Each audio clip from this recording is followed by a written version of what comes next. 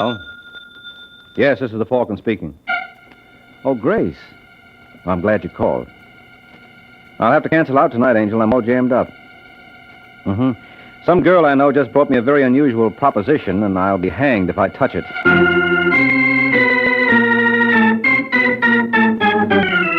The Adventures of the Falcon, starring Les Damon. You met the Falcon first in his best-selling novels. Then you saw him in his thrilling motion picture series. Now join him on the air when the Falcon solves the case of the talented twins.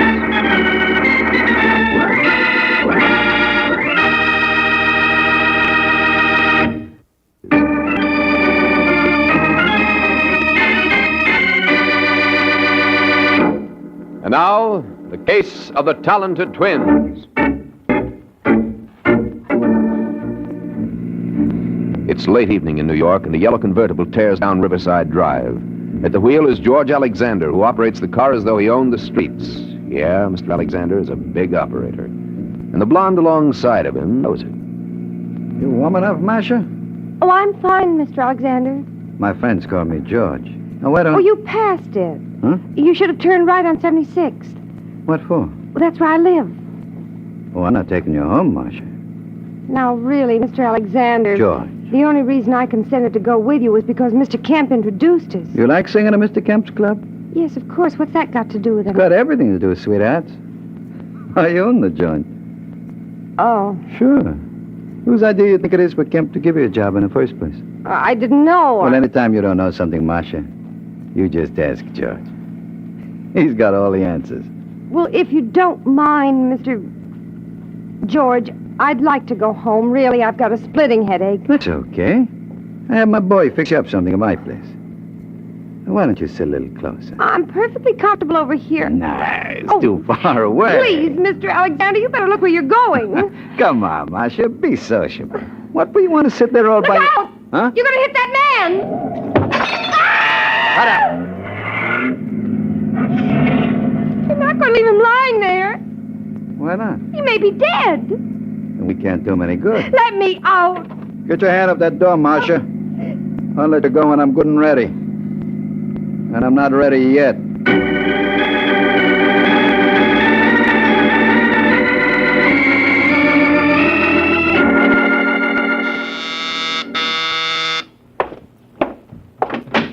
Yes? I'm looking for Michael Waring. Well, you've come to the right place. Are you the one they call the Falcon? When they can't think of anything worse. Come on in, Miss... Davis. Ruth Davis. Sit down. Thanks. Now, what can I do for you? I'm not quite sure. Did you happen to notice an item in this morning's paper about a man being killed in a hit-and-run accident last night? Yes? That man was my father. Oh, I'm sorry. I want you to find the driver of that car. Why? Well, isn't that obvious? That man murdered my dad. He murdered him just as surely as if he used a gun. I don't care what it costs. Well, you should, Angel. I'd be lying if I didn't tell you that anything you invest in a case like this would be money thrown down the sewer. As I recall, the police don't have a single lead. Oh, yes, they do. There was a man named Arthur Crane who witnessed the accident. He might know more than he's told them. What makes you think so? Call it a woman's intuition? You know, that's greatly overrated. Maybe, but there's no harm in trying. Mm-hmm. What did you say this witness's name was again? Arthur Crane. Arthur Crane. All right, Angel. I'll do what I can.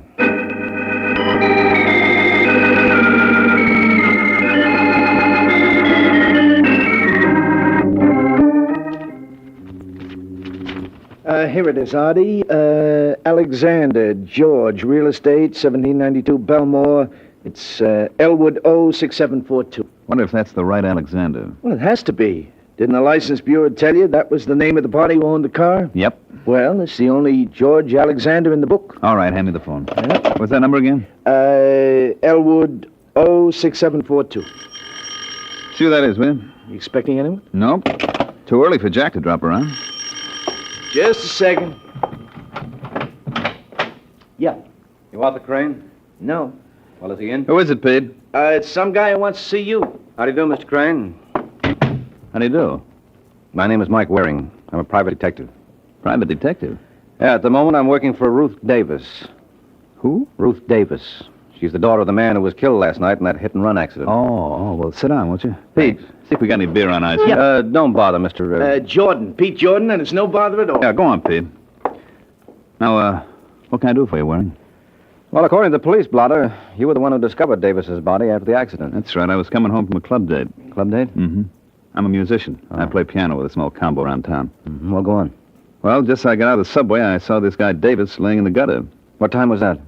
Oh, it must have been around 3:15. First, I thought it was just some stew bum, you know. Until I saw that briefcase under his arm, then I realized it must have been an accident. Well, you couldn't have gotten there much after it happened. That's what the cops told me. You didn't notice any sign of a car around? Nope. Well, there couldn't have been too many cars out of that hour. This is very important to my client. Look, Waring, if there was any way I could possibly help you, I'd be glad to. Any driver who pulls a stunt like that ought to get it in the neck. Yeah, sure, but you can't tell me any more than you have, huh? Not a thing. I'm sorry. I wish I could. Well, here's your beer, gents. Well, I'm afraid I'll have to ask for a rain check, Jordan. You going already? Yeah, I got to. But I'll leave my card. If you think of anything... Just leave it to me, Waring. If I think of anything, I'll know what to do.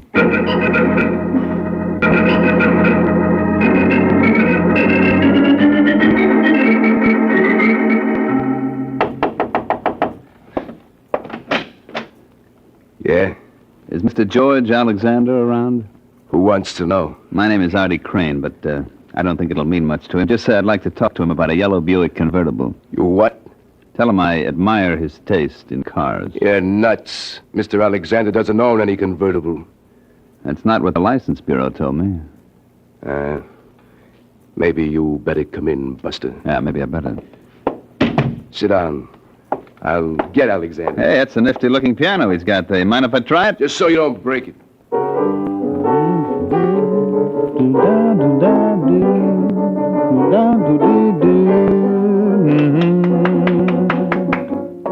That's very pretty, mister. You like? Yeah. What do you call it? I've got those gimme blues. It's a very original title. I'm a very original guy, Mr. Alexander. How so? Well, 99 guys out of 100 who know what I know would have spilled everything to the cops. But not you, huh? Mm-mm. Little Artie knows when to keep his mouth shut. For instance. Keep out of this, Vince. Go on, Crane. Well, for instance, last night I was coming home late and I saw a car bowl over some character who was crossing the street. Fortunately, I had enough presence of mind to copy down the license number. And you think this car belongs to me? Mm-hmm. You're wrong. Okay. I'm perfectly willing to leave it to Mike Waring. The Falcon? That's right. He's working for the daughter of the poor slob who got hit. He was around to see me this afternoon, wanted to know if I could help him. And you told him? Not a thing. I thought I could help you more. How much more? What? Why, you dirty little punk. Let go. Should I throw him out, Now, George? calm yourself, Vince. Don't be so free with your hands, You shouldn't mister. blame... Vince never liked back. Well, that little pushing around is going to cost you another $5, Alexander. What? Take it easy, Vince. You think the money was coming out of your pocket. So now you want $15,000, eh, Artie? Otherwise, I go straight to Waring's and from there to the cops. Well, I wouldn't want you to make such a trip on my account. Then you better get it up. Okay, Artie. You leave it to me. I'll take care of you. And when I get through, I bet you don't complain.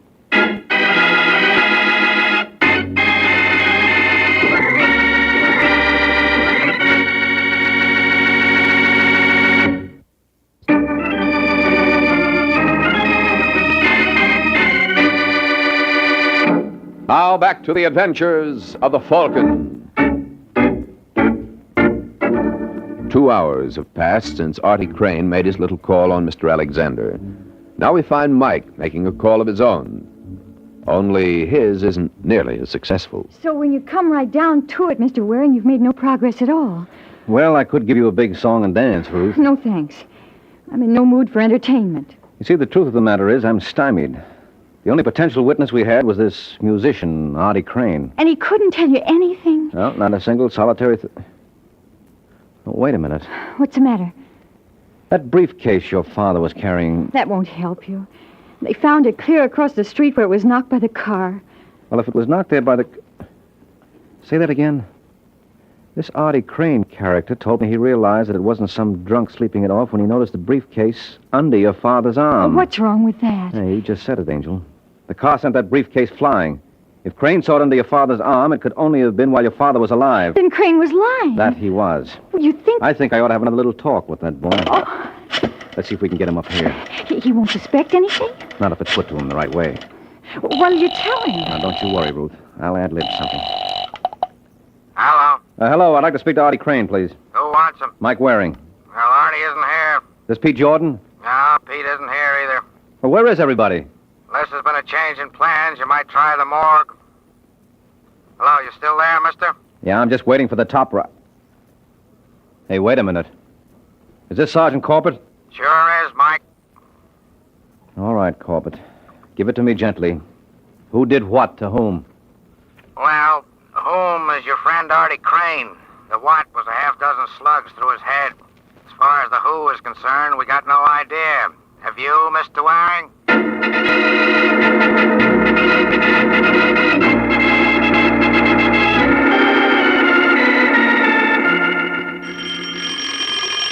Okay, I'm coming.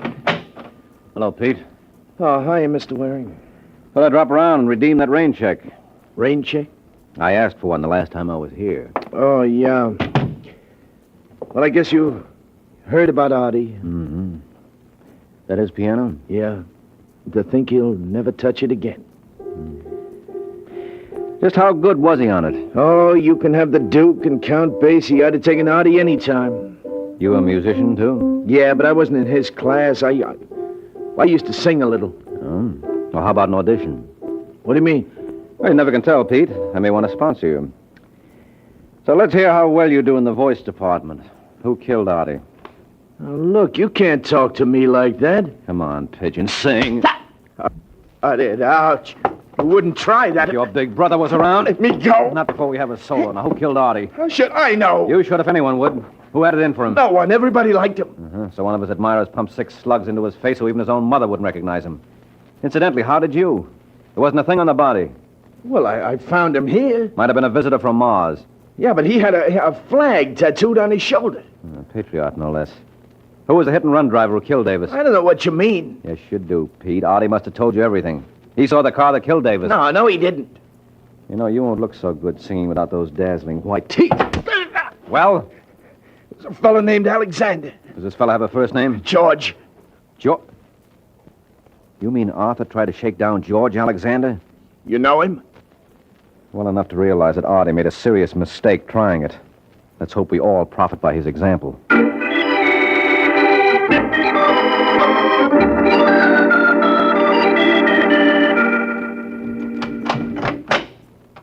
That you, Vince? Yeah. How you make out? Just look. All right, beautiful. Inside. Stop that! Inside. Hello, Marcia. You're not going to get away with this, Mr. Alexander. I told you my friends called me George. You want to be my friend, huh? No. You're fooling. Sit down, baby. You can't keep me here. You can't keep me here. You can't do this. You can't do that. Why don't you give that tongue a rest? All right, that's enough, Vince. Marcia and me, we understand each other. Well, don't we, sweethearts? What do you want? I just want to make sure you didn't tell anybody about our little ride. Get it, Vince? What about Marcia? What's the matter? Can a gentleman invite a lady up to his apartment? After all, we got you for a chaperone. All right. Hold your horses, will you? Hello, is George here? Oh, I see he is. Wait a minute, Buster. Not so fast. It's okay, Vince. This is the Falcon. He's an old friend of mine. Well, I wouldn't go so far as to say that. Oh, I beg your pardon. Am I interrupting something? No. Marcia, meet Mike Waring. How do you do? Well, generally I do all right, but I see George does even better. Cute kid, eh? Yes, indeedy. Well, if you gentlemen are through discussing me, I'll say good night. Hold it, sister. He's got her hypnotized. Vince just thought maybe I want to tell her something. It's okay, Marcia. I'll give you a call later. All right, George. You wish you were in my shoes, eh, Mike? Hardly, George. I wouldn't care to face a murder rap. I'm afraid I don't understand you, Waring. Well, it stems from the manslaughter charge. Manslaughter? Mm-hmm. For killing Ralph Davis with your car last night. You know, Mr. D.A. could tell this story very effectively.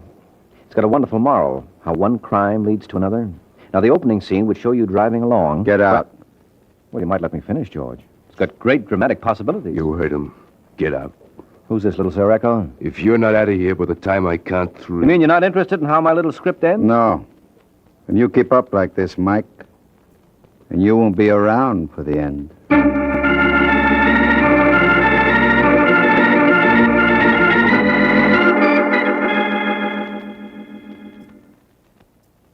Very interesting, Mr. Waring, but what happened after that?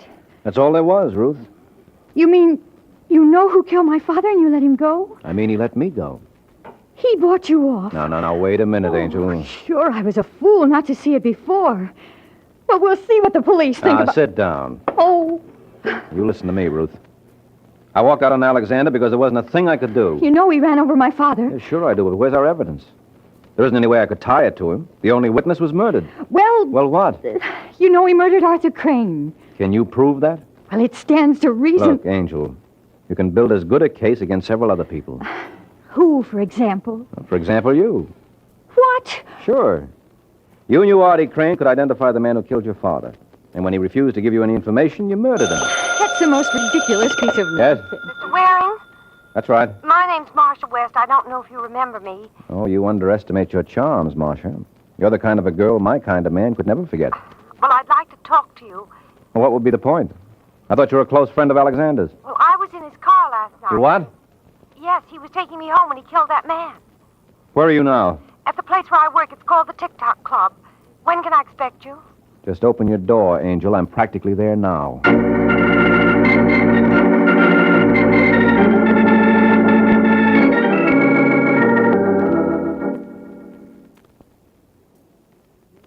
Come on, you creep. Snap into it. We haven't got all night. The show goes on in a few... Yeah, what do you want, mister? Where's Marcia West's dressing room? The first one on your left. This one here? Yeah, that's right. I don't keep her too long. She's on in 10 minutes. Come on, girls. Don't stand up. Marcia? Marcia? She ain't here, Waring. What? No, just stay like you are, Falcon. Lock the door, Vince. All right. Where is she, George? Where is Sue? Marcia. She called me from here not more than 15 minutes ago. You sail, Vince? Was it that old hag with the mop? You boys ought to try television. That's a great act you've got there. I'm glad you like it. What did Marcia tell you on the phone? Who? Don't be smart. And I just wanted to show you that two could play that game. What'd you tell you? Enough. You know, I wouldn't need much excuse to paste you one right now, Buster, so don't tempt me. What do you say, Mike? I say you boys aren't very smart. There are a dozen people out there. And they all work for me. So start talking, pal. Why, you... Careful, chum. Now, why you want to knock him down for Vince? You only got to pick him up again. That's all right, Alex. I'm in very good shape. I can keep this up all night.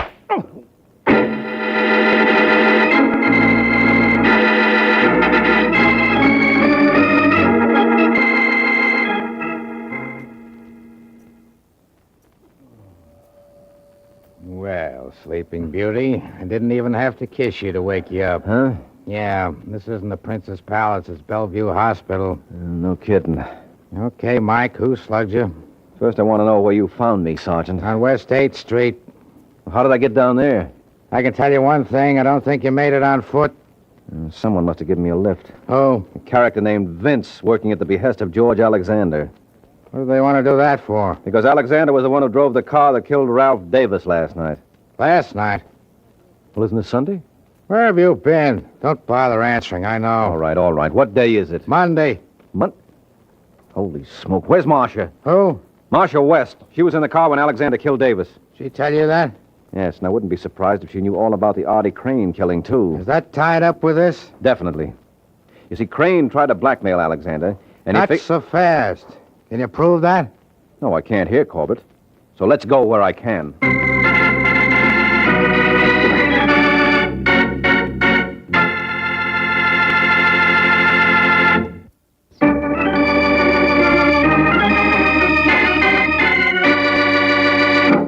Now back to the adventures of the Falcon.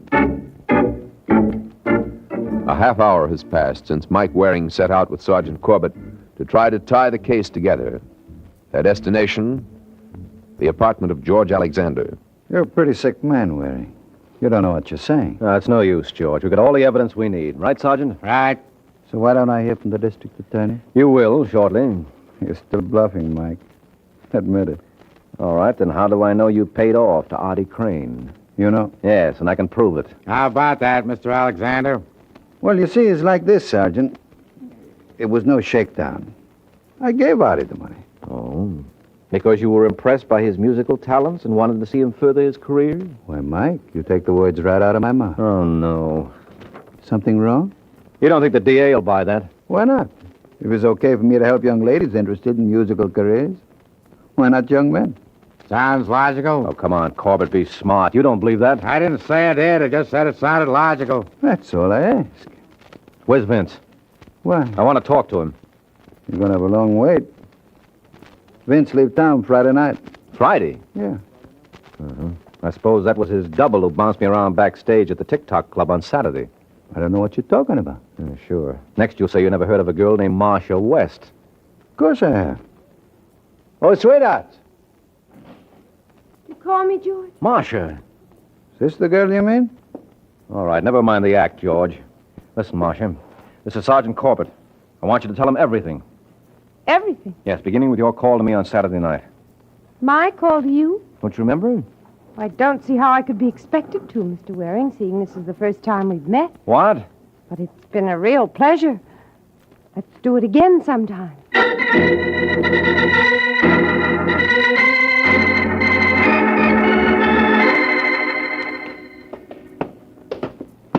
You know, Mike, maybe we ought to go back to the hospital. It's not a bad place. They got a couple of good-looking nurses there. Okay, so I'm nuts, Sergeant.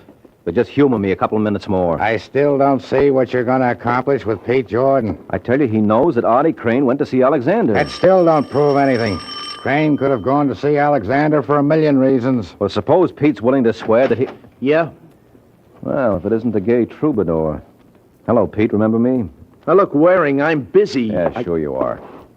This won't take much of your time. Didn't Artie Crane tell you he saw the car that killed Ralph Davis in that accident? Well, didn't he? Yeah. Get your coat, Jordan. We're going downtown. Now, don't rush him, Sergeant. You might break the spell. As long as Pete's in the mood for singing, maybe he'll be willing to croon you something else. I told you everything I know. Not quite. There's one song you forgot. The one that goes, I killed my best friend and am I sorry? What are you talking about? The murder of Artie Crane. You know enough about that to give us a complete chorus. So start singing, Pigeon.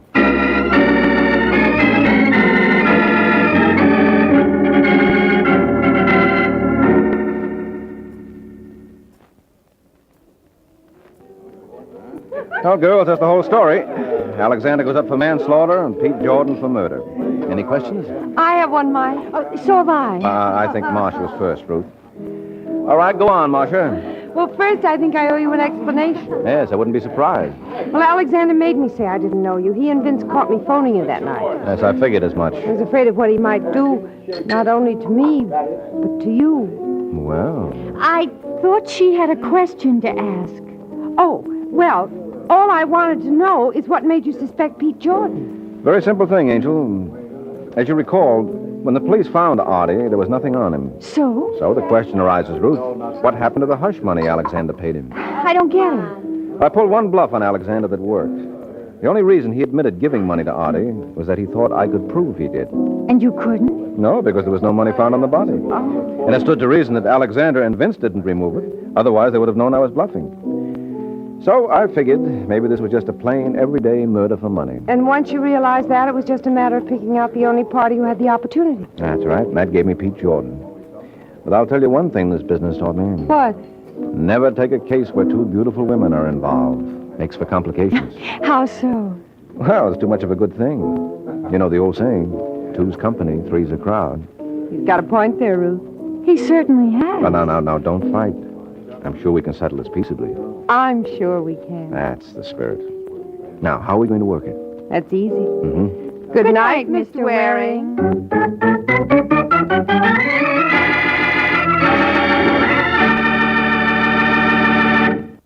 Please turn the cassette over at this point to begin side 2.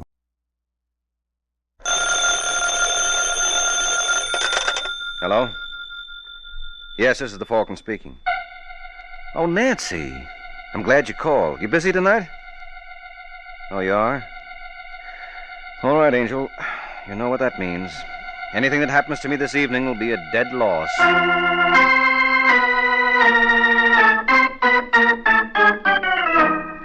This is Ed Hurley, friends, inviting you to listen to The Adventures of the Falcon, starring Les Damon. You met the Falcon first in his best-selling novels. Then you saw him in his thrilling motion picture series. Now join him on the air when the Falcon solves the case of the unwelcome Christmas present.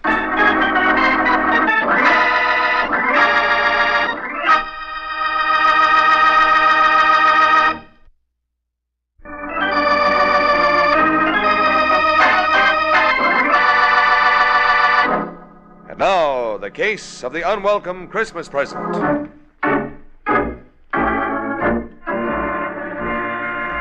It is Saturday afternoon in New York, 2 days before Christmas. And on Manhattan's busy corners, gaily dressed Santa Clauses ring their bells while people rush to do their last-minute shopping. And one of those frantic shoppers is a man named Larry Sterling, but the prices in the store windows seem to frighten him. And as he shakes his head sadly, a small delivery truck pulls alongside. And the driver, after watching him for a minute, calls to him. Hey, mister. Mister. Huh? Me? Yeah, come here a minute. What's the matter? You look like a nice guy. Oh, thanks. Now, wait. Don't go away. I want to talk to you. I'm sorry, I'm busy. Now, take it easy, mister. What's your name? Sterling. Larry Sterling. Oh, glad to know you. My name is Haynes. Walter Haynes. I've been watching you. So I noticed. You got a girl?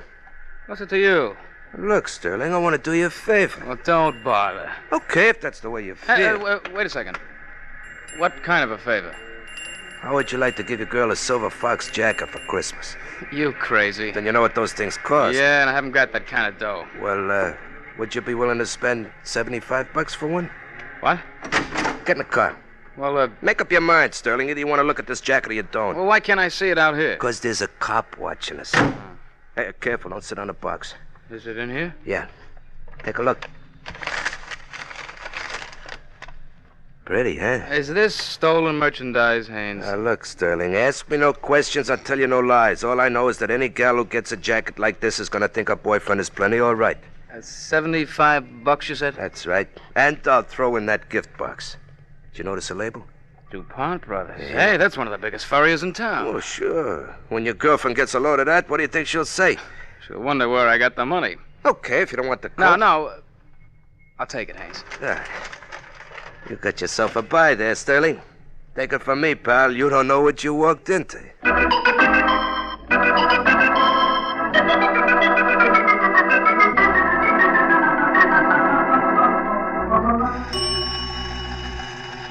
Hey, you better fill up the tank, Joey. I'm going out again.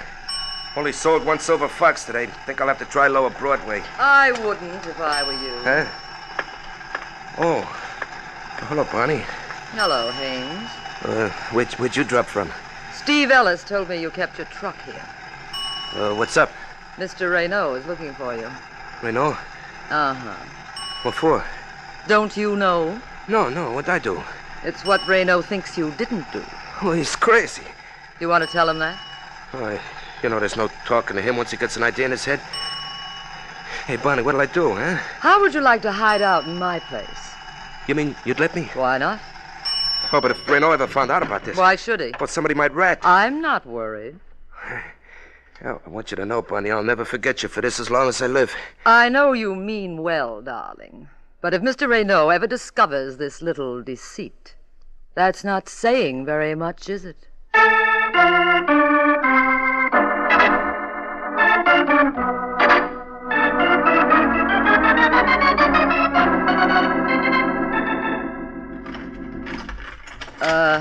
Look, Haynes. Maybe it would be better if... If what? Oh, skip it. Go ahead. Thanks. You know, Bonnie, for a minute there, I was afraid you changed your mind. Oh, there's very little danger of that. Raynaud. I'm delighted you remember me. Oh, Bonnie, will you please shut the door? So it was a trap? Yes, but you're very lucky, Haynes. Not every rat is offered such attractive bait. That was a very fine piece of work, Bonnie. Listen, Reno, you promised me nothing would happen to him if I brought him here. Did I? Well, let's not worry about it, shall we? Oh, Haynes, I believe you know Leonard. Sure he does. We're old friends, aren't we, pal? Cut it out! Bonnie's right, Leonard. That's hardly the way to treat a guest. Really, Haynes, I'm so sorry about this. May I offer you something? No, I don't want anything. Well, that's where we differ. Because I do. 2 weeks ago, you received your usual consignment of fur jackets. One coat was different. Where is it? In my truck? Leonard, will you be good enough to check? Sure. Never mind. I've already looked. It isn't there. It ain't? No. Yeah. You know, it's something I must have sold it by mistake. Oh, you gotta believe me, Mr. Reno. Of course I do. Who was the lucky buyer? Well, that's just the trouble. I don't know his name. Leonard. I've been looking forward to this for a long time, Haynes. No. When I get through with you, your own mother won't know you. What was his name? I tell you, I don't know. Oh, for heaven's sake, Reno, keep Leonard away from him. He'll kill him. I hope not, Bonnie. But if he does, well, in our trade, death is always an occupational hazard. Carry on, Leonard.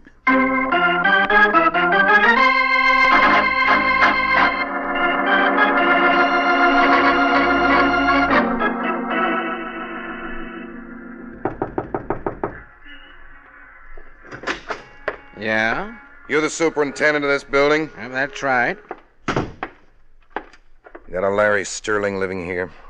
Who? Come on, Pop. Get with it. Larry Sterling. Do you know him? Sure. What apartment does he live in? 3A. Thanks. But he ain't home now. He's not? Nope. Went out about 20 minutes ago. When does he due back? Didn't say. Well, how's about letting me wait for him? Oh, help yourself. No, I mean in his apartment. In his apartment? Yeah. You got a pass key, haven't you? Oh, sure. Well, suppose you let me borrow it. Oh, I couldn't do that. Why not? I'll make it worth your while. Could you use $10? Yeah. Well, all you got to do is let me borrow your key. I know. Told you can't. Now, you don't understand, Pop. My name's Leonard. You see, I'm an old friend of Larry's. I want to surprise him. Yep, sorry. All right. Then I'll tell you what I'll do. You still want to make that 10? And not if it's going No, to... forget the key. All I want to know is when Larry came home tonight, did he have a big package with him? Big package, eh? A package about this size. Why do you want to know? Now listen, you jerk. I'm asking the questions. Well, I don't have to answer And I them. say you do. Oh, you keep your hands to I yourself. got a good mind. Help! Shut up! Help! Just keep your trap shut. Oh, you think you're smart. Oh, you got me wrong, Pop. I don't want to hurt you. Now, why don't we forget this ever happened? You just get out of here. Okay, but if I was you, I wouldn't mention to Larry that anybody dropped around to see him. I want it to be a surprise. Yeah? Yeah. I'm going to be awful angry if you spoil it. Now, take care of yourself, Pop. I'd hate to drop around again to do it for you.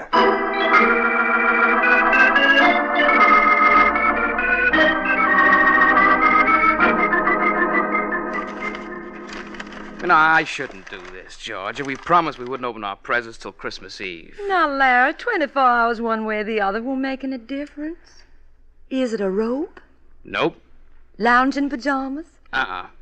You'll never guess. Then let me see.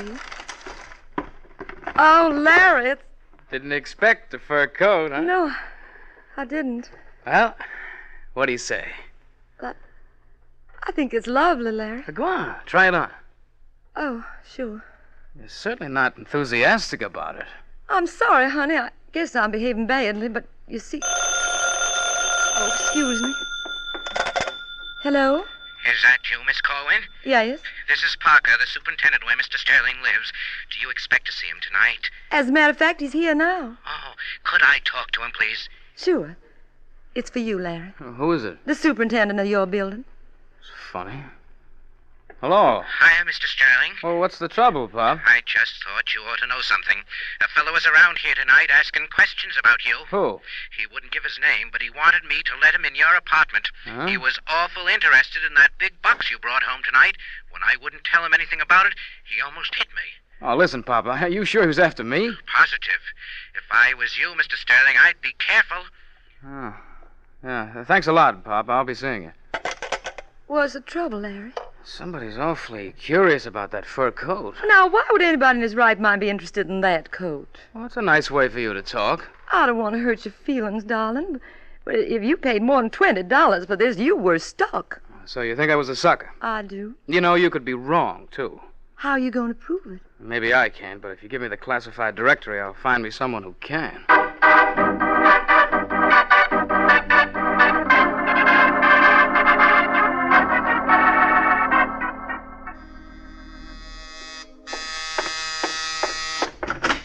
Yeah? I don't know whether I've got the right party. What apartment do you want? 12A? This is it. Are you, Mike Waring, the Falcon? That's right. My name is Larry Sterling. I hate to bother you, Mr. Waring. Quite all right. Come in. Thank you. What's on your mind? Well, if you're not too busy, I'd like to talk to you. About what? This. Go on, open the box. Oh, it's a fur jacket. Yeah, I bought it this afternoon from a man named Walter Haynes. Well, how come it's sporting the DuPont Brothers label? This guy Haynes led me to believe it was stolen. Oh, the old racket, huh? Yeah, there's a new one on me. Well, what do you want me to do? Get your money back? No, I was a sucker, Mr. Waring, and I'm willing to take my loss. And what's your problem? How much would you guess I paid for this coat? Oh, I don't know, $100? 75. But my girlfriend says it isn't worth 20. Well? Well, if this coat's worthless, why is somebody so anxious to get it from me? What do you mean? My superintendent told me several parties were making inquiries about me. Well, it doesn't mean anything. Funny they should all ask if I brought home a big, bulky box that looked like it might contain a fur jacket. Let me see that coat again. Well? Oh, it still looks like a skinned rabbit to me. But I've been wrong before. Let's see what the experts down at DuPont Brothers have to say.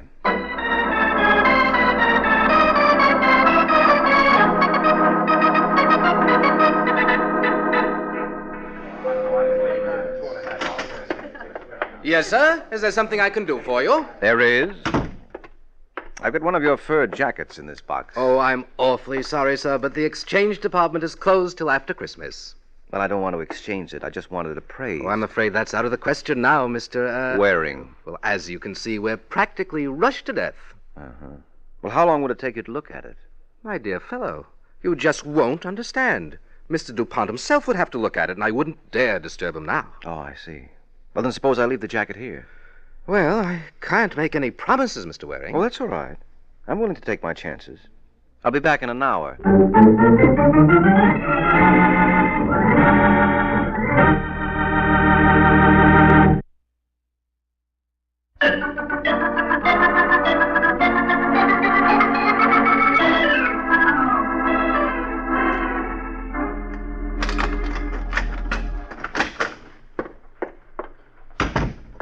Hello. Huh? Oh, hello, a lady burglar. Hope I didn't startle you. Not particularly. Well, if I'm in your way, Oh, think nothing of it. You must be Mike Waring, also called the Falcon. I guess I must be. And you? You can call me Bonnie. Well, I'd like nothing better. A young man named Larry Sterling dropped in to see you about an hour ago. Oh, did he? Well, that's what I've been led to believe. How did you get in here? I could say the door was unlocked. Yes, you could, but I wouldn't necessarily have to believe you. In that case, you may as well know the truth. I used these. Oh, that's not nice, Bonnie. It's a penal offense. Oh, thinking of calling someone? Just the police? Now, let's not be hasty, shall we? Who are you? Oh, I'm terribly sorry. Mr. Waring, Mr. Raynaud. You'll forgive me for not shaking hands. Yes, I understand. That gun makes it rather awkward, doesn't it? Very. What do you want, Renaud? Didn't Bonnie explain? I didn't get very far. Mr. Waring, I have reason to believe that a young man named Larry Sterling left a fur jacket with you today. Why should he do that? Maybe he became suspicious. Maybe he had reason to be. Maybe. But that's hardly the point. Where is the coat, Mr. Waring? I haven't got it. I know. Bonnie and I were quite diligent in our search. Well, I hope you were careful in handling my shirts. You needn't worry about that. Well, then I haven't a care in the world. Not after you turn the coat over to us. I assume you can get it back at your convenience. Anytime? May I suggest there's no time like the present? And I'm afraid I can't agree with you, Renault. My client bought that coat in good faith. In good faith? Yes, he gave $75 for it. I assure you neither of you will lose by this transaction. Well, I don't know. His girlfriend was awfully crazy about it. Shall we say $1,000? Shall we say nuts? Mr. Waring, I refuse to argue. Suppose I send one of my agents around. He's much more persuasive than I am. Come, Bonnie. Hold it. Where do you think you're going? Home, naturally. Have you any objections? Yes, several. You're staying here till the police arrive. You're overlooking one thing, Mr. Waring. What, that gun? Uh-huh. Well, somehow I've got a feeling... Look out, Reno! You stupid, blundering fool! Your type can never let well enough alone.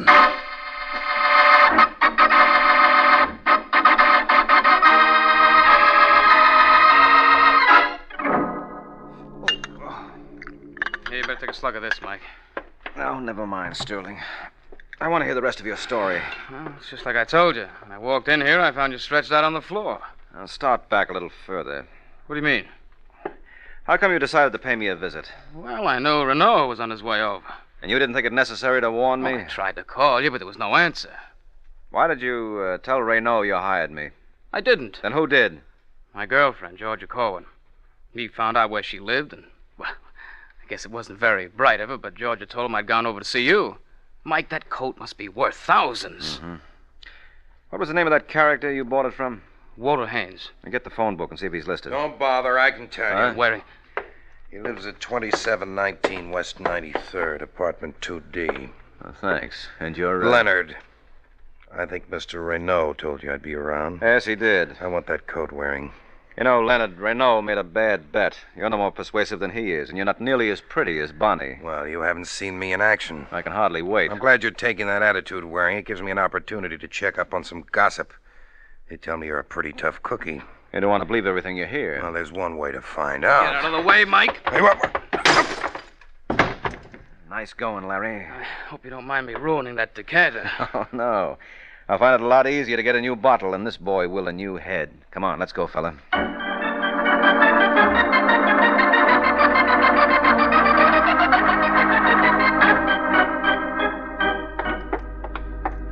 Apartment 2B. C, here we are. Are you sure this is the right place? The nameplate says Walter Harvey. That's probably an alias. Notice the initials are the same. Could be a coincidence. Yes, could be. But Leonard sounded as though he knew what he was... Uh-oh. What's the matter? Door's open. Careless of Mr. Haynes. Yes, that sort of thing can cost you your life. And in this case, it did. What? Isn't that a hand sticking out of that trunk? Yeah, I think so. Oh, no. Now, take it easy, Larry. Oh, look at his face. He was beaten to death, wasn't he? Yeah, that's a fairly safe assumption. Oh, poor Haynes. Mike, you gotta find out who did this. Why? Well, you can't let Renault get away with this. Look, maybe we ought to take this from the beginning. Who am I working for, anyway? I don't understand. You came to my apartment this evening with the yarn that Haynes had sold you a hot fur coat. Well, it's true. Then if he was stuck, why didn't you write the whole thing off? Why did you bring me into this? Well, I told you that. Don't you understand, Waring? That coat must be worth thousands. All right. Let's assume for the sake of argument it is. What does that mean to me? We'll split the money. What money? You admit the coat must be stolen? Well, maybe there's a reward. Oh. Well, there's one way to find out. Suppose we see the brothers DuPont.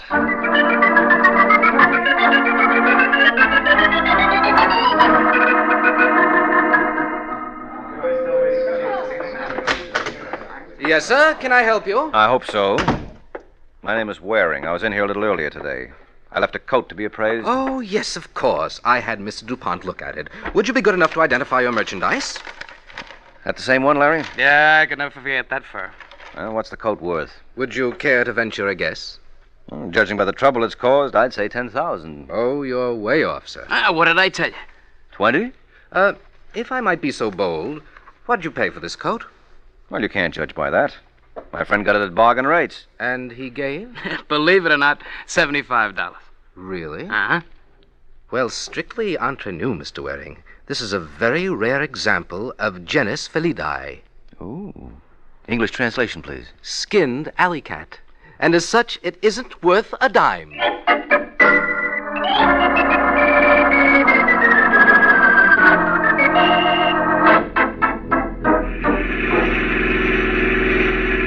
I don't understand it, Mike. You sure that's the same coat? Positive. But if the coat's worthless, why was Haynes killed? Now, don't ask me, Larry. I'm a stranger here myself. Maybe Renault doesn't know its value. Well, I doubt that. Renault, Leonard, and Bonnie are too slick a trio to get worked up over a phony fur piece. But it must mean something. Yes, obviously. And Brother Renault knows. Well, maybe he won't mind sharing his information with us. How are you going to find him? Through Leonard. Do you think he'll cooperate? If it's put to him the right way. Remember how you knocked him cold? Yes. Well, don't forget how you did it. I may want you to try it again.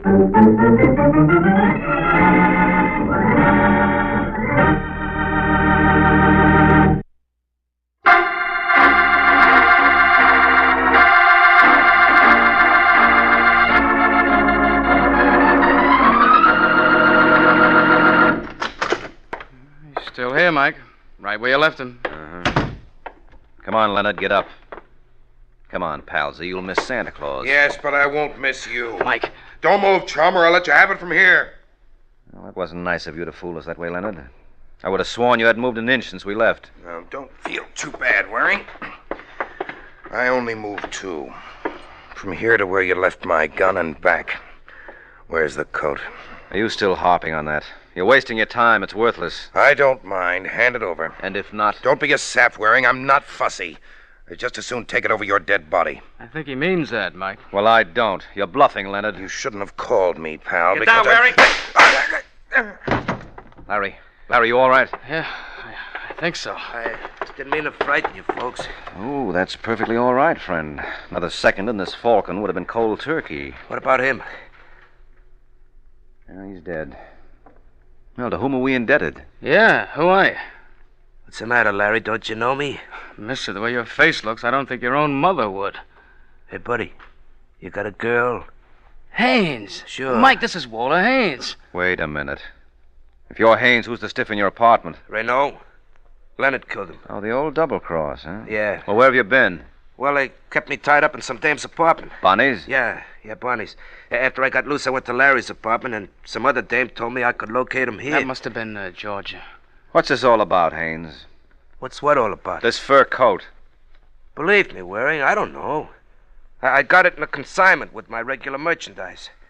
I knew there was something screwy playing because Renault sent Leonard to buy it from me for $1,000, but I didn't want to get into trouble. So you sold it to me, figuring you could get it back any time. Oh, I'm sorry, fella. I didn't realize what I was letting you in for. Well, it all adds up except for one thing. Where does Bonnie come in? Right on cue, Mr. Waring. Bonnie? You want to do something about that door, Mike. Yes.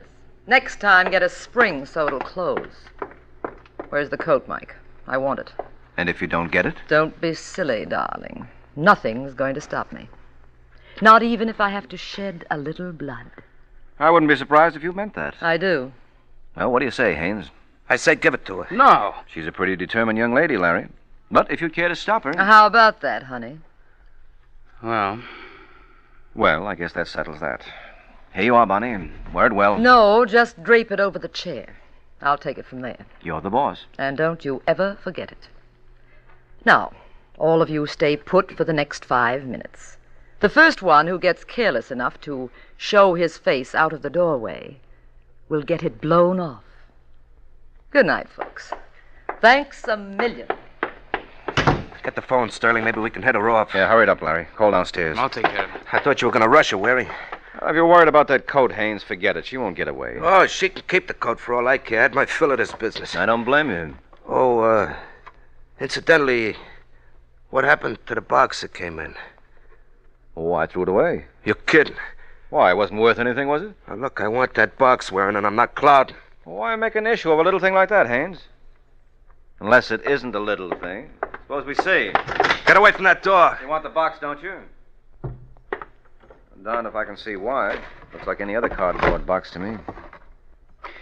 Maybe if I were to rip the cardboard apart... Hey, cut that out. Oh, well, what do you know? Pretty cute, huh? Who'd ever think of looking for a letter pasted between 2 sheets of cardboard? You did. Yeah, well, you gave me the lead. This is a pretty important piece of stationery, Haynes. Look at the name on top, Moscow Federation. I want that letter, Waring. Yes, I'm beginning to understand why. Well, do I get it? Mister, you certainly do. Did you have to do that, Larry? Did I have to do that? You realize he was going to kill you? Sure, but I might as well be dead. You realize that was my last bottle of Christmas cheer? Now what am I going to do?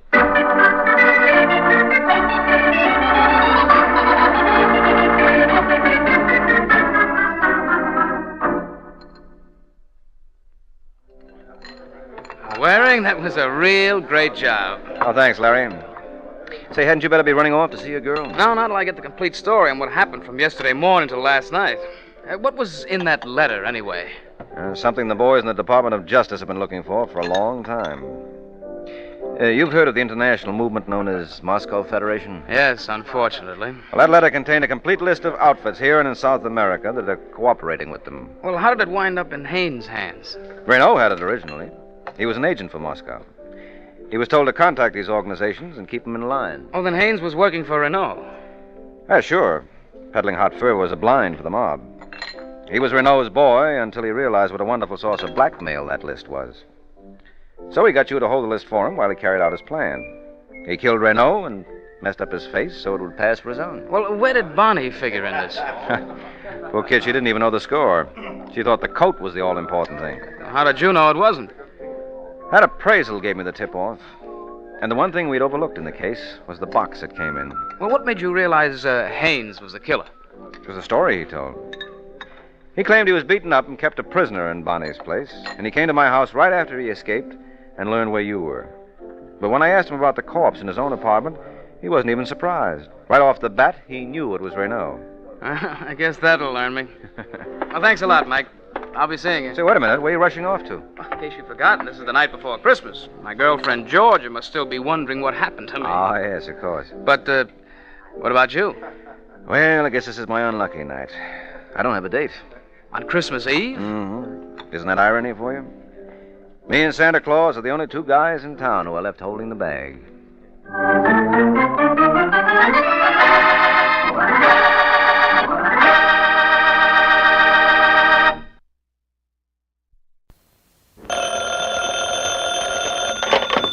Hello?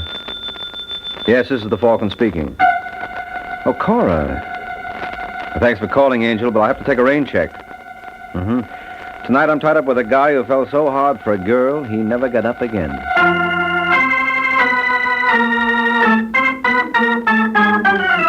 The Adventures of the Falcon, starring Les Damon.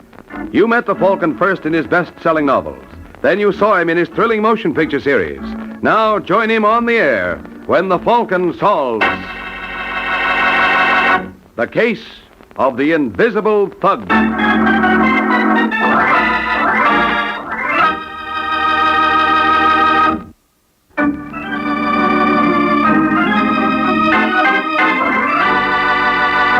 And now, the case of the Invisible Thug. It's early Sunday in New York, when terrified Vera Castro fumbles with the key to her apartment with shaking fingers. Finally, she locates the keyhole, unlocks the door, and enters. Hello, dear. Vera, what's the matter with you? It's Pete. Pete? Pete Lloyd? Yes, I just saw him. What's he doing in New York? I don't know, but he's here. Did he see you? Well, I'm not sure. Ernie, he did see me. There he is. What'll we do? Who is it? Ask Vera, she knows. It's him. Aren't you going to open the door for an old friend? Ernie, we've got to get out of here. Oh, it's 2 floors to the street. Looks like I'm going to have to invite myself in then. He's trying to break in. Ernie, do something. He'll kill us. I know he will. Pete, please leave us alone. Stop shaking, baby. I'm not going to touch you. It wouldn't dirty my hands. It's your husband I come to see. Put away the gun, Lloyd. Hey, funny boy. What do you want? Yeah, Castro, what do I want? You run off with my girl. You ask, what do I want? Well, you don't want me. You just said so. Yeah, I don't want you. Not now. All I want is payment. And I'm taking it. We don't have much. You're living. That's much. No, Pete. Shut up, Vera. Please. Shut up. All right, Castro. Lloyd, listen, give me a chance. Don't.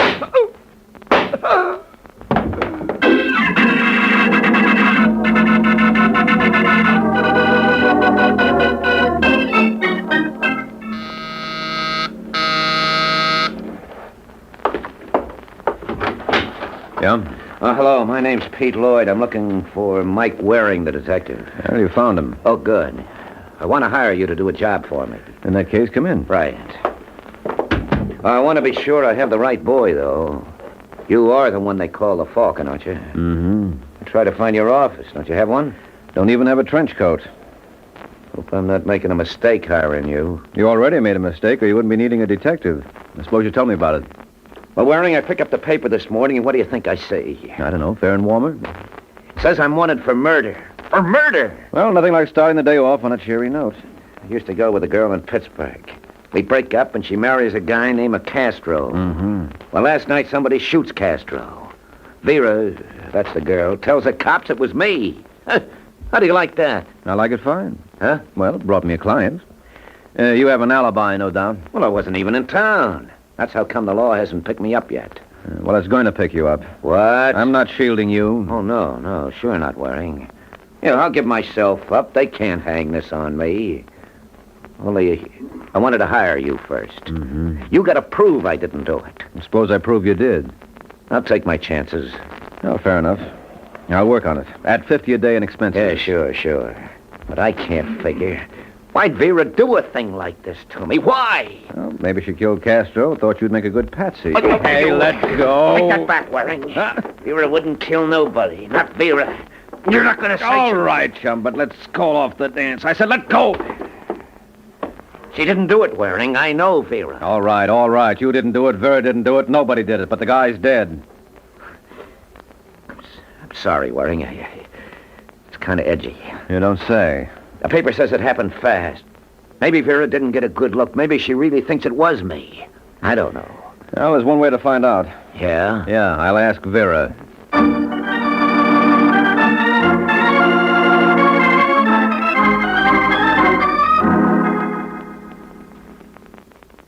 Of course I'm sure, Mr. Waring. It was Pete Lloyd. I know it.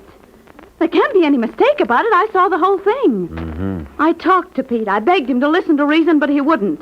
He tells me you used to carry a gun. Well, yes, I had a night job. A girl out late, you know. Yeah, sure, I know. You still have the gun? No, I sold it when I got married. Lloyd told me you used to hide the gun in the blue urn you had on the living room table. Is this the urn? I told you that I sold the gun, so Yeah, sure why you did, but you kept the urn after you married, and... Well, what's this? Wait a minute. I never saw that before. That's not the gun I used to have. How can you be so sure? You've hardly even looked at it. But I don't have the gun You anymore. have this. It was in the urn. Pete must have put it there. Right under your nose. I fainted when he shot Ernie. He must have put it there while I was unconscious. Did you tell the police about fainting? No. Well, something new has been added. Well, it didn't seem important. I told them what I saw. That's what mattered. Mm-hmm. Look, I'm being framed. Don't you know that? Pete hired you just to find that gun. He was furious when I quit him and married Ernie Castro. He never got over it. So he killed Ernie, and he's trying to put the blame on me. Well, I hate to be unflattering, Vera, but I'm not sold on Pete Lloyd's mad passion for you. But it's true. Well, it's convenient for hooking Lloyd. But I happen to know that instead of crying in his beer because he was jilted, he's been booking a chick who has what it takes to make a man forget even you, Angel. And I know that Pete killed Ernie. I saw him do it, and he said that it was on account of me. All right, Vera. You don't believe me, do you? I don't believe anybody. In my business, betting on dishonesty is the best policy. And you think I killed Ernie? Did I say that? Well, what reason would I have? How about Georgie Richards? What? Pete Lloyd says you were sort of interested in Richards. Pete says. It seems that he's been making quite a study of me. I thought he just found me. Well, people knew Pete used to go with you. They've told him things. Oh, Mr. Waring, can't you see that he's just crazy jealous? Any man I ever spoke to he's going to make something of. Yes, I know Georgie Richards, but I'm not interested in him. He was interested in me, but I didn't want to have anything to do with him. Oh? Now, look. I loved Ernie, and that is the truth. Georgie Richards is just like Pete. Anything to make a buck. Gambling, stealing, whatnot. Well, I'm through with that sort. All they mean is trouble. Well, some people like trouble. I've had my fill.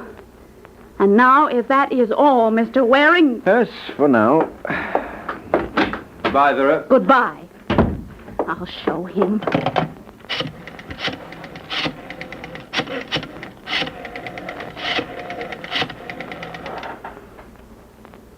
Hello. Georgie Richards, please.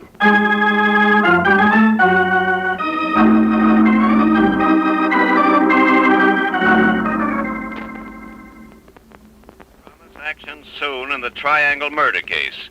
Pete Lloyd, sweetheart of Vera Castro and accused by her of the murder of her husband, surrendered to the police early today. He was grilled for hours, but the police were unable to shake his story, and he was released. It is believed, however, that he gave some important information, which, if confirmed, may lead to an arrest. The nature of...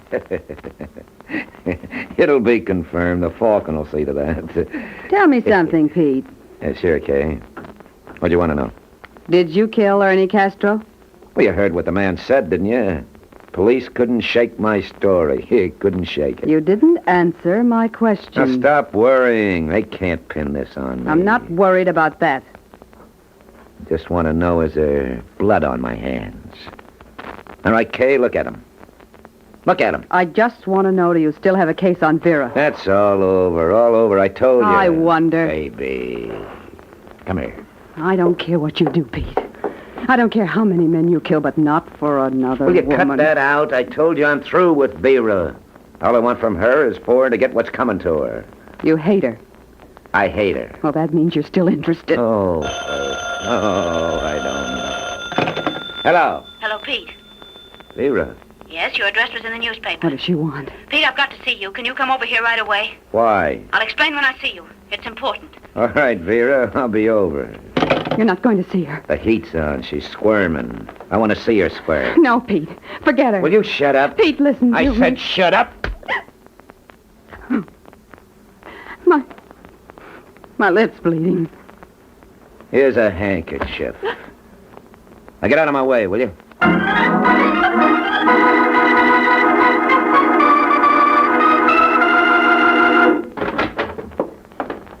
Come on in, Pete. Yeah, sure, baby, sure. And now, Vera? Why don't you come on over here? Sit down beside me. Sure, why not? That's it, Vera. Turn on the glamour. See how far it gets you. All right, Pete. Isn't it enough that you killed Ernie? Can't you leave me alone? Leave you alone? You asked me over. It was your idea. I mean the gun. And hiring Mike Waring. Telling him there's something between me and Georgie Richards.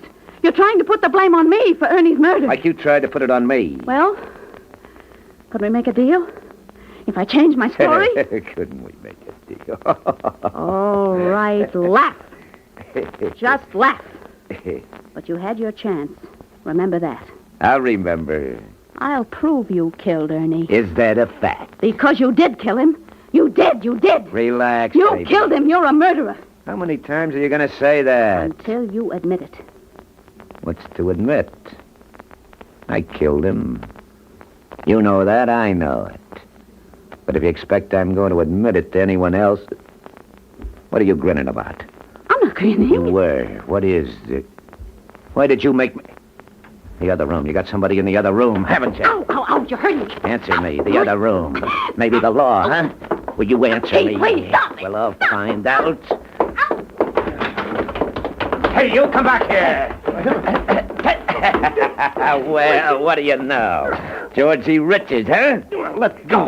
So this is your witness, Vera. Some witness. What are you going to do? What am I going to do? I'm not going to do anything. Vera thinks your word's going to help her. Cheap punk like you. And for a minute she had me worried. Leave him alone, Pete. Sure, baby, sure. I wouldn't think of messing up pretty boy.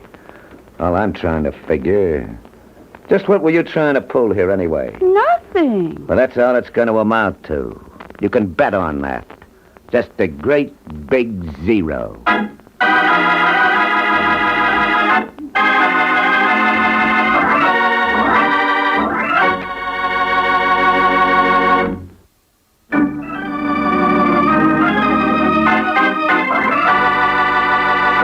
And now, back to the adventures of the Falcon.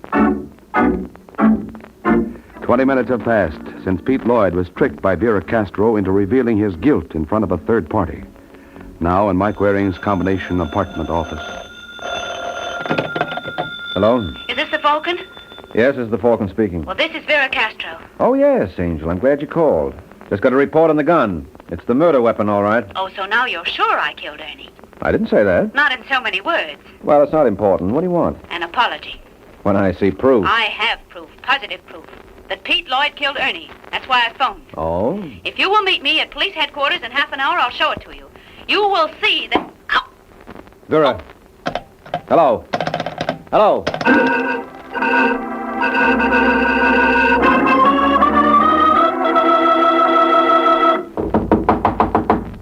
Who is it?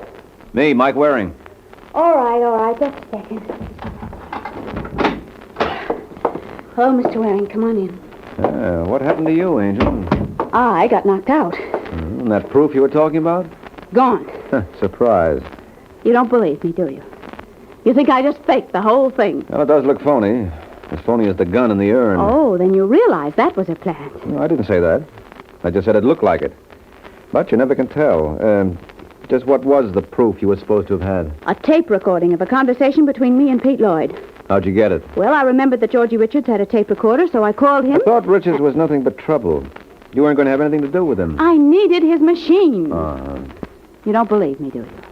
You think there's something more to it? Look, why are you so concerned about what I believe? I don't know. All right, anyway, you made a recording. Yes, I did. Georgie hid the microphone under the pillows on the sofa. I got Pete to admit that he killed Ernie, and we got it on the tape. And then when he left, I called you. Mm-hmm. But Pete must have figured out that something was wrong, because he came back, heard me talking to you, and knocked me out. How about Richards? What about him? Was he here when you phoned me? No, he'd gone too. Oh, too bad. He might have seen. But he was here when we made the recording. He'll tell you. Yes, I'm sure he will. But I'd rather hear what Pete Lloyd has to say about it, so let's go, shall we?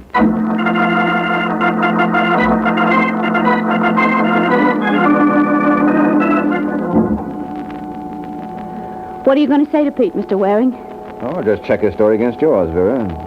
And look, don't you think it's about time you started calling me Mike? Could be. Well, here's his floor. Except that you're still working for him. What's that? I think that came from Lloyd's apartment. The door locked? Yeah, I'm going to break it in. Wait a minute. I think someone's coming. Yeah.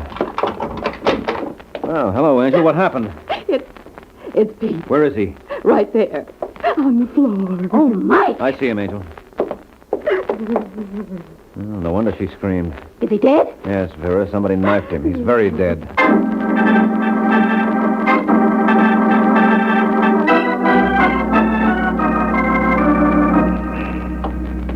Mike, don't you think we should have stayed back there with Kay until the police came? No, I didn't want to waste time. I'll check back.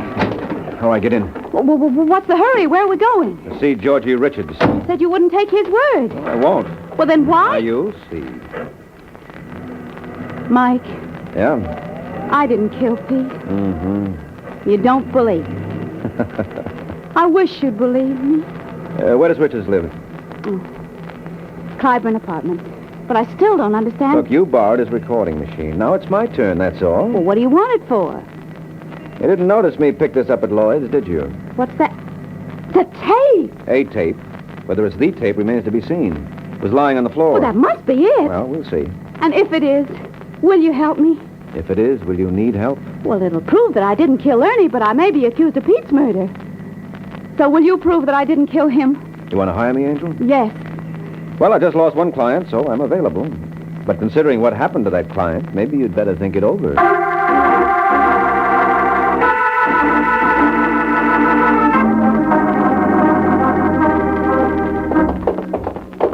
Here's Richard's apartment, 205. Hey, what's going on in there? Well, it sounded like something fell over. Yeah, there goes some more. Must be a free-for-all. Come on, open up. What do we do? Well, I just guess I'll have to... Wait a minute, it stopped. I was just about to break it in. Yeah. Anybody coming? No, I don't think so. Maybe they couldn't hear me during the fight. I'll try again. Wonder what that was all about. I wouldn't know. Seems we're always butting into something. Hello, Mike, catch him! I got him. Wait till I get him into this chair. Close the door, Vera. All right. Well, I don't see anybody else in the apartment, Mike. But look, everything's all upside down. He's gone, the window. Who was it, Richard? I don't know. Big guy. I never saw him before. What was he doing here? When he was searching the apartment, he had all the drawers out. I came in, caught him, and right away started swinging. Say, Vera, go in the kitchen, see if there's some ice in the refrigerator. Hey, what's that for? You should see your face, chum. It's all out of shape. Huh? And that shiner's a honey. Well, we patch you up, and then I want to try your recording machine, okay?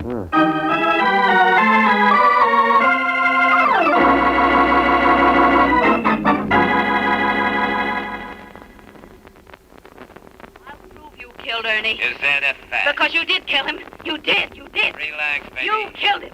You're a murderer. How many times are you going to say that? Until you admit it. What's to admit? I killed him. You know that, I know it. But if you expect I'm going to admit it to anyone else, Well, Mike, what are you grinning about? Well, I guess that does it. now you see that I've been telling the truth. All right, Vera. Lloyd killed your husband. But who killed Lloyd? Well, that's what you're supposed to find out. Maybe it's the character who beat up on me. Yeah, maybe so, Richards. What did he look like? Well, he's a big guy. Yeah, so you said. Blonde, straight hair. He had a pushed-in nose. Go on. A rugged jaw. He looked sort of like an ex-bug. How was he dressed? He had a gray pinstripe suit, a blue shirt, a dirty yellow tie, a two-tone shoes. Oh, and yeah, his belt buckle. What about it? It was initialed J.H. J.H., huh? Well, now we're getting somewhere. Think you know who it is, Mike? Think I know where I can find out? Where? Phone book. The phone book? Yes, I'm not the only private detective in town. I'll try all the J.H.'s till I land our boy. You think he's a detective? Think it's worth a try. This case is tightly knit. You, Vera, K. I don't see an outsider fitting in, unless he was working for one of you. So a detective looks like a good bet. You could be right, Mike. Oh, sure, Angel. Why so surprised? Come on, I'll take you home, then I'll go to work on it.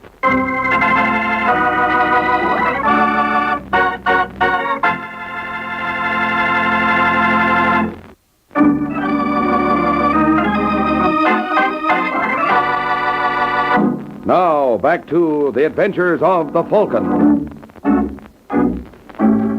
10 minutes have passed, and the Falcon is fulfilling his promise to drop Vera at her house on his way to solving the case. Well, so long, Vera. I'll let you know how I make out. All right, Mike. Good night.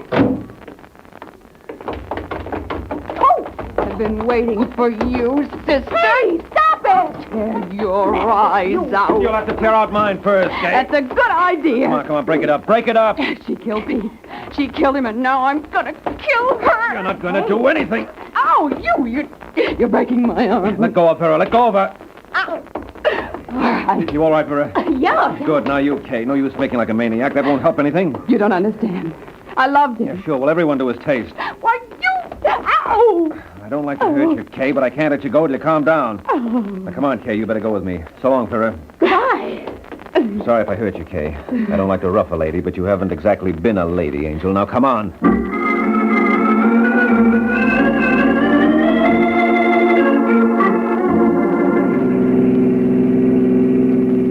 How do you feel now, Angel? Rotten, thanks. And belligerent? No. Tired. Well, that's an improvement. Where do we go from here? You go home, I go to work. I see. Yes, and you stay home. If I don't? You'd just be wasting your time. I'm phoning Vera to keep her door locked until I get back. Oh, you're going back? As soon as I nail J.H. Who's J.H.? He's the key to this case. And you know where to find him? I know where not to find him, and under the circumstances, that'll be just as good.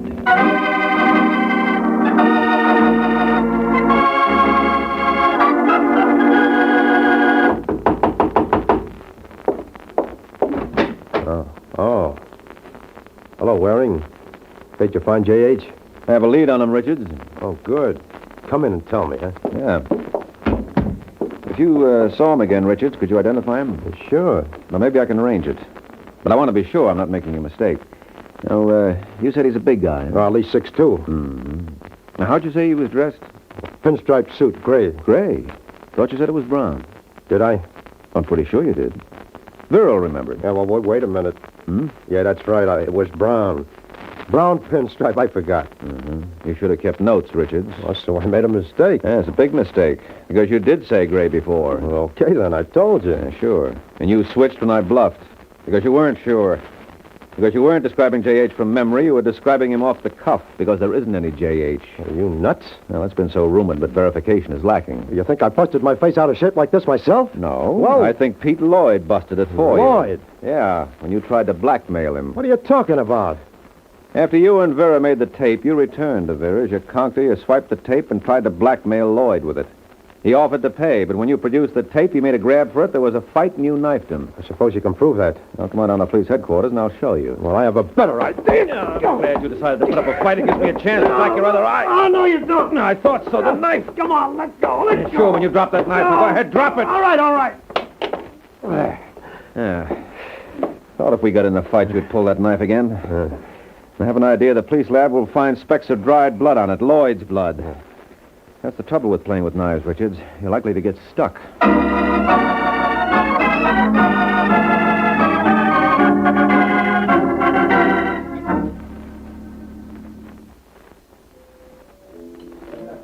For a detective who operates out of his hat, you do all right, Mike. Oh, What's the matter? Well, it's bad enough my setup isn't according to Hoyle, but on top of that, do you realize the awful faux pas I pulled on this particular case? No, what? I went all through this case without once getting knocked out.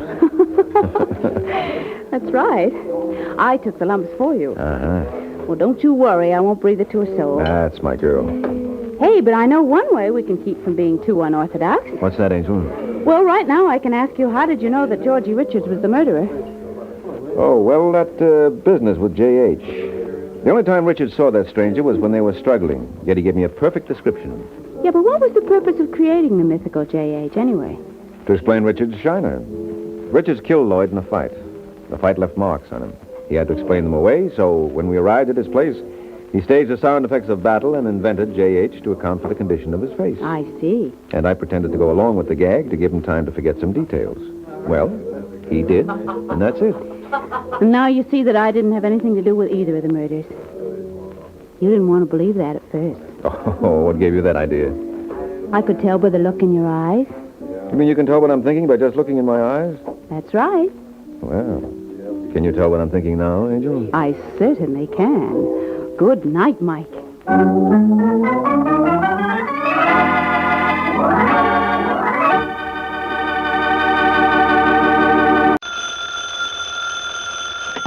Hello? Yes, this is the Falcon speaking. Oh, Connie. I'm glad you called. Now, you'll have to count me out tonight, Angel. I'm all jammed up. Some boy I know is thinking of taking up murder for a career. Yeah, he figures with all the money involved, the least he can do is make a stab at it.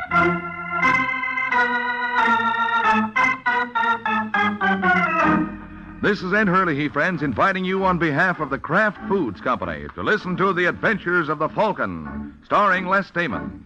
You met the Falcon first in his best-selling novels. Then you saw him in his thrilling motion picture series.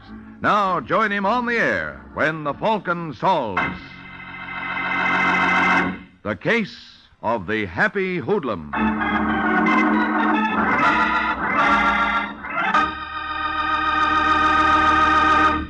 Friends, before we join the Falcon for his latest adventure, I'd like to tell you how you can have sandwiches and snacks and appetizers and salad toppings more easily and quickly than ever. Just make them with any of the 9 famous Kraft cheese spreads. Kraft cheese spreads are so smooth and easy to spread, and they're so good eating. There are creamy, mild-tasting ones and sharp-tasting varieties, too, all simply delicious. And, of course, all are of the finest quality because they are made by Kraft, a name that's been famous for years for top-quality foods. Try them, won't you? Tomorrow, get several of these handy, delicious Kraft cheese spreads.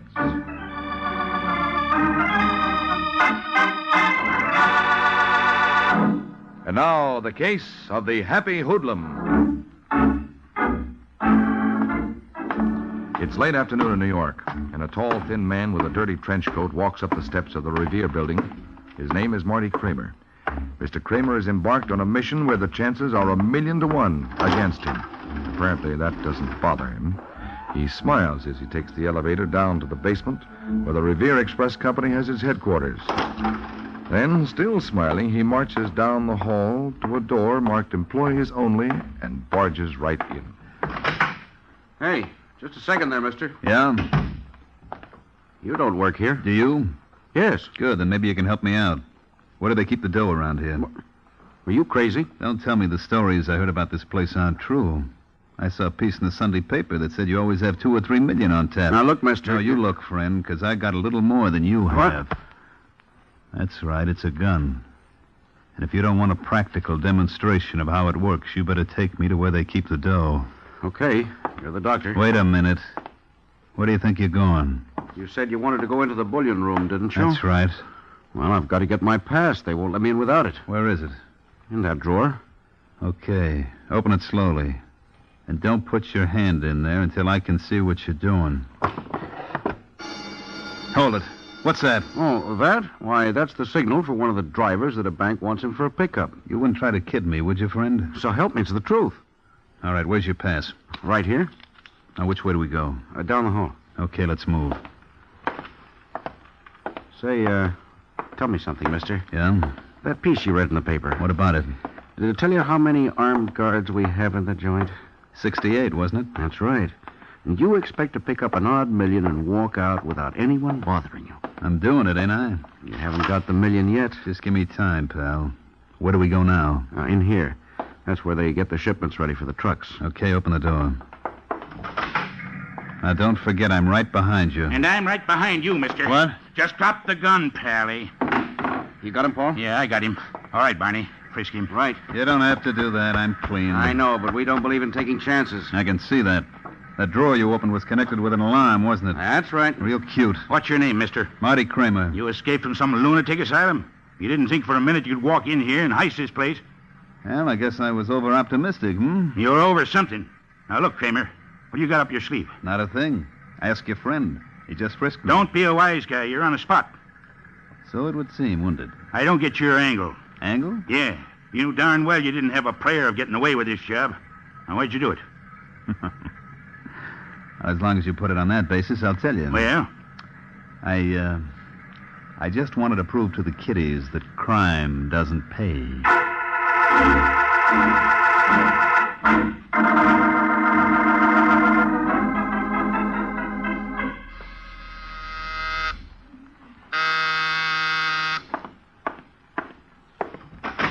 Yeah? Oh. Hello, Mike. Sergeant Corbett. You gonna invite me in? I don't know why I should. Come on. Let me take your coat. No, thanks. I can't stay long. Oh. How about a little, What time is it? 5 to 6? You sure you're not 5 minutes slow? Come to think of it, I am. Good, then I'm off duty. I'll have a short one. What's on your mind, Sergeant?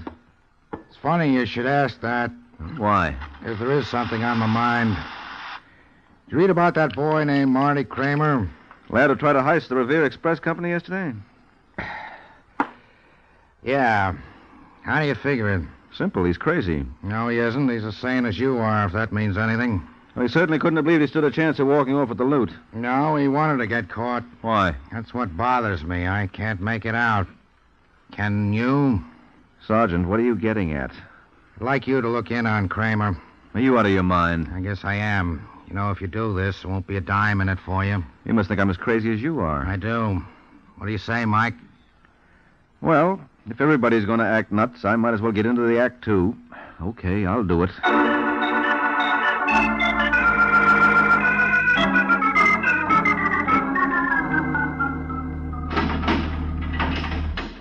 All right, Kramer. Mike Waring's here. Mike Waring? Yeah. You have 10 minutes, Mike. Thanks, Mac. Wait a minute, Buster. Who sent for you? Sergeant Corbett asked me to look in on you. My name is Mike Waring. You the bird they call the Falcon? Mm-hmm. What do you want with me? Sergeant Corbett feels there's a lot more to your case than meets the eye. And I'm inclined to agree with him. Well, you're wrong. I tried to pull a job and I was caught. That's all there is to it. There are too many things it leaves unexplained. Such as? Such as your background. Your name isn't really Marty Kramer. No? Then what is it? I don't know. All I could find out is that you came to New York 6 weeks ago. Where from, nobody seems to know. Maybe I'm ashamed of my past. I don't see why. You have no criminal record that the police can discover. This was your first offense. Always the first time for everything. Well, it goes deeper than that, Kramer. You weren't hard-pressed for cash, either. Oh, how do you know? I went through your room, found this bank book there. Who gave you a license to go through my stuff? The police. There's $7,000 in that account. Well, maybe that wasn't enough for me. Well, you certainly couldn't hope to pick up more at the Revere Express Company. A fella can try. Yeah, I know, but you didn't have your heart in it. The DA showed me the gun they took away from you up there. Yeah? Yeah. That thing couldn't hurt a fly. The firing pin was filed all the way down. You're out of your mind, Falcon. Now, don't tell me that. I saw the gun. Well, if the pin was shot, I didn't know about it. You don't think I'd do anything as silly as that? I think you're doing something a lot sillier. Now, look, Kramer, you better start talking. Unless you level with me, they're really going to pop it to you. Why don't you mind your own business? Can I help it if I'm nosy? Well, maybe this'll cure you. Oh, Mike! What's going on in there? Nothing. I'm all right, Mac. What's the idea, Kramer? I'm just settling accounts with my friend here. That was the down payment, Waring. If you insist on working for me in the future, you can expect a lot more.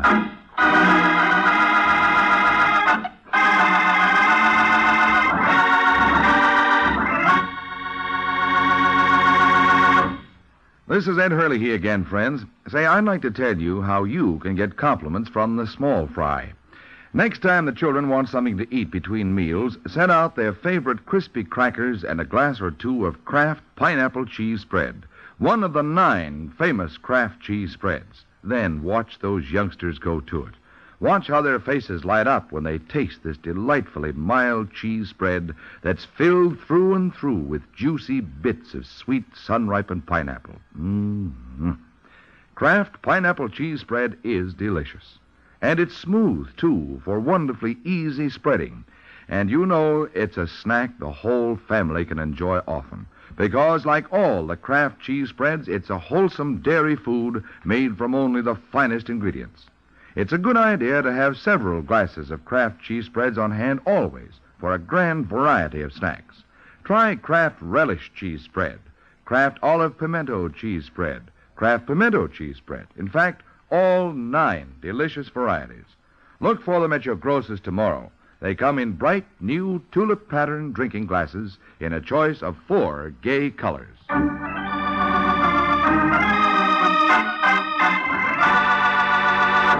Now, back to the adventures of the Falcon. A week has passed since Mike Waring had his little talk with Marty Kramer.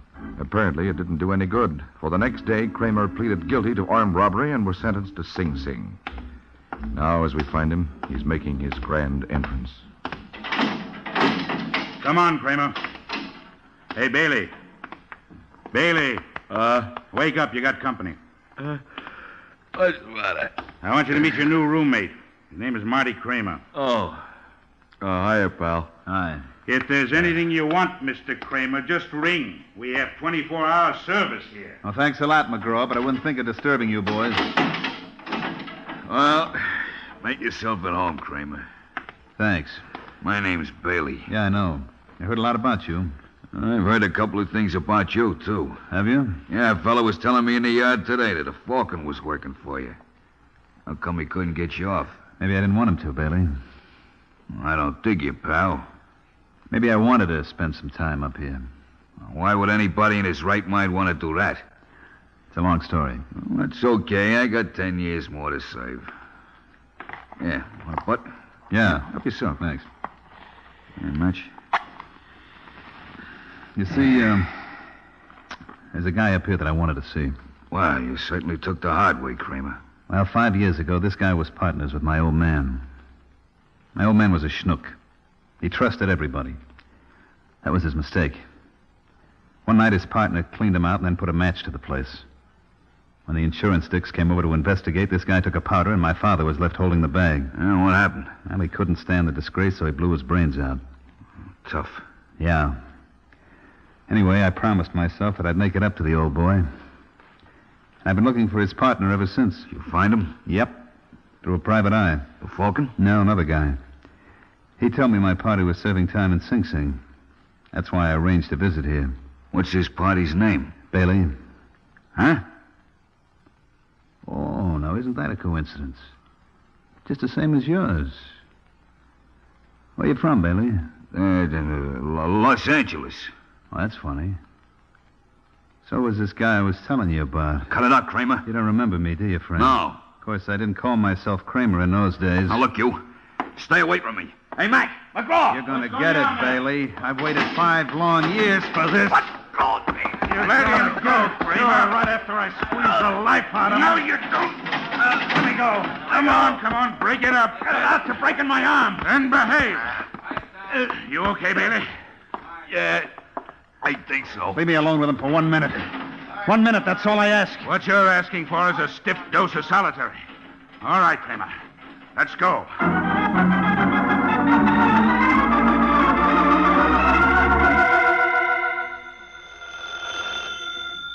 Go away. There's nobody here.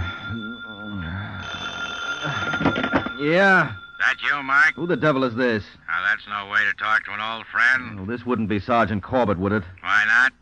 You realize it's 3 o'clock in the morning? You're slow. I got a quarter after.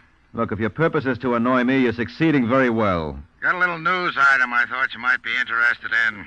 Remember our friend, Marty Kramer? Yeah, sure. What about him? I just got word from Sing Sing. He tried to kill his cellmate, a boy named Bailey. Oh, so that's why he wanted to go to jail. What do you mean? Well, obviously, this whole idea was a plot on the part of Kramer to get his hands on Bailey. Maybe. I kind of doubt it, though. I got a hunch we haven't heard the last of our friend, Mr. Kramer. Don't ask me why. I just got a hunch.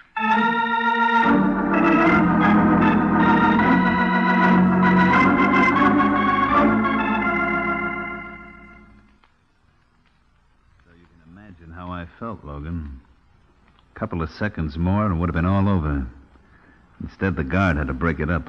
How long did they keep you in solitary, Kramer? A week. Was it bad? It'll be worth it if I can get my hands on Bailey again. Forget it. There's not a chance.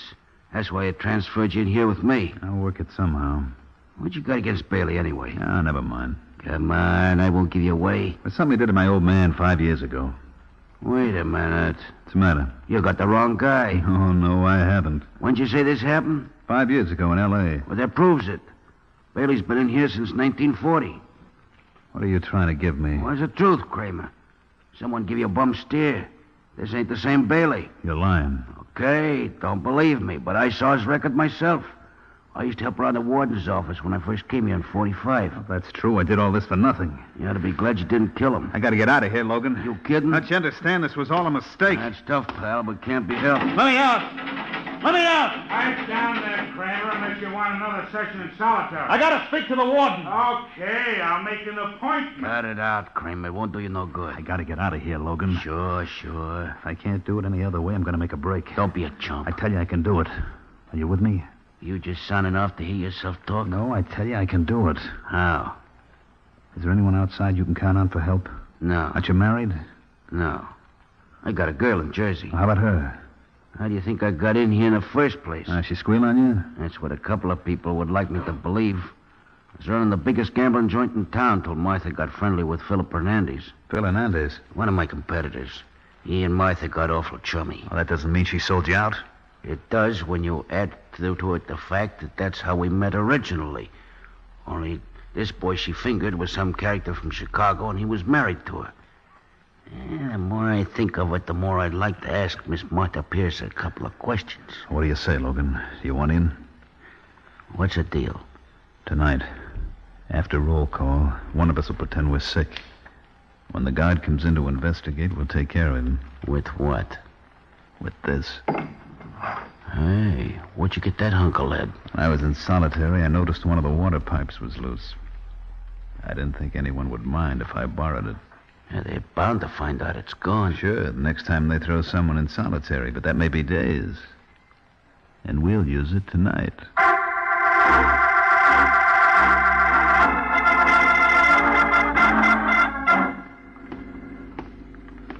All right, Logan, here he comes. Start moaning. Yeah. That's the ticket, pal. Keep it up. What's the trouble there? I don't know, Mac. Something's the matter with Logan. Stand back from the door, Kramer. I'm coming in. I think it's appendicitis. Logan. Where does it hurt? Right here. Oh, I better get the doc. Okay, Kramer, now. What the...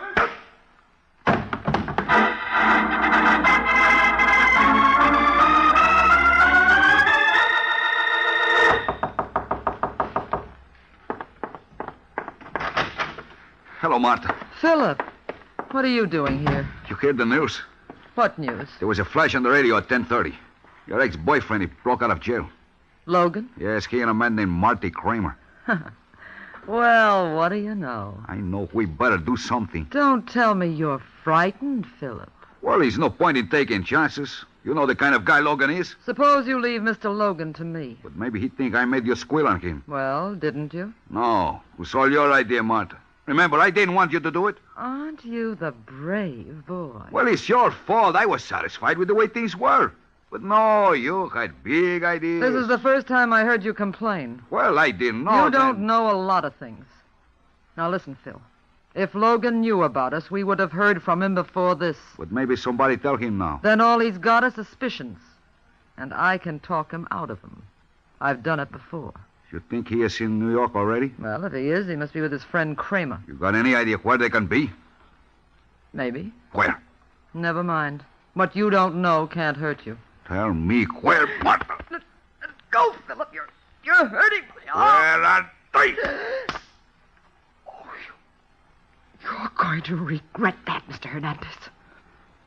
I'm sorry, Martha. I didn't mean it. It's just that I worry about Logan so. You shouldn't, Phil. I've got a feeling Mr. Logan is the least of your worries.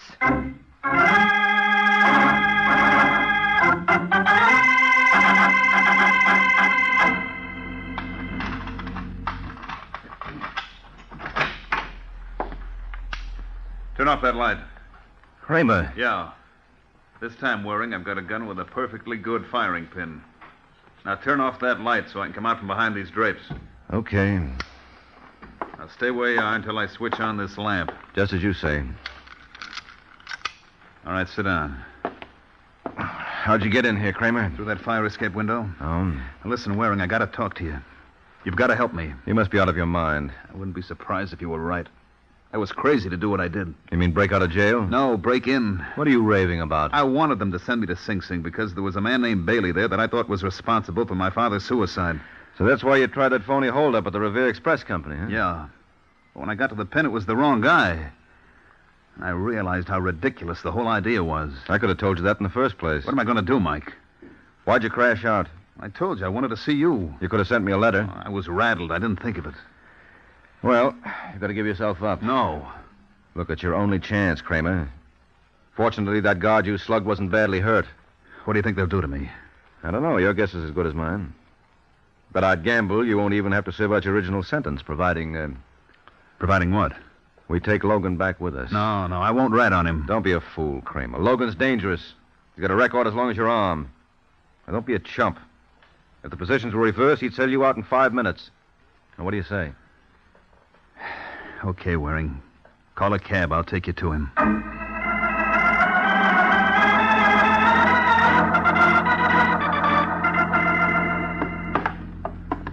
All right, Marty. Where is he? Next floor. Whose place is it? Belongs to Logan. He owns the building. Oh, that's pretty convenient. Does he know you went to see me? No.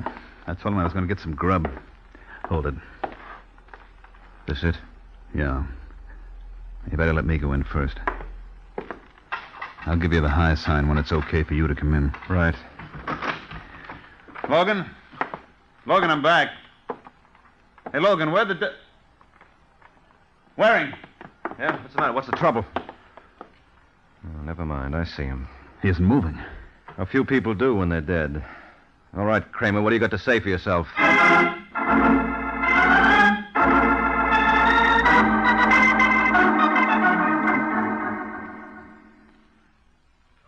That's the whole story. Now, what am I going to do? First, you're going to get a grip on yourself. You're absolutely no help to me this way. Now, come on, help me turn him over. No, I can't touch him. Oh, you're the man who's going to kill for revenge. Well, I didn't know they looked like this. What did you expect?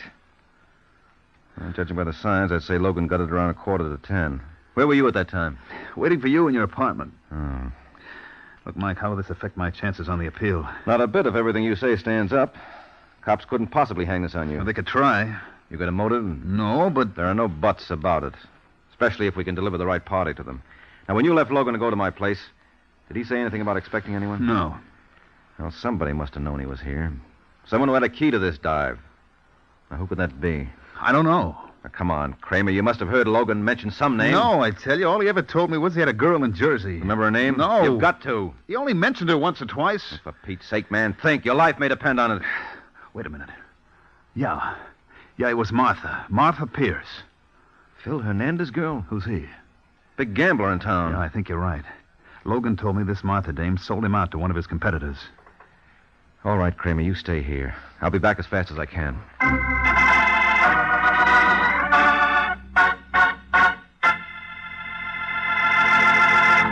This is Ed Hurley again, friends. Sounds like Kramer gave Mike a lead to the killer, doesn't it? Right now, though, I'd like to give you a lead to 9 kinds of wonderful eating. That's right, I said 9. Because I'm talking about the delicious Kraft cheese spreads that come in 9 grand varieties.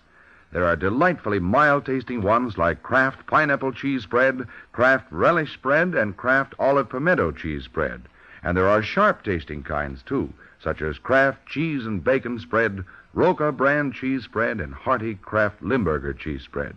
They're all delicious, all wholesome dairy products, and all so handy for making quick, easy snacks and sandwiches. Always keep your refrigerator stocked with several of the 9 delicious Kraft cheese spreads. And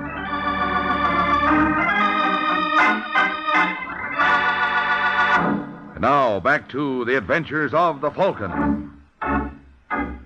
30 minutes have passed since the discovery of the body of George Logan by Mike Waring and Marty Kramer. And now, as we find the Falcon, he's knocking at the door of his first lead. Yes, Martha Pierce? that's right. I hope I'm not intruding. Not at all, honey. But if you're going to show me your brushes, you might as well come in. Well, thanks. I'm afraid I left my sample case at home. What's your name, handsome? Mike Waring? I think I've heard that somewhere before. Could be. I'm a private detective, Miss Pierce. My friends call me Martha. Well, I'll bet you've got 1,000 of them. Listen, Mr. Waring. No, I'm sorry. I take it back. You couldn't have more than 999. What's that supposed to mean? You just lost one of your best. Who? George Logan. Oh, don't tell me. Yes, he's dead. Poor Logan. I knew the excitement of breaking out would be too much for him. He had a bad heart. Yes, well, that knife someone stuck in his back didn't help matters any either. Incidentally, where can I find Philip Hernandez? You're wasting your time, honey. He isn't in New York. He took the midnight plane to Chicago. Well, that must make it awfully dull for you. How have you been keeping yourself occupied? Now, come, Mr. Waring. Surely you don't suspect me of killing Logan. No, of course not. I was just curious, that's all. Well, when Phil told me about the news flash he heard about Logan breaking out, I thought it called for a celebration. So I went to the Hawk Club. Where undoubtedly you were seen by 100 different people. At the very least. Well, that makes a very handsome alibi, Martha. I'm glad you like it. All right, Angel, I'll be seeing you. Oh, must you go? Yes, but don't worry, I'll be back. And it may be sooner than you think.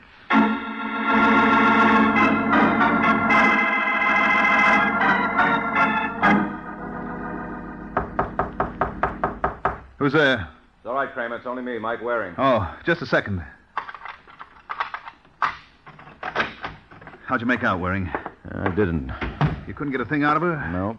Our girlfriend Martha's got an alibi. Claims she spent the entire evening at the Hawk Club. Well? Well, I was down there, and everyone bears her out. It must have been her new boyfriend who killed Logan. No, I'm much more inclined to suspect it was her old one. Who? You. I don't understand. Oh, sure you do. You're a pretty smart boy, Kramer. That was a beautiful plan you worked out to get Logan. What are you talking about? You went up to Sing Sing to find somebody, only his name wasn't Bailey, it was Logan. That business of your old man's suicide was so much tripe. Logan took Martha away from you, and that's why you had it in for him. You got rocks in your head. If Logan was the one I was after, why didn't I kill him when we were in the same cell? Because you were sure to go to the chair. This way you felt confident you'd get away with it. The authorities up there thought Bailey was the one you were after. As far as they knew, you had no connection with Logan. It was just a coincidence that you broke out together and someone killed him. Now, you played it very smart, Kramer. Obviously, it wasn't smart enough. You caught on. Well, it wasn't your fault. Sometimes the fates conspire against you. You see, you broke out a stir at 8:30. So the news of the break wasn't released over the air until 2 hours later. The first flash came at 10:30. Well? Logan was murdered at 9:45. 3/4 of an hour before either Martha or Phil Hernandez could possibly have known he escaped. That's where your frame fell down.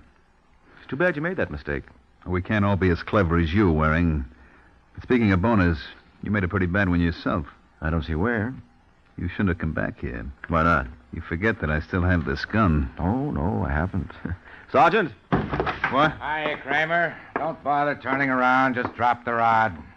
Come on, drop it. Well, did you hear enough, Sergeant? Plenty.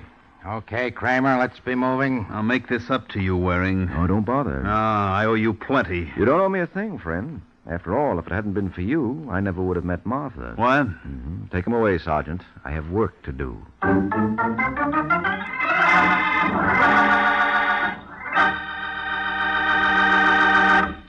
This is the season for hearty breakfasts, hot cakes, hot toast, hot rolls, waffles, and the spread that adds extra goodness to every bite is Parquet margarine, made by Kraft. Yes, Parquet is the margarine millions prefer to any other because it tastes so good. And it tastes so good because it's always fresh. In states where the law permits, get yellow Parquet in its new Flavor Saver aluminum foil wrap. Elsewhere, get Parquet in the regular package or handy Color Quick bag. Parkay, Parquet margarine, made by Kraft.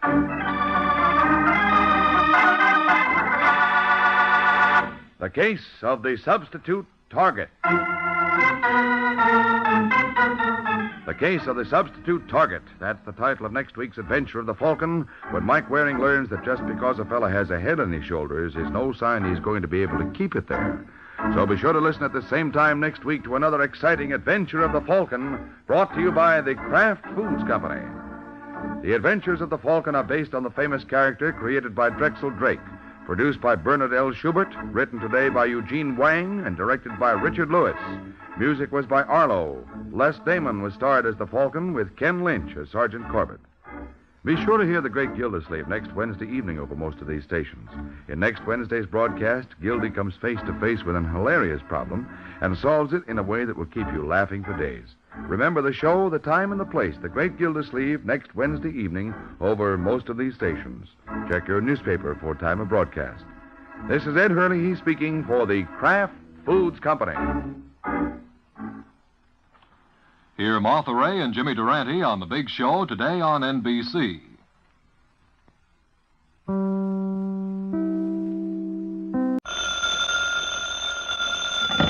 Hello? Yes, this is the Falcon speaking.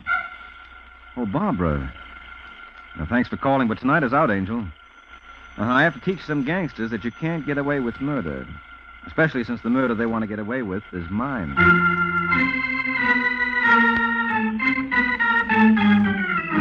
This is Ed Hurley, friends, inviting you on behalf of the Kraft Foods Company to listen to The Adventures of the Falcon, starring Les Damon. You met the Falcon first in his best-selling novels. Then you saw him in his thrilling motion picture series. Now join him on the air when the Falcon solves The Case of the Substitute Target.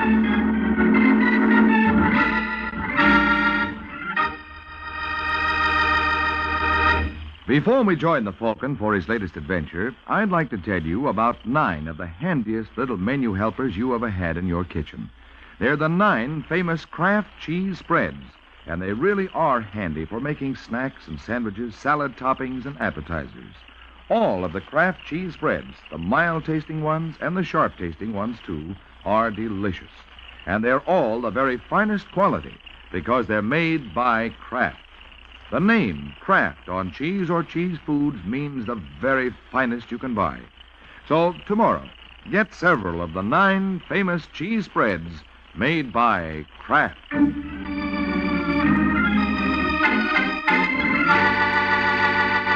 And now, the case of the substitute target. Oh, monsieur. It's Sunday night in the expensive New York apartment of Ed Rizzo.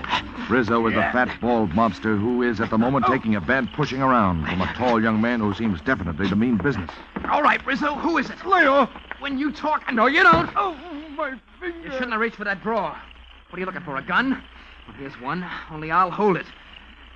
There's no use looking around for protection, Rizzo. I'm your protection, you know that.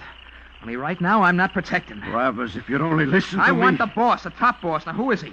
Where can I find him? I told you I'm the boss. You work for me. You don't seem to understand, Rizzo. I don't work for you, not anymore. I want the boss, not a cheap stooge. So you, Travers? Who are you? I didn't know anybody You was... weren't supposed to know anybody was here. Now stop waving that gun. You better do as I say, unless you want to find out if I'd really put a bullet in your stomach. Hurry up, drop it. All right, don't. I'll drop it. That's better. Pick it up, Rizzo. Yeah. All right. Now, just what's been going on here? You're the boss, aren't you?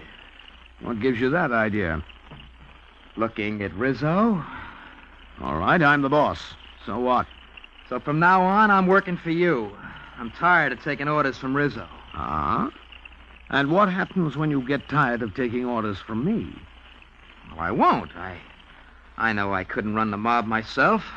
At least not yet. Listen to the punk. All right, kid. Now here's where you get yours for getting smart. Cut it out. Hold it, Rizzo. Let go of him. We gotta teach these punks to stay in line. Then start by staying in line yourself. Take your hands off him. But Mr. Do as Dunlap. I tell you. Okay. Boy has initiative. I like that. Tell me, Travers, how did you find out Rizzo wasn't head man? He could never make up his mind. He always had to think it over. Ah. Only he wasn't thinking, he was asking. He's got a head on his shoulders, Rizzo. I think I can use him. But Mr. Dunlap... By the way, Travers, I hope you haven't mentioned your deductions to anyone. I wouldn't care to have word get around. What, are you kidding? I look out for Artie Travers. Anybody else wants to get to the top, let him do his own figuring. Good boy. That's the spirit I like. You've got yourself a job. I have a suite at the Hotel Grayson. Be there tomorrow at 10. Yes, sir. Well, that's all. See you tomorrow. Yeah, okay. I'll be seeing. Right. Tomorrow at 10. Mr. Dunlap, how are we going to keep guys in line if you let punks get away with that He's kind not of... getting away with anything, Rizzo. But you told him... And now I'm telling you. He's not getting away with anything. Not even his life.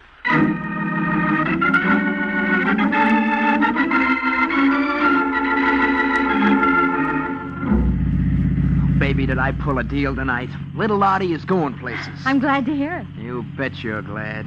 It's Sable's for you, baby. And for... Uh-oh. What's the matter? Maybe I made a mistake. What do you mean, what sort of mistake? Just a minute, I want to turn this corner. See if they do, too. They? Who? Yeah. There they are. We're being followed. Followed? Why? What does it mean? If that's who I think it is, it could mean plenty. I gotta shake them. What do you think they want? Me. They're speeding up, too. Yeah, hang on, baby. We're gonna take another turn. What's it all about? Never mind. Just watching back. See if they make it. All right. Yes, here they come. Oh, they're gaining. Can't you go any faster? No, I'm giving her all she'll take. They're still gaining. We'll never make it. Get down on the floor, baby. Well, what are you gonna... Do like I tell you, quick. All right.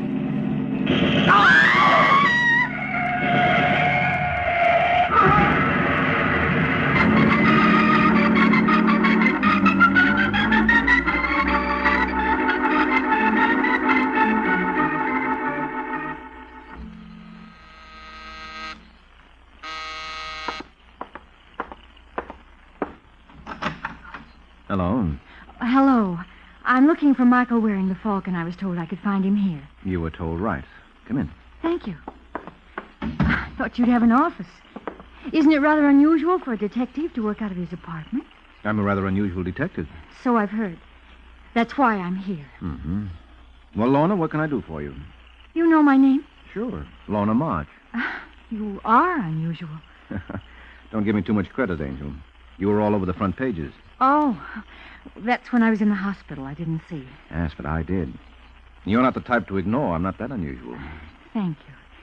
Then you know the police grill me about Art's connections. They think I know something that I'm holding back. Mm-hmm. But it's not so. I only knew Art a short while. I didn't know he was a gangster. If I had, I wouldn't have had anything to do with him, believe me. You don't have to sell me. But it's true. He told me that he was in some sort of manufacturing business. All right, Lorna. You don't know anything about Art Travers. You don't know who killed him or why he was killed. That's right. Only the police won't believe me. They think I'm holding back. And now what worries me, suppose the people who killed Art get the same idea. You think they might go gunning for you to shut you up? Yes. Mm-hmm. I don't know what to do. That's why I came to you. I'll pay your fee gladly. Well, first of all, let's put you where they can't get at you. I'll take you to a hotel, make sure we're not followed.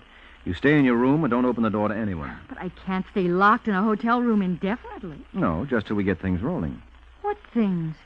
Well, maybe the killers will lose interest in you if we give them something else to shoot at. What, for instance? Me.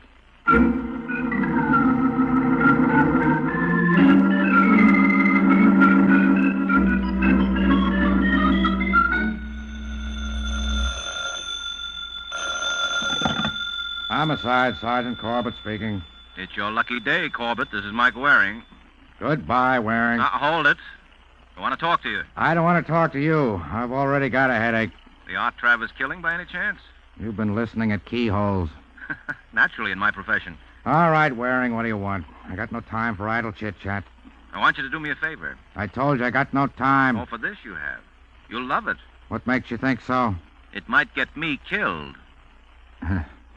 All of a sudden, I find myself strangely interested. Tell me more. In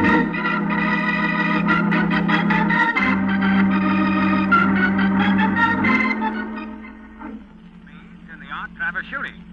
Police reveal that letters to Travers' apartment indicate that shortly before his murders, Travers employed private detective Mike Waring, known as the Falcon. Waring is wanted for questioning as to the nature of his work for Travers. It is believed that this may have a direct bearing on the killing, especially since Waring has disappeared since the killing. It is not known whether Waring is in hiding.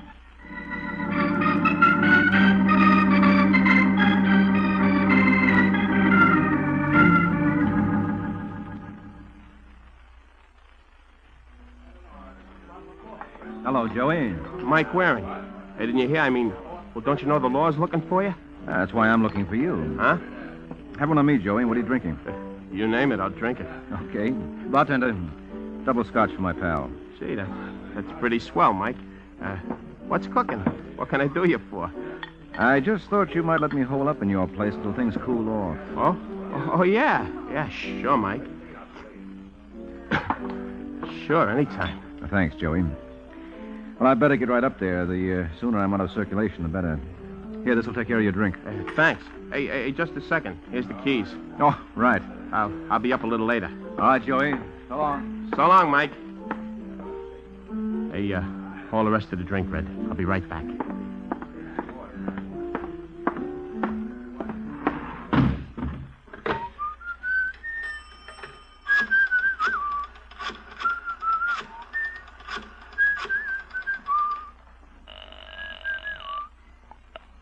Hello.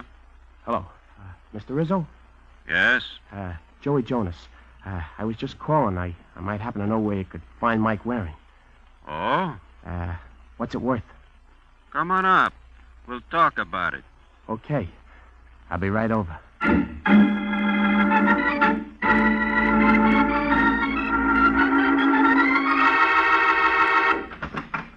Come in, Joey. Yeah, Mr. Rizzo. Now, what's this about you knowing where to find Waring? Well, you see, he comes to me, asks me to help hide him out. Oh, he comes to you? Yeah, he says, well, Hey, come on, let go. What does Waring come to you for? I'm trying to tell you. Hey, don't hit me. You a pal of Waring's? I know him, sort of. You know him, sort of, but he goes to you when he's in a jam. Well, I guess he figured that, nobody'd think about him going to me. If he went to one of his real pals, a friend will, you know. Maybe. Hey, look, I'm telling you where to find him, ain't I? You better. Well, doesn't that prove I'm leveling with you? All right, Joey. But you said, I'm going to get paid, ain't I? We'll talk about that after I find Waring. Where is he? Well, the dough first. God, my arm! Where's Waring? But Ow! At my place. My place. Okay. We'll see. Yeah, but don't forget you promised if I told you you'd give me the dough. All right, Joey, turn it off. If Waring's there, you'll be taken care of. After we take care of Waring.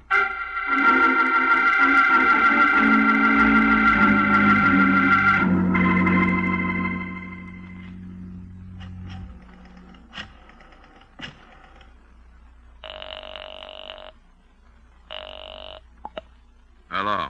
Hello, Larkin. This is Rizzo. Yeah, Mr. Rizzo. Just thought you'd like to know. It pays to keep your customers happy.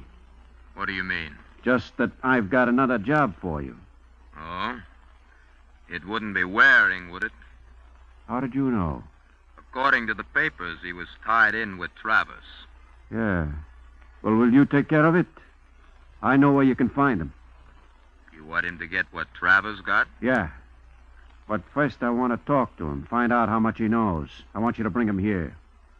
That's not going to be so easy. A guy like the Falcon. You don't think you can handle it? I didn't say that. Then cut the alibis. Okay, Mr. Rizzo. I'll bring you Waring.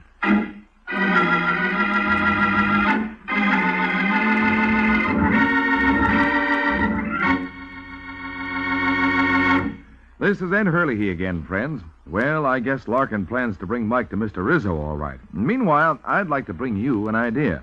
An idea for keeping the whole family pleased whenever they want a delicious snack. Just keep your refrigerator stocked with a glass or two of Kraft cheese and bacon spread. One of the 9 delicious cheese spreads made by Kraft. Kraft cheese and bacon spread is perfect for snacks because it tastes so wonderful and because it's velvety smooth for easy spreading on crackers or bread. Just wait till you taste this fine blend of mellow, sharp American cheddar cheese and hickory smoked bacon with that tantalizing sweet smoked flavor all through it. Mm-hmm. You'll keep coming back for more. And snacks you make with Kraft cheese and bacon spread are snacks you can enjoy often. Because like all 9 Kraft cheese spreads, Kraft cheese and bacon spread is wholesome dairy food, made from only the finest ingredients. And for variety, try some of the 9 other tempting Kraft cheese spreads. There's sharp Old English brand, Roca brand, and full-flavored Smoke Hill, too. Look for them in the tulip-designed drinking glasses in your choice of 4 gay colors. And remember, these are America's favorite cheese spreads. America's favorites because they're so delicious. So be sure you get the cheese spreads made by Kraft.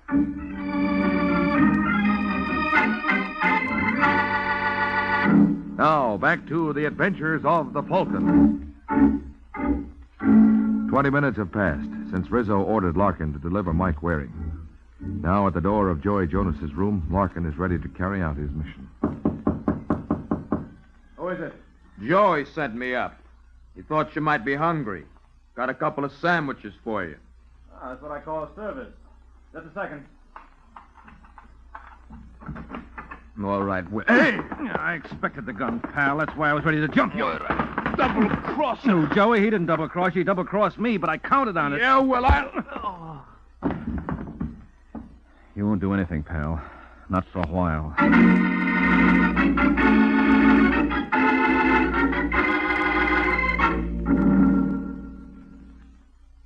All right, Larkin, who gave you your orders? I want a lawyer. He wants a lawyer. Well, get him a lawyer, Corbett. Waring, he's just a professional trigger. I want the higher-ups. He's got to talk. With your charm, I don't see how he can resist you, but I have a hunch he will. You're wasting your time. Well, you got any suggestions, Waring? Yes, I told you. Get him a lawyer like he asked you. Believe me, he doesn't want a lawyer. He says he does. Yeah, what'll a lawyer do? Spring him? Yeah, then the mob will rub him out to shut him up in case we want to pick him up again. We're doing him a favor keeping him here, believe me.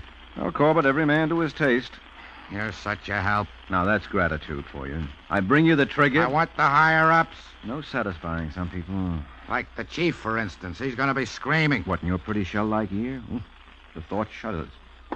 Oh, so long, Corbett. Where are you going, Waring? Your every wish is my command.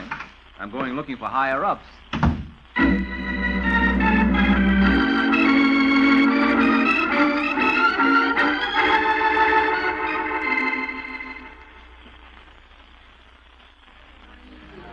Hello, Joey. Huh? Falcon. Hey, stay away from me, Mike.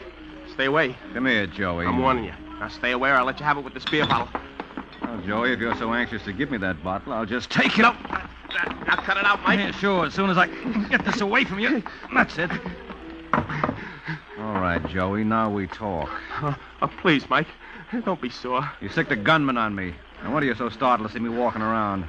I can explain. All right, explain. Well, he wanted it, and it's...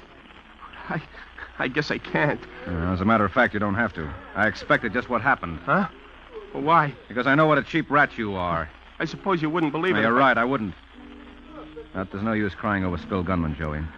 So I'm willing to make a deal. Hey, what kind of a deal? I'm willing to forget the gunman, provided you tell me who hired him. Well, what if I don't know? You do know. You know plenty about what's cooking in mob circles. That's why I latched onto you in the first place. I can't say anything else, Mike. Hey, don't hit me. I'm not going to hit you. I'm just going to explain something to you. Explain? Yeah. You can deny it if you want to, but this is the way I see it. You tipped off a mob that I was at your place. They sent around Larkin to get rid of me. Oh, Mike, but that's look, just what I counted on. I was waiting for him. Now he's in the jug. Oh, it's not the And what way do you think the mob thinks about that? They think you double-crossed them. Huh? Sure, can't you see it? Larkin walked into a trap. You laid the trap. No, I didn't do... That's the way it looks to them. And they won't sit still for that kind of an act. No, Joey, I'm not going to hit you. I'll just leave you for the mob. Oh, what am I going to do? Well, you could help me round up the mob, put the finger on the boss.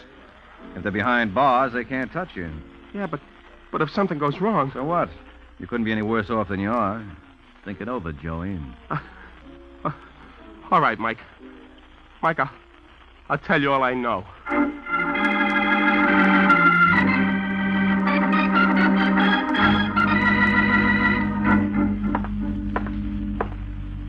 Stop pacing the floor, Rizzo. You make me dizzy. Should have heard from Larkin long ago. Something must have gone wrong. Something probably did.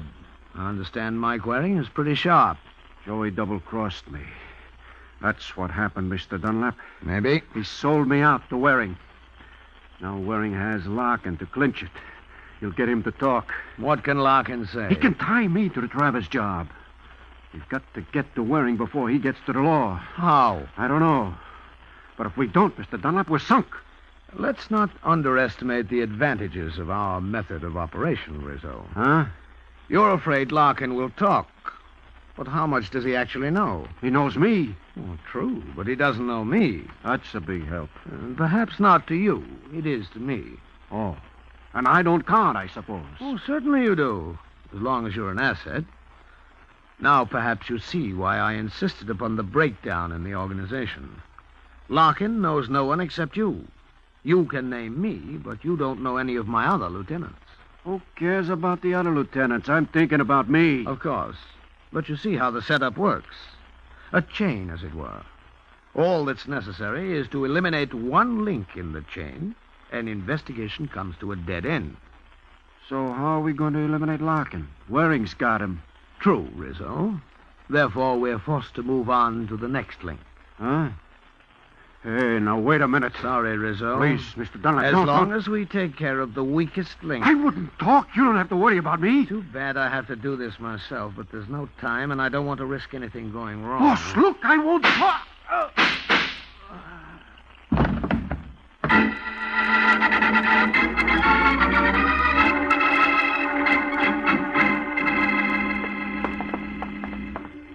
Hey, Mike, tell me, what good'll I do here? I told you, Joey, it's not what good you'll do being with me. It's what harm you might do if I let you out of my sight again. Yeah, but Rizzo's going to be sore. Let me handle Rizzo. Let me get down. I'll wait downstairs. You'll wait right here. Let's go. There's nobody here. You hope.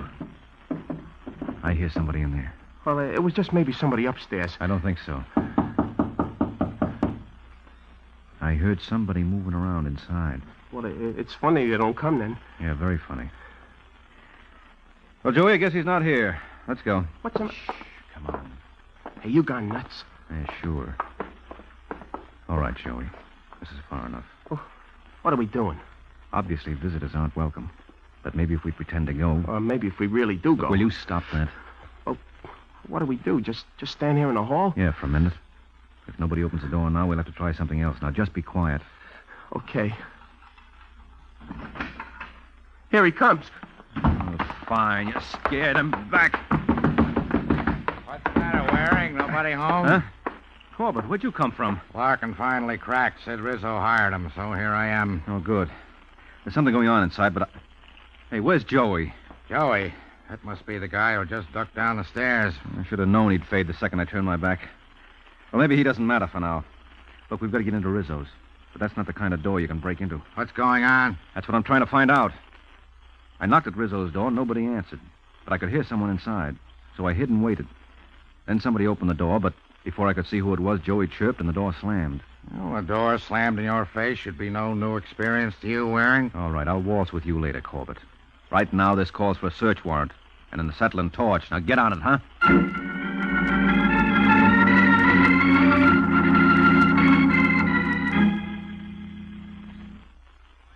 Well, Waring, from the look of them, we're not going to get much out of Rizzo. Oh, except a collection of lead. Yeah. I wonder whoever was here didn't want to let me in. He probably just finished this job. Then while I was talking to you, he cleared out through the window. So we're right back where we started. Well, not exactly. You've got Rizzo. What's left of him. Now we've got to get the boy who plugged him. That's right, Corbett. Well, let's go see Ludovici Caffarello. Eh? Who is Ludovici Caffarello? A taxi driver. Yeah, what's he got to do with this case? Nothing, maybe. This is the kind of help he gives me. Okay, so I'll go see Ludovici Caffarello. Hold it, Waring. I don't know what gives, but I'm in no mood to take you patting yourself on the back in front of my face if this pays off and I'm out of it. Where does this Caffarello live? I don't know. Gets better and better. But I know where he works. So if you're coming, let's get moving. We've got work to do.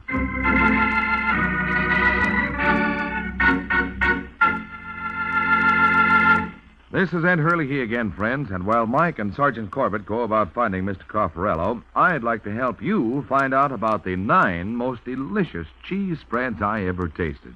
They're the 9 famous cheese spreads made by Kraft. There are delightfully mild-tasting ones, such as Kraft Pineapple Cheese Spread, Kraft Olive Pimento Cheese Spread, and Kraft Relish Cheese Spread. And there are sharp-tasting ones, too, like Roca Cheese Spread, Smokell, and Kraft Limburger Cheese Spread. All of them are mighty good to eat, and they're all good for you to eat, too, because they're wholesome dairy foods made from only the finest ingredients. For quick, easy snacks and sandwiches, keep your refrigerator stocked with several of the 9 delicious Kraft cheese spreads.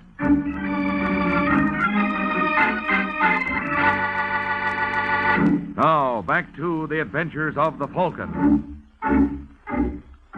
It's an hour and a half since Mike threw the name Ludovici Caffarello into the case. Corbett is still wondering if it was a straight, fast one or a curve. Now, the Falcon and Sergeant Corbett are waiting in an elaborately furnished living room for the answer, while the butler goes to announce them to the master of the house. A moment later, their host appears. Good evening, gentlemen. Which of you is Sergeant Corbett? I am, Dunlap. That's the guy, Corbett. What guy am I? The guy who slammed the door in my face at Rizzo's. When was this? A couple of hours ago. Tonight? I haven't been out tonight. We can prove you have. Your word against mine? Mine and Caffarello's. Who's Caffarello? The taxi driver who drove you here from Rizzo's. Oh. When I heard the police wanted to see me, I wondered what they wanted. You know. You better come along to headquarters. What charge? Suspicion of murder. I hate to disappoint you, gentlemen, but I have other plans. No, you don't. No gunplay. Hold him, Waring. I don't think he will. Stop, Dunlap. Stop. Oh, he's great for going through windows. Didn't even stop to open it. See him, Waring? Yeah, he's on the fire escape. All right, Dunlap, that's as far as you go. There's his answer. Now, that's a two-way answer. Get him? No, he's too close to the building. But I've got him cornered. He can't get out to the stairs. Keep him pinned there. I'll go down for him. Yeah, right. He's 2 floors down. Corbett, wait a minute. What's wrong? He's taking a gamble. He's going over the rail.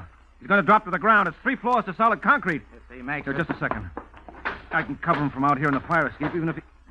There he goes. Watch him, Waring. It's all right, Corbett. I don't think he's going anywhere. He's not getting up. But you better get down there. I'll keep him covered just in case.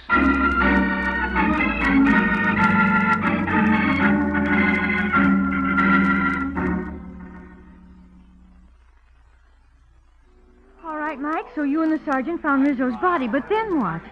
Well, I knew the murderer left the building right after Joey and I got there. Huh? He went out the window while I was in the hall. Uh-huh. And I knew he'd be in a hurry to get out of the neighborhood. He might have taken a taxi, and since the taxi we arrived in was probably still out front... Oh, I see. Well, you know, they have the driver's identification in the cab. I remember the name because it intrigued me. Ludovici Caffarello. So you called the taxi company and asked where you could find Caffarello? That's right. And he told us he picked up a fare near Rizzo's and gave us the description. We went to where he took the fare, gave the desk clerk the description, and he said it sounded like Dunlap. And that, with a little bluffing, was the end of the line. Do you think Dunlap's the head man of the mob? Seems to be. He's got a busted leg, but he'll be able to talk. Yep, looks like the mob's washed up. And Joey? Probably on his bicycle heading for Texas. Oh, poor Joey. Oh, I wouldn't worry about him. Well, the main thing is I don't have to worry about myself anymore. Oh, it's no fun having to hide out from gangsters. Well, still, just to play safe, you better keep a bodyguard with you for a while. You think there's still danger? I thought you said the mob was finished. Oh, probably is, but why take chances? Well, do you know a bodyguard? Mm-hmm. Me. Oh. I'd stick real close, Lorna. I'm sure you would. You'd be well protected. I don't doubt it. There's only one thing that concerns me. What's that, Angel? Who'd protect me from my protector? Huh?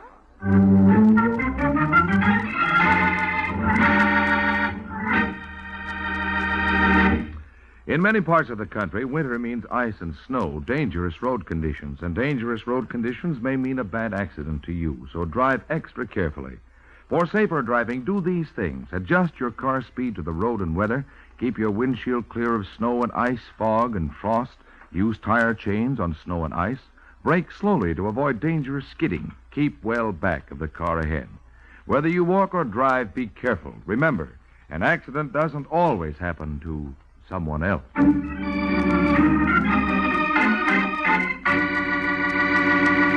The case of the Bellicose boxer.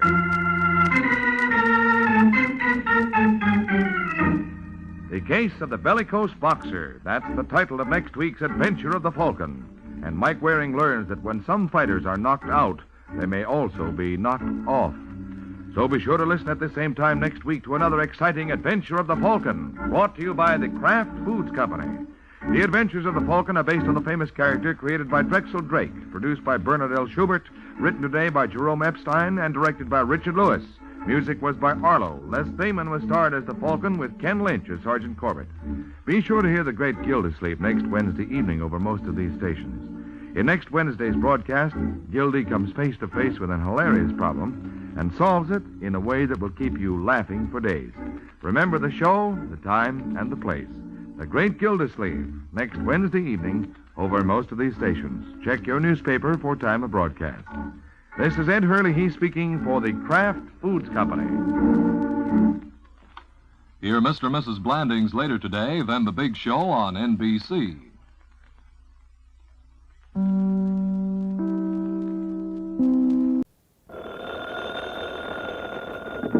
Hello?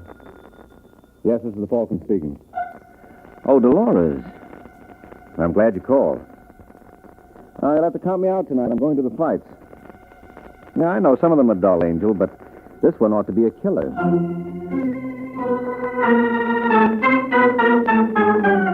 The Adventures of the Falcon, starring Les Damon.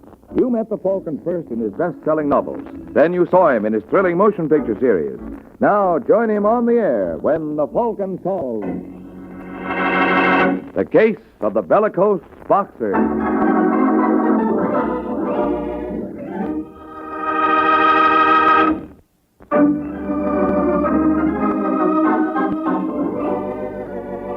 And now, the case of the Bellicose boxer. It is early afternoon in New York.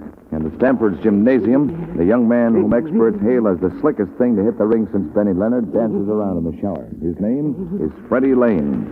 He looks as commanding as a Greek god. And Freddie has a manner to match. How about a towel, Steve? What? What'd you say, Freddie? What's the matter, you deaf? Let me have a towel. Oh, yeah, sure. Here. What'd you do with my robe? Come on, Steve. Get with it.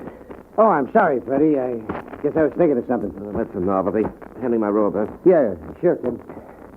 Yeah? All right, what's eating you? Well, I don't like to annoy you with details. Go ahead. You know a manager isn't supposed to keep any secrets from his fighters. Yes, that's just it, Freddie.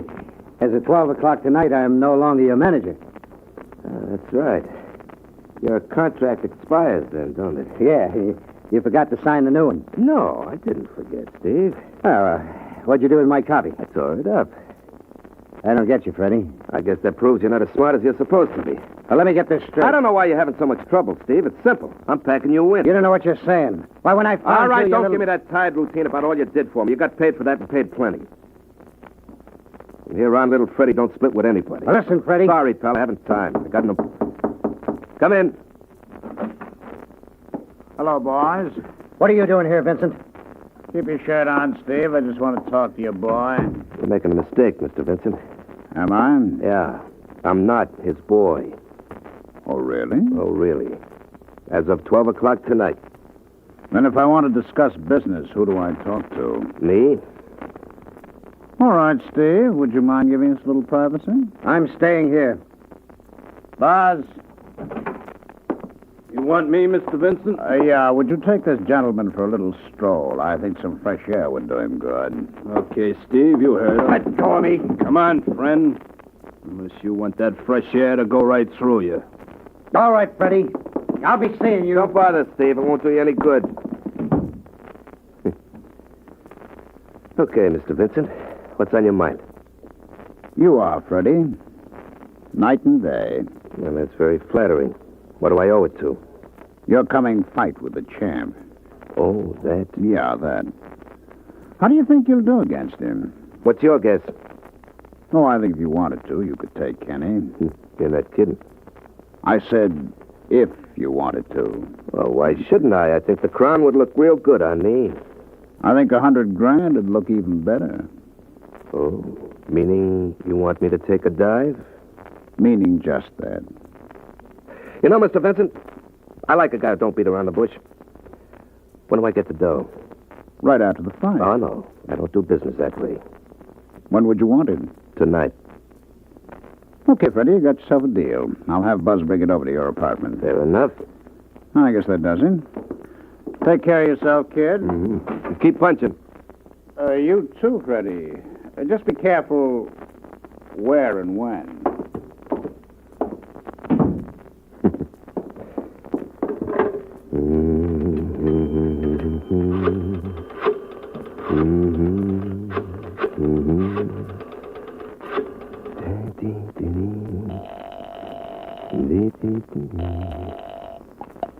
Hello? Let me talk to Ace Richards, please. Speaking. Oh, hello, Ace. This is Freddie Lane. Oh, hi, Freddie. What's up? This is strictly QT, Ace. Ever know me to talk? Well, I'd like to place a little bet on my fight next Friday night with the champ. How much? $100,000. Is that what you call a little bet? Look, if you don't want it, Ace, I'll get somebody else. No. I'll cover it, Freddie. All right. Lay the whole bunch on me to beat Kenny by a knockout.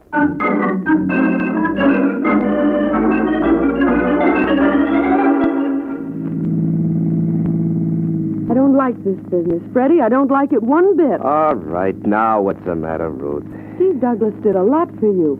You can't toss him over like that. You need him. I need Steve like I need a hole in my head. He should have seen his face when I told him we were through. I thought the guy was going to drop dead. That's not funny. Can't expect you to see the joke, Ruth. After all, you're both in the same boat. What's that supposed to mean? Here's where you get off, baby. What? Oh, I didn't realize this was my house. No, you had it right the first time, Ruthie. We're through. Oh, please, Freddie. I'm in no mood for any more of your clowning tonight. Now, what's the matter with all you people anyway? A fella tells you something right away, you think he's kidding. But you can't be serious. Go on, get. Now, darling, listen to me. Are you going to walk or do I have to toss you out? Now, beat it. All right, Freddie. And don't get so familiar. Next time we meet, remember, it's Mr. Lane.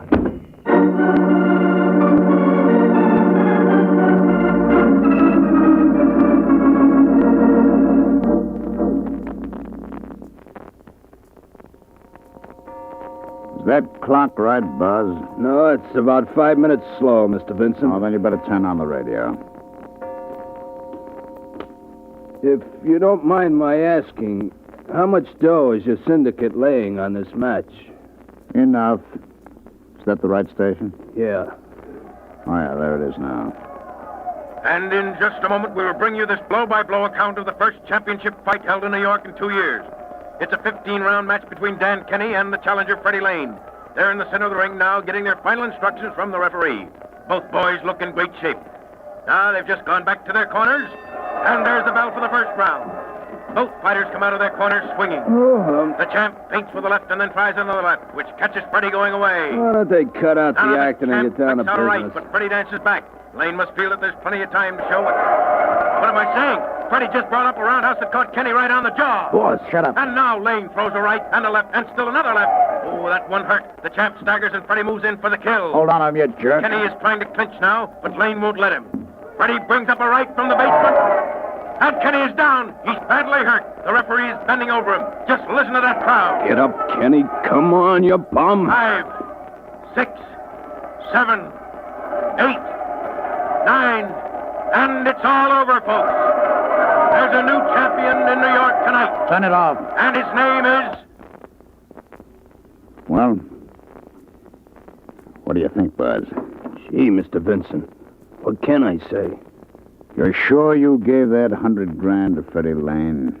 May I drop dead if I didn't. Okay, Buzz, that's all I wanted to know. I can take it from here.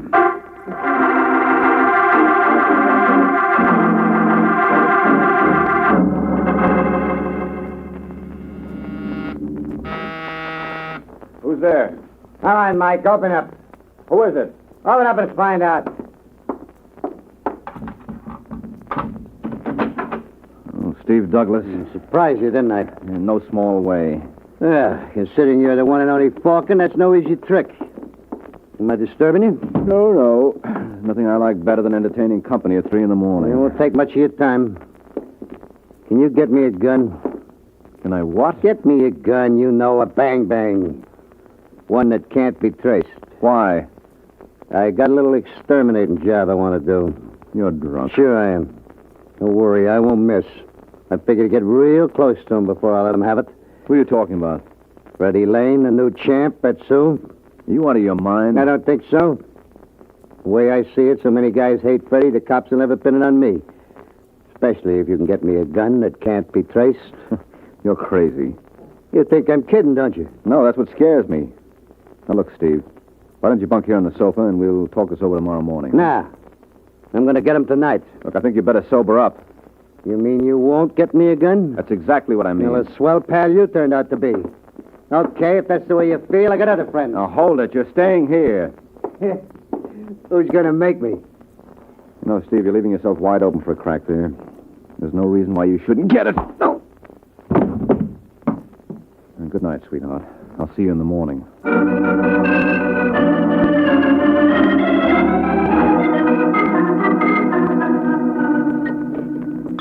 Come on, baby. Drink up. Plenty more where this came from. You realize you're talking to the new champ? Oh, I think you're wonderful, Mr. Lane. Call me Freddie, baby.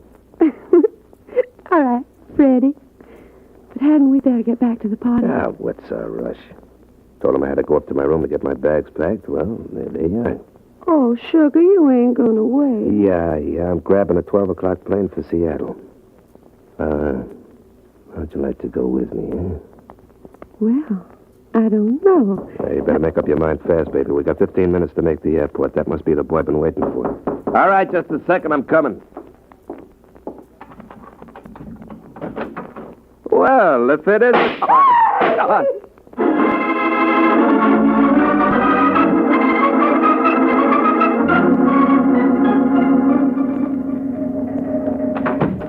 Sergeant Corbett around here? I think so.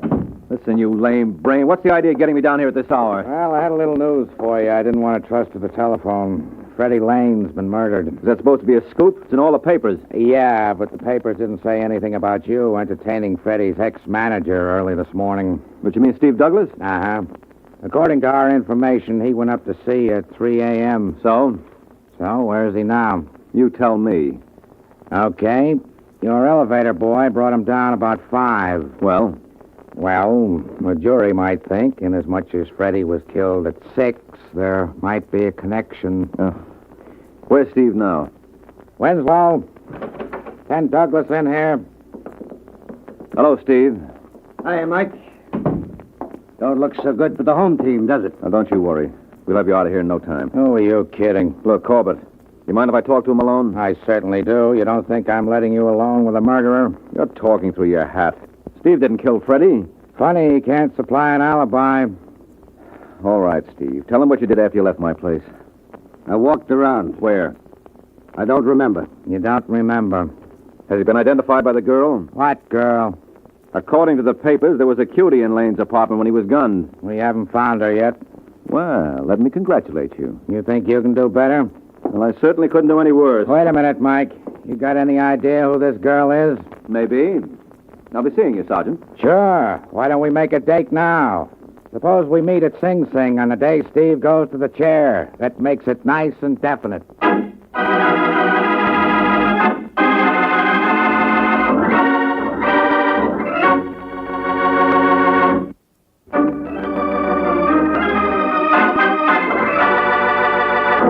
Now, back to the adventures of the Falcon.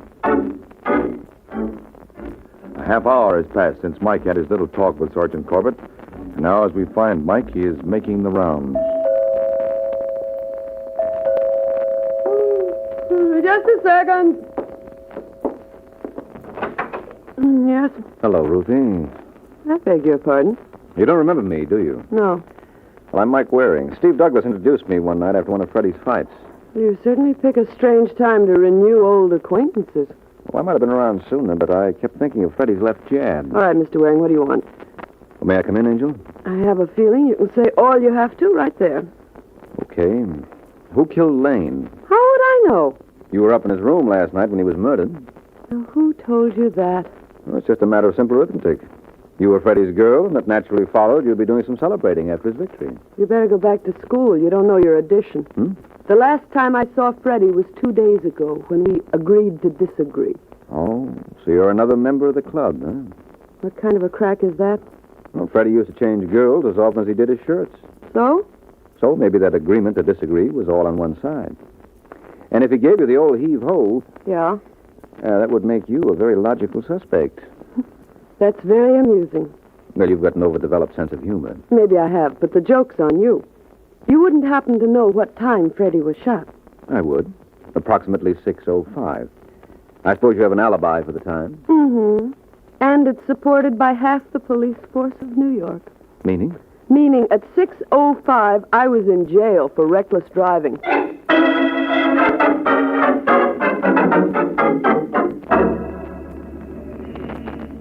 There's Ace now, Mr. Vincent. Where, Buzz? Getting out of that cab. All right. Whittle pulls away. Now, give him a chance to open his door. Okay, let's go. Hello, Ace. What the... It's all right. It's only your best customer. Mind if we come in? Well, it's awful late, Vincent. And the longer you argue, the later it gets. Shut the door, Buzzer. What's this all about? I just want a little information. Mike Waring been around to see you yet? Waring? No, why should he? He's working for Steve Douglas. He'll probably ask you the names of some of the big losers on the fight last night. So? So, when he does, Ace, I'd like you to forget all about the bundle I dropped. Okay, Vincent. Mom's the word. Not that I don't trust you, Ace, but, where do you keep your records? I tell you, I won't say a word. Sure, but Waring's awfully persuasive, and you might spill without meaning it. But, of course, if your records were destroyed, no matter what you told him, there wouldn't be any evidence. Where are they? Wouldn't you like to know? Sure. That's why I asked. Keep your hands off me. I asked you a question, Ace. And the only way you'll get the answer's over my dead body. Well, that's the way you want it. That's the way you'll get it, because I aim to please.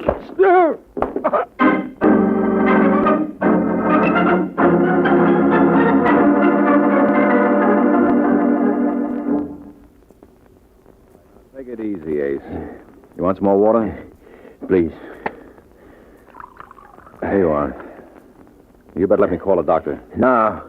I'll be all right, Mike. You feel up to telling me the rest of it? That's all I know. After Vincent got tired of bouncing me around, he turned me over to Buzz. Cute kid, that Buzz. So you told them where your books were? Yeah. Then what happened? That's all I remember. They must have passed out. When I came to, they were gone. I called you. Wish you were able to do it sooner. How much did Vincent lose on the fight? 20 grand. Is that all? I heard he spread it around. Bet around $250,000 in Las Vegas. That still doesn't give Vincent a motive to kill Freddie. Don't it? No, if a gambler ever tried to knock off all the people he lost dough on, the cemeteries would be loaded. The thing I don't understand is Vincent's bad judgment. What do you mean? Well, Freddie figured to take Kenny just the way he did. Doesn't add up for the smart money to be bet the other way. Unless Vincent thought Freddie was going to take a dive. Why should Freddie do that? He had a big bet with me that he'd take Kenny. How big? 100 grand. Oh, then that proves it. Where would Freddie get that kind of dough? He didn't hit the big time until 4 months ago. And you think... I think Sergeant Corbett might very profitably have a little talk with Georgie Vincent.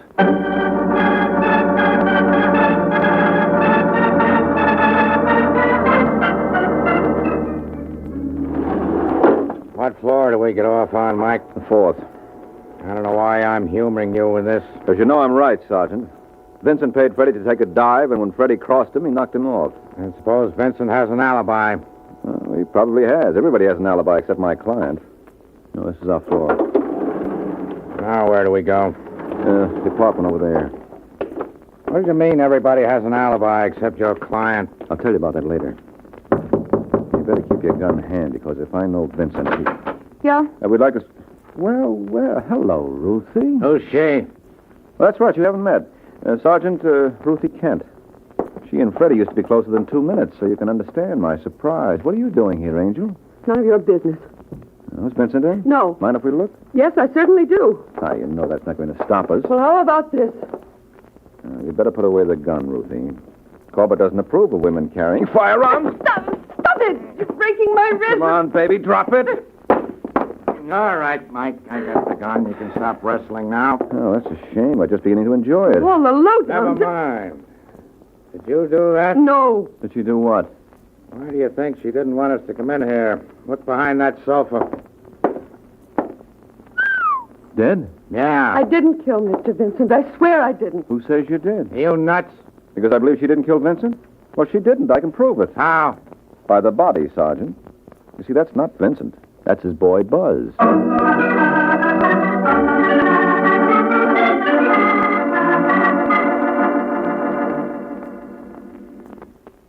right, Miss Kent, what have you got to say for yourself? I came here to see Mr. Vincent, and when I walked in, I found that man. What do you want with Vincent, anyway? Thought maybe he could give me some advice. I got frightened when you came around to see me before. What made you pick him as a father confessor? Well, I don't know many people in New York. I heard Freddie mention Vincent once as being a smart operator. He was the only one I could think of. You certainly couldn't have made a worse choice. What do you think, Mike? For one thing, this clears my client. I don't see how. Steve Douglas still could have killed Freddie, and she knocked off Buzz. That's not true. I'm inclined to agree with her, Sergeant. I tell you, both these murders are tied up. How? Well, I never thought to ask, but did you come across anything in Freddie's effects that might give us a lead? Not a thing. I went all through his stuff myself. What did you find? A dozen suits, 36 shirts. Well, never mind the haberdashery. Were there any letters? No, the only thing he had in his wallet was a check for $28,000 for the fight and about $1,700 in cash. Got any more ideas? Yes, I have. I think I can explain the whole thing now. Well? Suppose Buzz double-crossed Vincent. Quit ad-libbing. I tell you, it makes sense. Ace Richards told me that Vincent only bet 20 grand with him on the fight. So what? So that's peanuts to a guy like Vincent. I suppose he gave Buzz a lot more money to bet, and Buzz stuck it in his pocket and promptly forgot about it. How would Vincent find out? Well, that's easy. When he got hold of Ace's records, he'd see immediately that Buzz hadn't bet all the dough he was supposed to. Wouldn't that give Vincent the motive to kill him? Sure it would. There's only one trouble with your theory. What's that? I'll bet a year's salary it never happened that way.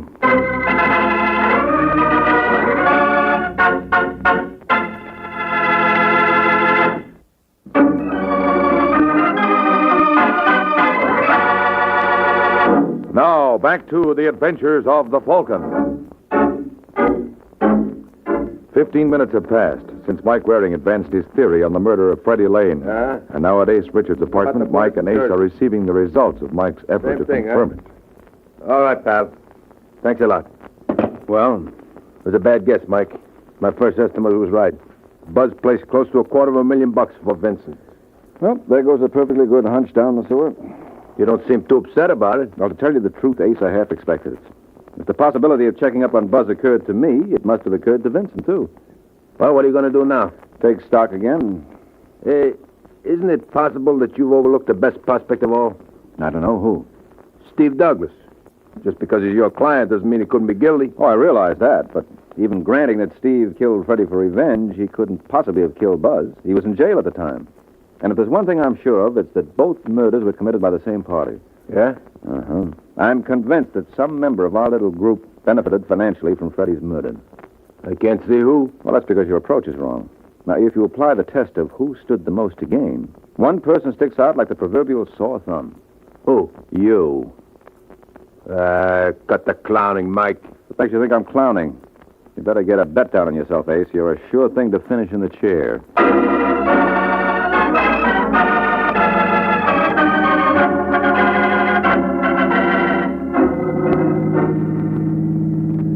I can't tell you how grateful I am, Mike. Oh, forget it, Ruth.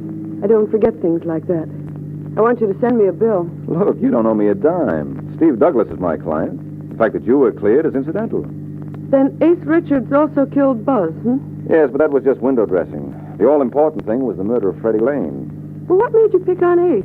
He had the most practical motive. I can understand that now, but what put you on the right track? Remember what Sergeant Corbett said they found in Freddie's effects? Mm-hmm. There was a big check from the boxing promoter and about $1,700 in cash. Exactly. Well, what's wrong with that? Well, there should have been a lot more. If Freddie bet $100,000 on himself with Ace, what happened to all the money he won? Well, common sense will tell you that a boy like Freddie could never blow town until he had every penny coming to him. Yeah, but isn't it possible somebody might have robbed the body afterward? Well, then why did he leave the $1,700 the cops found? It was in cash, and I never met a burglar yet who would turn up his nose at that. So that rules out your theory of the anonymous thief. Then the answer must be Ace never paid him off. Only in lead, Angel. The same way he gave it to Buzz. Well, this has been very charming, Mike. Am I going to see you again? That raises quite a problem. On one hand, you did put up a big battle for me. Mm-hmm. You managed to lick almost the entire New York police force single-handed. Yeah, you're quite a guy to have in your corner when the going gets rough. Then where's your problem, Angel? Well, I've just finished tangling with one fighter, and one such experience is enough for a lifetime. Good night, Mr. Waring.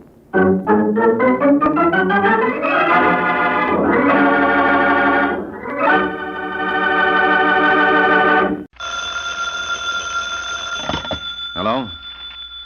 Yes, this is the Falcon speaking. Oh, Betty. Now, thanks for calling, but I'll have to skip this one, Angel. Yeah, I'm involved with a little character who has an idea he's a lady killer. And I have to see to it that he doesn't take it too literally.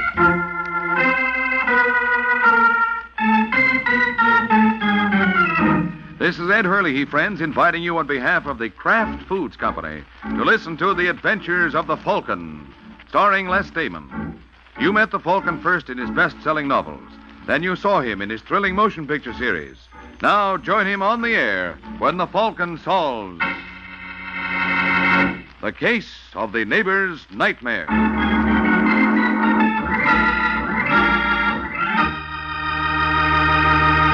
In just a moment or two, we'll join the Falcon for his latest adventure. But first, I'd like to tell you, ladies, how you can make delicious snacks and sandwiches, salad toppings, and appetizers more quickly and easily than ever. Just make them with those wonderfully handy Kraft cheese spreads. There are 9 grand varieties, you know, some sharp-tasting and others delightfully mild. But all are delicious, and of course of the finest quality, because they are made by Kraft. And for years, Kraft has been famous for foods of the finest quality. Try some of these handy helpers tomorrow. Take home several of the 9 famous Kraft cheese spreads.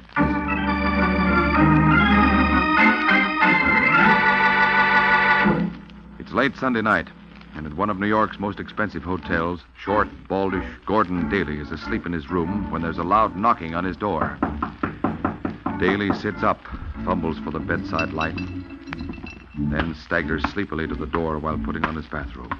At the door, he stops and puts his head close to it. Who is it? I have the room across the hall. I must talk to you. Well, it's late. Yes, I know, but please open the door. I'm afraid. Afraid? Why? Open the door, I'll explain. Just a minute. Now, what is... Let me in, please. But it's late, and I was suppose, somebody this time of night... Just for a minute till I collect myself. Well, all right. Thank you. I know this seems strange, and when I explain, you're going to think I'm silly. Am I? I'm afraid so. You see, I had a nightmare. Oh? I was afraid to be alone. Isn't that childish? Well, I guess so. I get so frightened I just can't stand it. Look, do you have a cigarette? Oh, yes, just a minute. Here you are. Thank you. Look how my hand's still shaking. Here, I'll light it for you. There. I saw you on the elevator and coming in here a few times. You look, well, understanding. And when I get these awful dreams... I know how you feel. I've had nightmares. It's really my own fault. I should have put the money in the bank instead of splurging. What? You see, I've never had much all my life. And then all of a sudden to have $25,000, it's like coming into a fortune. Did somebody leave you money? No, I made a lucky investment. You see, I'd saved up a few $1,000s over a period of years, and then I heard of this opportunity, a new process for refining oil, so I put in all my savings. And you took out $25,000? Yes, in just a few months.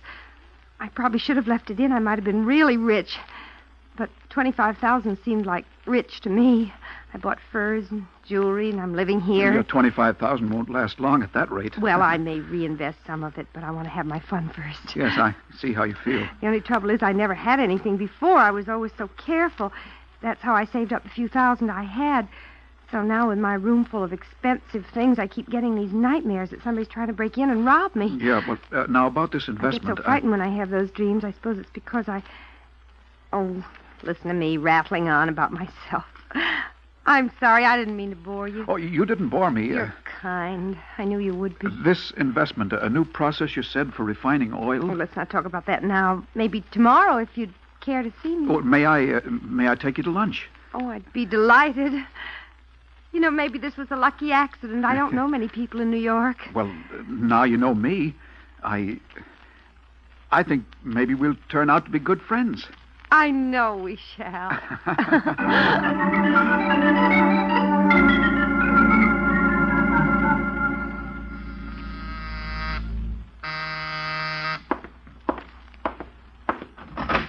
Yeah? How do you do, sir? Am I in the right place? Well, look, pal, I'm a detective, not a mind reader. Oh, then I am in the right place. This is the address I was given, but I expected an office building, not an apartment. Mm-hmm. You are Michael Waring, the gentleman they call the Falcon? Well, you're two-thirds right. Oh, what? I'm Michael Waring. I'm called the Falcon. But about the gentleman, well, there are various opinions about that. Oh, well, may I come in? I'd like to talk to you. Yeah, sure. Thank you. Well, Mr. Daly. Gordon Daly. Daly. Gordon Daly. What can I do for you? I want you to investigate someone for me. Mr. Barnes. Harold Barnes. Mm-hmm. And what's this Barnes, Harold Barnes done? Well, I invested $15,000 with him a month ago, and something's come up. I need my money. I've asked him for it, but he keeps putting me off. And you think he's pulling a fasting? I'm not sure what he's pulling. That's what I want you to find out. Well, how come you invested with him in the first place? Well, you see, Muriel, a friend of mine, put her money in Barnes' company, and she made a fabulous profit. Fabulous is a nice word for it. Just how good a friend is this Muriel? Oh, very good. Uh-huh. For how long? Oh, about a month. Mm-hmm. She crooks the finger, you rush in and get stung. Oh, now, don't get the wrong idea about Muriel. She's a nice girl. Oh, no doubt. She wouldn't lie to me. No, of course not. She claimed dealing with Barnes is profitable for her. Well, I'm sure it is. A nice fat profit for every sucker she lands. Now, you're wrong. Well, in that case, do you still want to hire me? Yes, but you'll find out how wrong you are. All right. You're thinking of this as a swindle, but it's not. Barnes meant to pay off, I'm sure of that. He did pay off to Muriel, but now something's happened and he's stalling. Apparently, he's hard-pressed for cash. Mm-hmm. Well, if Mr. Barnes is so hard-pressed for cash, I think I'll offer him some and see what happens.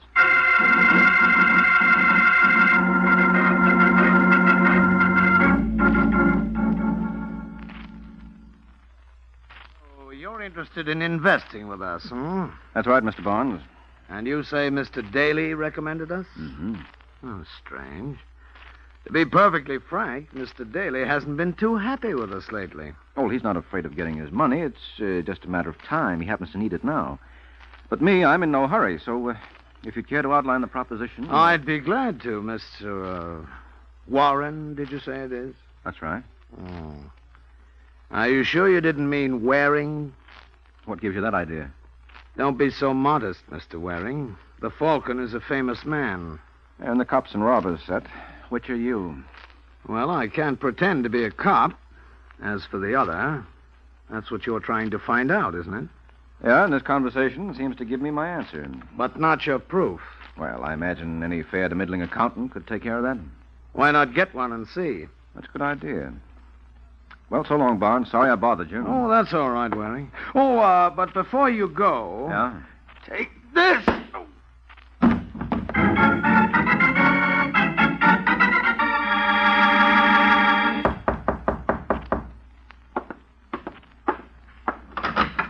Oh, come on in, Muriel. I've almost finished packing.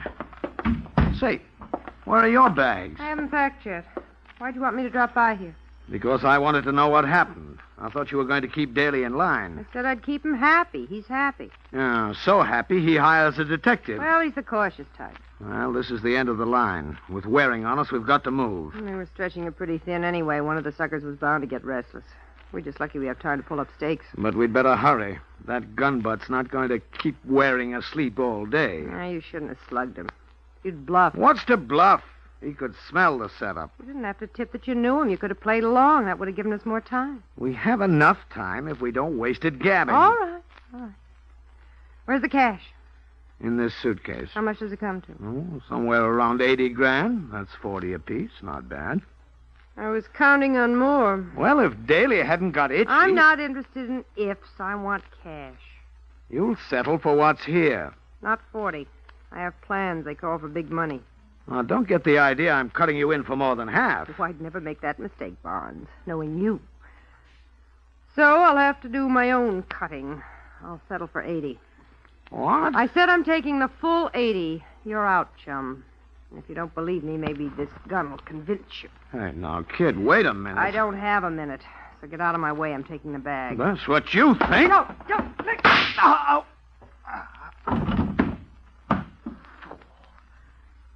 You fool!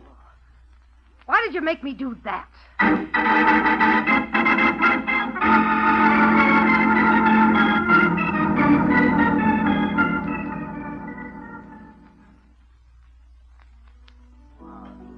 Hello, Gordon.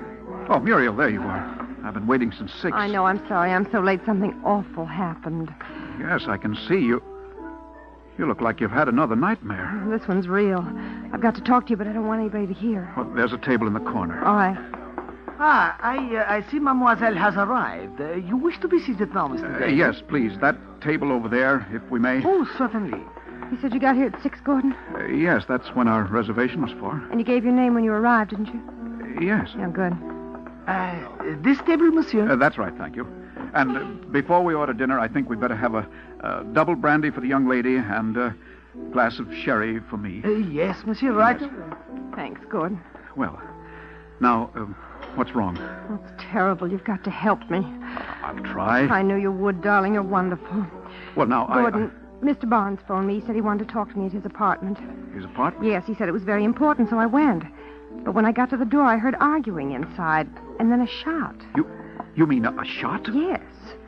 Then the door opened, so I hid on the stairs, and I saw Peter Somerset come out and go to the elevator. Who's Peter Somerset? Oh, he's someone who invested with Mr. Barnes, too. Oh, I see. Well, then, did you go in? Yes.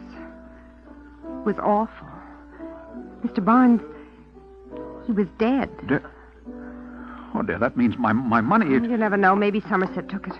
Excuse me. Brandy for mademoiselle, sherry for monsieur. Oh, yes. Thank you. Not at all. Well, Gordon? Well, we'll have to tell the police about Somerset. Well, that's just it. I can't. I don't dare. They might think I killed Mr. Barnes. Why should they? Well, they jumped to conclusions. I was there at the time of the murder. That's what's so awful. I was thinking, Gordon... I know it's a lot to ask, but I was thinking... Yes? Well, the shooting took place at 6:15.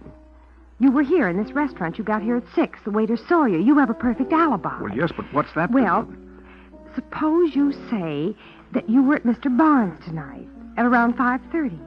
And as you were leaving, you saw Mr. Somerset go in. Oh, I couldn't do... Well, Mr. Somerset was there. I saw him.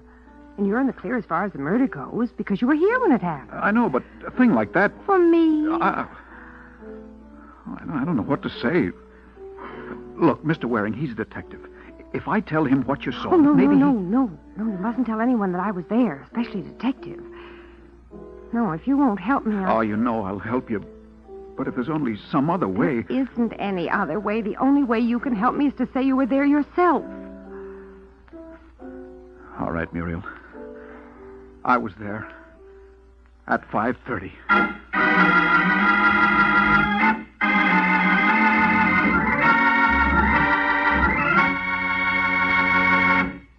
This is Ed Hurley again, friends.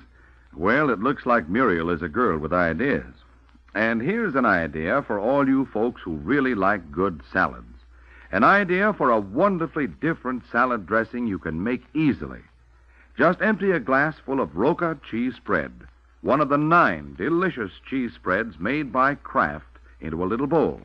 Then use that empty Roca glass to measure out an equal amount of Miracle Whip salad dressing. Blend the two together, and the result is a delightfully different salad dressing. Creamy, smooth Roca cheese spread has a zesty blue cheese flavor that's unusually delicious, really tantalizing. And for wonderful snacks and sandwiches, try Old English brand and Smoke Hill and Kraft cheese and bacon spread, too. But, of course, you'll want to try all 9 delicious Kraft cheese spreads. Look for them in colorful tulip-designed drinking glasses you can use again and again. And remember, the Kraft cheese spreads are so delicious that they've become America's favorites.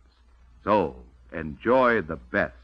Tomorrow, get several of the 9 famous Kraft cheese spreads. They're America's favorites.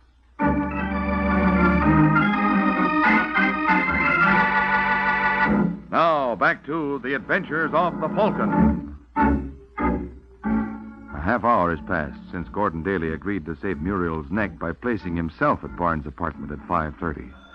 Now he's phoning the Falcon. Hello. Hello, Mr. Waring. This is Gordon Daly. Oh, yes, Daly. I'm glad you called. I've been trying to reach you. Well, I saw Barnes for you. Looks bad for your money. He plays dirty pool. I've got the head to prove it. What? He slugged me and skipped.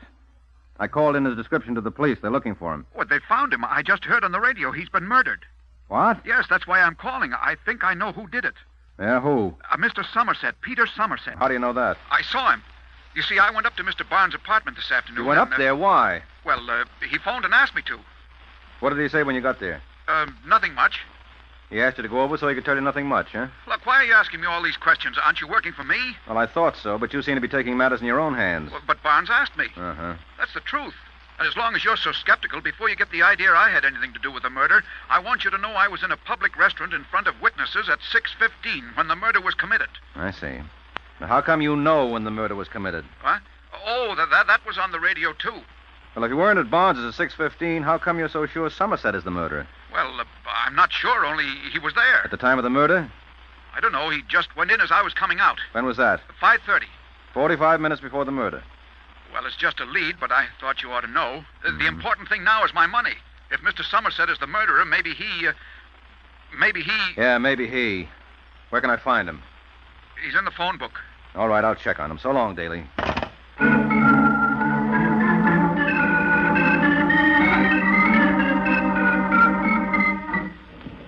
Taxi. Wait a minute, Waring. Huh? Oh, Sergeant Corbett. I'll save you a fare. You want to go someplace? I've got a squad car. Well, you're too good to me, Corbett. Don't mention it. I want to talk to you anyway. All right, fine. What do we discuss? Existentialism or dialectics? Let's discuss Harold Barnes. Isn't he a pretty dead subject? Very dead. How did you know? It's on the radio. Huh? How did it get on the radio? What's the matter? Haven't you given out a story on it? No. Well, there's a leak someplace. Whole thing's on the air. Time of death and all. Time of death? Yep. 6:15. Waring, you'd better have that radio of yours checked. Could stand a new tube or something. Why? I've got news for you. Barnes wasn't killed at 6:15. No? No, he was killed at 5:30. What's that? That's right, Waring. 5:30.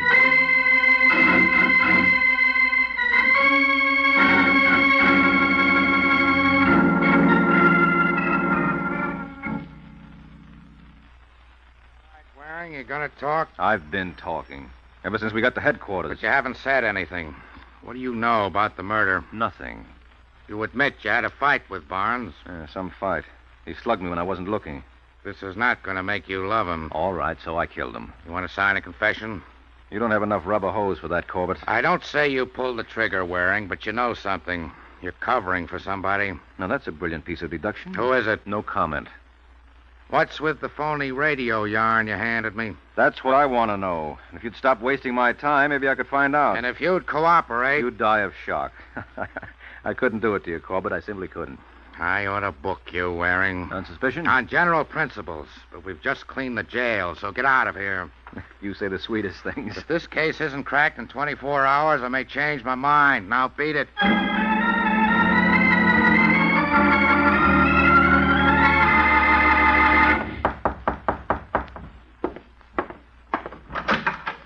Oh, Mr. Waring, come in. Yeah, Daly.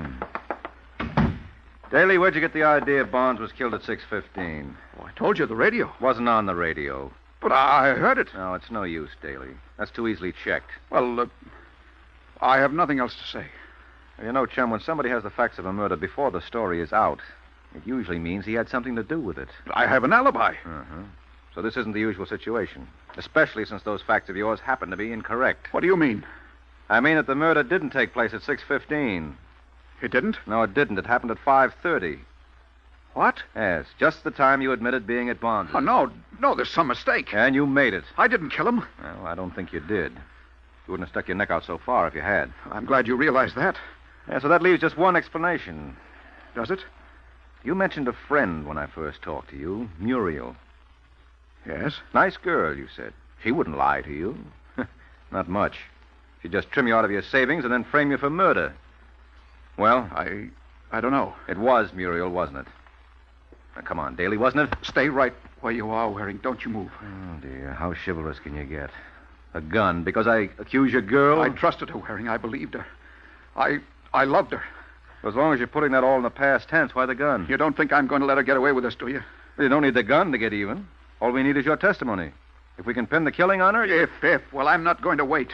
And I'm not interested in just giving testimony. For once in my life, I'm going to do something. Now, wait a minute, No, Daly. you stay right there. This is between me and her. We're going to have it out, and don't you try to follow me. If you do, I'll kill you. I'm not joking, Waring. I'll kill you.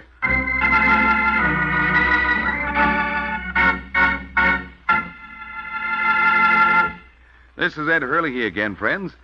Well, I'd hate to be in Mike's shoes right now, but then I have a much more pleasant job than Mike's. Yes, I really enjoy telling you about the 9 delicious Kraft cheese spreads, because I know how good tasting all 9 of these fine cheese spreads are. Each one is extra good, and there's a variety to please every taste. There are mild-tasting ones like Kraft pineapple cheese spread, and there are sharp-tasting kinds, too, such as Roca, Smoke Ale, and Kraft cheese and bacon spread. They're all good to eat, and actually good for you, too, because they're wholesome dairy foods made from only the finest, purest ingredients.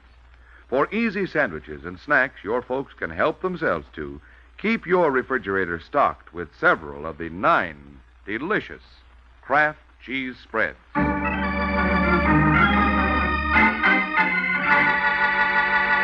Now, back to the adventures of the Falcon. 20 minutes have passed since Gordon Daly took matters and a gun in his own hands. Now he confronts Muriel in her apartment. You cheat, you lying little cheat. Gordon, listen to me. I did listen to you. I let you make a fool of me. You don't understand. I don't understand at last. You were just using me, that's all. Just using me. No, Gordon, if you'd only... Just using me. I thought, I hoped... No, don't you move. Please, Gordon. Now you're going to pay. Don't kill me. Somebody will hear the shot. You won't get away. You'll be caught. Yes, I'll be caught. Well, I don't care. I'll give myself up. Wait, there's money. A lot of it. I'm not interested in money anymore. Please, Gordon, put down the gun. Please. Yes. Yes, Muriel, I will put down the gun. There.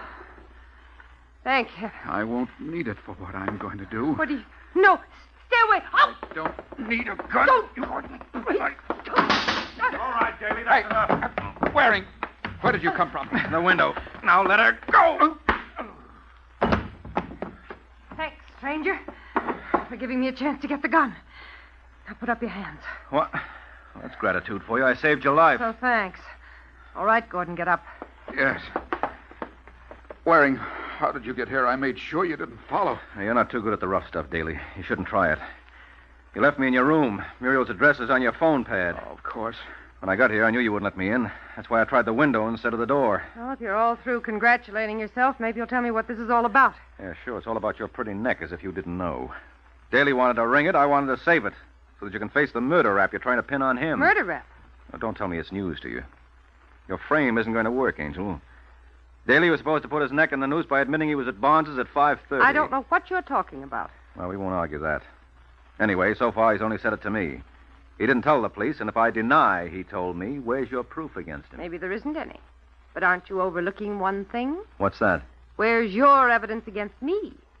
Since you seem to be accusing me. You tried to frame Daly. Can you prove that? I can try. You'll get your chance. We'll see whose story holds up. And don't move, either. What are you doing? Calling the police. Any objections?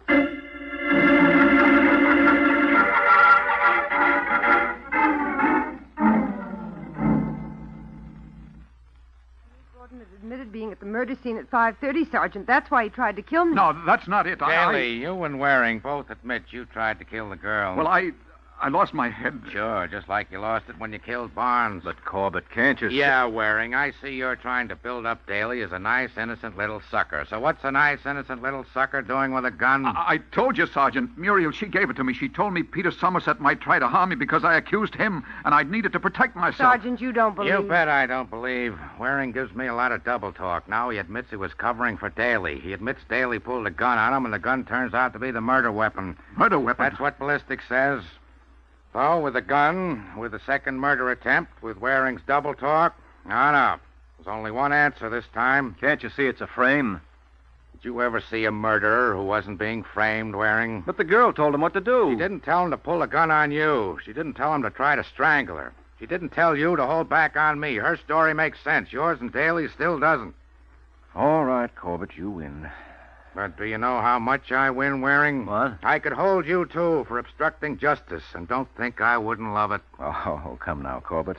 I know that behind that stony facade there beats a heart of granite. Keep up the bright dialogue, chum. But you've just got one out. Otherwise, I throw the book at you. And what's my out?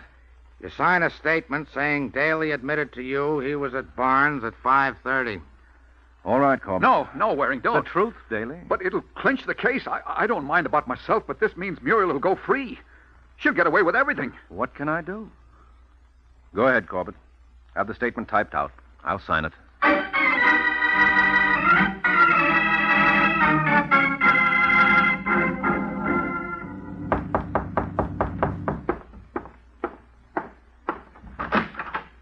Oh, it's you. Well, that's a friendly greeting, Muriel. Still haven't forgiven me for saving your life. I still haven't forgiven you for trying to pin a murder on me. Oh, well, we all make mistakes. I signed the statement tying it to Daly, didn't I? When you couldn't help yourself. What do you want? In? Sorry, I'm busy. Doing what? What's it to you? I thought I might help. No, thanks. Goodbye, Mr. Waring. Not so fast. I happen to be interested in you, Muriel. Thanks again, but it's still goodbye. In fact, I'm so interested, I've been following you ever since they threw Daly in the can. What's that? You see, I knew this was more than a murder. Barnes was working a neat swindle. Must have collected quite a bundle. But the police had searched his place and Daly's. No dough. So what am I supposed to do? Well, I haven't given up on you, Angel. That's why I've been hanging around. A little while ago, you received a parcel post package. What was in it? You tell me. Okay, I'll make a stab at it. You mailed the swindle money to yourself. Let Uncle Sam hold it for you while the heat was on. Nice guessing. Where does it get you? I'd like to see the package. You'd like to take a walk. All right. I'll be back with Sergeant Corbett. No, you don't. No guns, Angel. Let go. Not yet. Let me have that. You're trying to pull this just about clinches things, Muriel. You can't prove anything. I proved enough to get Sergeant Corbett up here with a search warrant. That ought to wrap things up. Let's go phone him, shall we?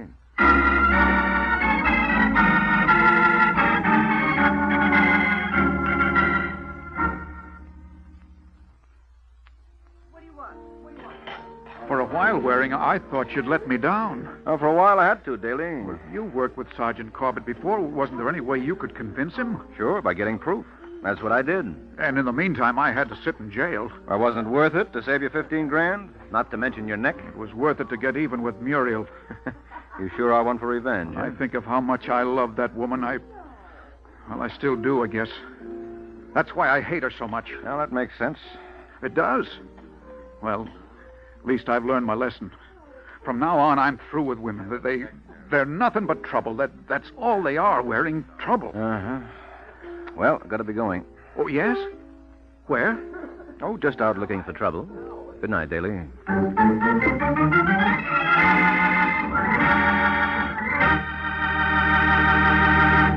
For the best in taste in the margarine you buy, get Parquet margarine made by Kraft. Yes, Parquet is the margarine millions prefer to any other because it tastes so good. And it tastes so good because it's always fresh. In states where the law permits, get yellow Parquet in its wonderful new Flavor Saver aluminum foil wrap. Elsewhere, get Parquet in the regular package or handy Color Quick bag.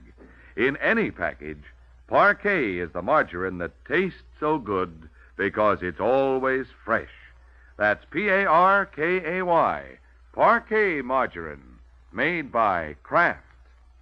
Get a pound tomorrow.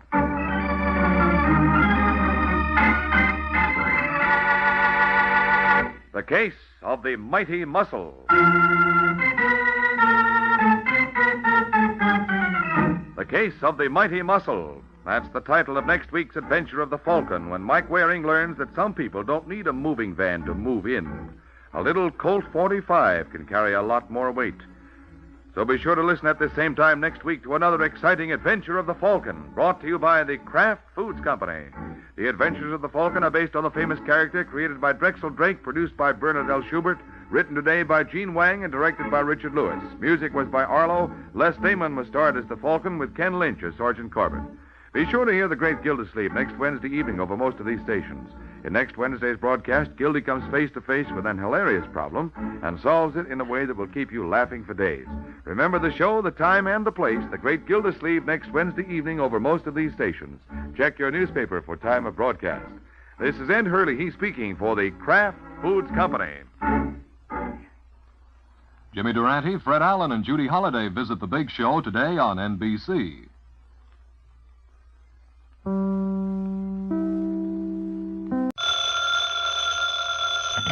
Hello? Yes, this is the Falcon speaking. Oh, Louise. I'm glad you called. Oh, you'll have to count me out tonight, Angel. Some boy I know thinks committing murder is a sure way to make a fortune. And unless I can convince him otherwise, he's going to make a stab at it.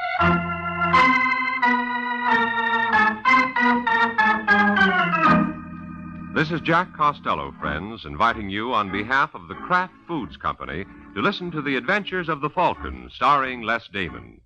You met the Falcon first in his best-selling novels. Then you saw him in his thrilling motion picture series. Now join him on the air when the Falcon solves the case of the Mighty Muscle.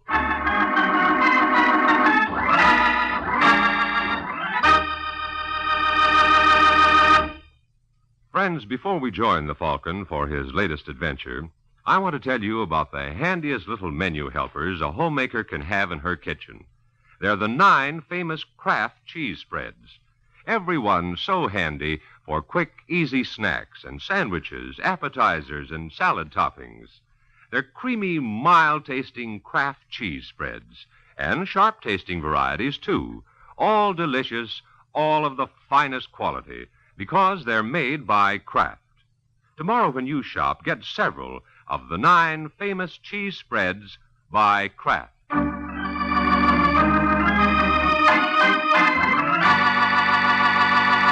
And now, the case of the Mighty Muscle. It's early Sunday morning, and the streets of Manhattan are deserted, save for a broad-shouldered young man named Al Compton, who strolls down East 86th Street and heads for home. But unknown to Mr. Compton, he has company. 20 feet behind him is a tall, lean gent who matches him step for step. And only after Compton has gone 2 blocks is he aware of his shadow. All right, friend, what's the idea? Speaking to me? Yes, why are you tailing me? Tailing? Why should I want to do a thing like that? That's what I want to know. You're imagining things, Mr. Compton. Yeah? And how come you know my name? Oh, well, you're a celebrity. Everybody knows Ken Brady and the fella he's grooming to follow in his footsteps. Why, it's one of the big success stories of our time. Who do you think you're kidding? Okay, Compton, I'll put it to you straight. You going right home? Why? A friend of mine wants to talk to you. Who? Nick Daniels. What does Daniels want with me? Oh, then you've heard of the boss. Maybe. Then you know that Daniels ain't no two-bit operator. I know his territory is Indianapolis. What's he doing in New York? That's what he wants to talk to you about. I got a car around the corner. I'm sorry. I never take rides with strangers. Look, Compton, as far as I'm concerned, you can keep on walking and heaven bless you. But Daniels said, Eddie, you bring Compton to my place, so you see the position that puts me in. That's your tough luck. Oh, no, friend. It's yours. Oh.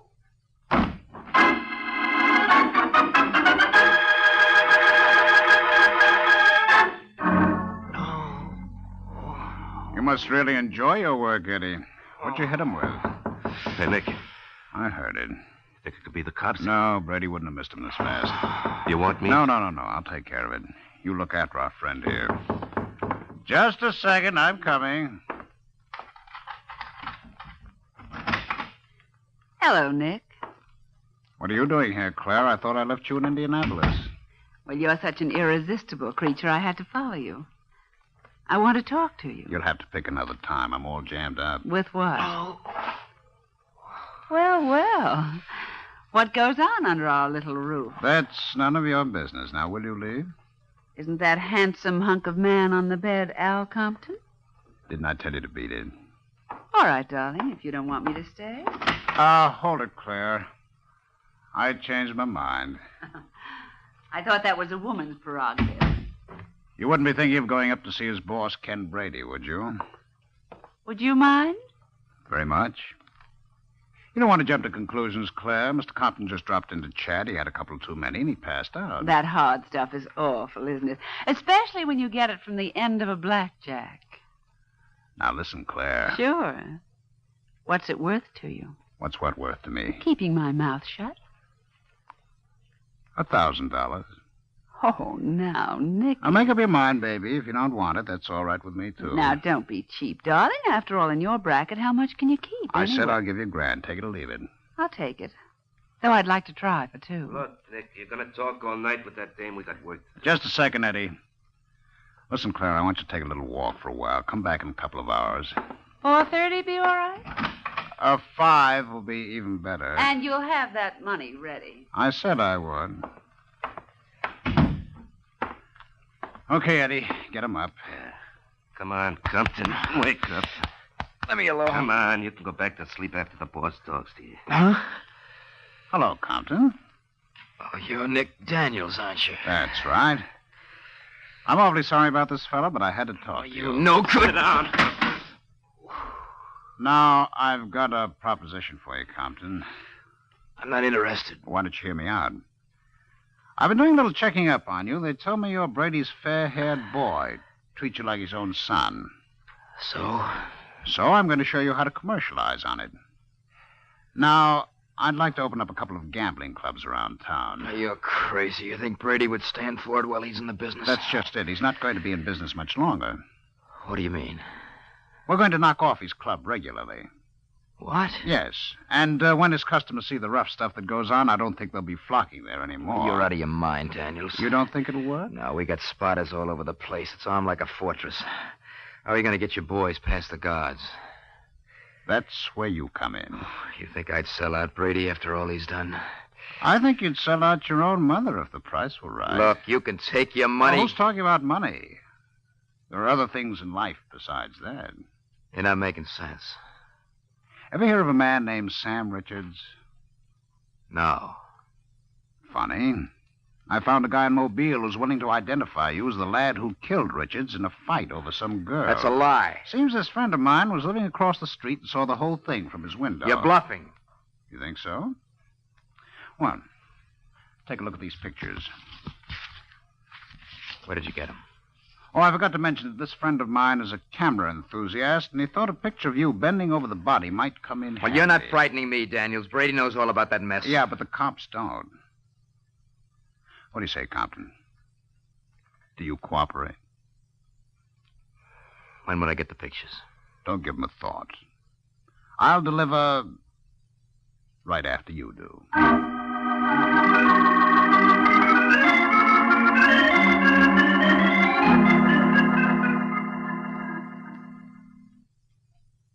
Sorry, Judy. So you see the spot I'm in. Either way, I'm a dead duck. What does this Nick Daniels have on you? Oh, that's unimportant. It can't be if you told him you'd cooperate. Listen, Judy, I swear all this happened long before I ever met you. Then why can't you tell me what it is? I just can't, that's all. Just take my word for it that Daniels wasn't sounding off.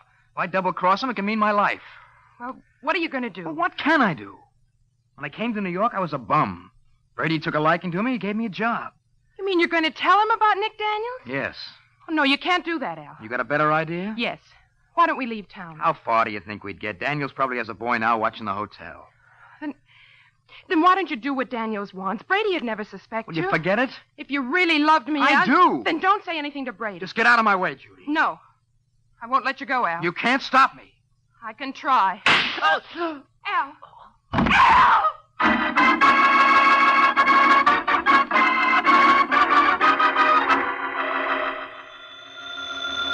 Go away. There's nobody here. No. Yeah? Let me talk to Mike Waring, please. Ain't here. What's the matter, kid? Did I wake you? Oh, that's a pretty ridiculous question, Corbett. What do you want? Now, that's no way to talk to a guy who's going to do you a favor. Look, Sergeant, I don't like guys doing me favors at 3 o'clock in the morning. Okay, Mike, if you don't want to meet her. What are you babbling about? I just picked up a little number who's out of her mind to meet the Falcon. You interested? Nope. She's blonde, 5'2". I said I wasn't a in... figure that would put Venus to shame. Oh. What's her name? Judy Wainwright. Never heard of her. You will. She just killed Al Compton. Ken Brady's boy? That's right. She wants to hire you. Is that why you called me? Yeah. Well, tell Miss Wainwright I'm not interested. Nah, you're being smart, Mike. What do you mean? Well, strictly between you and me and the guy who's hiding under your racing form, this little girl hasn't got a prayer. Not a chance, huh? No. She's up the well-known creek without a paddle. I bet the jury won't take 20 minutes to strap her into the chair. You want to hear the story she tried to give us? No, never mind, Sergeant. You always foul up a story. Tell Miss Wainwright I'll be over to hear it myself.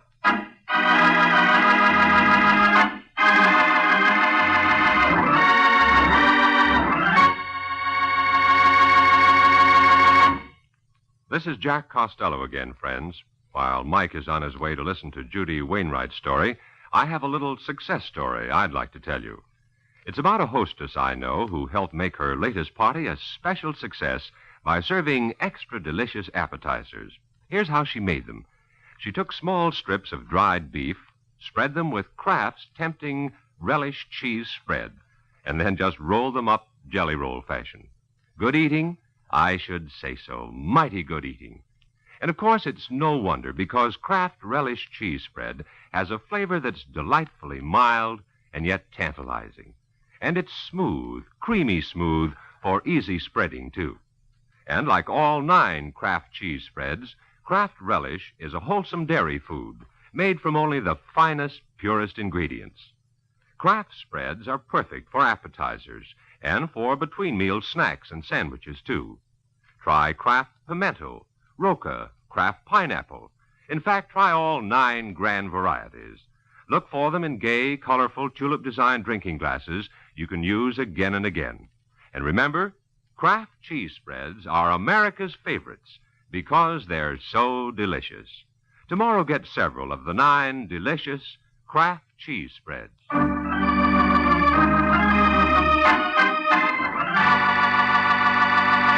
And now, back to the adventures of the Falcon. An hour has passed since Sergeant Corbett, acting at the behest of Judy Wainwright, got in touch with Mike Waring. And now at a local jail, while the Falcon listens, Miss Wainwright talks for herself. You've got to believe me, Mr. Waring. I didn't kill Al. Then how come you didn't see the murderer? Because my back was to the door. And you didn't hear it open? No. How do you explain the gun being found in the room? The killer must have thrown it in. And how did your fingerprints get on it? Oh, I don't remember. I was so dazed I probably picked it up without thinking. And you weren't so dazed that you couldn't pack a bag and head for the nearest bus line where the cops grabbed you. I tell you, I didn't know what I was doing. You had a fight with Compton, didn't you? No. I was crazy about it. Then how come the people next door heard you arguing? Corbett tells me they heard Compton say he was walking out on you and you wouldn't let him go. That's a lie. Did you or didn't you say you were going to stop him? What is this, a third degree?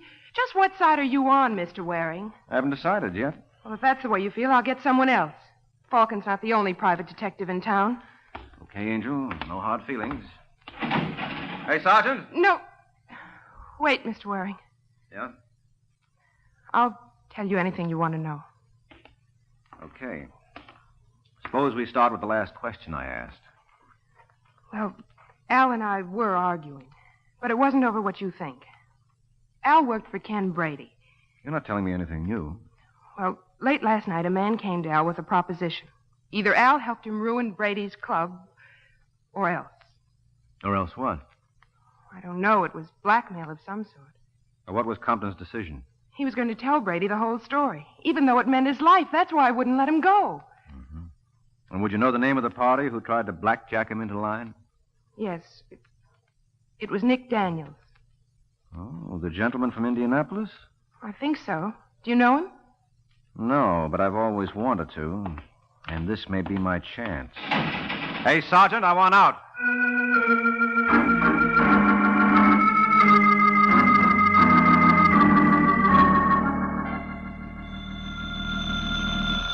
Want me to get that, Nick? Don't trouble yourself, Claire. No trouble at all. Hello? Yes, just a minute. It's your Indianapolis call, Nick. The operator says she's ready with Wilson. Just tell him I won't need those strong-arm men I asked him for. Anything else? No, just say I'll be back in a couple of days. All right. Go right on, Claire. I'll take care of it. Hello, Wilson. Nick asked me to relay some dope to you. Yeah, about those men. Look. You want to see? Hello, Nick. Do I know you? Oh, not like you're going to. My name is Mike Waring. Oh, the Falcon. Mm-hmm. What do you want with me?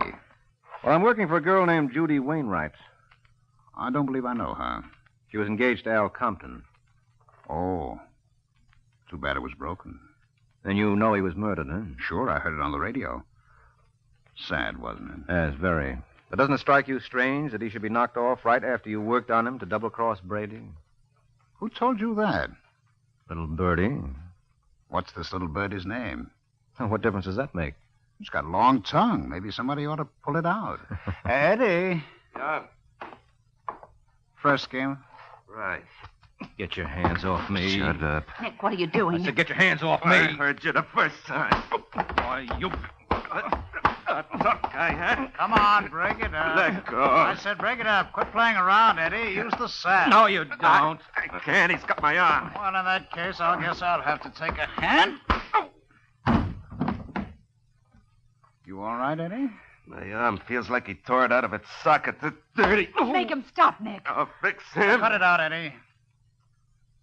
Waring. Waring. He's out cold. Give me that vase. You're not going to hit him with it. Will you shut up? Lift his head up, Eddie. Right. That's fine. No, don't.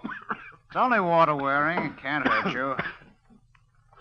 Want a drink? No. Suit yourself. Who told you about my deal with Al Compton? That's none of your... Oh, for heaven's sake, Nick, stop it. I told you to keep out of this, Claire.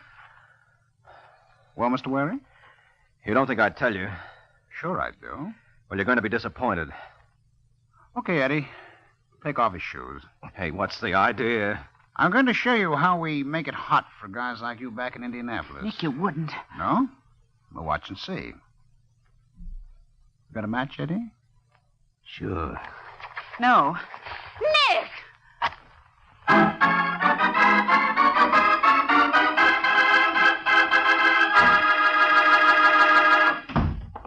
Well? He still ain't talking, Nick.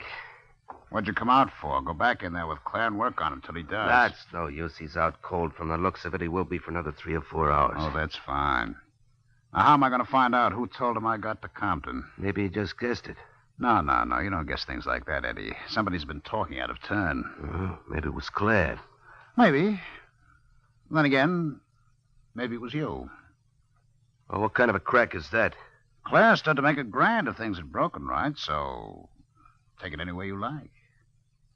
All right, Nick, as long as you mentioned it. Where do I stand in this deal? I told you that before. Before, things were different. I was supposed to get 5% of everything you made in New York. So? So right now, the best you can hope for is to keep your health. If Brady ever hears of this stunt, you won't live long enough to regret it. Where does that leave me? The same place it leaves me. Well, not quite. You got dough. I haven't. That's tough. But only on you. What's the idea of the gun, Eddie? I want 10 grand for my trouble. What? You heard me. I haven't got it here. Don't hand me that. I'll let you look at my wallet. I'm fresh out. It cost me plenty to start operating. You got plenty more in your safe. Sure, but that's down in the office. All right, let's go to the office. Okay, Eddie. When a fella's got something coming to him, I'd be the last one to stop him from getting it. Let me get my coat.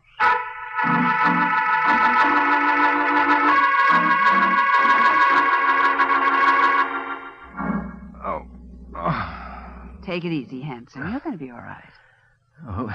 Who are you? You're not being very flattering, Mr. Waring. I was kind of hoping you noticed me when you first came in. Oh, I did. You had me worried for a minute. I thought I was slipping. And what time is it? 9:15. You mean I've been alone here for almost 3 hours? Not alone, honey. I've been keeping you company. Oh, lucky me. What's your name, Angel? Claire. And what's the rest of it? Ames. Miss Claire Ames. Since when has it been Miss? Hmm? Wasn't so long ago you were wearing a wedding ring there. Who told you that? Oh, I'm clairvoyant. Besides, you still got a band of white on your left hand. Oh. Yeah, see how simple it is? Who was the lucky man? What difference does it make? Because I've got a feeling it was Nick Daniels. How did you know that? Oh, just a hunch. You still married to the guy? Yes, but don't give up hope, Hanson. I don't think it'll last. I've been thinking of Reno for quite a while. How would Nick like that? He wouldn't. How'd you get into this mess, anyway? Nick promised me $1,000 if I'd help him, and I needed the money. Mm-hmm. Did he and Eddie kill Al Compton? Use your head. What was their percentage? Compton was their boy. Well, where are they now? They left about 2 hours ago for Nick's office. What do they do with my shoes? Don't be a fool, Waring. You can't hobble around in your condition. You just lie still. I'll get a doctor. Oh, don't you bother. I'll live through it. Too bad I can't say as much for your husband.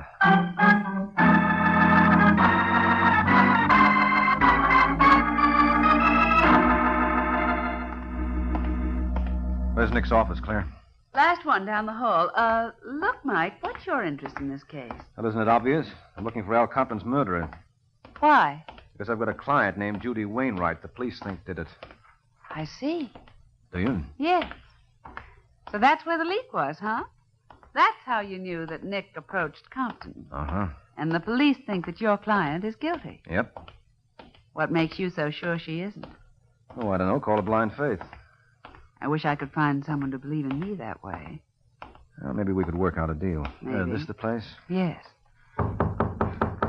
Who's the Star Trading Company? That's the name Nick is using in New York. Oh. Well, I guess there's nobody... What's the matter? I spoke too soon. The door's open. Where's the light switch? I've got it. Well, awfully careless of Mr. Nick Daniels to leave his office in this condition. Hmm? Doesn't it strike you as being sloppy? No. Well, obviously, we both can't be looking at the same thing. And the first thing I noticed was that open closet. And the next thing I saw... Eddie! Yes, that's who it is, Claire. What's wrong with him? Just to mention one thing, he's dead. Hand me the phone, Angel. I got to call the police. 86th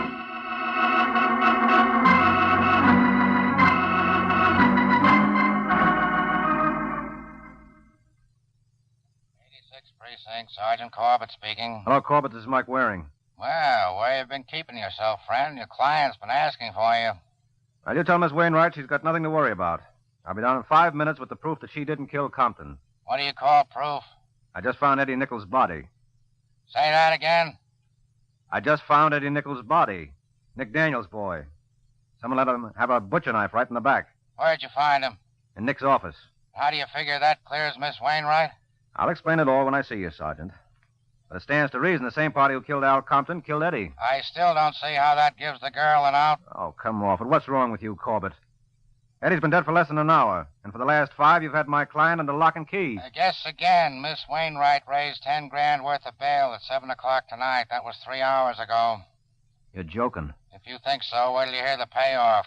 The guy who put up the dough was a gentleman named Nick Daniels. Ain't that enough to kill you?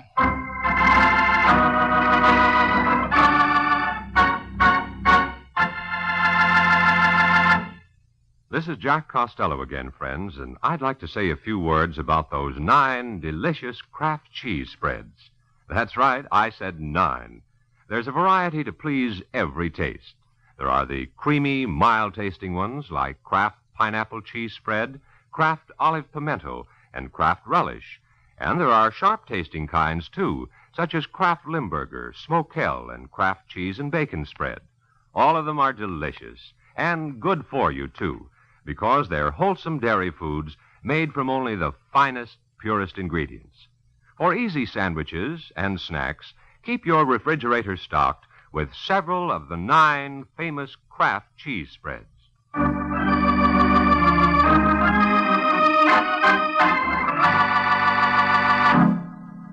And now back to the adventures of the Falcon. A half hour has passed since Mike Waring received the news that Judy Wainwright's bail was furnished by Nick Daniels. And now, with the gorgeous Mrs. Daniels in tow, the Falcon tries to locate the good deeder. Listen, Claire, you're sure Daniels wouldn't go anyplace but this apartment? Well, it's either here or his office. But the doorman said he hasn't been back since he left. Yes. Obviously, he knew whereof he spoke. Well, I guess the only thing to do is to sit and wait. It seems like a smart idea. Want a drink? Don't mind if I do. Say when. When? Here's to what we both want. Wait a minute. Does Nick have a hotel suite anywhere? Not that I know of. Where could he have taken Judy? Why are you so worried about her? You don't know how important that little lady is in my scheme of things. You think she killed Compton and Eddie? Well, do you, Mr. Waring? Judy. Where's Nick? Right behind her. Huh? So try anything funny and you know what'll happen. Why don't you let him bail you out, Judy? I thought you sent him. You'll forgive me for using your name, friend. How did you find out about her? I'm a gambler, Waring. I play hunches. This one paid off right on the nose. Oh. Speaking of hunches, Nick, I've got a honey of my own. Yeah? Yeah. I've got a feeling that one of the things you're not expecting is this. Get down, Judy. That's not nice, Nick. Drop that gun. Come on, drop it. Cut it out. You're breaking my arm. And I'm going to start on your neck. What is... Mike, stop it. Let go of me, Claire. You'll kill him. That's the general idea.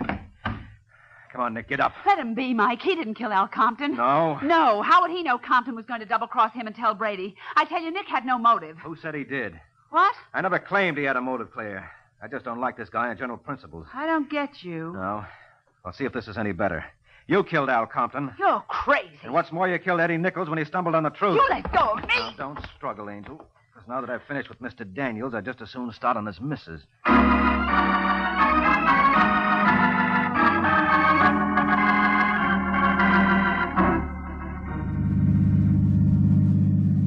So it was Claire who was the villain of the piece. Mm-hmm. But why did she kill Al? She had nothing against him. Well, that's what made this almost a perfect crime, Judy. She had no motive, but her husband did. You mean it was a frame? That's right, Angel. You see, if Claire played ball with her husband, all she stood to gain was $1,000. But if Nick went to the chair for the murder of Al and Eddie, then, as his widow... She stood to come into a fortune. Now, you got it.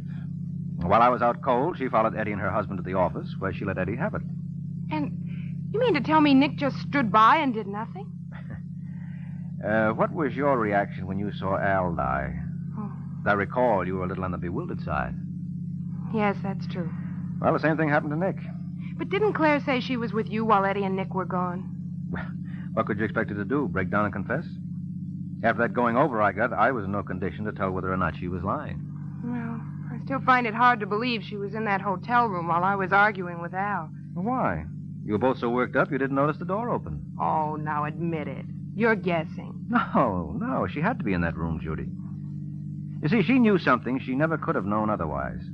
That Al was planning to double-cross Nick by telling his boss the whole story. Now, Nick didn't know that. The only reason he was giving up the scheme of breaking Brady was that, with Al dead, it didn't stand a chance of working. Now, is it clear? I see. Good. I only wish there was some way I could pay you for all you've done. Oh, there is. How? Well, I don't think this is the proper time to go into that. Why not? Well, a private detective likes to keep his fees strictly between him and his client, and I've got a feeling we're being overheard. Wait till we're alone, huh?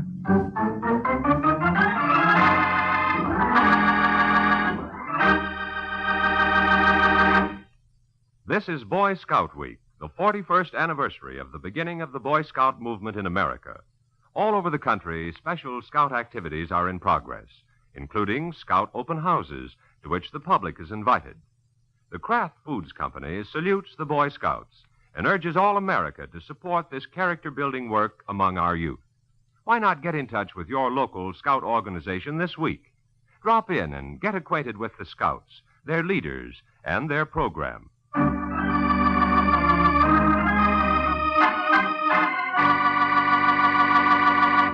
The case of the superfluous murder.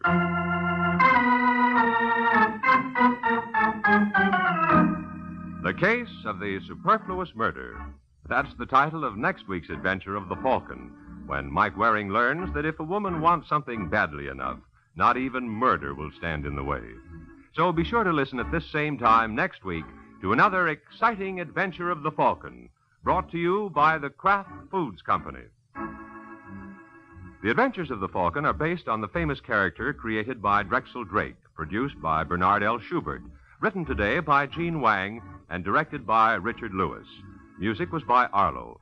Les Damon was starred as the Falcon, with Ken Lynch as Sergeant Corbett. Be sure to hear The Great Gildersleeve next Wednesday evening over most of these stations. In next Wednesday's broadcast, Gildy comes face to face with an hilarious problem and solves it in a way that will keep you laughing for days. Remember the show, the time, and the place. The Great Gildersleeve, next Wednesday evening over most of these stations.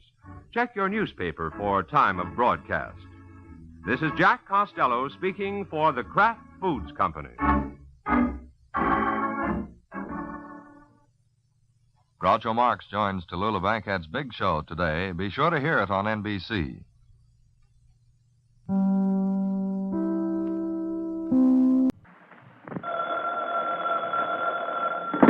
Hello?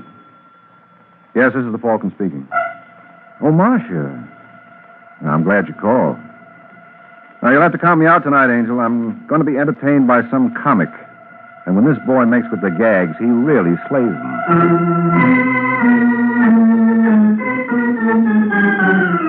This is Ed Hurley, friends, inviting you on behalf of the Kraft Foods Company to listen to The Adventures of the Falcon, starring Les Damon. You met the Falcon first in his best-selling novels. Then you saw him in his thrilling motion picture series. Now join him on the air when the Falcon solves the case of the practical choker.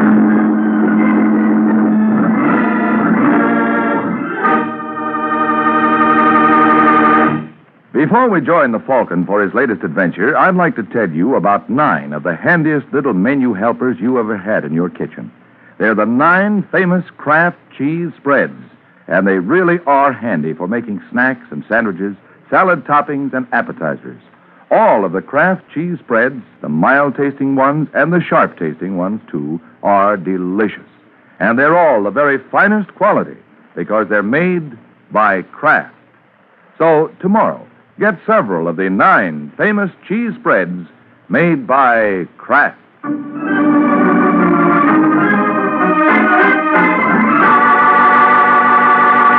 And now, the case of the practical choker. It is Sunday afternoon in New York, and in a parked car outside the Club 91, a bad actor named Chuck Morgan and a blonde named Linda Stewart are rehearsing a new comedy routine. And although Mr. Morgan's ideas of humor may be overdeveloped, still he obviously believes this act should kill his customer. Now, you understand what you're supposed to do, Linda. I'm not too sure, Mr. Morgan. What's the matter with you anyway? Your agent told me you were a hep dame. Look, Mr. Morgan, I don't need a job that badly. All right, I'm sorry, baby. I didn't mean that. You see, I want to play a joke on this guy, and I want to make sure that it goes off as scheduled. Well, the more I hear this joke, the less I like it. I told you there's nothing to worry about. This fellow's a good friend of mine. And why do something as silly as this? Just to settle a bet. Now, he thinks he's a great little guy with the ladies, and I bet him $50 he was wrong. But you promised me $100 for this job. How can you come out ahead? You don't understand, Linda. It's not the money, it's the principle of this thing. I just want to make a sucker out of Davis. Davis? Yeah, his name is Red Davis. Now, he's a thin little guy with red hair and pop eyes. You won't have any trouble spotting him. He owns the joint, and he'll be in the corner booth. But suppose your friend doesn't show any interest in me. You haven't taken a good look at yourself in the mirror lately, have you? No, I'm not at all worried. Now, when Red sees you, he'll start baying at the moon. But at the beginning, you want me to act insulted. That's right. That's so he won't become suspicious. Then, thaw out and let him buy you a couple of drinks. And after that? Well, he'll probably want to take you out for the evening, so you tell him that first you have to make a stop at your apartment. I don't think I like that, Mr. Morgan. What's there not to like? This is on the up and up. When you get to your place, I'll be waiting for you. And that's where you're going to tell Mr. Davis it's just a joke. That's right. I can hardly wait to see Red when he learns it's a gag. I'll bet he'll practically die laughing.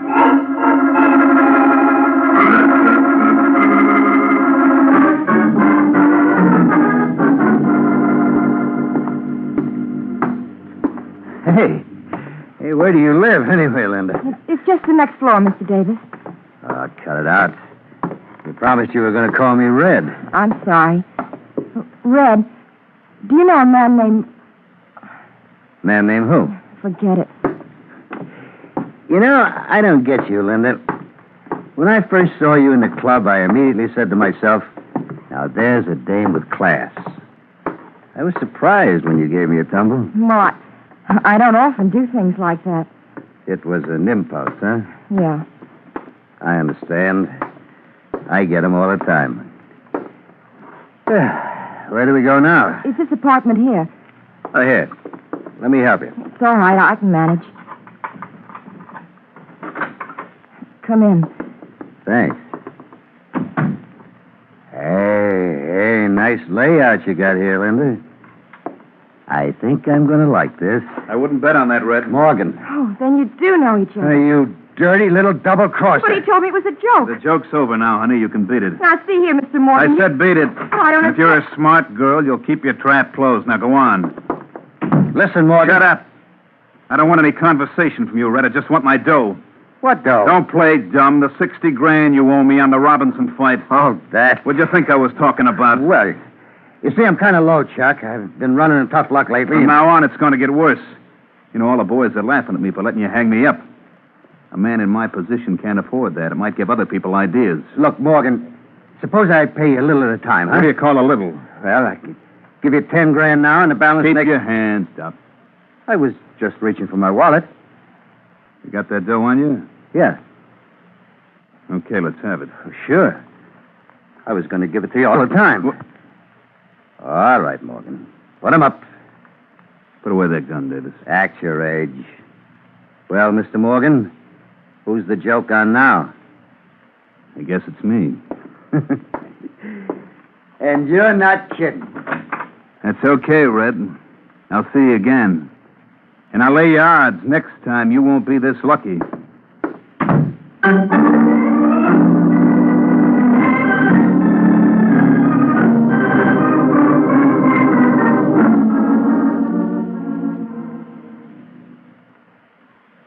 Mr. Lyons, because you'll enjoy it.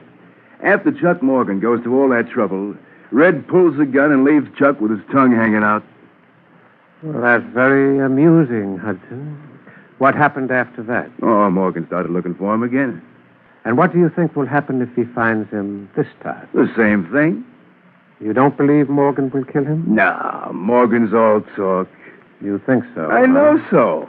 I wouldn't last this long as a private dick if I wasn't a good judge of character, huh? Now, take it from me, nothing's going to happen to Red. Well, that's too bad, Hudson. It would be worth a lot of money to me if something did. Huh? How much is a lot of money? Well, what's the difference? You're not interested. Try me. $2,500. You're right. At that price, I'm not interested. It isn't worth more. Everybody knows that Morgan has threatened Davis. So you run absolutely no risk. What have you got against Red anyway? Well, that's none of your business. Either you want the job or you don't. Well, as long as you put it in that basis, Mr. Lyons, let me think it over.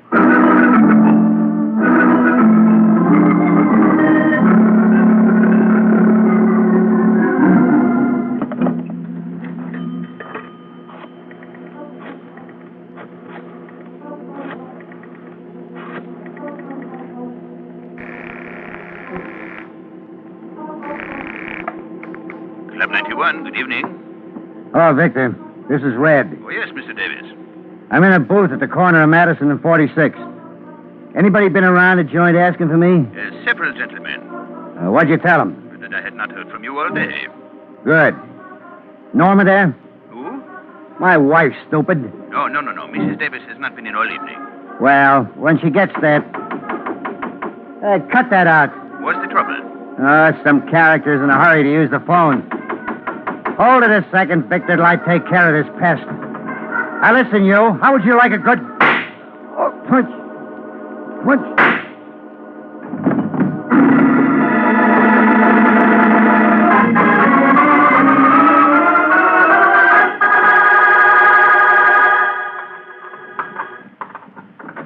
That's you, Waring? What the... Shut the door. Listen, Morgan... Got it. Just keep your hands right where they are. What are you doing here, Chuck? Red Davis was knocked off a couple of hours ago. That still doesn't answer my question. I don't see why not. One, the cops think I did it. Two, you can prove I didn't. Now, does it add up? Not to my liking. You better get somebody else. Listen, Waring, maybe I haven't handled this right, but I didn't kill Red. And why don't you tell that to the police? You don't think for a minute they believe me? Suppose I told you I don't either. Now, look, Mike, I know you don't like me, but give me credit for a little intelligence. If I was going to knock off Davis, would I shoot my mouth off all over town? So? So I tell you I didn't kill him. Then who did? I got no idea. Okay, Morgan. I'll see what I can do for you. But first, I want you to surrender to the cops. Oh, no. All right, then it's no deal. Now, wait a minute, Mike. I'll make you a proposition. No, I'm not interested. For Pete's sake, give me a chance, will you? I'm convinced that with any luck, you can clean this up in a couple of hours. If you haven't by then, I'll give myself up. What'll you do in the meantime? I'll stay right here. What's to prevent me from walking out and calling the police? Nothing. Oh, you just trust me, huh? I don't have any other choice. What do you say, Mike? Well, this is against my better judgment, Morgan. But you got yourself a boy.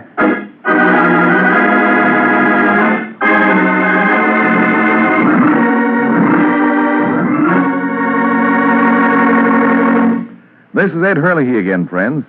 This time of year, especially, everybody longs for something just a little bit different to pep up tired winter menus. So this idea for a tempting salad may be just what you want. It's an easy salad to make. You just take a good-sized green pepper, scoop out the center, and stuff the pepper with Kraft's delicious olive pimento cheese spread.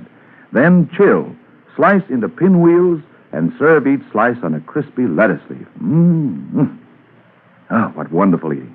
Kraft olive pimento is an extra delicious cheese spread, filled with juicy bits of red pimentos and fine green olives. And like all 9 of the good-eating Kraft cheese spreads, it's a wholesome dairy food made from only the finest, purest ingredients. And smooth, it's smooth as satin, spreads perfectly for sandwiches and snacks. Try Smoke-Hell and Kraft cheese and bacon spread, and all of the 9 Kraft cheese spreads. Look for them in gay, colorful, tulip-designed drinking glasses. Collect a whole set while you're enjoying these delicious spreads. You know, Kraft cheese spreads are so delicious, they're America's favorites. By Kraft.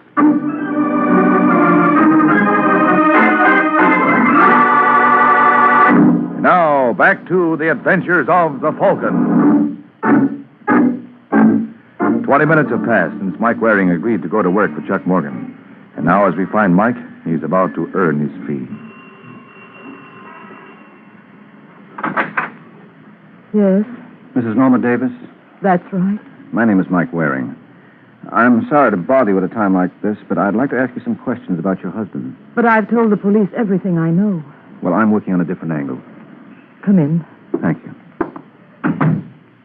What do you want to know? Mrs. Davis, have you any ideas who might have killed Ren? Yes, Chuck Morgan. I mean, besides Morgan. No. Red didn't have an enemy in the world. Now, you know that's not true, Mrs. Davis. Your husband wasn't exactly the most popular citizen in New York. How dare you say that to me? Well, I only... I won't have you talk that way about him. I'm tired of these insinuations. How do you know what kind of man Paul was? Well, I'm sorry. You're sorry. Go on, get out. Mrs. Davis, look, all I don't want to hear any more about it. Now leave me alone. Permit me to congratulate you, Mrs. Davis. That was a marvelous performance. Why, thank you, Mr. Lyons. You think I convinced him I was a broken-hearted widow? How could you help it when you practically convinced me? Come here, darling, and let me console you.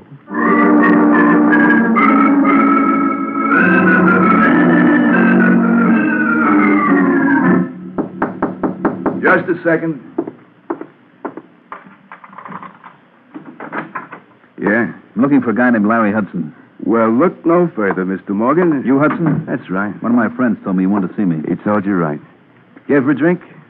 Yeah, I could stand one. Help yourself. Bar's in the corner. Pour me one while you're at it. You're in a bad spot, Chuck. You bring me up here to tell me that? Yeah. Yeah, you see, I know who killed Red Davis. What? You heard me. Oh, that one mine? Yeah. Thanks. Say, how you fix the cash? What do you mean? Well, I got a lot of information to sell. It's going to the highest bidder. You mean you can clear me? I'm not doing any more talking until I see the color of your dough. How do I know you got merchandise? I'll give you a sample. Did you know that Davis's wife was two-timing him? With whom? Oh, no, that's all you get free. But you can use that kind of stuff, can't you? Listen, Hudson, I want you to talk to Waring. Oh? Mike Waring, the Falcon. He's working for me. Are you kidding? No. Will you talk to him? Sure. Providing I can make a buck. I'll take care of you. I'm going back to Waring's apartment. I want you to call him there in about 15 minutes. Well, I'll be sitting right here at the phone. Tell him what you told me about Mrs. Davis. Oh, no good. Get the dough up first. Now, look, Hudson, I only got $1,000 on me. I'll give you another $4 the next time I see you. Ah. Okay, Morgan. You got yourself a deal.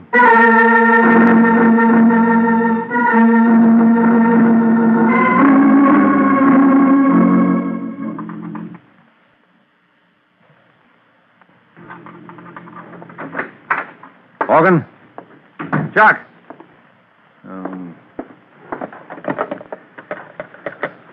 Hello, desk. This is Mr. Waring. There was a man waiting in my apartment. By any chance did you... Never mind.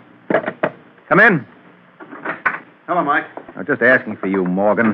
Where the devil have you been? Out. That tells me a lot. I thought you agreed to stay right here. I know, but I had to see somebody. Who? Suppose you tell me what you found out first. Well, not very much. Every lead I explored came back to you. Did you see Mrs. Davis? Just for a few minutes. What'd you think of her? She seemed all broken up over her husband's murder. She was kidding you. What makes you think so? Because I've been doing a little checking on my own. She's been holding hands with some guy who wasn't her husband. Where'd you get that from? Private dick named Larry Hudson? Oh, that lying thief. I don't care what he is, Mike. He's got the evidence to clear me. Who did he say killed Davis? He wouldn't tell me, but I made him promise to talk to you. He should be calling you any minute. Listen, Morgan, I wouldn't trust that guy on a stack of Bibles. What'd you give him? Give him? Yes, a guy like Hudson doesn't talk for free. How much you promise him? $5,000. Well, you better save your money. But I tell you, he can clear me. There, that's probably him now. Hello. That's you, Waring? That's right, Hudson. I take it then you've talked to Morgan. Yeah. Well, what do you think? What I think is unimportant. Morgan tells me you can clear him. Sure. For a price. Well, for my part, I'm not interested. You gotta talk to him, Mike. I don't like it, Morgan. Neither do I, but if this guy can save my Well, neck... make up your minds, boys. They ain't got all week. Okay, Hudson. We'll be over in an hour.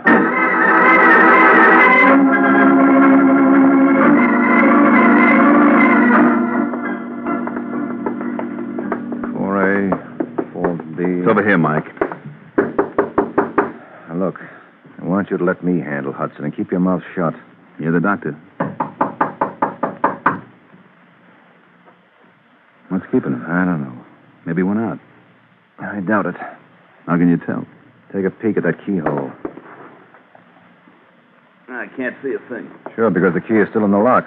That means Hudson's got to be in there. Hey, Hudson, open up! Hudson! All right, Morgan, give me a hand. What are you going to do? Break it down. Shouldn't take too much effort. Come on, let's go. All right, one more. Should do. Hudson! Hudson! Where the devil is the light switch? It ought to be somewhere around the door. And watch yourself, Morgan. Wait till I strike a match. I got it. There we are. Mike. Yeah. Don't touch him. Was he dead? Either that or asleep. With that knife in him, what do you think? Hand me the phone. I got to call the cops.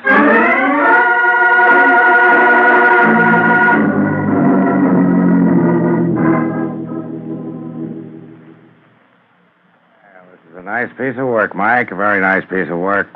All right, Morgan, let's go. Now, hold it, Corbett. He's not the reason I called you. I know, but I'm not complaining. I told you not to call him Mike. Yeah, I'm beginning to think you're right, Morgan. For the same dime, I could have phoned someone with brains. What kind of a crack is that? Well, in case you hadn't noticed, Sergeant, that's a body in that chair. It'll keep. But as long as you raise the point, why did you kill him, Morgan? You crazy? I just got here with Waring. Don't hand me that. It's the truth, Corbett. So you're going to be his alibi. Yep. And you better listen to me unless you want to look like a jerk when we get to headquarters. Now, how long would you say Hudson was dead? Yeah, not too long. Body's still warm. Could be anywhere from 15 minutes to 3/4 of an hour. That lets Morgan out. I don't see how. Because he was with me every minute from the time I got Hudson's call to the time we broke down the door. And the whole business took at least an hour. Your word's not good enough, Mike. Okay, Sergeant. If you don't believe me, you can check with the switchboard at my place and the doorman downstairs. And if that's not enough, I'll dig up the hacky who drove us over. That still doesn't mean Morgan couldn't have killed Red Davis. Oh, now, come on. Use your head, Sergeant. You know both these murders were committed by the same party. Hudson knew who it was, and that's why he was killed. I still say it was Morgan. You're crazy. Hudson was going to clear me. Keep quiet, Morgan. All right, Sergeant. I'll advise him to confess if you can show me one thing. What? How did he get in here? You can see the only door was locked from the inside. So what? He could have used the window. Yeah? We'll take a look. There are bars on him. That's right. And no one but a midget could fit through the opening. And there must be another door. Yeah, forget it, there wasn't. And it was a physical impossibility for anyone to have killed Hudson. Yet it was done. How? Well, I can't tell you. But maybe I can take you to the little lady who can. Shall we go?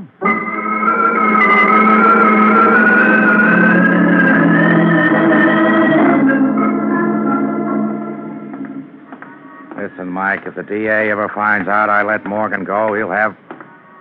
Wait a minute. Huh? Isn't this where Red Davis lived? That's right, Sergeant.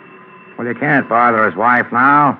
Why not? Because her husband was just murdered. Oh, well, she may surprise you with what she knows about it. Morgan told me that she was being romanced by some character. How? I don't know.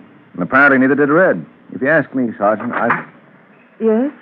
Hello, Mrs. Davis. Remember me? Not too pleasantly. May we come in? I'm sorry, Mr. Waring. I'm busy. Oh, well, this gentleman would like to ask you a couple of questions. This gentleman means nothing in my young life. Well, now you never can tell. He's a sergeant in the New York Police Department's Homicide Division. Oh. Mm-hmm. Well, it's just that the house is in such a mess. Well, we promise not to stare. Who was it, Norma? Norma. I think you're being paged, Angel. It's nothing, Raymond. Oh, for a moment, darling, I was... Oh. Hello, Mr. Lyons, Raymond Lyons. Listen, Sergeant, I can explain everything. Sure, but suppose we do it downtown. Downtown? As is customary, Mrs. Davis, when the police are questioning suspects. But we did absolutely nothing. Nothing but murder your husband and the man named Larry Hudson. That's a lie. You deny that you and Lyons are busy in the romance department behind your husband's back? Yes. And what's Lyons doing here now? Well, he's just helping me. Mm-hmm. Like he helped you murder Hudson? No. Now, just a moment, Waring. I thought this gentleman was the officer of the law. You're right, Lyons, but if you think my questions are going to be less embarrassing, you're in for a bad shock. Larry Hudson was murdered at 10:45 tonight. Where were you at that time? I was with Norma. That's right. Well, now, that's what I call a wonderful alibi, Sergeant. Too bad there wasn't anyone else around to substantiate it. Oh, but there was, Mr. Waring. A justice of the peace named Smith over in Jersey. I think he might recall us. Why should he? Because I gave him $100 to perform the marriage ceremony that made Norma here Mrs. Lyons. I guess you should remember that, don't you?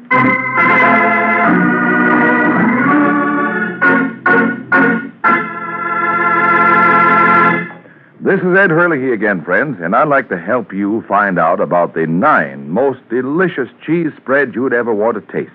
They're the 9 famous cheese spreads made by Kraft.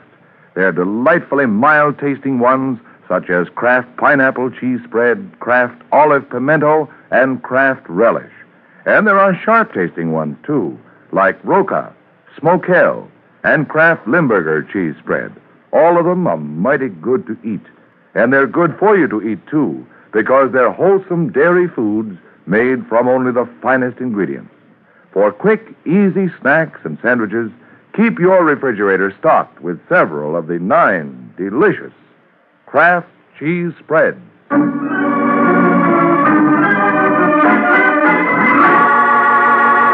Now, back to the adventures of the Falcon.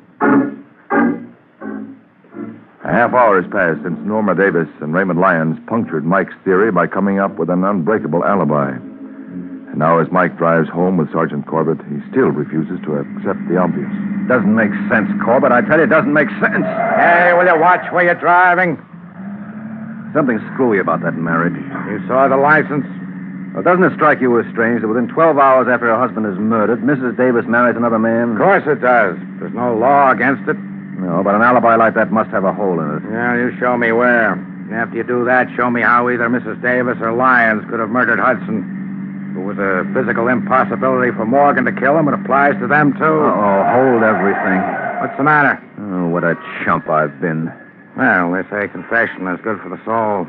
I tell you, I've got the answer to the whole thing, Sergeant. That on the level? Yes. I know now who killed Hudson. And with the help of Chuck Morgan, I'm going to prove it.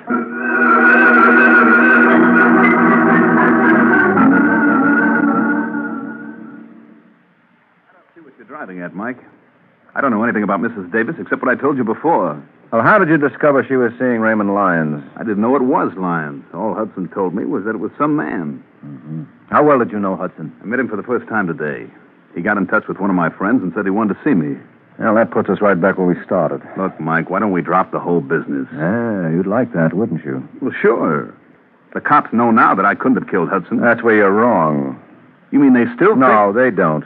But I do. What are you babbling about? Morgan, I know how you managed it. Do you? Yes, it was pretty clever. I can't blame myself for not seeing it sooner. No wonder you insisted I go up and see Hudson. I'm still waiting to hear you explain how I killed him. Well, I'm saving that for the cops. Ah, don't kid yourself, Mike. You've done all the talking you're going to. All right, put away the gun, Morgan. You don't think I'd be sucker enough to come here alone? Funny, I don't see anyone around. You're not looking in the right places. What? Get down, Mike. I'm warning you, Morgan. You better throw your gun in the middle of the road. You want it, Sergeant? Come here. Watch it, Mike. He may be acting. With that hole in his forehead, Corbett, it doesn't call for much ability. Think you better phone the coroner.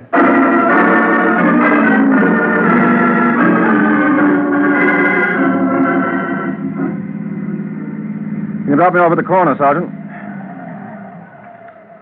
Well, it's been grand. Hold it, Mike. Aren't you forgetting something? I've got a report to make. Who's stopping you? You are. Oh. Well, you know that Morgan killed Red Davis. Sure. I was the first one to say so. You should have stuck to your guns. Well, when you tossed in that razzle-dazzle about Hudson's murder, you threw me. Yeah, well, don't feel too badly about it. I was right with you. Of course, I'm reconstructing now, but this is what must have happened. Lyons tried to hire Hudson to bump Red. Hudson said he'd think it over. When Red was killed, Hudson knew immediately that if he hadn't done it, Morgan must have. I don't see how that follows. It could have been Lyons. If Lyons were willing to do the job, why did he approach Hudson in the first place? No, it had to be Morgan. And when Hudson realized that, he tried to shake down Morgan. He even told Morgan that if the price were right, he might be induced to frame Red's wife. So Morgan played along with him and asked him to get in touch with me. Now we're coming to the part I want to hear. Well, when Chuck went to meet Hudson, first of many such... So he slipped a slow-acting drug into Hudson's drink. Why didn't he kill him then and there and be done with it? Because he needed an alibi, and I was it. I don't get it. He needed someone with him while he murdered Hudson. What? Sure. Remember you said it was a physical impossibility for anyone to get into that room and kill Hudson before Morgan and I broke down the door? Yeah? Well, there you hit the nail right on the head. It was a physical impossibility. So it means that Hudson was killed while I was in the room. Let me get this straight. You mean while you were hunting for the light switch? Morgan was hunting for a place to plant his knife. Wasn't he taking quite a chance there? Oh. Hudson was drugged, so he couldn't make an outcry. And the knife makes no noise at all. Well, that'll learn you. The next time I say something, you'll listen.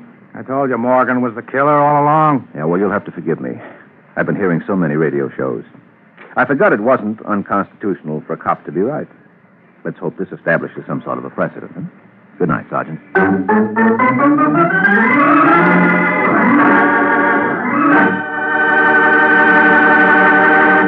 It's wonderful as a spread, delicious as a seasoning, superb as a flavor shortening. It's Parquet Margarine, that marvelous all-purpose margarine made by Kraft.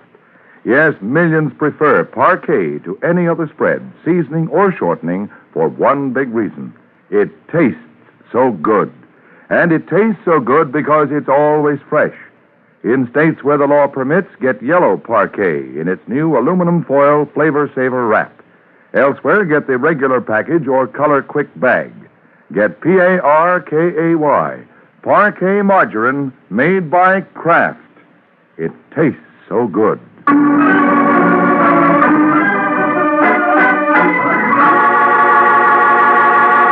The Case of the Gangster's Girl.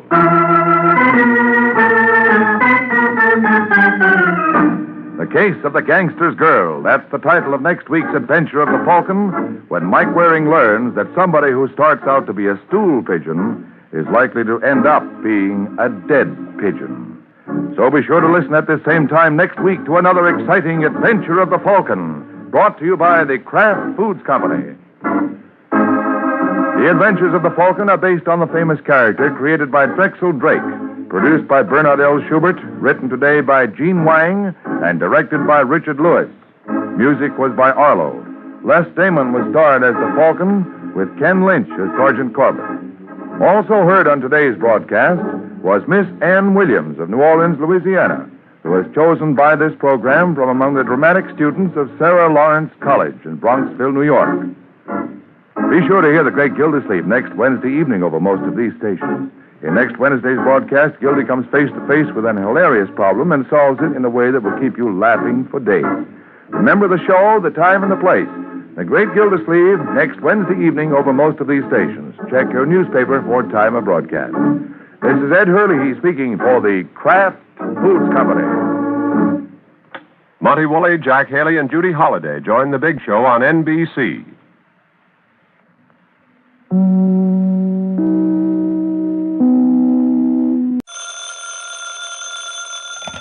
Hello? Yes, this is the Falcon speaking. Oh, Vivian. I'm glad you called. Now, you'll have to pass me by tonight, Angel. I'm all tied up with some practical joker. Mm-hmm. This boy thinks the only way to get a bang out of life is by using a gun.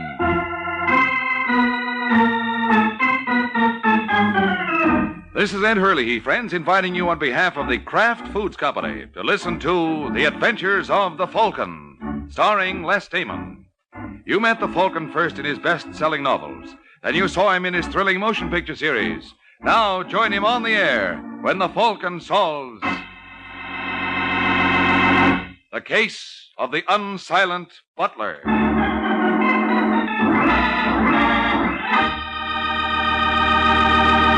Before we join the Falcon in his latest adventure, I'd like to tell you folks about Kraft's Golden Velveeta. Velveeta is such good eating. Just taste that grand, rich, yet mild cheddar cheese flavor. And Velveeta is so good for you.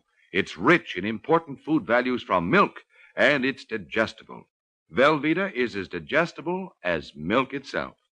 For swell-tasting snacks, for good hearty sandwiches, for thrifty, easy hot dishes, it's smart to keep stocked with Velveeta.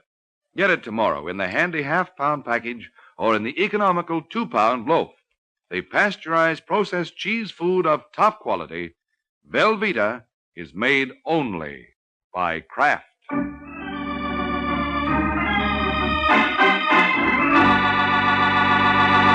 And now, the case of the Unsilent Butler.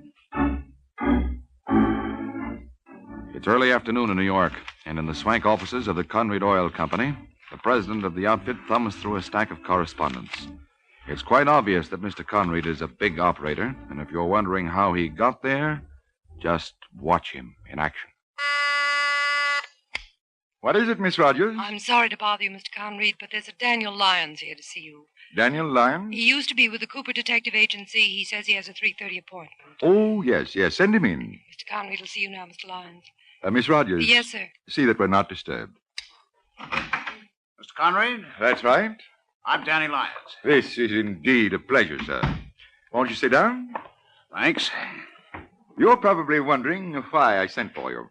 Now that you mention it, I am. Your company has its own staff of troubleshooters. Well, the assignment I had in mind calls for peculiar talents, and I don't think our boys are equipped to handle it. What makes you think I am? Weren't you the detective whose license was revoked for your part in the Norden affair? Yeah, but I was framed. I'm terribly sorry to hear that. What do you mean? The man with an imagination capable of figuring out a method of swindling Mr. Norden should go far. Could you use someone like that? I could. Then I'm your boy. What's the pitch? Mr. Lyons, I don't know how much you know about the oil business. Very little. Have you any idea how we locate a well? I always assumed you just kept digging and hoped for the best. Oh, it's a little more scientific than that. However, there's still a great deal of guesswork involved. So much so that last year alone, my company lost $6 million sinking new wells. Oh, that's tough, but that's one of the gambles of your racket, isn't it? Yes, indeed. However, 3 months ago, an engineer named Robert Butler invented a device that takes practically 80% of the guesswork out of locating oil wells. He called it the Butler Petroleum Detector. Gimmick like that ought to be worth a fortune. It is. Then it seems to me I'd get hold of this Butler character. You should give me credit for that much intelligence, sir. But you see, Robert Butler died in an accident 2 weeks ago. What happened to the invention? He left it to his brother, Arthur, who unfortunately contracted to sell it to an independent prospector named Just Stevens before he heard from us. What if he did sell it to Stevens? Couldn't you arrange with Arthur Butler to give you a set of plans? There are no plans. They were all destroyed in the accident that killed the inventor. The only thing that exists is a 12-inch working model. Need I add, Mr. Lyons, as such, it's extremely valuable. What do you call valuable? If we got it instead of Stevens, it would be worth $100,000. And no questions asked, Mr. Conrad? And no questions asked, Mr. Lyons.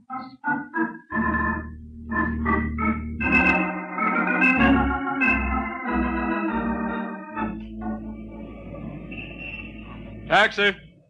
Taxi! All right, driver. Let's go to the... Oh, excuse me a moment. Say, mister. Me? Yeah. What's the trouble? No trouble. My name's Arthur Butler. I like to make things easy for people. Huh? I got a date with a fella named Jess Stevens. What? I'm supposed to meet him at Mike Warren's apartment at the Belmore.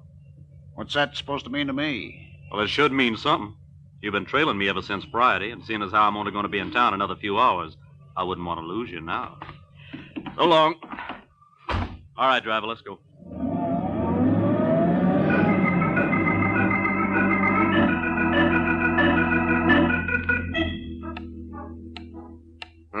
Is that the right time, Mike? More or less, Stevens. What's keeping our friend, Mr. Butler? Now, relax, Jess. He's only 5 minutes late. He'll probably be here. What did I tell you? Come in. Well, good afternoon, gentlemen. Oh, hi, Butler. We were just talking about you. I'm sorry I'm late. Oh, that's okay. I just didn't want to miss my plane to San Francisco. I've got to leave in half an hour. Can we get going? No, I don't see why not. All right, Mike. Suppose you take over. Well, I don't think there's much for us to do. Did you bring the model of the petroleum detector with you, Butler? Yes, sir. I got it right in this grip, chained to my wrist. All right, get your key ready.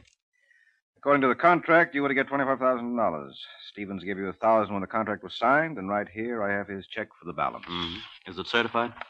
No, but I can assure you it's good. How do I know that? Hmm? Well, this is on a San Francisco check. I'm sorry, gentlemen, it won't do. Now, look here, Butler. We made a deal. Take it easy, Jess. I'll handle this. Listen, Butler. That contract is legal and binding. You try to renege on it. Oh, I have no intention of reneging, Mr. Warren. But until I see that $24,000 balance in cash, I'm not turning over this model. And where can we cash a check this size on Saturday afternoon? Well, that's your problem. Mm-hmm. All I can say, Butler, is that you picked an awfully queer time to turn suspicious. Maybe I did, but you can't blame me. I don't know you people too well. And, well, meaning no offense, sir, but what guarantee have I that Mr. Stevens isn't trying to flim-flam me? Why, you... Now, Jess, easy. What do you mean, Butler? Just what I said. If everything's on the up and up about this deal, why is Mr. Stevens in such a hurry to leave New York? And why has he had me followed? Followed? Have you had a tail on him, Jess? Help me, Mike. The guy's crazy. You must be imagining things, Butler. Don't tell me that. I've seen the same gentleman too often. Yesterday, he posed as a bill collector. This morning, he was a telephone repairman. What did he look like? He's a heavy-set lad. Must weigh about 210 pounds. Brown curly hair. Oh, and across the bridge of his nose was a small scar. Sounds like Danny Lyons. Lyons? Who's he? The private detective who recently lost his license for being mixed up in some swindle. Mm-hmm. Now tell me I'm imagining things. And now look, Butler, Stevens didn't hire Lyons. Well, then who did? I don't know. Maybe I can guess. Who? Carl Conrad. Carl Conrad? Who's he? Oh, one of my competitors. Listen, Mike, is this man Lyons dangerous? Enough. Then I want you to leave that model here, Butler. You're crazy. I'm not letting this out of my sight till I collect that $24,000 I got coming. You'll have it Monday morning, just as soon as my bank opens in San Francisco. Fair enough. You'll get the detective then. Well, the least you can do in the meantime is to hire a bodyguard. Don't you worry about me, Mr. Warren. I'd look after myself. Oh, sure. Last man I heard say that was guest of honor at an autopsy last week. All right, Butler, we'll supply the bodyguard.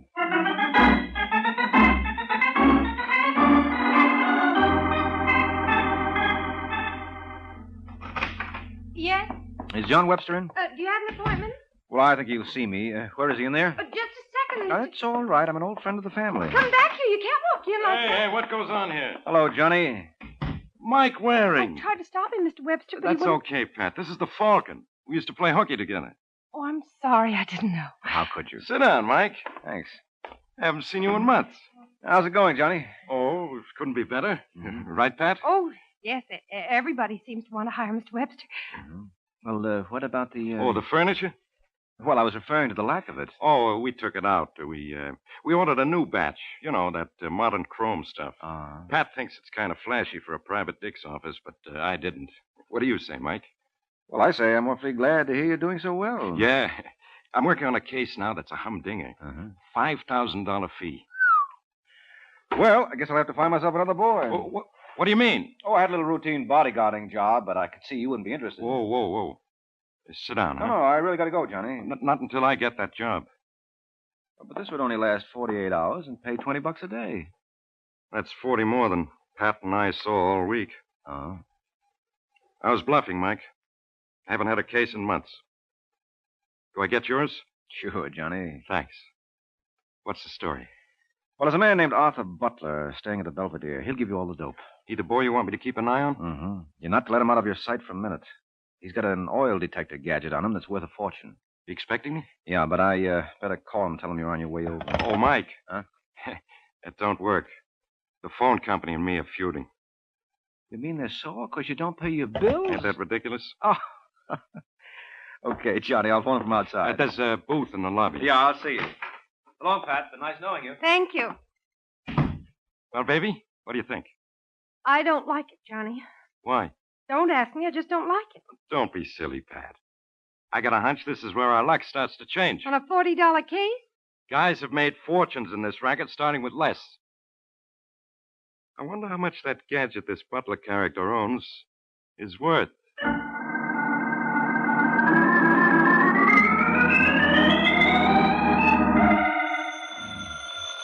Oh, go away. Look, will you please go away? There's nobody home. That's you, Warren? So sorry, Mr. Waring, not to go to Saskatchewan. Now, don't be funny. Huh? Who is this? Arthur Butler. Oh, do you realize what time it is, Butler? I'm sorry to disturb you, but I wanted to congratulate you and your buddy, Mr. Stevens, for that cute stunt you pulled. Stunt? Yeah, sending around that Johnny Webster. What's the matter with Johnny? Well, that all depends on your point of view. From yours, he couldn't have done much better. Oh, look, Butler, you're not making sense. Let me talk to Webster. Put him on. Oh, that's a nice act, fella, but it won't sustain. What are you talking about? Your friend Johnny skipped. Johnny skipped. What about the model? Oh, don't feel badly. He didn't overlook it. He's got it all right, but I want it back, Warren. And if I don't hear from you within 1 hour, you'll be hearing plenty from me.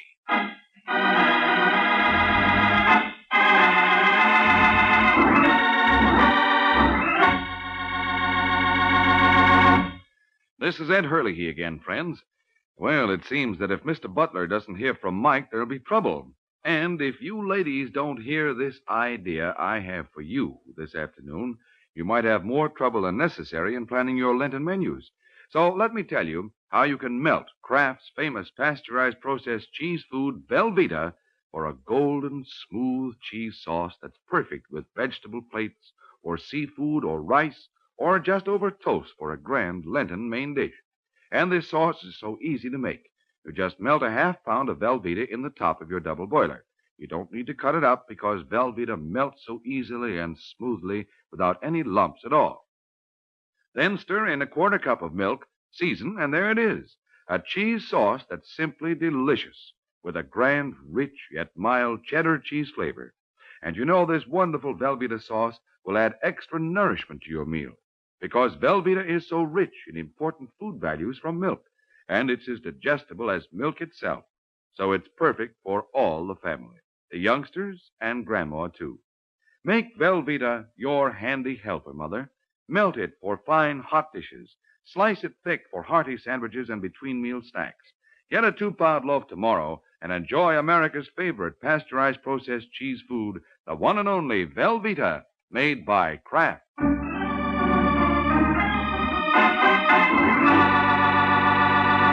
Now, back to the adventures of the Falcon. An hour has passed since Arthur Butler informed Mike that Johnny Webster removed not only himself, but the Butler petroleum detector as well. Now in his hotel room, Mr. Butler seems strangely annoyed. Well, what do you got to say for yourself, Warren? You told me this Johnny Webster was trustworthy. You said with him on the job, I had nothing to worry about. How did you learn that he skipped, Butler? I woke up at 3 in the morning and discovered this. That's the chain you had on the grip, isn't it? Yeah. You always sleep with a chain to your wrist? Only since I got to New York. But as you can see, somebody took a pair of wire clippers to it. Where did you leave Johnny before you went to bed? On the sofa. He said he was going to read for a while, or so he claimed. Now, listen, Butler. You've got to believe me. I recommended Johnny Webster in good faith. I'll get back that model for you. When? As soon as I can find him. Yeah, well, that may be years, and I can't afford to wait. I'm going to the police, Warren. Now, you don't want to do that. Don't I? You just watch. Look, you're wrong, Butler. Publicity is the last thing you want in this case. No use talking. I made up my mind. Did you ask your cab to wait? Nope. No, there's usually one down at the corner. Well, seems like you're out of luck. Taxi? Hey, taxi! Hey, wait a minute, Butler. I said you're not going to talk me out of this. No. Look over there. Look over where? That Chevy parked across the street. Well, what about it? That's Johnny Webster's heap. What? I'm sure of it. If I remember correctly, the rear right fender was off. If this is some kind of a gag, Warren... Well, what would be the point? Hey, what did I tell you? This is Johnny's car, all right. Well, why do you suppose he left it here? Maybe he ran out of gas. No. What Johnny ran out of was luck. Look behind the front seat. What do you mean? Oh. That's right. He's dead. And judging by that knife on his back, it wasn't due to an overdose of sleeping pills.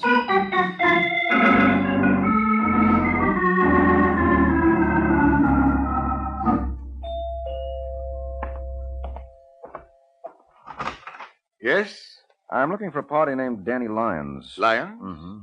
I'm sorry, Mr. Waring, Mike Waring. You have the wrong apartment. There's no such person here. Are you Carl Conrad? That's right. Come in. Thank you. I was given to understand that Lyons is working for you. Where did you hear that? From the usual reliable source. Well, you know how trustworthy they generally are. Yes, well, this came from a friend of mine, a man named Jess Stevens. Ever hear of him? Stevens? I don't believe I have. He's in the oil business, too, though not on the scale you people are. Oh, of course. He prospects for oil on his own. What we call a wildcatter. Uh-huh. And Mr. Stevens led you to believe that this Lyons chap was in my employ? That's right. Doing what? Trying to get hold of the Butler petroleum detective. Believe me, Mr. Waring, I've been in this business 35 years, and I never heard of that. Just what is that contraption supposed to do? Take a lot of the guesswork out of locating new oil fields. It must be extremely valuable. Yes, must be. Someone knifed a private detective named Johnny Webster to get it last night.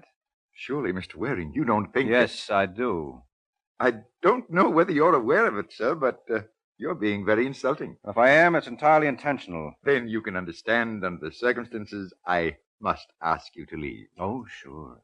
But I'll be back. You needn't bother, Mr. Waring. First of all, I don't believe any such object as the Butler petroleum detector exists. Well, that's your privilege. Oh, just a moment, sir. Yeah? I wouldn't want you to go off feeling I'm one of those diehards who doesn't believe there's anything new under the sun. No, of course not. As I said, I don't believe any such invention exists.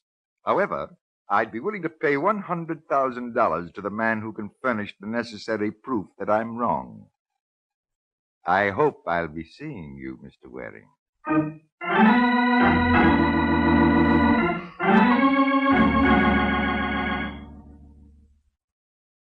Where do we go from here, Mr. Waring, or don't you know? Well, I'm convinced that Conrad was lying to me, Pat. But I'm sure he doesn't have the Butler detector yet. He practically offered me $100,000 to turn it over. On the other hand, I'd swear it came as no surprise to him that your boss was murdered. Well, it came as no surprise to me either. I told Johnny I didn't want him to get mixed up in this. Why? Isn't that obvious? No, who could foresee that Johnny would be hurt? This was a routine job. As a secretary, you ought to know that. I only know he's dead. Kind of went for the guy, didn't you? What do you think? I think if I never accomplish another thing, I'm going to find his killer. Now, who knew that Johnny got the job to nurse Butler along? No one. You sure there wasn't a leak? I'm positive. Johnny left this office a couple of minutes after you did. Did you tell anyone? Did I tell anyone? Inadvertently or otherwise. You got your nerve? Well, I'm sorry, Pat, but I can't afford to overlook any possibilities. How long had you worked for him? That's none of your business. And he couldn't have been paying you very much.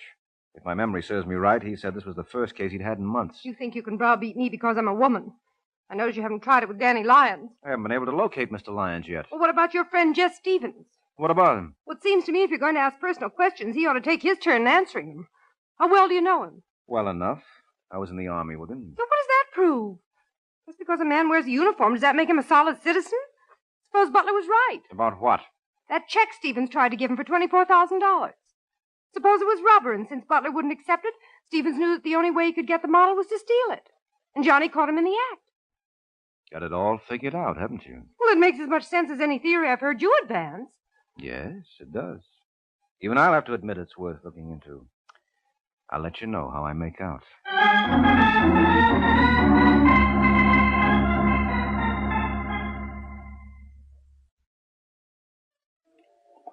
Hey, bartender. Let me have a bourbon and water. There you are, Jess. No. They told me at the desk I'd find you in the bar. Anything new, Mike? Well, yes, no.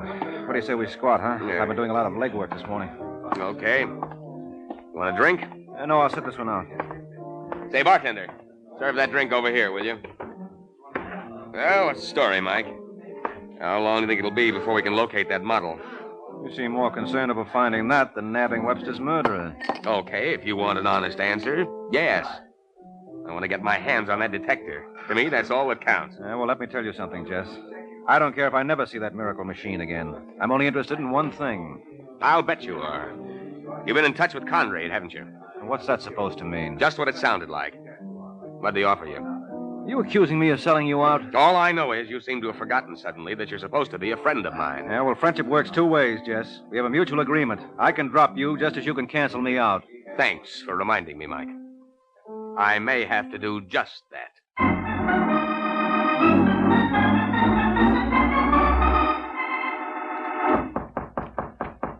Just a second. Hello, Lyons. Mr. Conrad, what are you doing here? Well, if that mountain wouldn't come to Muhammad, Muhammad must necessarily go to the mountain. Well, I was keeping out of sight. You might have at least phoned me, Lion. I had nothing to tell you. Mike Waring had. He told me that a chap named Johnny Webster lost his life last night trying to prevent a theft from Butler's hotel room. So? So, I'm merely putting two and two together. Sometimes you wind up with 22 that way. Let me ask you a question, Mr. Conrad. Suppose I told you I haven't got Butler's whatchamacallit. I wouldn't believe you. I thought you'd say that. How high will you go for it? We made a bargain last week, Lion. Yeah, but the whole thing was strictly spec then. If I guaranteed to bring it over to your place in an hour, what would it be worth to you? I still think the stipulated price of $100,000 is more than ample. Will you go 50 more? 25, and that's my limit. Okay. What time have you got now? 9 o'clock. Go to your office, start counting it out. I'll see you at 10.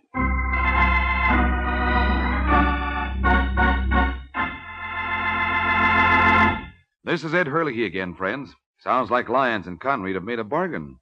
And if you ladies would like to make a good bargain, Get a 2-pound package of Kraft's famous pasteurized processed cheese food, Velveeta, from your grocer tomorrow. Because when you buy Velveeta, you're getting the finest quality cheese food your money can buy. Velveeta not only tastes good, but it's mighty good for you because it's rich in important food values from milk. And Velveeta is as digestible as milk itself. So it's a wonderfully handy helper anytime you need snacks or sandwiches or a hearty main dish. Get a 2-pound loaf of Velveeta tomorrow. It's the pasteurized processed cheese food of top quality. Made by Kraft.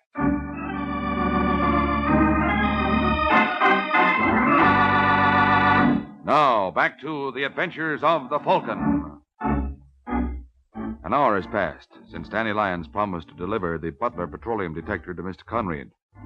Now, at Mike Waring's apartment, the Falcon is just returning home. Come on in, Waring. The water's fine. What are you doing in my apartment, Lyons? Don't ask so many questions. Just shut the door like a good boy. You mind pointing that gun elsewhere? Now, don't tell me it makes you nervous. Yes, very. You have no idea how easily those things go off. What makes you think I don't? Well, I assumed you preferred knives. What kind of a crack is that? I was thinking of Johnny Webster. Now, listen, Waring. Don't get me any more annoyed than I am now. I made an appointment for 10 o'clock, and it's 5 after already. That's too bad. Yeah, I phoned my party a couple of minutes ago, and he's getting real impatient. Well, don't let me keep you, fella. You won't. Where's the thingamajig? You mean the Butler petroleum detector? Yeah. I don't know, and what's more, I don't care. Well, I care plenty. So open up, Waring. Oh, careful, friend. I just had the suit pressed. Now, listen, I never liked you, and I wouldn't need much excuse to part your hair with this cannon, so let's not have any smart answers, you understand? Well, I just can't help it. I used to be a quiz kid. Let go. Come on, Lyons, drop it. I'll drop it, Waring, right where it does the most good.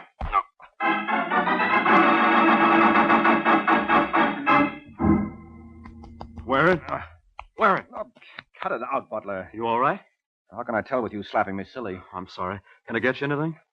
Yeah, you wouldn't happen to have a spare head on you. I'm afraid not. What happened? Well, it'll take too long to tell you.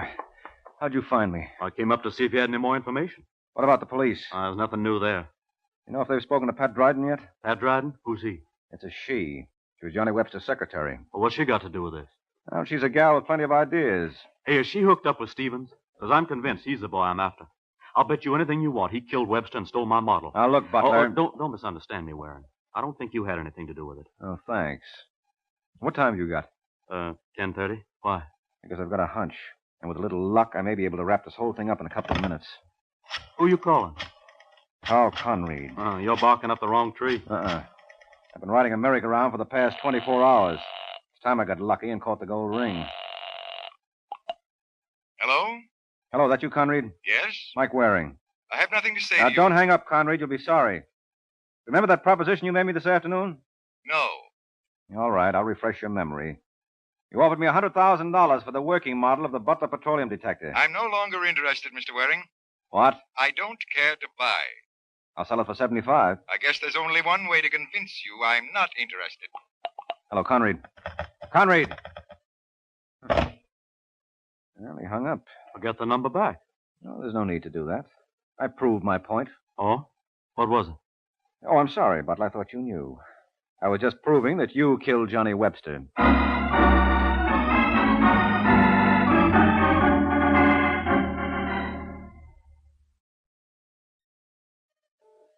The one thing I can't decide, Mike, is just who owes whom an apology. I suppose we call the honors even, Jess. We both made mistakes. You sure you didn't make one in turning Arthur Butler over to the police? Oh, no. There's no question about that. Butler killed Johnny, all right. Why? Well, to convince us that the detector had been stolen from him when it never had been. But why should a man steal from himself? No reason. Except he could make a very handsome profit thereby. I don't get it. You know that contract you had with Butler? Yes. Well, after Butler signed it, Conrad offered him more for the model. But by then it was too late. Butler knew he couldn't break the contract with you because you've sued and collected every penny he had. You follow me? I think so. Is that why Butler refused to accept my check? Sure, he knew it was good. He just wanted to stall. That's when he decided on this brilliant scheme of robbing himself. That was the only way he could weasel out of the contract. Now you've got it. The Butler petroleum detector was unique. If it was stolen, there was nothing you could do about it. You couldn't ask him to turn over the plans because none existed. I still don't see why he killed Johnny. Well, he had to. Webster on the scene every minute of the time, Butler's story of the theft would never stand up. But this way, with Johnny dead, it looked even better. Yeah. But how did you learn the truth? At 10 o'clock tonight, Conrad was ready to buy the model from Lyons. Now, Lyons didn't have it. Otherwise, he wouldn't have come to my place. And he couldn't have gotten it from me because I never had it to begin with. So? So when I phoned Conrad just half an hour later, he was no longer interested in the model, not at any price. Well, that convinced me that Conrad already had it. A man doesn't cool off like that. So the only one he could have bought it from was Butler. Once I hit on that, the rest was easy. I see. Yes, it's simple enough now. But we all should have realized it right at the beginning. Why? You don't know your detective stories. In practically all of them, it's always the butler who did it. Good night, Jet.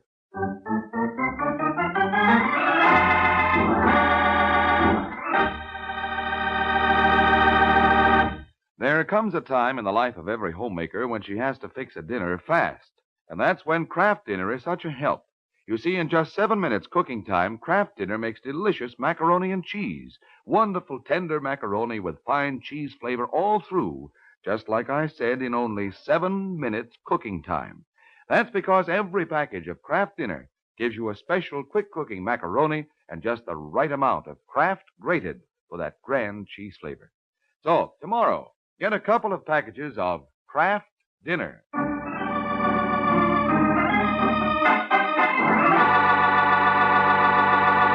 The Case of the Witty Widow.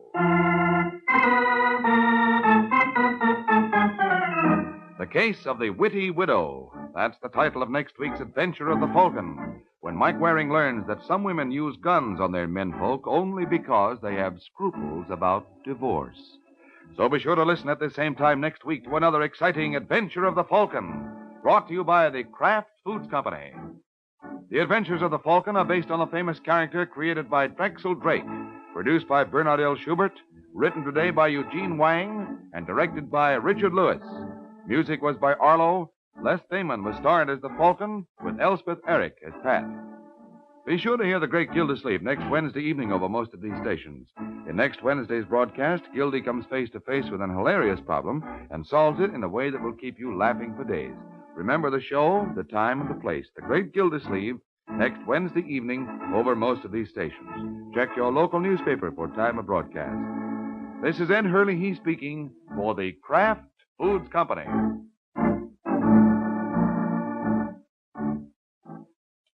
Enjoy Phil Regan's camp show today, and remember Tallulah's big show on NBC.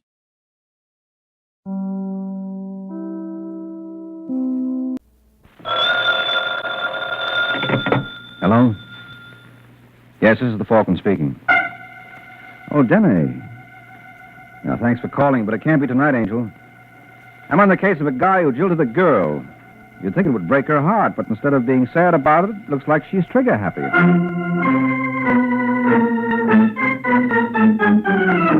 This is Ed Hurley, friends, inviting you on behalf of the Kraft Foods Company to listen to The Adventures of the Falcon, starring Les Thamon. You met the Falcon first in his best-selling novels. Then you saw him in his thrilling motion picture series.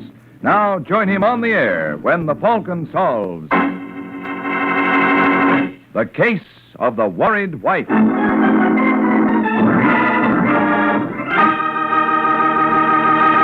Before the Falcon solves today's case, I have a question for you. Have you tried Velveeta lately? Isn't that the finest cheese food you ever put in your mouth? That rich yet mild cheddar cheese flavor is good, really good eating. You see, Velveeta is made by Kraft, and that's something pretty important to remember, because you and I know the Kraft name on cheese and cheese foods means the very finest you can buy. So remember this. There's no other cheese food like Kraft's pasteurized processed cheese food, Velveeta, because Kraft and only Kraft makes Velveeta.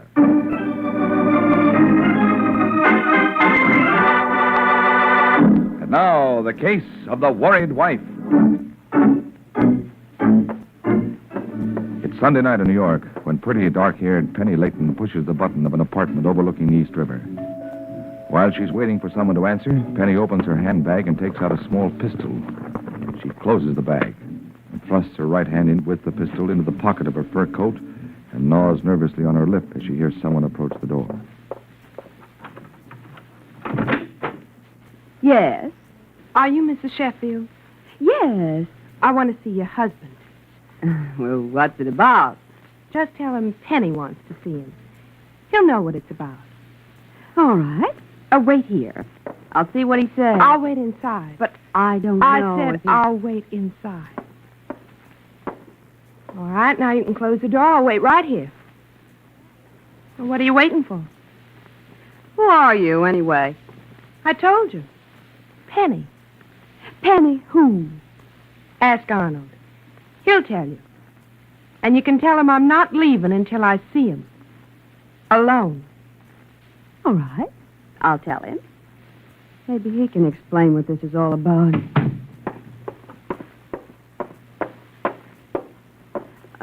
Arnold. Oh, yes, Liza. Who was it? Penny. Penny. Well, that's what she said.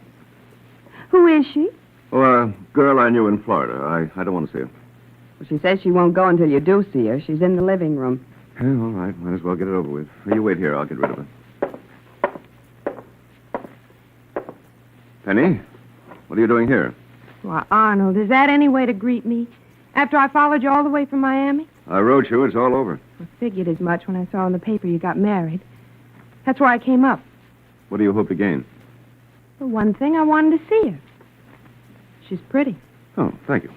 I'd never have forgiven you if you turned me down for a horse face. Yes, she's pretty, and I'm in love with her. There's nothing more for you and me, so why don't you be a good girl and just run along? Be sensible. You call it sensible to give up the man I love to somebody else? You don't love me. That's right, Arnold, I don't.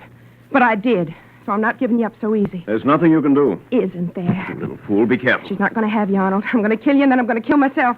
Don't be ridiculous. Now give me that gun. Stay back, Arnold. Don't try to get it. I said give it to me. Let go. When you drop the gun, Arnold! Arnold! What happened? I'm just trying to teach Penny not to play with guns. The bullet went into that chair. No great damage done. Now, Penny, you'd better get out of here. You'll be sorry about this. I am sorry. I thought you had better sense. Now, good night.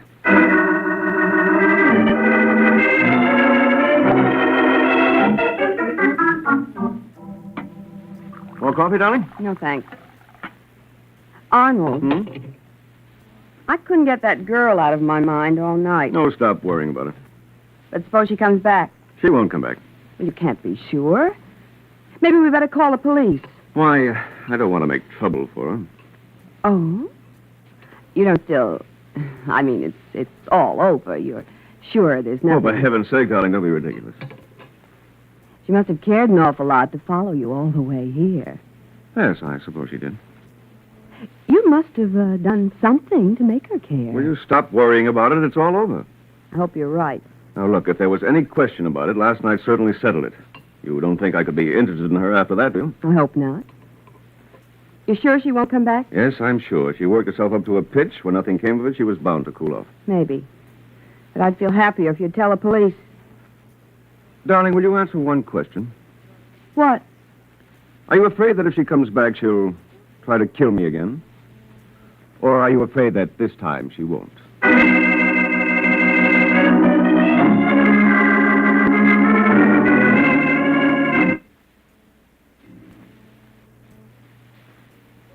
Hello, Mara.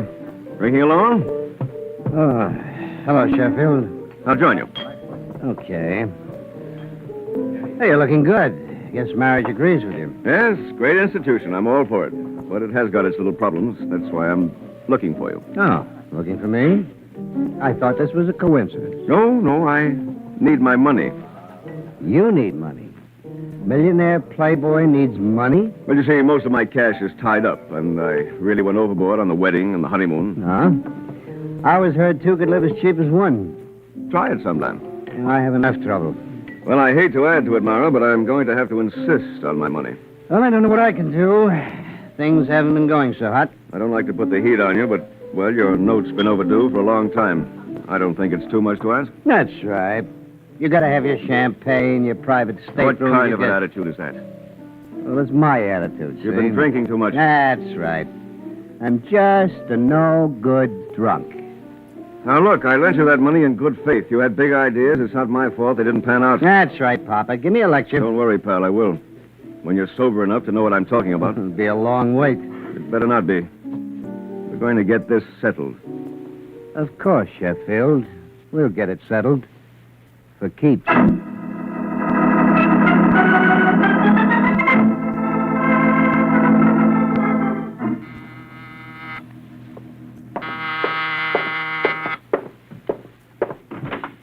Hello? Are you Michael Waring, the detective called the Falcon? That's right. Well, thank heavens.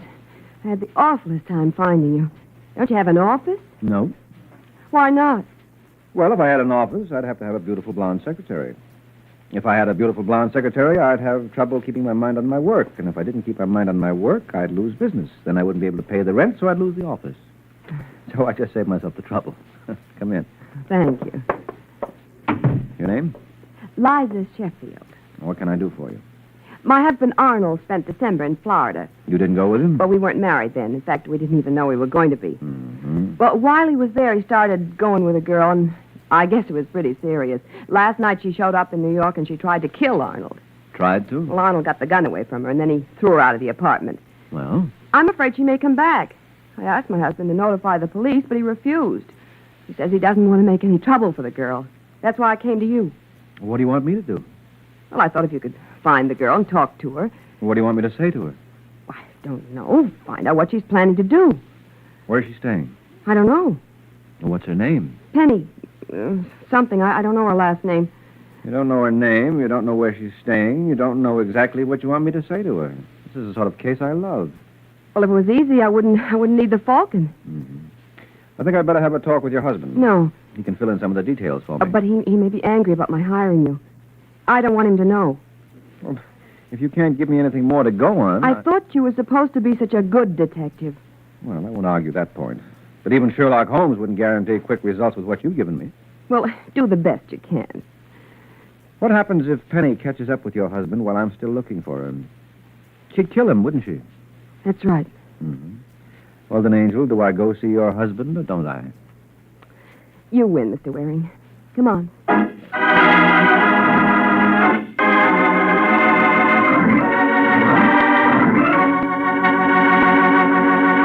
This is Ed Hurley, friends. Well, now, Mike won his way, all right. And you know, I'll bet you mothers would certainly like to win your way, too, when it comes to getting your family to eat those green vegetables that are so good for them. And you can.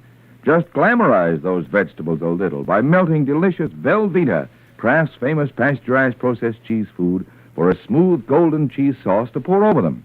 And it's such an easy sauce to make. All you do is melt a half pound of Velveeta in the top of your double boiler. There's no need to cut it in little pieces because Velveeta melts easily and smoothly without any lumps at all. Then simply stir in a quarter cup of milk, season, and there you have a perfectly wonderful cheese sauce that'll add Velveeta's fine, rich, yet mild cheddar cheese flavor to cauliflower or spinach or broccoli. Velveeta makes them taste better than ever, and you'll be giving your family extra nourishment this way, too, because Velveeta is so rich in important food values from milk.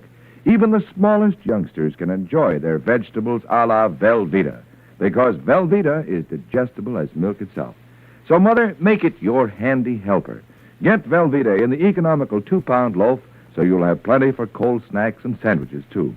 Just be sure you get genuine Velveeta. It's the pasteurized processed cheese food of top quality made only by Kraft.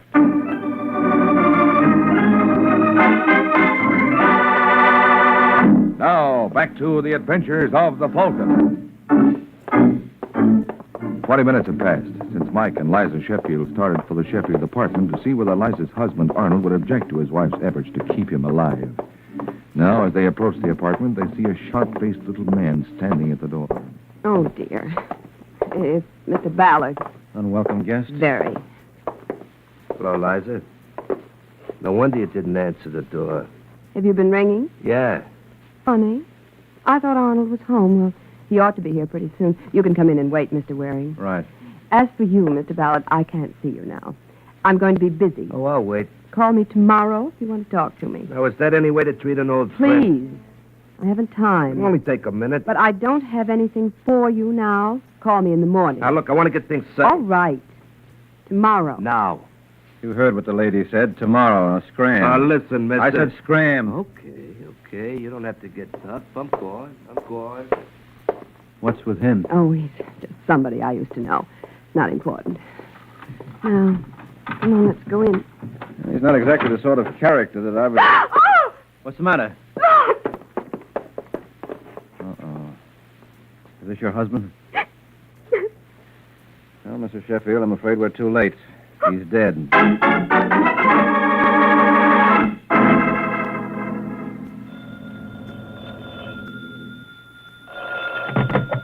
Homicide, Sergeant Corbett speaking. Hello, Bright Eyes. Uh-oh, it sounds like Mike Waring. What do you know? He's a detective. What do you want, Waring? Got a corpse for you.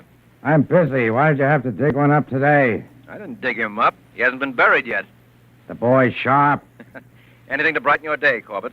How soon can you get here? As soon as I finish my report. You're not the only one who finds bodies. Oh, you got another? Yeah, and I bet she's cuter than yours.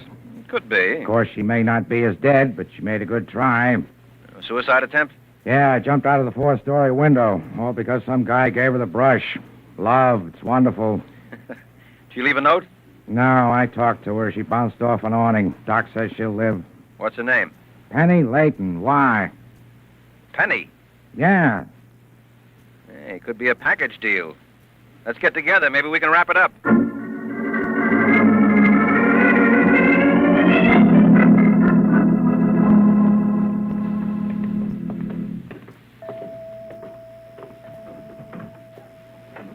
Right in here. Okay. Well, there she is, Mrs. Sheffield. Yes. No question about it. That's the girl. Hello, Mrs. Sheffield. What's this all about, Sergeant? You threatened to kill her husband last night. You don't have to worry. I won't try again. Just want to die. We know you won't try again. What we want to know is, did you? What? Did you go back to Sheffield's today? Of course not. Why do you ask that? Never mind. Come on, Mrs. Sheffield. Waring.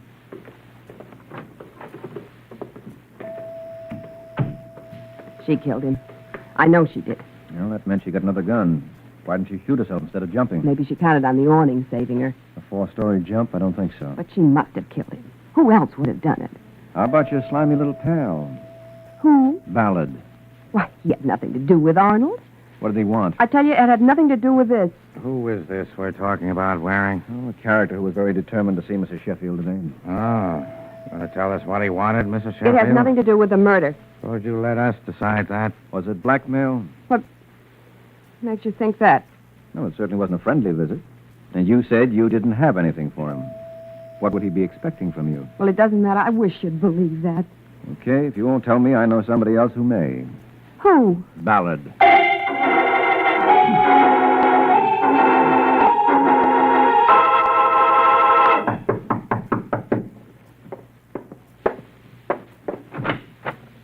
Oh, it's Liza's friend. Yeah, hello, Ballard.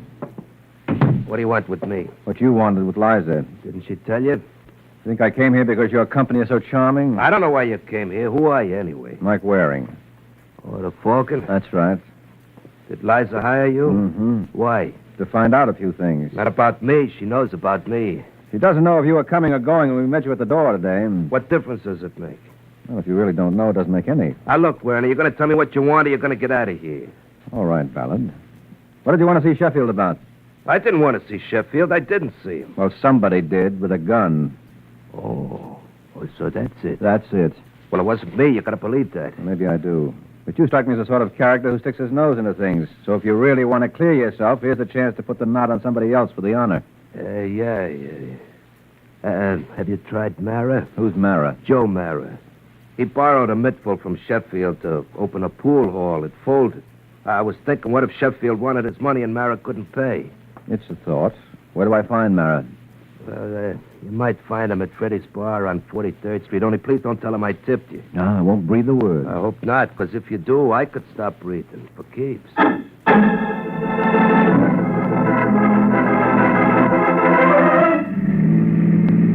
There it is in the next block.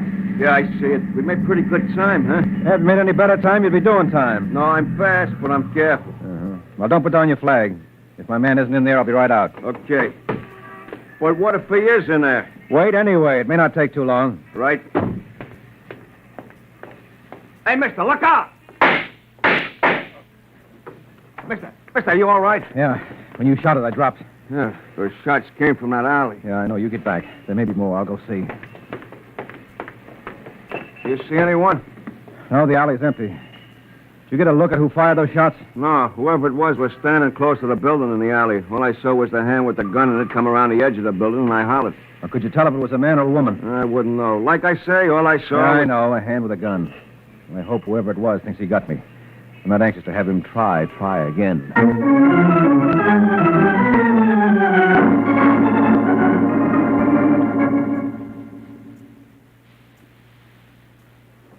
Hello, are you Joe Mara? Huh? Oh, Waring. Hey, you seem surprised to see me. What's the matter? Do you think I was lying in a gutter with a couple of slugs in me? I don't know what you're talking about. Well, I have your description. Maybe you get mine. I don't. Well, I hope not, for your sake. How come you know my name? Everybody knows the Falcon. Well, I'm naturally a very modest guy, but even I can't help thinking there are a couple of people who don't know me. Well, I'm not one of them. All right. But how did you know I was looking for you? I didn't. I asked for you at Freddy's bar. They told me you left there 10 minutes before I got there. So I wanted to get cleaned up, so I wanted to have dinner. That's a crime? Did someone tip you I was coming? What makes you think you'd start me rolling? I know about you in Sheffield. Huh? What about me in Sheffield? You're in hock to him. You got your tenses wrong, Waring. I was in hock to him. Oh, you paid him off? That's right. When? Today. Would it have been this afternoon around 3:30? It would have been this morning around 10. And you can prove you paid him? Yeah, here. Here's the receipted note.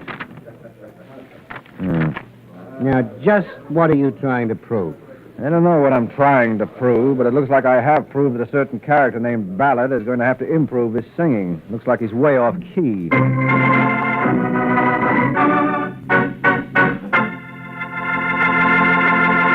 This is Ed Hurley again, friends. Well, now, maybe Mike isn't quite sure what he's trying to prove. But I'm sure of what I'm trying to prove, and what's more, I can do it with your help. All you have to do is this. Make yourself a big, hearty sandwich of your favorite kind of bread, spread with a little Kraft mayonnaise, and filled with a good, thick slice of Velveeta, Kraft's delicious pasteurized processed cheese food. Now, take a bite and see for yourself if what I'm trying to prove isn't true, that Velveeta is especially good tasting, with a fine, rich, yet mild cheddar cheese flavor. Mm-hmm. And Velveeta is good for you, too, because it's so rich in important food values from milk. These good Velveeta sandwiches are perfect for everyone, even the youngest children, any time of day, because Velveeta is digestible as milk itself. So make Velveeta your handy helper. For delicious snacks and sandwiches and for fine hot dishes, too, get genuine Velveeta, made by Kraft.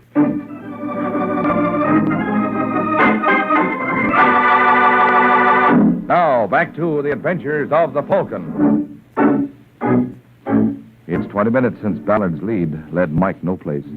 Now the Falcon has dropped in on Sergeant Corbett to swap information, and Corbett seems to be enjoying Mike's report of his interview with Mara.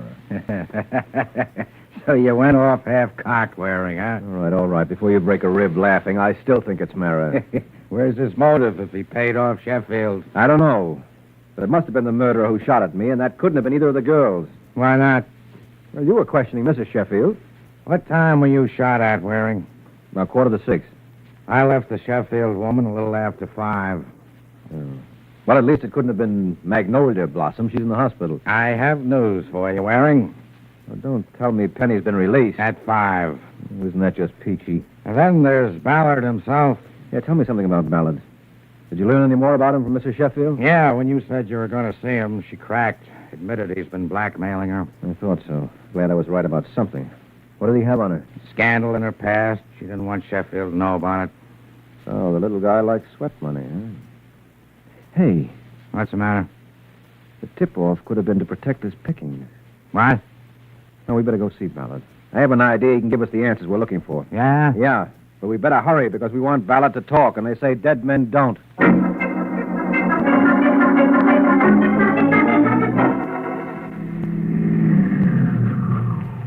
Well, here we are. Yeah.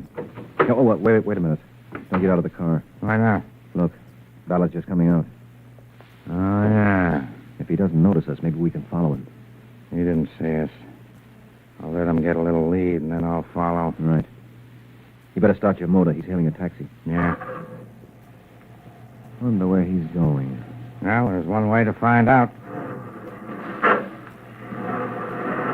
Don't want to follow too close. Hey!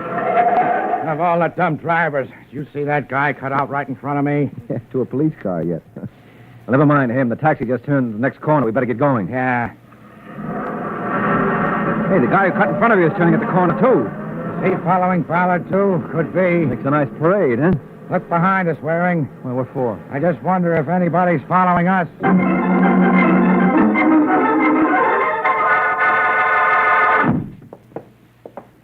They're already in the elevator. Hope we haven't lost them. Well, they came into this building. Where would they be going? Except up to see Mrs. Sheffield. But that was Mara following Ballard. I recognized him when he got out of the car. So what? So look at the elevator indicator.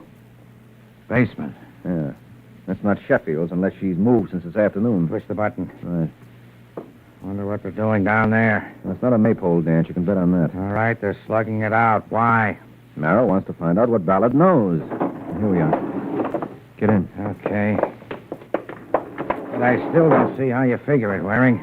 Ballard knows about Mrs. Sheffield's past, but what's that got to do with Mara? Nothing. Gets clearer all the time. But we haven't time to discuss it now. Here we are.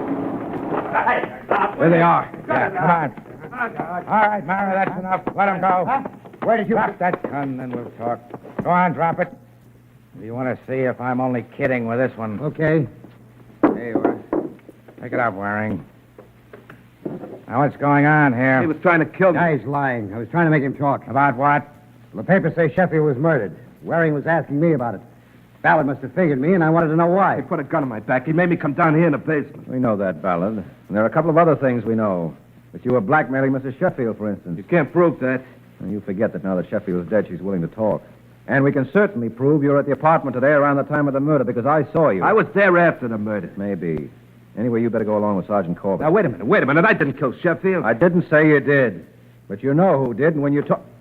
come on, Mara. Come back here. I said come back here. You're not going anywhere except with Corbett, too. Because, Mara, you're the murderer.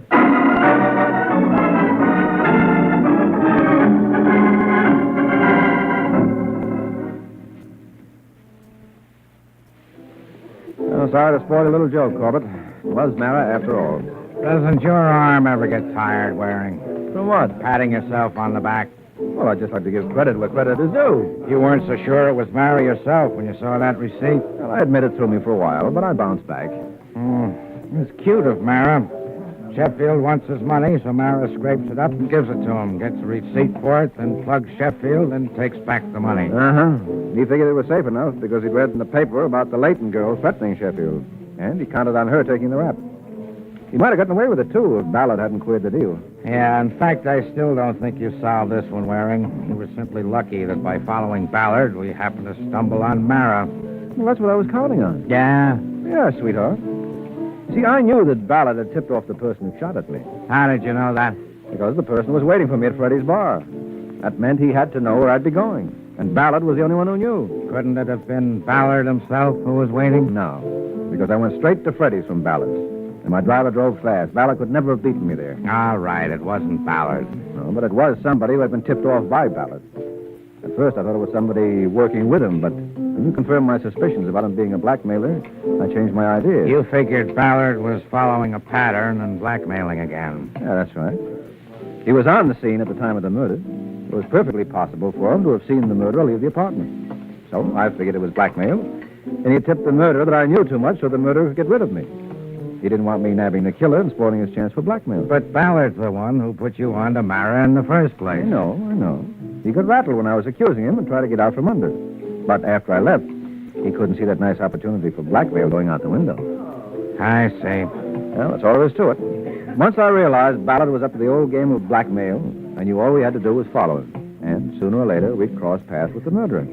Yeah, Waring, it all adds up. Except couldn't Mara have been telling the truth when he said all he was trying to do was find out why Ballard sicked you on him? How did he know Ballard was the one who steered me to him? No, Corbett. A Mara named Ballard, he put his head in the noose. You've got the wrong metaphor, Waring. In this state, it's not the noose, it's the electric chair. Well, in that case, hang around for. Good night, Corbett.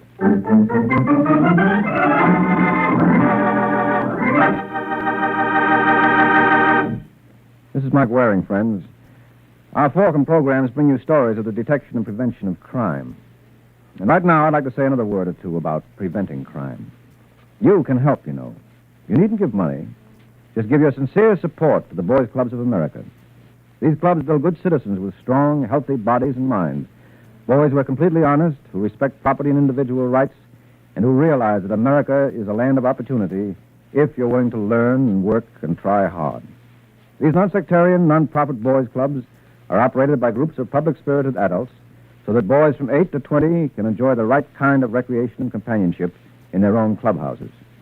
If you and your neighbors would like to establish a boys' club in your community, get in touch with the Boys Clubs of America for help.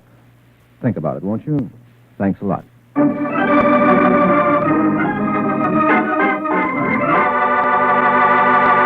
The Case of the Carved Ham.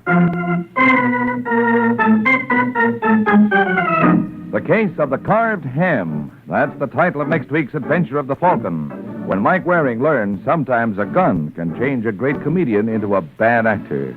So be sure to listen at the same time next week to another exciting adventure of the Falcon, brought to you by the Kraft Foods Company. The Adventures of the Falcon are based on the famous character created by Drexel Drake, produced by Bernard L. Schubert, written today by Jerome Epstein, and directed by Richard Lewis. Music was by Arlo. Les Damon was starred as the Falcon, with Ken Lynch as Sergeant Corbett.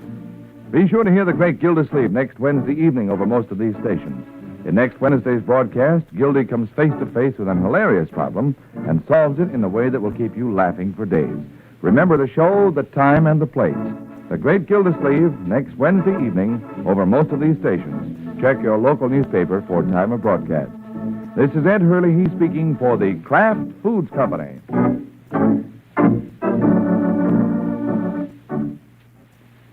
Tonight, Theater Guild presents the exciting Fallen Idol on NBC.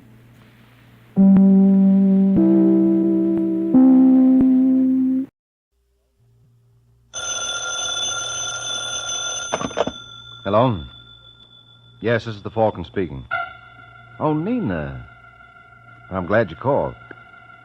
Oh, you'll have to cancel me out tonight, Angel. I just landed a new client. Of course, I wanted to turn down his business, but no matter how I talked, this boy insisted on giving it to me.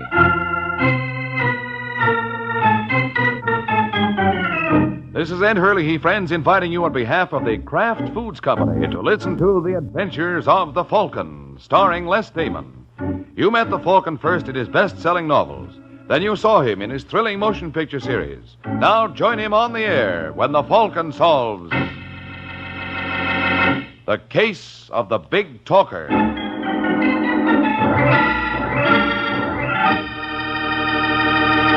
Sunday afternoon and time for another thrilling adventure of the Falcon. But first, a word about another kind of adventure. An adventure in flavor. For right now at your grocer's, there's a wonderful new salad oil for use in your homemade salad dressings, your cooking, your baking. It's Kraft Salad Oil, the first salad oil ever offered for your home use by the makers of all those wonderful Kraft prepared dressings. Now, Kraft Salad Oil is more than just a new oil. It's a new kind of oil, a lighter-bodied oil to mix quickly and perfectly with all other ingredients. That's because it's not just refined. It's superfined by a special process created by Kraft. Yes, superfined, to put new magic into the salad dressings you make yourself, into those wonderful chiffon cakes you pride yourself on, into every home recipe that calls for liquid shortening. Don't wait to get acquainted with Kraft Salad Oil. Look for the bottle with the beautiful label tomorrow at your grocer's. Get Kraft Salad Oil.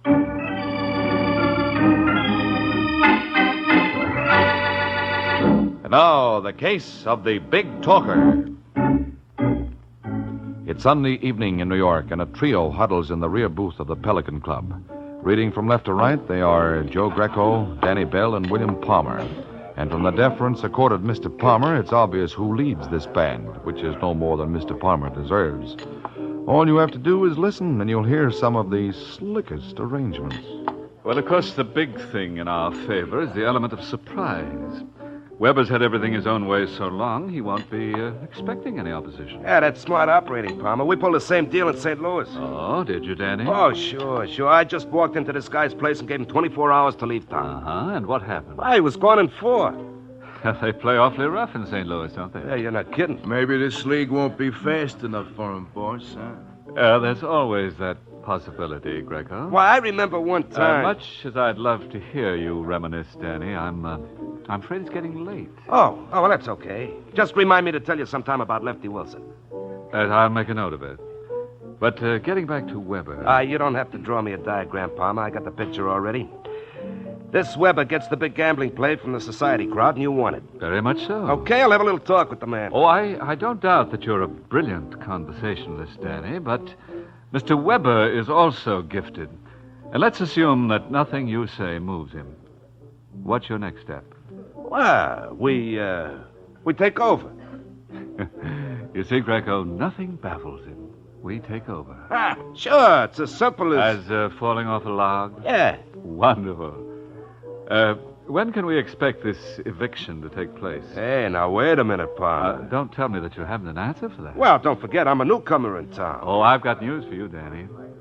The people in New York are exactly like those in St. Louis. They eat, they sleep, they breathe. And a little .38 caliber slug can stop all those vital functions. You mean you expect me? Uh-huh. Well, you're crazy. You hear that, Greco? I'm crazy. Here I voiced a simple suggestion. Look, if you want someone to kill Weber, you better get yourself another boy. Well, what's wrong with the one I just hired? Well, first of all... Look, Palmer, never mind his phony. I'll do it. Greco, this is not the Army. If I wanted to volunteer... I only thought well, that I... don't. Oh. Danny's going to come through for us, aren't you, Danny? Well... You see, Greco, you misjudged him. Why, the minute I spied Danny, I bet he was a man of action. And you know me. I only put my money on sure things.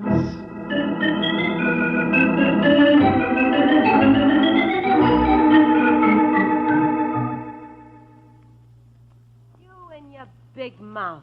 No matter how many times I warn you, Danny. Oh, cut it out, Martha. I'll cut it out when you learn to keep your trap shut. We had to leave St. Louis because someone called your bluff. But Mr. Loudmouth doesn't remember that. Now, look, honey, that's water under the bridge. What are we going to do now? What are we going to do? Well, you're my wife. You don't have to remind me. The only thing that keeps me going is the hope that someday I may be your widow. Now, look, Martha, suppose I talk to Palmer. Did you say talk? That's how you got into this mess. Oh, Martha. Now, about this man Weber. Yeah, well, he's nobody to mess with. Maybe we just better pack and go, huh? Oh, no. I'm not doing any more running. You can go if you want to, but I'm sticking right here. I like New York fine. Oh, but baby... Will you stop wagging your tongue and let me think? Yeah, sure. Wait a minute. I got an idea. Oh, I knew I could count on you, baby. Yeah. This Weber guy is loaded, huh? Oh, yeah. Yeah. Well, suppose he was informed what Mr. Palmer was planning for him. Don't you think he'd be grateful? Yeah. Yeah, it'd be worth all kinds of money to him to get the drop on Palmer. I bet he'd go 10,000, easy. Well, what are you waiting for? You mean? Yeah. But what'll I tell him? What'll you tell him? You ask me that? Oh, now listen, What Martha. for? Weber is the man who should listen. And if you can't talk him out of 10 grand, don't bother coming back.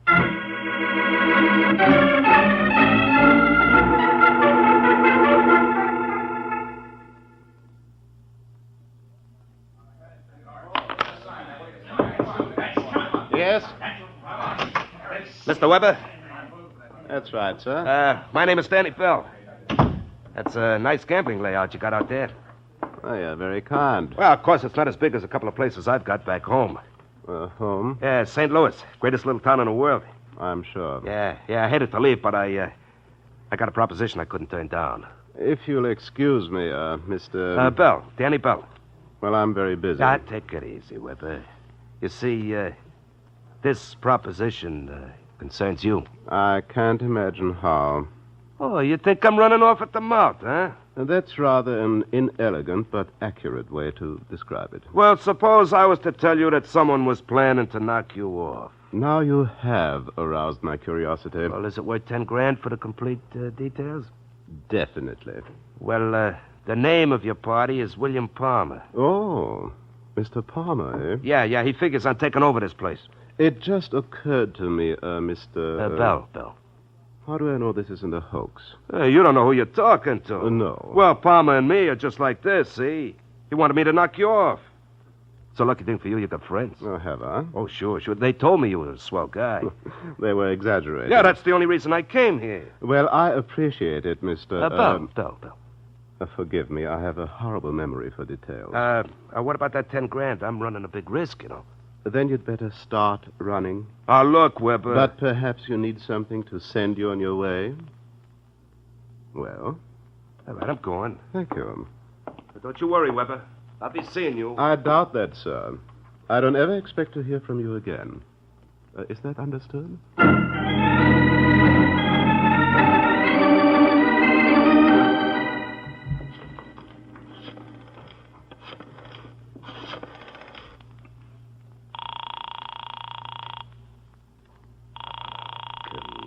Come on. Hello? That you, Martha? No, Mrs. Bell ain't in. Well, who's this? Blanche West. Oh, well, this is Danny Blanche. Where's my wife? I don't know, Danny. She went out about an hour ago. She asked me to mind the house. Anybody call? Only a Joe Greco. Joe Greco? Yeah, he said you should ring Mr. Palmer when you got in. You want the number? No, I'll call when I get home. When Martha comes in, you just... What was that, Danny? There it goes again. It sounded like... Danny!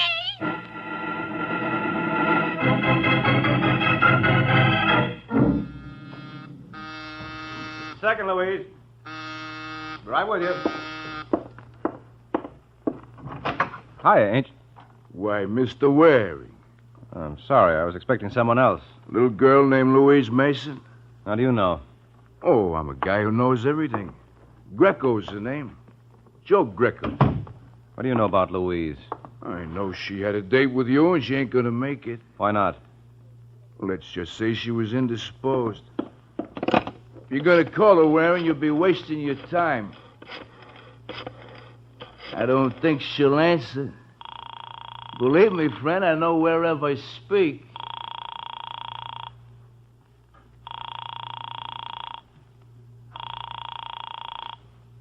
All right, Greco, where is she? What are you getting so excited about? What happened to her? This is New York in broad daylight. What could happen to her? Look, Greco. Hey, holding on to my coat ain't gonna bring her back.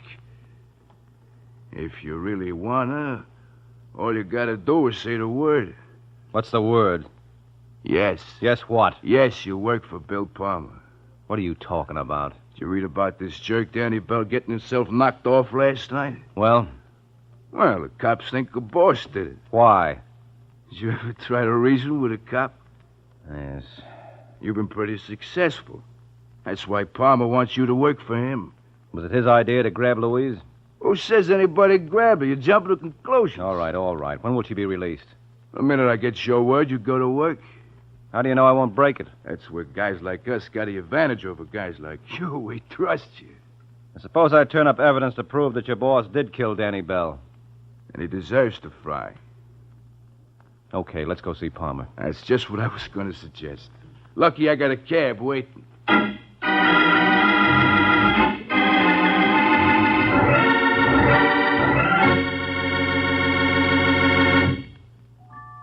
It's lighter bodied. It's superfined. It's Kraft Salad Oil, the first salad oil ever offered for home use by the makers of all those wonderful Kraft prepared salad dressings. Yes, there is something new under the sun at your grocer's right now. A new salad oil, Kraft Salad Oil. The first salad oil ever offered for home use by the makers of all those wonderful Kraft prepared dressings. Wait till you try it in those wonderful salad dressings you make yourself. Those light-as-air chiffon cakes you're so proud of in all your special recipes that call for liquid shortening. For Kraft Salad Oil is more than just a new oil. It's a new kind of oil. Super fine for better blending by a special new Kraft process. Because it's lighter-bodied, it mixes perfectly with all ingredients, puts new magic into dressings, cooking, and baking. Don't wait. Put this new salad oil on your shopping list right now. Remember, It's lighter-bodied. It's superfine. get Kraft salad oil tomorrow at your grocer's. Look for the bottles with the beautiful labels.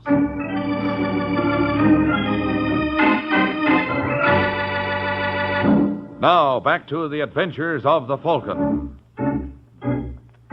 20 minutes have passed since Joe Greco dropped Mike Waring off at police headquarters. And surprisingly enough, Sergeant Corbett doesn't seem too pleased to see our hero. Well, if it isn't that high-flying bird, the Falcon. What brings you to this nest? Where's Bill Palmer? You know, for a second there, I thought you said Bill Palmer. I did. Isn't he boarding here? What do you want with him? I'm working for him. You're kidding. Now, look, Sergeant. You wouldn't actually take that bum for a client. Oh, wouldn't I? Why, I've known you for almost 10 years.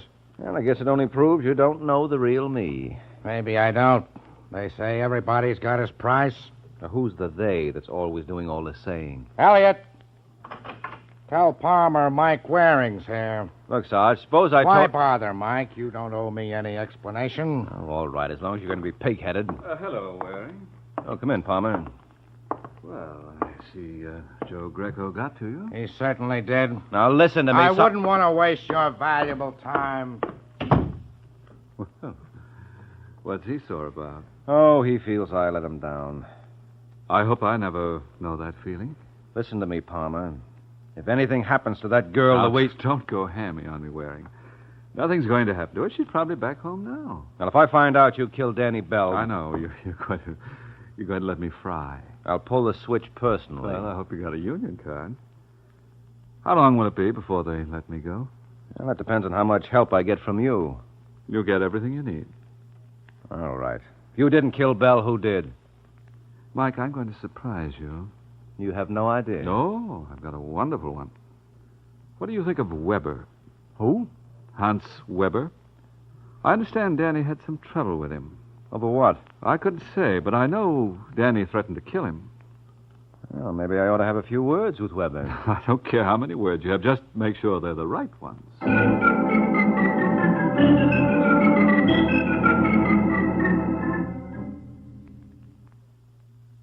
You know what makes me feel badly, Waring? No, what, Weber?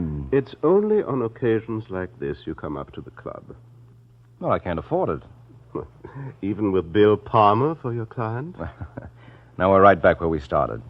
He thinks you should be in his place. Such ugly suspicions, Mike. Believe me, I hardly even knew this, Danny Bell. Thank you. Mm-hmm. Well, by any chance, would you happen to recall if you killed him? Well, I might remember that if I had a motive. You did. Danny threatened you. Then I could plead self-defense. You could. Well, thanks for the advice, Mike. If I decide to take it, I'll mail you a check.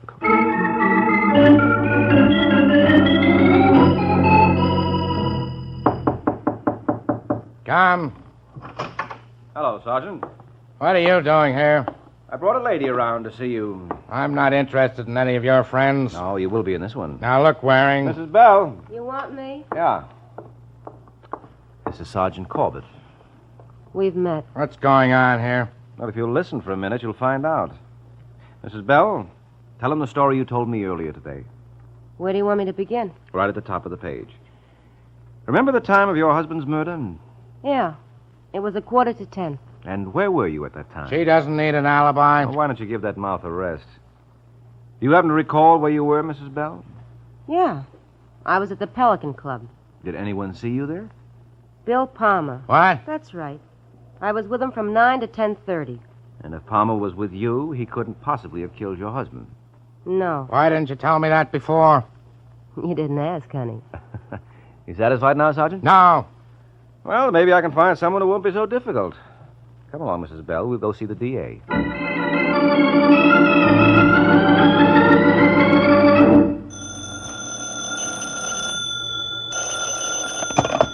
Homicide, Sergeant Corbett. Corbett, this is Wilson of the DA's office. A friend of yours was just around to see my boss. Oh. Mike Waring. He's no friend of mine. Well, he must be a good friend of the chief's. The DA wants Bill Palmer released. Sergeant! Hey, Corbett! Huh? It's me. Can I give you a lift? No, thanks. I'm discriminating about the kind of people I'm seen with. Meaning I'm not. Uh-huh. Oh, listen, you You idiot. ought to feel pretty proud of yourself. All right, as long as you ask, I do. Sure. I don't know many private detectives who could do what you did for Palmer. You're darn right. But then the detectives I know don't go in for perjury. Hey, listen, who are you on your way, wearing you're blocking traffic.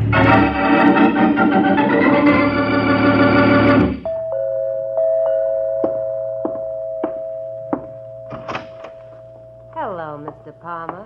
Well, as I live and breathe. And you can thank me for both. All right, Martha, thanks.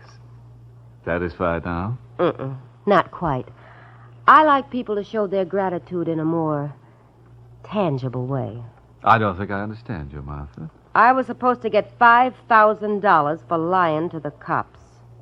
Oh, well, I've come to the conclusion I made a mistake. I could have had Joe Greco do it for nothing. Then you know where you would have wound up.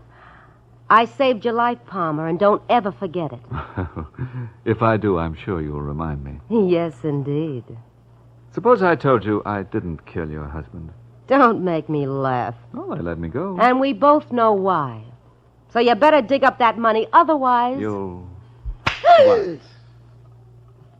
Don't ever try that again. Oh, you shouldn't have said that, Martha. I'm a gambler, and that's the kind of challenge that I can't resist. Get it out. There's no pleasing you.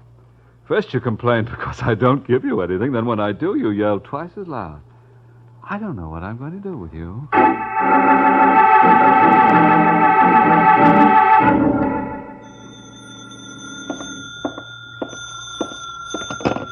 Yes? Is Mr. Palmer in? Oh, who wants to know? Hans Weber. Oh. What's on your mind, Weber? Oh, Palmer, I just thought I'd offer my congratulations on your release. Thank you. Frankly, I never thought you'd make it. Well, I had a good man working for me, Mike Waring. But he needed help. Oh, you mean Danny Bell's widow? Yes. And then to repay her kindness the way you did. What do you mean? Well, she told me the whole sordid story. She probably thought I would be a little more appreciative. Hmm. And were you? Well, I'm ashamed to say this, Palmer. You weren't. Well, offhand, I couldn't see how that information was going to help me. So now I'm afraid Martha thinks as badly of me as she does of you. And I didn't believe we had anything in common. Oh, we have, Palmer. A great deal. Let's get together real soon and compare notes.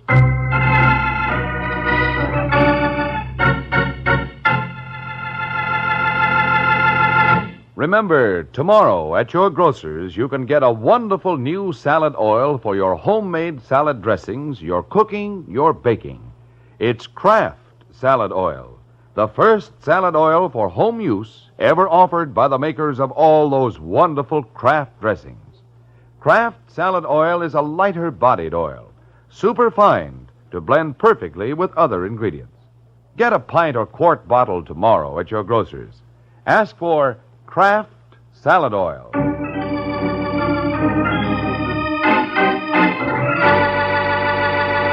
Now, back to the adventures of the Falcon. Several hours have passed since the extremely friendly conversation between Palmer and Weber. And now at the Falcon's apartment.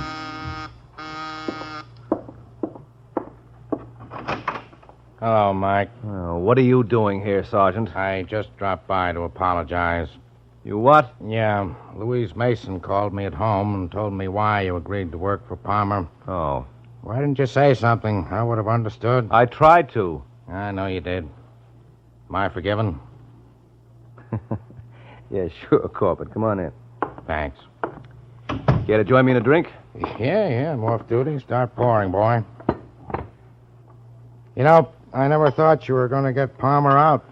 Well, strictly between us, Sergeant, I was a little surprised myself. Of course, Danny's wife's perjury didn't hurt any.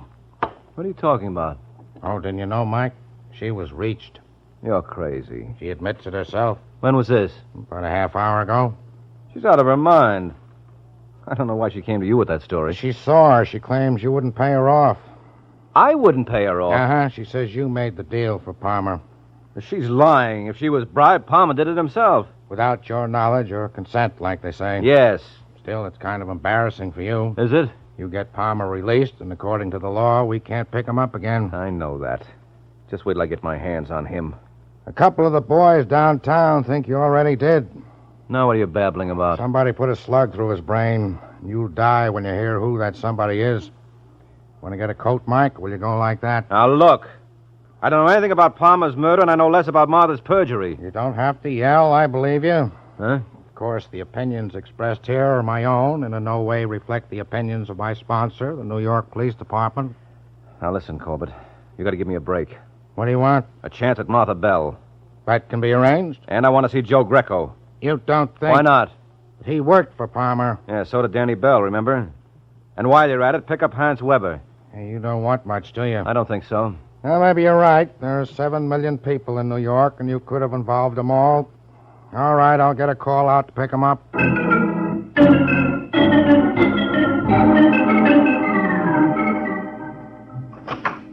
I beg your pardon. Is Sergeant Corbett... Right here, Mr. Weber. I was told you wanted to see me. You were told right. This is Martha Bell. Or have you two already met? No. Well, have you, Weber? I never contradict a lady. Well, this is Joe Greco. Yeah.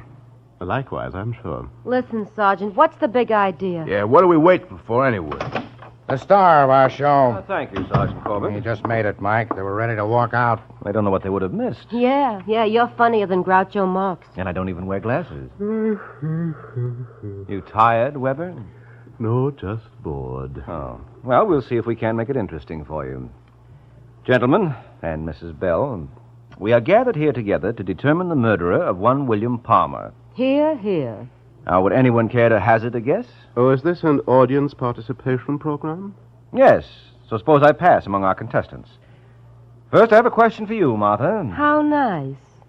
Why did you tell Sergeant Corbett I was the one who got you to lie for Palmer? You did. And where did all this take place? At your apartment the day before we went up to see him. Now, that's a nice try, Angel. But it isn't the right answer, because I spent that entire day in Jersey on another case. Listen, Waring. Sorry, we're a little pressed for time, but don't feel badly. You win at least a 5 to 10 year stretch for perjury. Now, Greco, you're next. Am I? Yes, what were you doing at the time of Palmer's murder? I was down at the Pelican Club. And how long were you there? From 6 to 11:30. And Mr. Palmer died... At 8:15. Now, who told you that? I did. Okay, Sergeant. Now, let's get on to Mr. Weber. Must you? Well, I'll start you off with something easy. Do you remember Danny Bell? This lady's husband? Yes. May I ask if you have an alibi for the time of his murder? So far back. Can you give me a little hint? Yes, it happened at 9:45 on... Oh, yes. Well, if memory serves me right, at that time I was at my club, greeting my guests. And their names? Perhaps Senator Burns might remember that evening. Why should he? Well, there was a little unpleasantness at 9:40 about one of his checks. It was made of rubber. Well, that completes the first round. And we have a winner. Have we? Yes, Mrs. Martha Bell. Will the lady please stand? Listen, you comic, what are you babbling about? By killing your husband and Bill Palmer, you have hit the jackpot. No. Yes, you win that famous trip up the Hudson to Sing Sing with all expenses on the house. Oh, yes, I forgot to mention, Angel. That trip is only one way.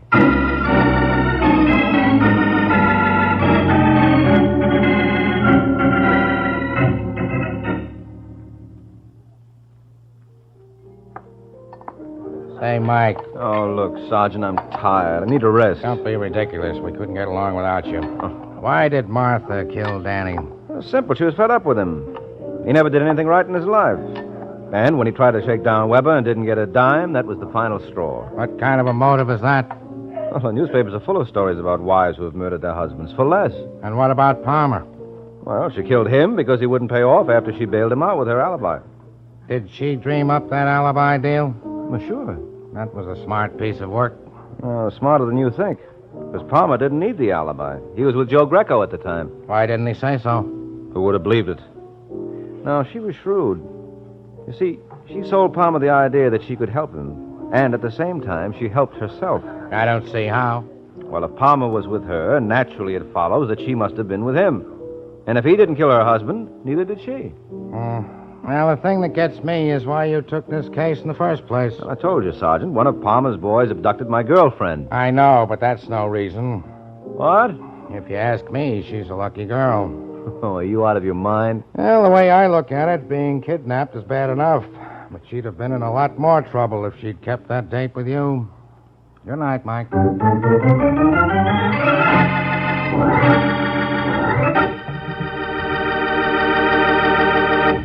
There comes a time in the life of every homemaker when she has to fix a dinner fast, and that's when Kraft Dinner is such a help. You see, in just 7 minutes cooking time, Kraft Dinner makes delicious macaroni and cheese. Wonderful, tender macaroni with fine cheese flavor all through, just like I said, in only 7 minutes cooking time. That's because every package of Kraft Dinner gives you a special quick-cooking macaroni and just the right amount of Kraft grated for that grand cheese flavor. So tomorrow, get a couple of packages of Kraft Dinner.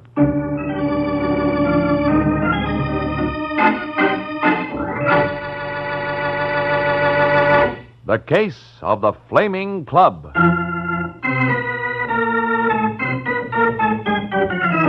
The Case of the Flaming Club. That's the title of next week's adventure of the Falcon, when Mike Waring learns that if a man tries to make things hot for someone who has a knife, he's likely to get stuck.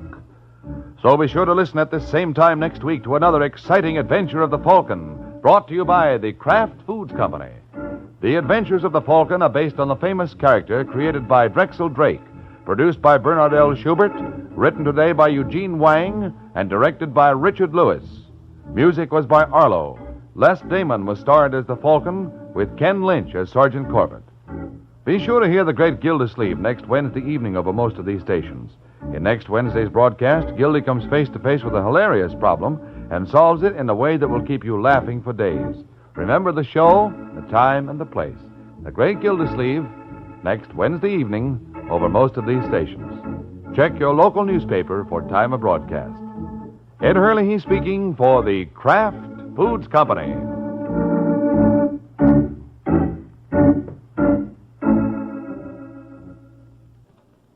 Jimmy Durante and Ethel Merman visit the Big Show later on NBC.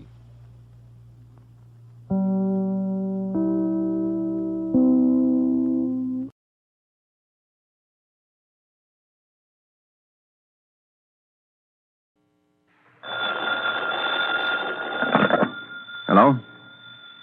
Yes, this is the Falcon speaking. Oh, Linda.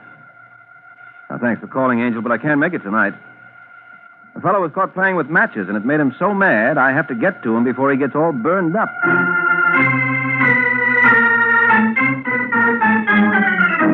This is Ed Hurley, friends, inviting you on behalf of the Kraft Foods Company to listen to The Adventures of the Falcon, transcribed today, starring Les Damon. You met the Falcon first in his best-selling novels. Then you saw him in his thrilling motion picture series. Now join him on the air when the Falcon solves The Case of the Flaming Club.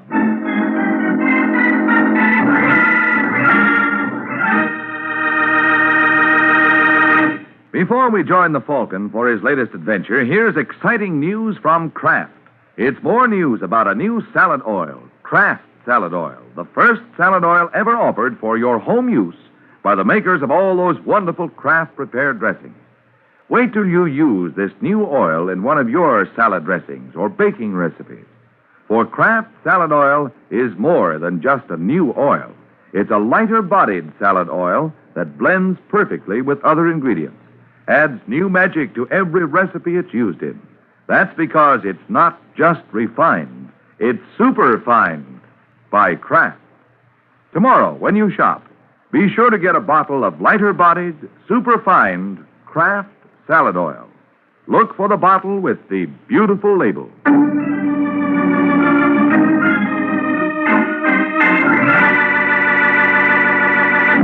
And now, the Case of the Flaming Club.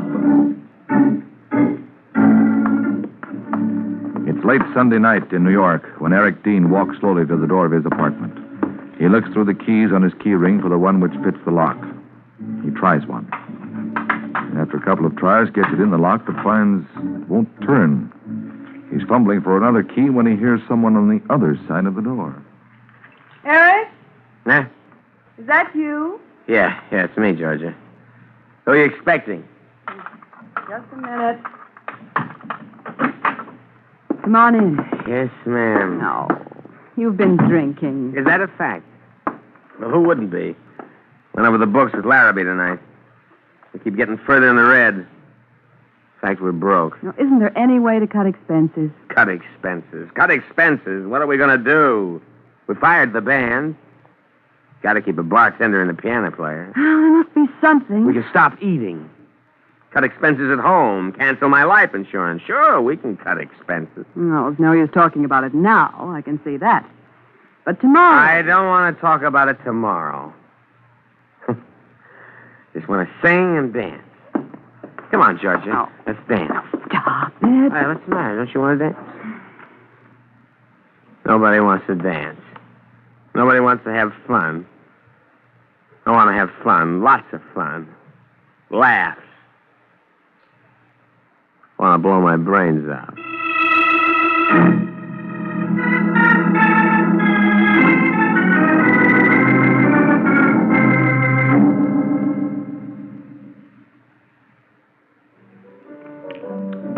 $10:30, and we got 6 couples. Well, Dean, it was your idea to chuck the band. My idea. They wanted to be paid. There's only one out. You mean there still is an out, Larrabee? One. What? Come on in the office. Okay. Don't tell me you found a sucker we can unload on. No, nothing like that. Well, Larrabee? We could have a fire. What? You heard me. A fire. We have insurance. Are you crazy? It's been done. Yeah. People have gone to jail for it, too. Their only chance to get out from under. Can't you see that, Dean? I don't like it. Where's the bottle? Now, wait a minute, pal. Nothing to drink until we get this settled. It is settled. No fire. Why not? A can of gasoline, a match, and we collect. I said no, Larrabee. You talk too much. You'd be sure to shoot your mouth off. You think I'm crazy? I think if we got away with it, which we probably wouldn't, but if we did, you'd have to start bragging about how sharp we were. Dean, I give you my word. I know you, Larrabee. I know you'd start... What's the matter? Just a minute. I thought so. All right, Morgan, what's the idea? Let go, Mr. D. You were listening at the door. No, honest. Then what were you doing here? You're supposed to be at the bar. I just wanted to ask you something. There's a phone at the bar. There's a phone here. Dean's right, Morgan. What are you doing here? Well, Mr. Larrabee, believe me, I You've been snooping. No, Mr. D. A snooper and a liar, too. Well, that's all for you, mister. You're through, as of now. Not so fast, Dean. What about my back pay? You owe me 3 weeks. Sue us. Now, you can't do this. Don't tell me what I can do. You're fired. Don't be a fool, Dean. Get back to the bar, Morgan. I'll straighten this out with Dean. I'm not sure I want that. Now be reasonable. Dean's upset, that's all. He doesn't realize what he's saying. Oh, don't I? No. Well, Morgan? All right, Mr. Larrabee. If you say so. That's it, Morgan. I'm sorry about Dean, but we've been having a lot of trouble. And... I'm not surprised with him asking for it. And believe me, if he keeps on like that, you haven't seen anything yet.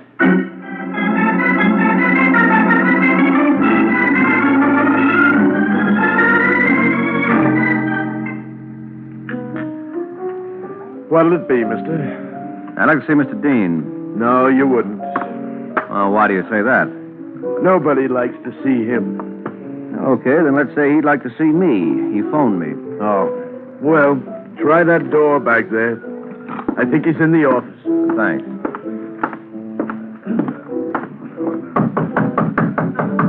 Who is it? Mike Waring. Oh, yes, Waring. Come in. Well, good of you to come, Waring. Sit down. Thanks. Oh, what do you want with a detective? Tell me, how good are you at shadowing? Good enough that I don't waste my time at it. If that's all you want, why pay my fee? This is something special. I got a partner, Mark Larrabee. I want a record of all his movements. Why? Does it matter? I want him followed. I'm willing to pay. You're willing to pay too much. I want to be sure nothing goes wrong. That's why I want the Falcon. Funny thing about me, Dean. When I'm on a case, I like to know what I'm doing. You'll be following Larrabee. Yeah, that's what I call a lot of information. I didn't know you were going to be so curious. It's my business. Well, I'm going away for a few days. Perhaps I want to be sure Larrabee stays away from my wife. Yes, perhaps you do. Well, there are a lot of other detectives in town who'll keep tab for you. I'm not interested in that kind of business. Why not? I never cared for gossip. You wouldn't have to gossip, just report. See what I mean? Well, as a matter of fact, I'm not afraid of Larrabee calling on Georgia. Well, then we're right back where we started. All right, Waring, if you must know, here it is. Larrabee's been drawing a lot of money out of the business. I can't find out what he does with it. I think he's been gambling. I have to know so I can straighten him out if he is. Mm-hmm. Now, will you take the case? Well, you know something, Dean? I still think you're lying. But if you're so anxious to dump cash in my lap, I don't see why I should deprive you of the pleasure. Yeah, all right. It's a deal.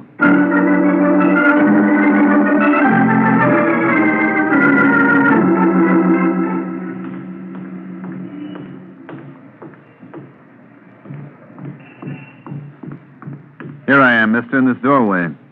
You looking for me? No. How come you've been following me ever since I left the club? Have I? Oh, that's brilliant conversation. Well, I'm not an old coward. I never would have known. Who are you? Does it matter? It matters that you're following me. What's the idea? Who told you I'd be following you? I got eyes. But I haven't been beating tom-toms. How come you spotted me? You just aren't as sharp as you think. Or somebody tipped you. Now, who? Look, just because you're clumsy. Not that clumsy. We won't discuss it. You've been following me, and you're going to stop. Well, what's stopping me? This, if it has to. Is it loaded? Hang around. You'll find out. No, I'll take your word. I don't like to set up anyway. Good night, Larrabee.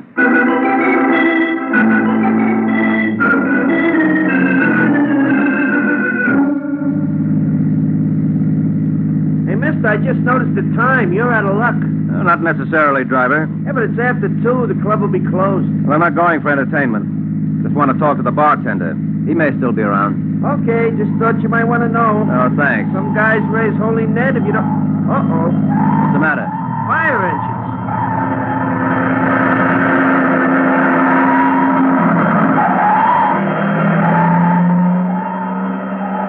Hey, look, they're stopping in the next block. Mm-hmm. Oh, yeah, I see the smoke coming out of that building.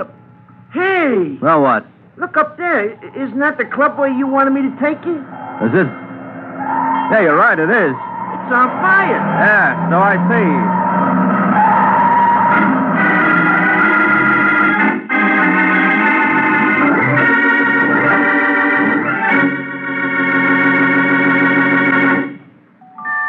It's lighter bodied. It's super fine. It's Kraft Salad Oil, the first salad oil ever offered for home use by the makers of all those wonderful Kraft prepared salad dressings. Yes, you women who pride yourselves on your own special homemade salad dressings, now you have something new and wonderful to work with. Now, you know in advance that any salad oil offered to you by Kraft is bound to be good. But Kraft Salad Oil is more than just a good oil. It's a new kind of oil, a lighter-bodied oil made to blend perfectly with other ingredients. That's because Kraft Salad Oil is not just refined, it's superfined by a special process created by Kraft. You'll find Kraft Salad Oil not only wonderful for your homemade salad dressings, but also for those grand chiffon cakes you bake. In fact, for every recipe you have that requires liquid shortening. So don't wait to try this new Kraft Salad Oil. Remember, It's lighter bodied. It's super fine. get Kraft Salad Oil tomorrow at your grocer's. Look for the bottles with the beautiful label.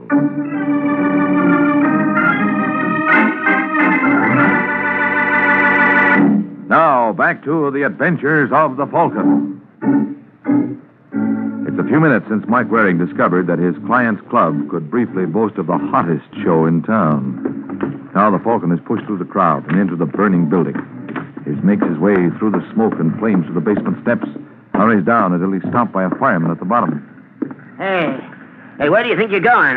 I wanted to see what started this. Well, get out of here. You want to get killed? Fake like I'm a fireman, too, huh? I got no time for games. Look, it's just that I've got a hunch there's something phony about this fire. I want... Hey, there's a lot of smoke. What do you expect? Well, if I could just see a little... Hey, Hey, look over there. Where? You're in that pile of boxes. Aren't those a man's legs sticking out from behind there? I don't see any. Oh, yeah, you're right. Come on. Yeah, here he is. That's Dean. Who? One of the owners of this place. Well, help me get him out of here. We can get him to the respirator. I'm afraid artificial respiration won't do him any good. Well, you never can tell. In this case, you can't. Look at his chest.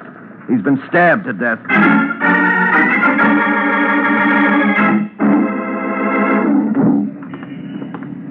Oh, Corbett. Looks like we got the fire under control. Yeah, Waring. Now come on over to the car. I want to get a few things straight. All right. But isn't it a waste of time, Corbett? You know you'll never keep them straight. Yeah, that's right, Waring. Make with the gags. Us police don't know from nothing. Takes a bright private op like you to bungle a routine tale so bad your man pulls a gun on you. I didn't bungle. He must have been tipped. By who? Well, that's one thing I'm going to find out. Really hurts, don't it? And now, Waring, tell me something about this fellow Dean. I told you. He was going out of town. He wanted me to keep an eye on his partner, Mark Larrabee. I did, with the results that please you so much. What did Dean expect you to catch Larrabee doing? Well, he said he was afraid Larrabee was tossing his bankroll down a roulette rat hole. And he wanted me to check. Is Dean his partner's keeper? He claimed he was working at it. Did you swallow Dean's yarn? Would you? You kidding? But I'm not smart like you, Waring. Well, Dean's story smelled, but I played along to see how things lined up. And the fire coming right at this time seemed too much of a coincidence. You think Larrabee started it after he shook you? Well, it's something to check. Along with, how come Dean winds up in the basement of his club when he claimed he'd be out of town? He planned to leave. He hadn't gotten around to it. Well, how do you know? You're not the only one who can make brilliant deductions, Waring. I found an airplane ticket in his pocket to Pittsburgh on the 4 a.m. plane out of LaGuardia, from which I deduced he was planning to fly to Pittsburgh this morning. Corbett, you're a genius. Now, if you're through with me, I'll be running along. There's some angles I still want to look into. Why bother, Waring? Your client's dead. Look, I'm going to prove somebody tipped Larrabee about me tailing him. You don't have to prove it, Waring. Somebody did tip him. Yeah? Sure, Waring. You did.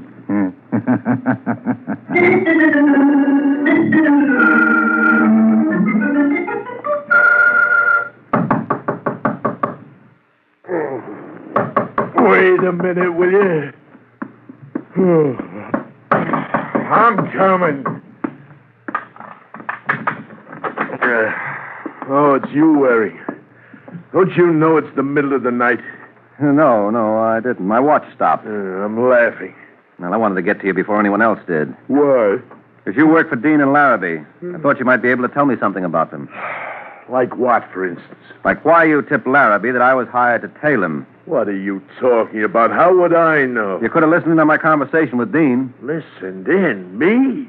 You know my name. You called me by it just now. Well, you told me at the club. Yeah, think again, chum. I just went into the club and stopped at the bar to ask for Dean. I never mentioned my name to you. Well, what's the difference if I do know your name? Because maybe that's not all you know. Maybe you know Dean hired me. And if I do? Then maybe you tipped Larrabee. And if I did? Now, that'll break Corbett's heart. Who's Corbett? Sergeant Corbett, Homicide Squad. What's he got to do with this? He likes to rib me. You wake me up in the middle of the night on any kind of a rib? No, not entirely.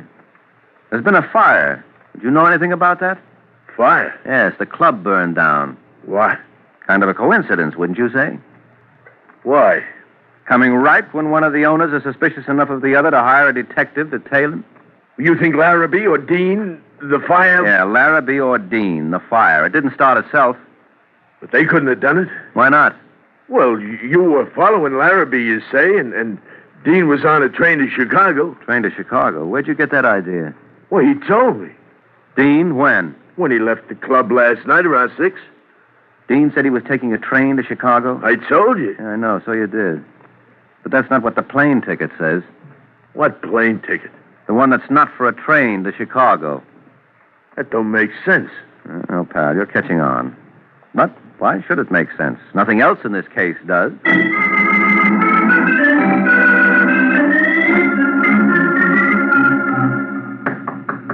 Oh, no. Now what? All right.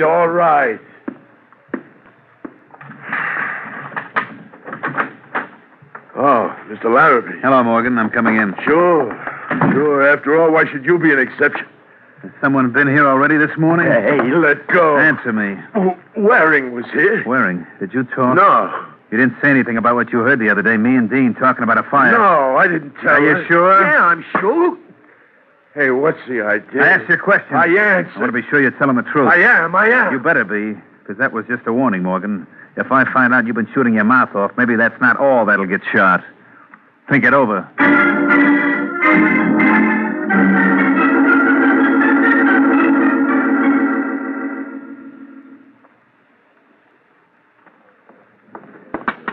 Hello, Mr. Waring. You mind if I join you? Why, what a question, Angel. Sit down. Thank you. You wonder how I know your name. Do I? Sergeant Corbett told me about you. He told me you eat in this restaurant quite often. Well, bless his little heart. I'm Mrs. Dean. Oh?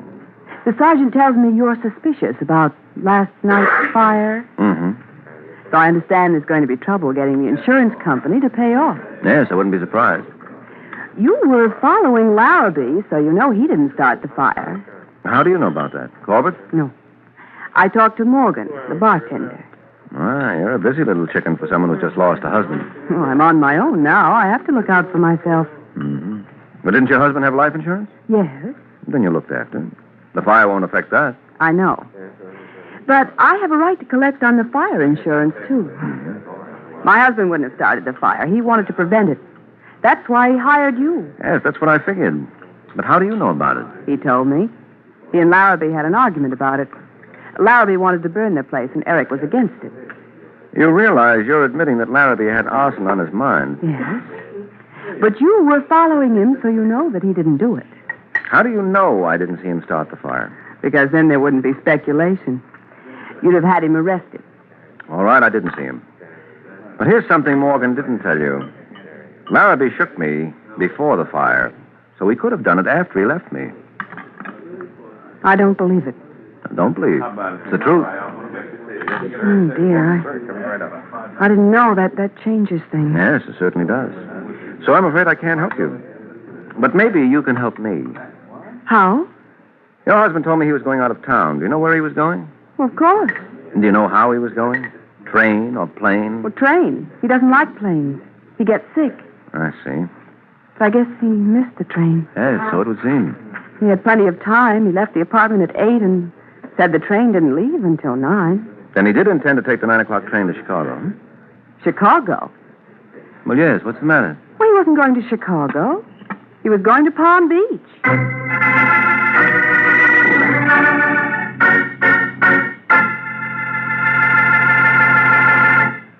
When you shop tomorrow, be sure to pick up a pint or quart bottle of Kraft salad oil.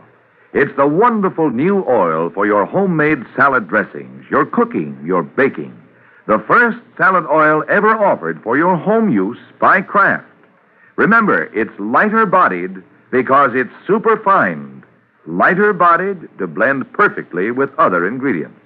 Don't wait to try Kraft salad oil. It's lighter-bodied. It's superfine. Look for the bottles with the beautiful labels.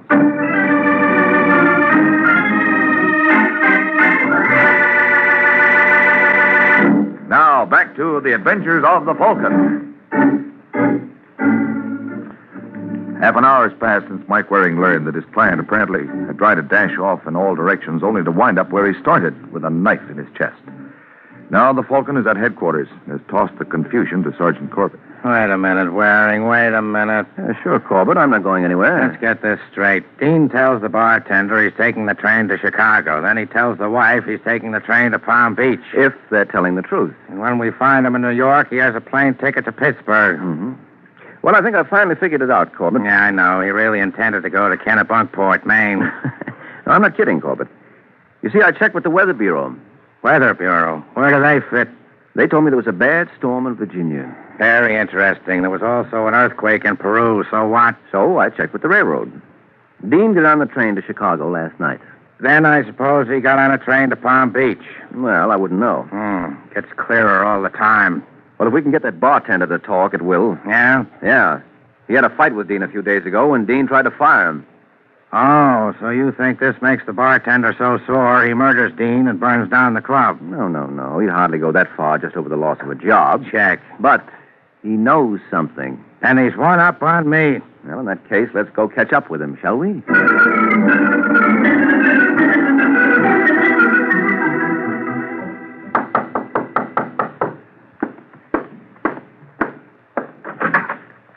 Now, what do you fellas want? Have you caught up on your sleep, Morgan? Don't make me laugh. Let's go in, Waring. Yeah. Hey. You can close the door, Morgan. What do you want? You said Dean left the club at 6 last night. Yeah. Did he go back? No. He was killed in the club. Well, I mean, I didn't see him. And he wasn't hanging around the club. No. What are you trying to prove, Waring? I'm just trying to account for Dean's time. He left his home around 8. Turns out to be killed in the club at 2:30. Now, what was he doing in the meantime? You got any ideas? Yes, Corbett, I have. I think he went to Philadelphia. Oh, great. Now he goes to Philly. Why? People keep coming here. I'm going to Philly or someplace. Oh, Larrabee. Hello, Morgan. I wanted to... Oh, company. I'll come back. No, don't mind us, Larrabee. Come in. I can come back later. Why are you so anxious to get away? Is it because you're afraid we found out about you? What about me? That you and Dean had a row about the fire? You wanted a fire. He was against it. Morgan, I warned you. Cut it out. Cut it out. Larrabee, stop it. You're a smart boy, Larrabee. That outburst proves Morgan knows about you. What do you mean? Morgan didn't tell us. Mrs. Dean did. But now that you've shown that Morgan knows, too, he's going to have to talk. What else do you want to know if you know about the fire? Just this, Morgan. Why did Dean object to Larrabee's idea? Now, come on, don't look at Larrabee. He can't hurt you. Well? Waring asked you a question, Morgan. Answer him. Now, look, Morgan, we know Larrabee wanted to start a fire. We know Dean objected. Now, why did he object? Would mean money in his pocket, too. He was afraid Larrabee might talk. He said Larrabee can never keep his mouth shut. I see. Well, that does it. Does what? What are we trying to prove? Dean's motive. Motive for what? For starting the fire. What? You mean Dean started the fire? Yes. You see, Dean was afraid to let Larrabee know that's what he intended to do. Yeah. So he nixed Larrabee's plan. Mm-hmm. But then he hired me to tail Larrabee so that I'd be a witness when the fire started that Larrabee had nothing to do with it. Yeah. And Dean hops a Chicago train, stays on it just long enough to establish his presence, then slips off the train, probably somewhere around Philly, and flies back to New York. Ah, I get it. He figures to start the fire, then hop a plane to Pittsburgh and slip back on the train there. That's right. That way both partners have an alibi for the fire. But Larrabee catches Dean at the fire and kills him. That's a lie. Why would I kill him if he's doing what I wanted? Well, He's got a point, Corbett. Maybe he wanted all the insurance for himself. I don't know. Well, if you really want to know, don't ask Larrabee. Ask Morgan. Me? Why me? Because, Morgan, you're the one who killed Dean, aren't you?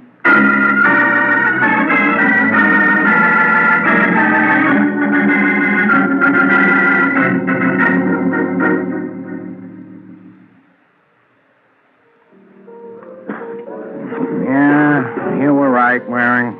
Well, wipe your eyes, Corbett. Maybe I'll pull a boner next week. Morgan confessed. He caught Dean starting the fire, and Dean threatened to frame him. He was going to use that row they had when he tried to fire Morgan as a motive and claim Morgan started the fire for revenge. Mm-hmm. Larrabee and Dean would have alibis, and that would leave Morgan holding the match. Right. It panicked Morgan, and he killed Dean. Oh, there it is, Waring. I'll just run along. Oh, no, wait a minute, Corbett. What kind of a straight man are you? Huh? You haven't asked me how I knew Morgan was the murderer. All right, go ahead. Well, Dean told his wife he was going to Palm Beach. Say, that's right. I forgot about Palm Beach. Well, so did Dean when he heard about the storm in Virginia. His original plan, apparently, was to work his alibi on a Palm Beach train. But bad weather made it risky, counting on a plane to get him back to the train. So he switches to a Chicago train. That's right. And Morgan said Dean told him he was going to Chicago. And Dean left the club at 6, and Morgan claimed he hadn't seen him again.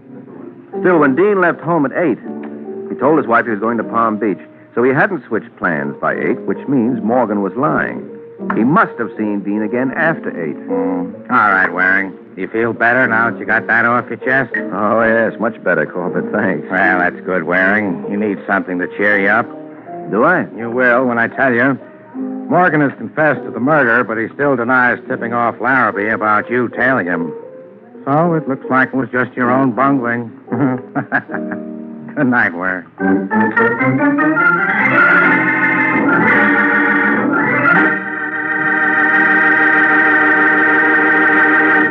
Spring is in the air, folks. There's fair weather, sunny skies, trees and flowers in bloom. Everything, it seems, to make living enjoyable. One sure way to add pleasure to living these balmy days is to enjoy the wonderfully good taste of delicious Kraft Dairy Fresh caramels. They're smooth and chewy, soft candy goodness through and through with a caramel flavor developed by Kraft from a special process, the result of years of fine candy making. Yes, Kraft caramels are good, and they're good for you, too. Dairy Fresh, they're called, and that means plenty of wholesome, nourishing milk is in Kraft caramels. Get the big thrifty pound bag at the grocery store, or ask for the nickel bar of 6 delicious pieces of Kraft caramels at the candy store. When you taste them, I'm sure you'll say, these are the best caramels I've ever tasted. Kraft Dairy Fresh caramels.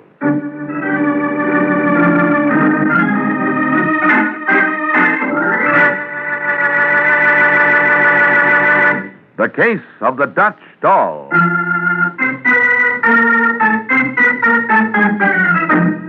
The Case of the Dutch Doll. That's the title of next week's adventure of the Falcon, when Mike Waring learns that little boys who play with the wrong kind of dolls never live to grow up. So be sure to listen at this same time next week to another exciting adventure of the Falcon, brought to you by the Kraft Foods Company. The Adventures of the Falcon, transcribed today, are based on the famous character created by Drexel Drake, produced by Bernard L. Schubert, written today by Jerome Epstein, and directed by Richard Lewis. Music was by Arlo. Les Damon was starred as the Falcon with Ken Lynch as Sergeant Corbett. Be sure to hear the Great Gildersleeve next Wednesday evening over most of these stations. In next Wednesday's broadcast, Gildy comes face to face with an hilarious problem and solves it in a way that will keep you laughing for days. Remember the show, the time, and the place, The Great Gildersleeve, next Wednesday evening over most of these stations. Check your local newspaper for time of broadcast. Ed Hurley, he's speaking for the Kraft Foods Company.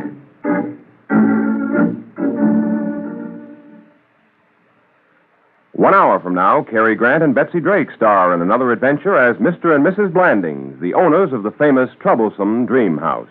It's Top Sunday Listening, Mr. and Mrs. Blandings. Hear Groucho Marx and Ginger Rogers on The Big Show later on NBC.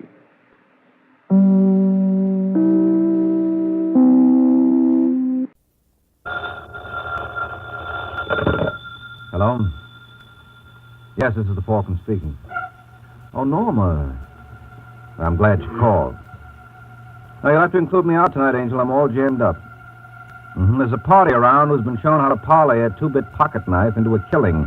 So naturally, he's going to make a stab at it.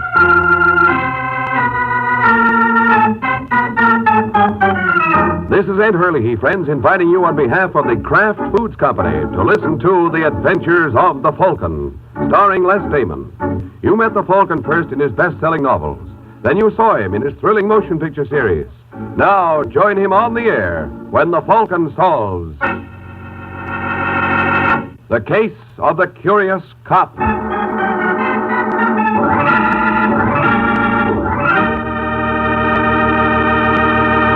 In just a moment, another thrilling adventure of the Falcon. But first, a word about an adventure you can have any day in the week, right in your own kitchen. For several weeks now, we've been telling you on this program about Kraft Salad Oil, the wonderful new salad oil created by Kraft that's lighter-bodied because it's super fine. Now, here's a suggestion. Tomorrow, go to your grocer's and get a pint or quart bottle of Kraft Salad Oil. Look up your favorite recipe for homemade salad dressing, chiffon cake, or anything else that requires liquid shortening. Then, that night, tomorrow night at dinner, surprise your family with an old favorite made this lighter-bodied, superfine salad oil way. You'll know the difference, and so will the family. Get Kraft Salad Oil.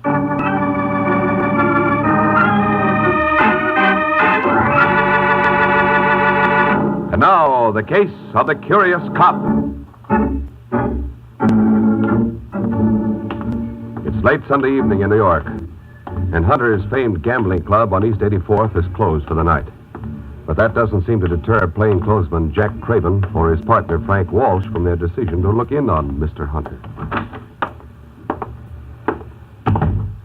You ask me, Craven, we're wasting our time. You think so, Frank? Sure.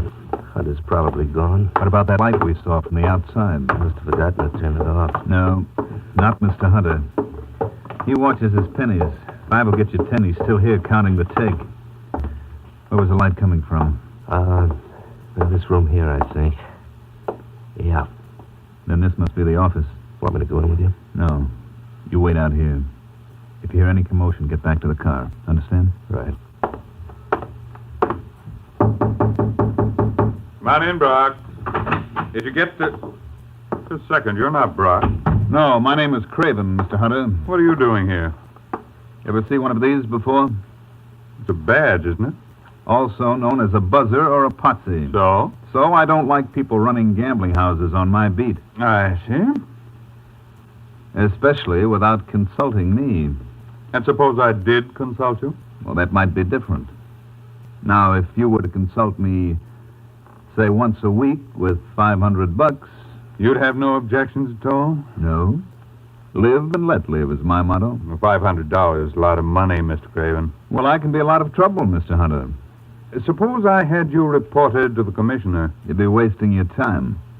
They've been trying to get rid of me for years, but they never could get anybody to testify against me. Maybe I'd be willing to. Are you kidding? You don't like publicity any more in your racket than I do in mine. You better give in, Hunter. I can make an awful nuisance of myself. I can see that. All right, Craven, don't move. Now, what do you think you're going to do with that gun? Something the police commissioner couldn't do. I'm going to get rid of you, Craven. Now, listen, Hunter, if you don't put away that rod, I'll break you in two. Hey, where you are, Craven. I mean that. Are you super...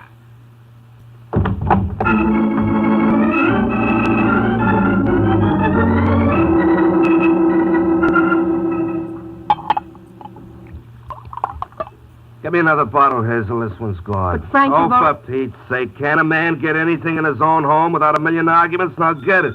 All right. Oh, wait. Wait a minute. Answer that first.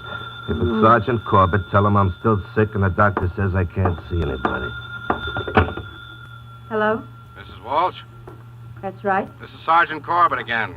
Oh, how are you, Sergeant? Can't complain. How's Frank? Just the same. Can I talk to him? I'm afraid not. He's asleep.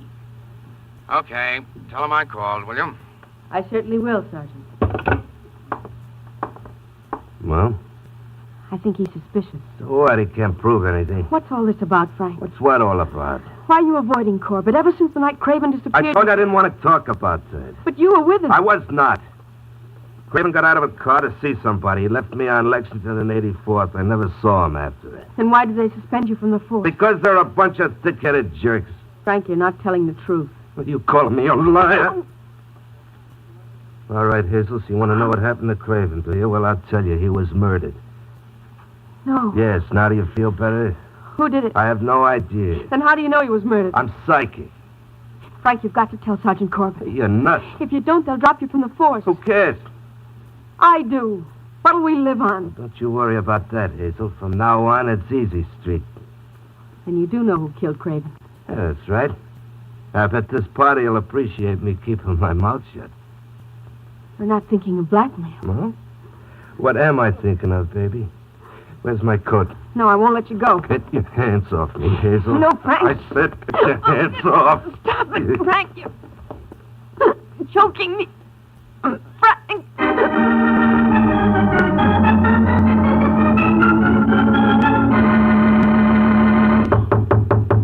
Yes. I hate to break in on you like this, Mr. Hunter, but there's a party outside waiting to see you. I'm busy, Brock. Yes, I know, but I suggest you clear a little time for this boy. I would if I were in your position. But then you're not in my position, Brock. Oh, it's true. Just the same, you ought to see him. His name is Frank Walsh. He's a cop. So? So he was Jack Craven's sidekick. Craven? The dick who disappeared so mysteriously. Oh, of course. Will you see him? What have I got to lose? Hey, Walsh. Yeah. Come in here. Sit down, Mr. Walsh. My name is Hunter. Never mind the introduction, Hunter. I know all about you. Not all, I trust. All. When can I talk to you? What do you call what you're doing now? I mean, alone. Would you be a good fellow, Brown? Why not? Nice knowing you, Walsh. Yeah, likewise. Now, what was it you had on your mind, Mr. Walsh? Last Saturday after you closed, you had a visitor up here. Did I? Yeah, a dick named Jack Craven. And you think I know something about his disappearance? I think you know everything about it. You see, I was outside when Craven went in to shake you down. A few minutes afterward, I heard a shot, so I beat it to the car. But 20 minutes later, I saw you coming out of here alone. So you put two and two together. And got 4. You killed him, Hunter. I don't know what you did with his body. Then you might as well stop there, Mr. Walsh. Didn't you ever learn that to substantiate a charge of murder, there must be what the pulp writers call a corpus delicti? Now, look, Hunter, you're not brushing me off like this. We can settle this easily enough. I'm no pig like some guys. Give me 20 grand, and you'll never hear from me again. I think it would be only fair to warn you, Mr. Walsh, that I have a distinct aversion to being blackmailed. Well, you better kick through, because if it's the last thing I do, I'll find Craven's body. I wish you luck. And if you experience too much difficulty, perhaps I can arrange to have you join him. Good day. What's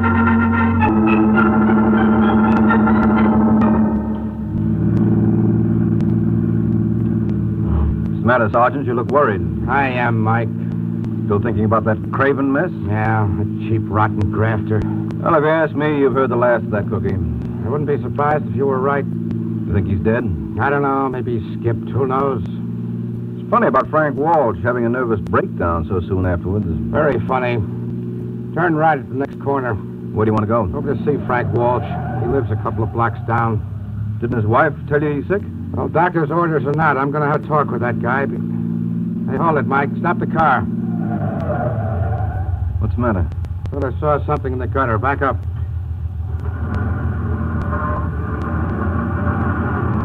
No, I guess I was... Hey, Sergeant. Yeah, turn on your spotlight. Oh, it's a drunk. Wouldn't you know it? Okay, let's get him. Can't leave him laying there. All right, mister, what do you think you're doing? Come on your feet, Buster. Give me a hand with him, Mike. Yeah, right. Let me go. Drunk, look at your hand. Holy... Yeah, he's been shot.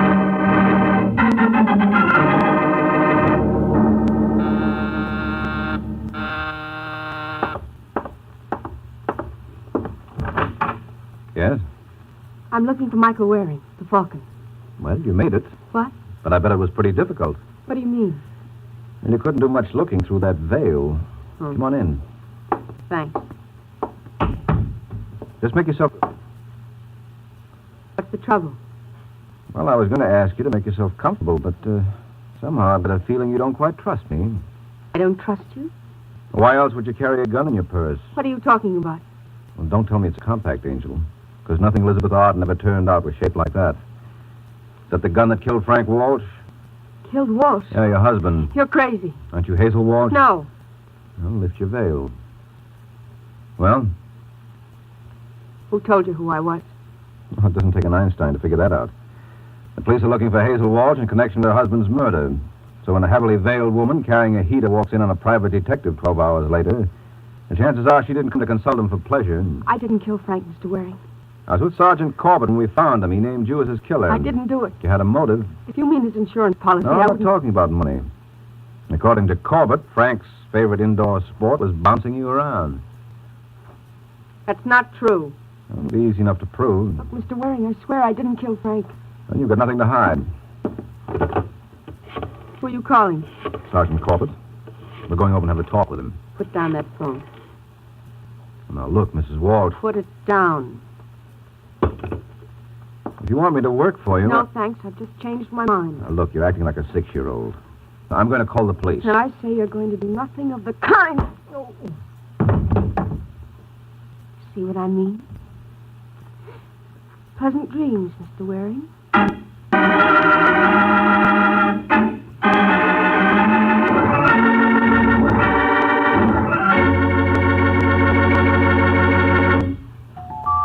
It's lighter body.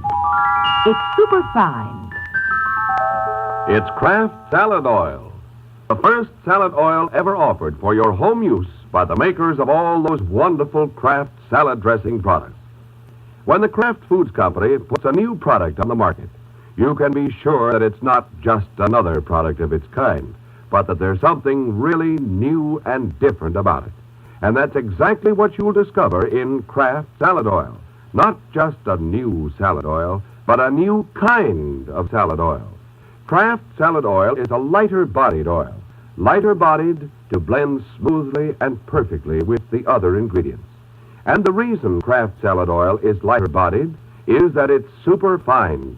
Yes, superfined by a special process created by Kraft. Don't wait to try this wonderful new salad oil in those distinctive homemade salad dressings you make, those wonderful chiffon cakes you bake, in every recipe you have that requires liquid shortening. Remember, It's lighter body. It's super fine. and it's at your grocer's now. Get Kraft salad oil in either the pint or quart size tomorrow.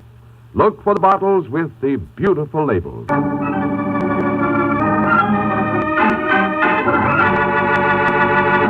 Now, back to the adventures of the Falcon. 3 hours have passed since Mike was lulled to sleep by Hale Walsh.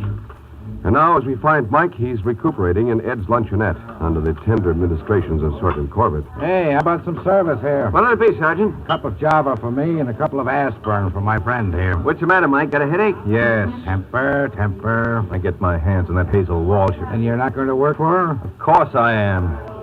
Just want to teach her you don't go around slugging people who are trying to help. You're making a mistake. Oh, now, look, Sergeant, I tell you, she didn't kill her husband. Then why did she bop you when you were going to call me? Well, because she was panicky. That still doesn't explain why Frank named her as his killer. But he didn't, really. He said something about 20 grand. Maybe he wanted to leave a message for her. About 20 grand? Well, why not? Suppose he was trying to tell her something. You're crazy. Now, look, Sergeant, Walsh was a grafter. I don't like that kind of talk. I don't blame you, but you've got to face the facts. There are always a couple of rotten apples in every barrel. How many times have you had Frank Walsh and Jack Craven on the carpet? You just couldn't make it stick, that's all. Go on. Well, now, my guess is that Walsh tried to shake down Hunter and Pay off from Hunter just to let him keep running his joint. he wouldn't. Quiet. What are you talking about? Walsh must have known who murdered Jack Craven. Well, he went there last night for a payoff. Got it. Well, assuming you're right, now all we have to do is find the one party in New York he tried it on. Well, that shouldn't be so hard, Corbett. Where was Walsh's and Craven's beat? The east side from 76th to 85th. 9 blocks. All right, who's operating a new joint in that district? What makes you think this is a new operator? Human nature. Once a man allows himself to be shaken down, the odds are he'll go on that way without squawking. So my guess would be that Craven got his when he tried his graft on the new customer. Yeah, you know, Mike, sometimes I think you've got the makings of a pretty good detective. No, thank you. And when did Craven disappear? 4 days ago. Okay, then we can narrow it down even finer. Craven would probably give this boy a chance to operate a week or two, so he'd have some idea what to charge. Now, who do you know that opened a joint around the middle of March? Well, I heard rumors the guy named Hunter opened a club around the 14th. But every time a raiding party gets near the place, they fold up their tables and run. Okay, let's see. Come on, Mike. Get away from that wheel. Ever tell you about my system, Sergeant? Some other time. See any sign of... Where is it? I think your store. Yeah, room down the hall. Want me to flash my badge? No, let's keep this unofficial for the moment. You can close up the joint tomorrow. You've got a murder to worry about. Come in.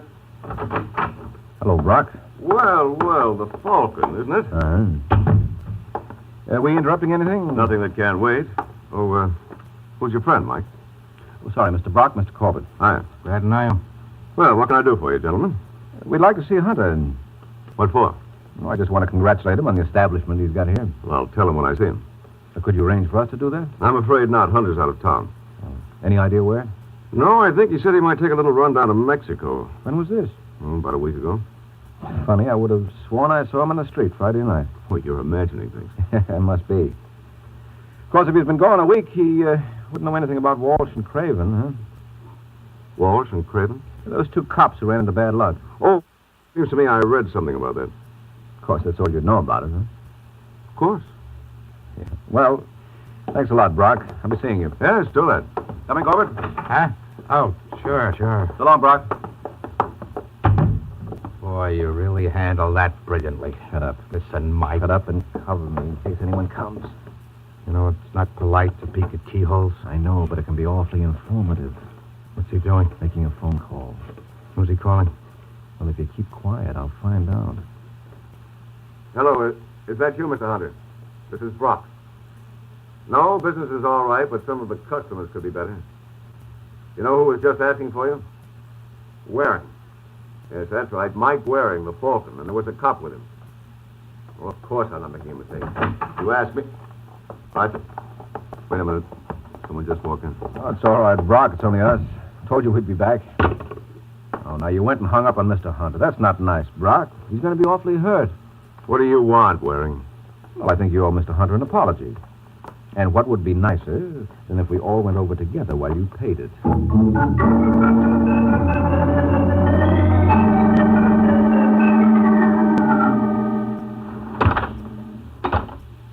All right, Brock. What floor does Hunter live on? 4. But you won't find him there. That's right, Mike. We forgot. Hunter's down in Mexico. Okay, be smart. But I tell you, I wasn't speaking to him. Cut it out, Brock. We heard you as plain as could be. You're wrong. I was talking to a girlfriend of mine. Yes, whose name, by an odd coincidence, was Mr. Hunter.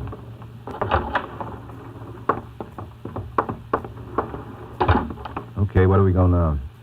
It's apartment 4C. Oh, that should be it. Sure enough. Walter Hunter. All right, Sergeant, where are your keys? Suppose he's inside? No, not a chance. Must have skipped after Brock here warned him. But I don't think he could get too far in those 10 minutes. He got far enough, Mike. Hey, what's the matter with him? Well, if you don't know Brock, take a good look at his face. That bullet hole ought to be a dead giveaway. Holy smoke. All right, Mike, out of the way. What's the matter? I want to see where Hunter was standing when he got it. Judging by the course of the bullet, he must... Well, what do you know? Hey, there's a gun under the chair. Where? The one you're sitting on, Brock. What? Leave it alone. There may be prints. Okay. Isn't that a police special? Yeah, and I'll take even money that it's Frank Walsh's service revolver. His wife was awfully careless, Mike. Oh, now, don't tell me you think... Well, what do you think? I don't know, but at least I'm not going around making wild guesses. How do you know it wasn't suicide? Are you kidding? Well, it could be. Don't talk like a chump. We had nothing on Hunter. Why should he blow his brains out? Well, why should Hazel Walsh do it for him? Maybe she figured that he knocked off her husband. Oh, then you admit she wasn't guilty of that. I admit nothing Excuse me, gentlemen, but can I get a word in? What do you want, Brock? There's a hunk of paper under Hunter's leg. Oh? Never mind, Mike. I'll take care of that. Well, what is it? Give me a chance, will you? To whom it may concern, I killed Jack Craven and Frank Walsh. Huh? I should like my remains to be cremated. Walter Hunter. What do you say now, Sergeant? I say, don't shmee. There's someone at the door. Turn off the lights. Stay where you are, Brock. Okay, pal, what do you want? Let go. Behave. Let go. I said behave. Turn on the lights, Mike. Fine. Crummy-looking bum. Hey. You know him? Yeah, and I wish I didn't. This is Detective Jack Craven. Jack Craven? Yeah, my long-lost buddy.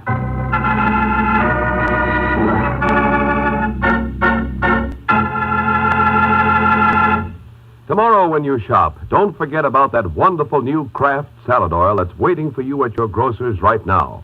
It's Kraft Salad Oil. The salad oil that's lighter-bodied to blend perfectly with other ingredients. Lighter-bodied because it's super-fine.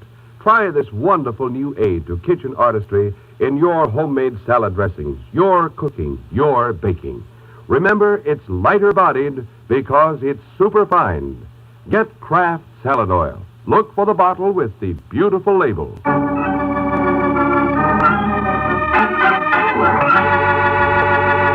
Now, back to the adventures of the Falcon.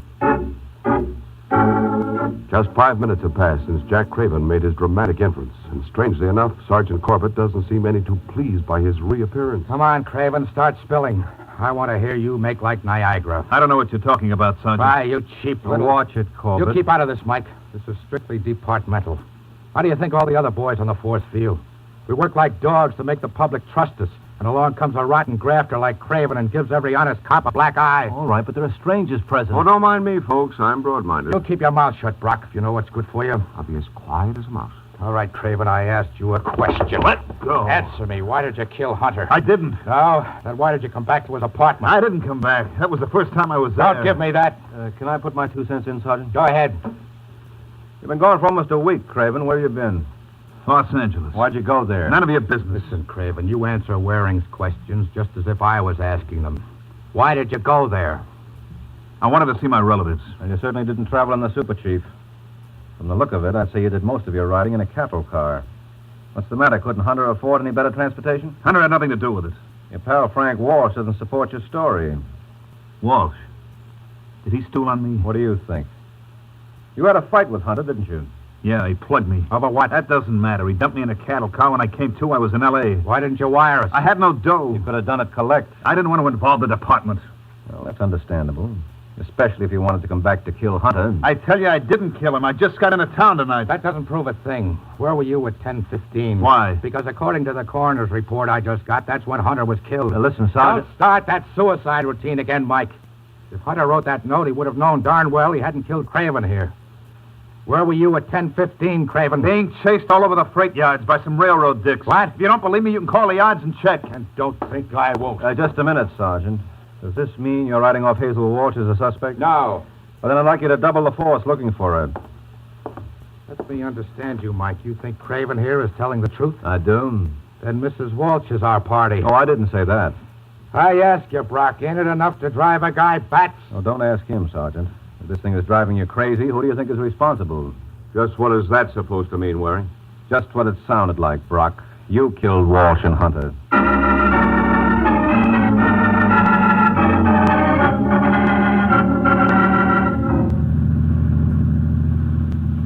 I don't know how I can ever repay you, Mike. Oh, forget it, Hazel. I'm only glad it ended the way it did. So it was Brock who killed my husband. Yeah, but he didn't mean to frame you. He thought it would take care of Hunter. But when Frank blurted your name to Sergeant Corbett and myself, that upset his plans. But why did Brock want to frame his boss? Oh, Hunter had a very nice thing in the club. And Brock figured he was capable enough to handle it with Hunter out of the way. But I still don't see why he murdered Frank. According to that note, Brock thought that Hunter had killed Craven. Yes, but that didn't do him any good because there was no trace of Craven's body. And a corpus delicti is essential in any frame. That is why it was necessary for him to supply a body that would lead directly to Hunter. But Frank never even mentioned the man's name to me. Well, Brock had no way of knowing that.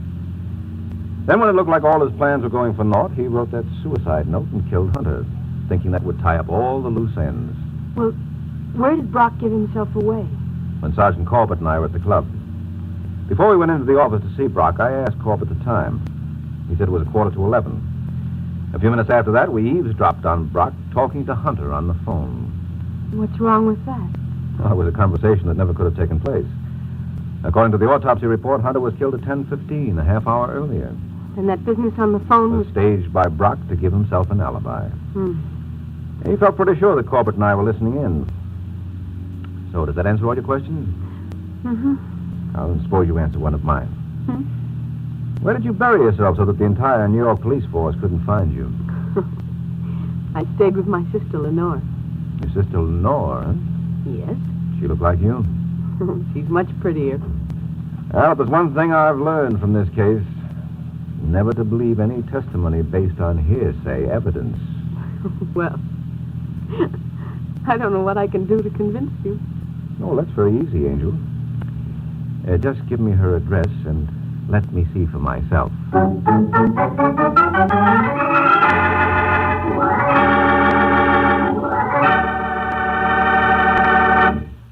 Folks, let's talk about enjoyment. That's a pleasant subject, isn't it? Specifically, I'd like to say a few words about candy enjoyment. The kind you find in Kraft Dairy Fresh caramels. Kraft caramels are tops and delicious good eating. Here's the reason why. The Kraft folks spent years developing fine caramels, making them chewy soft and flavorful, making them good so you'd enjoy them. And Kraft caramels have plenty of nourishing milk and other pure ingredients in them, so they're good for you, too. Next time you're at the grocery store, pick up a big pound bag of Kraft caramels And at your candy counter, get the 6-piece bar for a nickel. Kraft caramels come in regular caramel flavor and in chocolate flavor. Both flavors are delightful. The important thing to remember is this. Whenever you want real candy enjoyment, be sure you get Kraft Dairy Fresh caramels.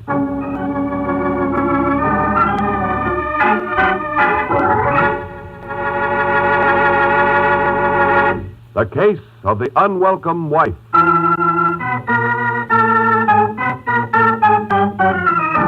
The Case of the Unwelcome Wife.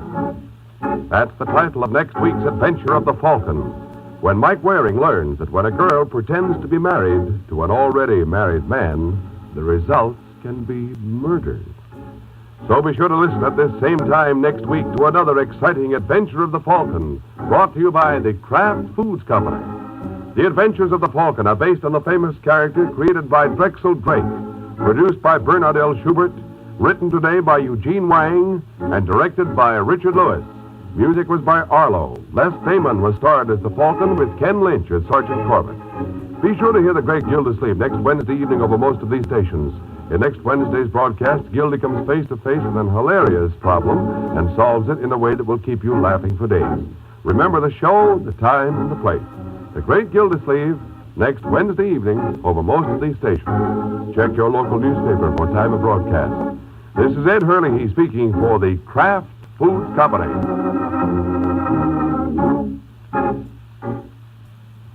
Raymond Massey and Shirley Booth star on Theater Guild tonight on NBC.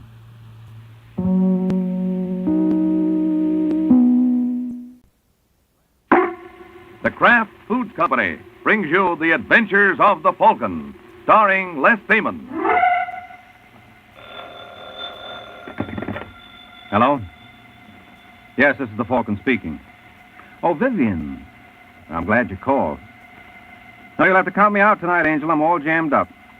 There's a boy around who thinks he can play with guns, and I gotta prove that when he tries murder, he's in for the shock of his life.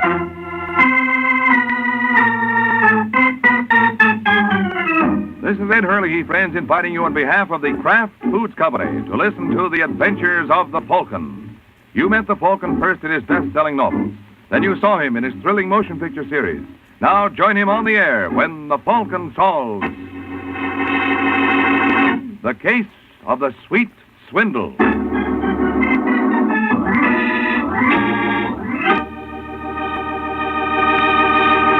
Before the Falcon solves tonight's case, let's listen to this. Miracle Whip. Has a flavor so pleasing. Miracle Whip. Tastes so lively, so teasing. Miracle Whip. Only one of its kind. Miracle Whip. Best salad dressing you'll find. Miracle Whip tastes really good. Not too sharp, not too mild, but just exactly right. And Miracle Whip tastes different, too. Different from any other salad dressing. Try it yourself. See why it's America's favorite salad dressing. The one and only Miracle Whip.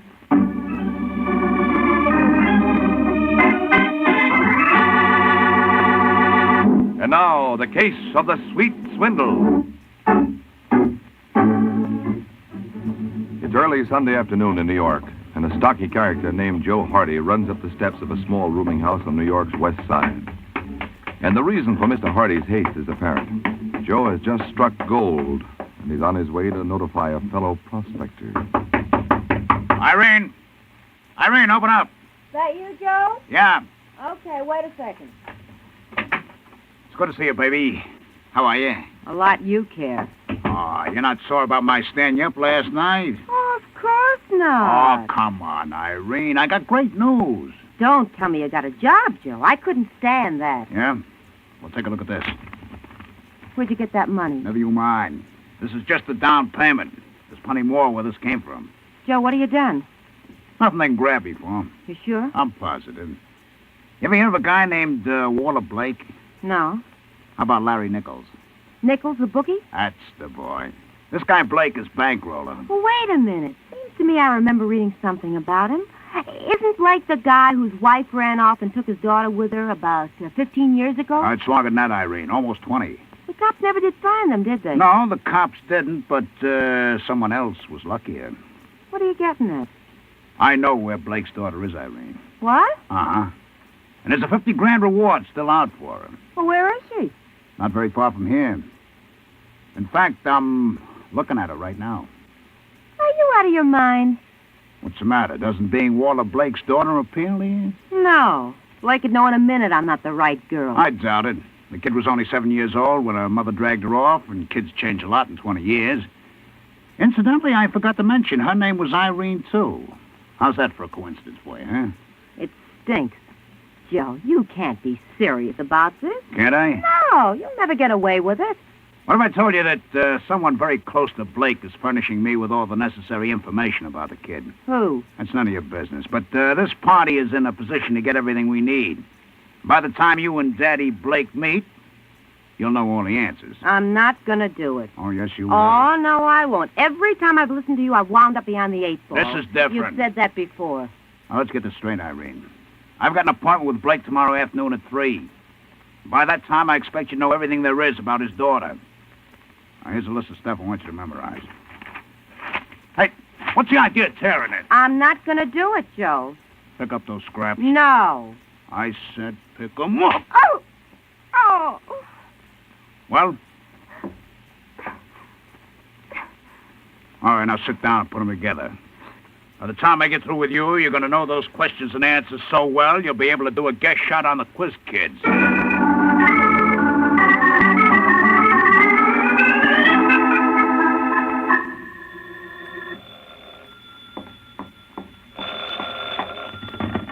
Hello? I'd like to talk to Walter Blake, please. This is Walter Blake speaking. Well, hi, Walter. This is Mike Waring. Oh, yes, Mike. How are you? Fine. Say, I heard you were approached by a character named Joe Hardy who claims he can put you in touch with your daughter. So? So my advice to you is to have nothing to do with him. This wouldn't be professional jealousy, would it, Mike? What are you talking about? Just because Joe Hardy's a competitor of yours? Now, look, Blake, I called you as a friend. This boy Hardy's a private detective, sure, but he's also a faker. He'll clean you out like a Hoover vacuum. You're a fine one to talk. Just because you could never locate Irene, you don't want anyone else to succeed. You thought she was dead. Now, listen to me, Walter. Sorry, I haven't the time, Mike. Larry Nichols and I are supposed to meet Hardy at 3. I'm not going to take a chance on your delaying us.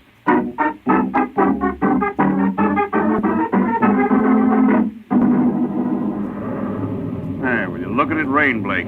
You look at it, Nichols. You sure this fellow Joe Hardy said he'd be here at 3? That's right.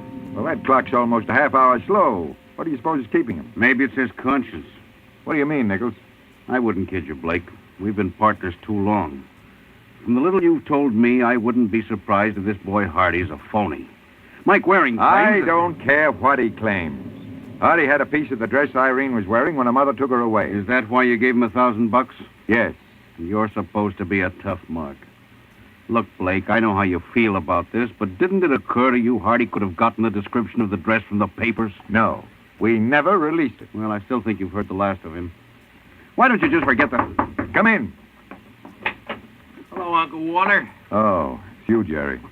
What's the matter? Am I a disease carrier? Your uncle's a little disappointed, kid. What did I do now? No, it's not you. It's that Joe Hardy character. Hasn't he been here yet? No. What, don't worry, Uncle. It's pouring outside. He probably was detained. Well, let's hope it's permanent.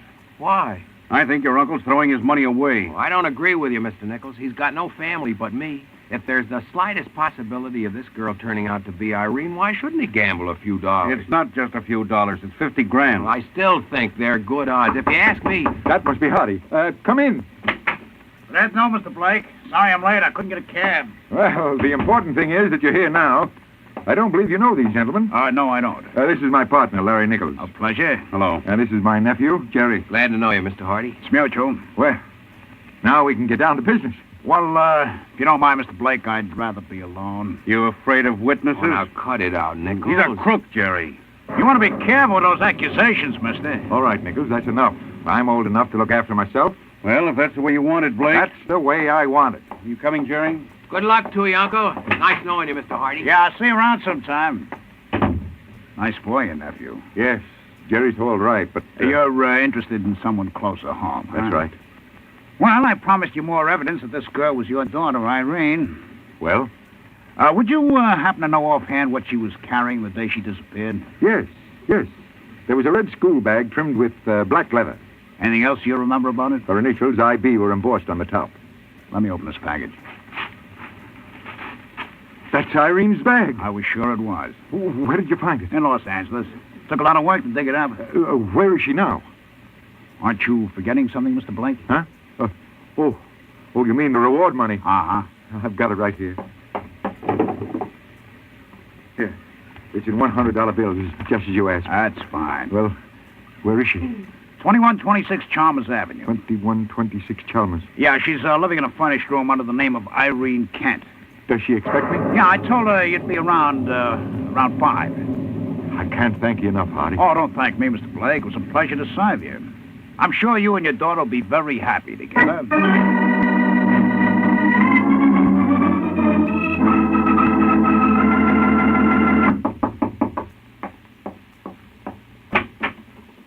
Hello, Irene. You're not... Yes, I am. I don't know what to say. Why don't you start by inviting me in? You'll have to excuse me. I know. It's not every day you find a new father, but you'll get used to it. Did I turn out the way you expected? I don't know what I expected. You were only 7 when your mother took you away. Incidentally, where is she? She died 2 years ago. Well, why didn't you let me know? Mother never mentioned you. We didn't even use your name. Didn't you remember anything at all about me? Very little, I'm afraid. I've made a million plans, Irene. Now, the first thing we've got to do is to get you out of it. Where did you get that picture? It's Mother's. Tear it up. Oh, now, Dad. I'm sorry, Irene. I had no right to ask that.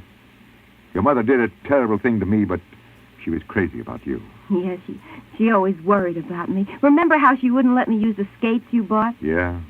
We had quite a fight over that. And it was the same story when you brought home the bicycle and the pony. She accused you of wanting to kill me. You remember the pony? Like it was yesterday. He was a brown Shetland with a white star on his nose. You remember the saddle I bought? It wasn't a saddle, it was a cart. So it was. What's the matter, Father? I'm just trying to figure out something. What? How you learned about that pony and cart. Oh, I remembered it. You couldn't very well, Irene. Huh? You see, I ordered the pony for your 8th birthday, and it was delivered the day after my wife ran away. I don't understand. Yes, you do. You're not my daughter. You're making a mistake. No, the mistake I made was earlier today when I believed Joe Hardy. You're not Irene. Stay away from me. You're not my little girl. Where is she? No. Where is she?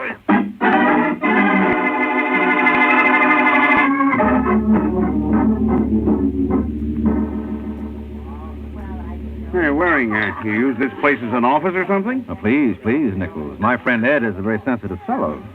The name of this place is Ed's Luncheonette. See the big red sign? And as for an office, does fine for that, too. But right now I want to eat. What do you say we order? Oh, I've already eaten. You go ahead. Jerry's not here yet anyway. Okay, when he gets here, we'll talk. Say, Ed. Oh, hi, Mike. Glad you dropped by. Well, what's good today, Ed? Oh, now, that's a fine thing to ask a cook. Naturally, everything's good. Oh, most humble apology. That's better. Yeah, well, what's especially good? Well, let's see. I got some real good shrimp, Mike. Mm-hmm. I could make a shrimp salad I know you'd go for. You know I'd like it, huh? I sure do. Because I make it with Miracle Whip. And the salad dressing's a mighty important part of a salad, you know. Oh, why, sure. Why, did you ever hear of a self-respecting salad going out without dressing? No, really, Mike. Salad dressing adds flavor. Like Miracle Whip here. It adds a real peppy flavor. Sharp. But not too sharp, Mike. Most folks say Miracle Whip tastes just exactly right. Mm-hmm. Why, do you know the Kraft salesman told me that Miracle Whip outsells the next 20 leading brands of salad dressing combined? That's so. Sure, so it's really America's favorite salad dressing. Folks must like it a lot. My customers sure do. Hey, smooth, huh? Yeah, sure is, Mike. Miracle Whip is just as smooth as satin. Why? No, Ed, I meant that cute little blonde that just went by. Oh. Well. All right, I'll have that shrimp salad, Ed. And make it with plenty of Miracle Whip, will you? Oh, it'll be a pleasure, Mike. You sure you don't want anything, Nichols? No, thanks. Okay. Oh, say, here comes our boy now. Hello, Jerry. Hiya. Sit down. Hello, Waring. Nichols. Has Nichols talked to you about what we want yet, Mike? I left it for you, Jerry.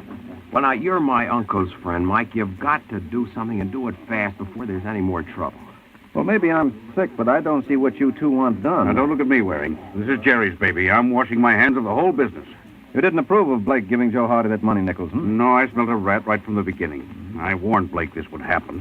Where's your uncle now, Jerry? Well, that's just the trouble, Mike. We don't know. He called Nichols about a half hour ago. What did he have to say? Nothing much, only he got a lead to Joe Hardy, and he made an appointment to meet him at his hotel later tonight. Well, I don't think there's much chance of Hardy showing up after this. Oh, that's where you're wrong. Hardy doesn't know what my uncle wants him for. Well, he must have some idea, Jerry. Nope. According to Nichols, my uncle told Hardy he was so pleased at the way things turned out, he wanted to give him a bonus. You don't think Hardy will fall for that? He probably learned what happened from that girl. That's what I told Blake, but he said the girl wouldn't talk. What's to prevent her? I can think of several things, all of them unpleasant. What do you suggest, Mike? If my uncle finds Hardy there, he'll kill him. Now, you're the only one who can reason with him. I didn't have much luck when I tried it earlier today. What's the name of Hardy's hotel? It's the Parkside. It's off Madison. What time was the appointment for? 1 o'clock, I think. Well, it's almost that now. By the time I find a cab... Well, you can take my car. Oh, I thought yours was in the shop, Jerry. No, I got a new one this morning. Wait a minute. Wait. Here are the keys, Mike. It's parked right in front of the place. You can't miss it. It's a convertible. Okay. Well, how do you like that? After the big build-up Ed gave us about the salad, I have to rush off without touching it. Oh, well, stick around, fellas. I'll be back as soon as I can.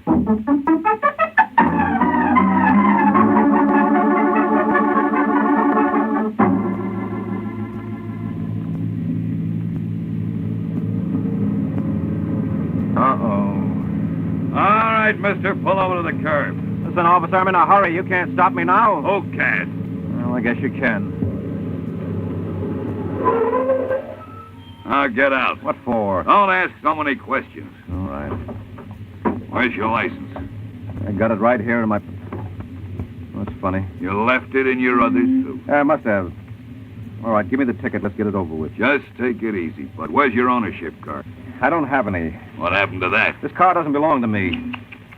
Didn't your mother tell you it wasn't nice to steal? Oh, don't talk like a jerk. This isn't hot. Isn't it? No, I borrowed it from a man named Jerry Blake. You should have told him in advance. What are you talking about? You'll find out. Look, officer, all this can be straightened out, but I haven't got time to do it now. I suppose you're bound on a mission of life and death. You're not kidding. No, only it's going to be your life, mister, if you don't start following orders. Now get in your car and follow me.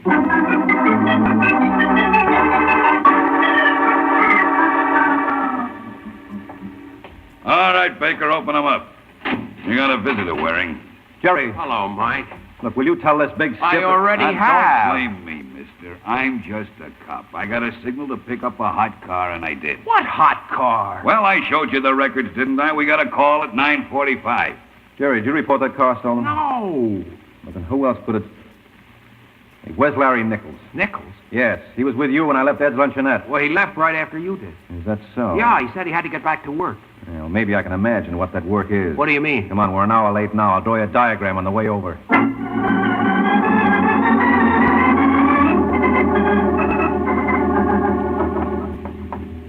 What floor did the superintendent say Joe Hardy was on? 8C. What's the matter with you, Jerry? You look baffled. I am, Mike. I can't believe there's any connection between Hardy and Larry Nichols. Well, there's got to be.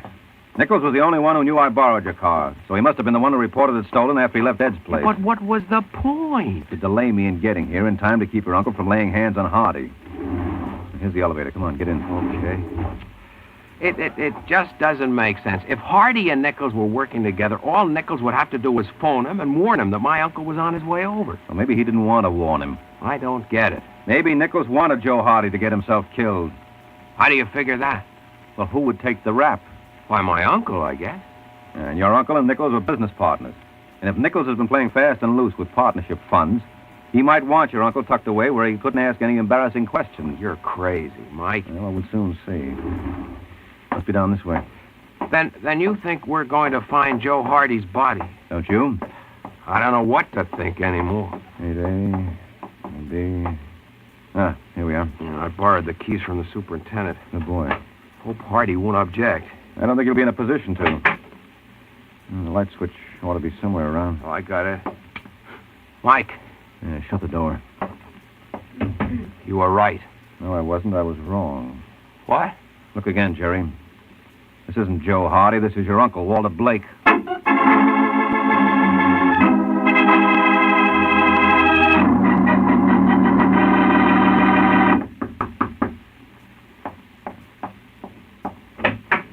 What do you want? Well, that all depends. You Irene Kent? Who wants to know? Oh, I beg your pardon. My name is Mike Waring. That still means nothing in my young life. Well, we'll have to remedy that in the future. If you have a future. What kind of a crack is that? Judging from those bruises on your neck, Irene, someone must be awfully peeved at you. What do you want, mister? Okay. Where's Joe Hardy? Why? Walter Blake was murdered tonight. Blake? Did Joe kill him? I can make out a very convincing case, so you better start talking, Irene. You know, an accessory to a murder. Well, I give you my word, Mr. Waring. I didn't have anything to do with that. You posed as Blake's daughter. I didn't want to. Joe made me. Where's Hardy now? I have no idea. I haven't heard from him since early this morning. Did he know that Blake discovered you were a phony? Well, if he did, he didn't get it from me. Why not? Well, I didn't know where to reach him. Yet you told Blake where Hardy could be found. I didn't expect Joe to be there. Mm-hmm. Who put your boyfriend up to this swindle? I don't know. Oh, come on, Irene. Who supplied all the background material? I swear I don't know. Well, I've got an idea. And for your sake, I hope it turns out a little better than my last.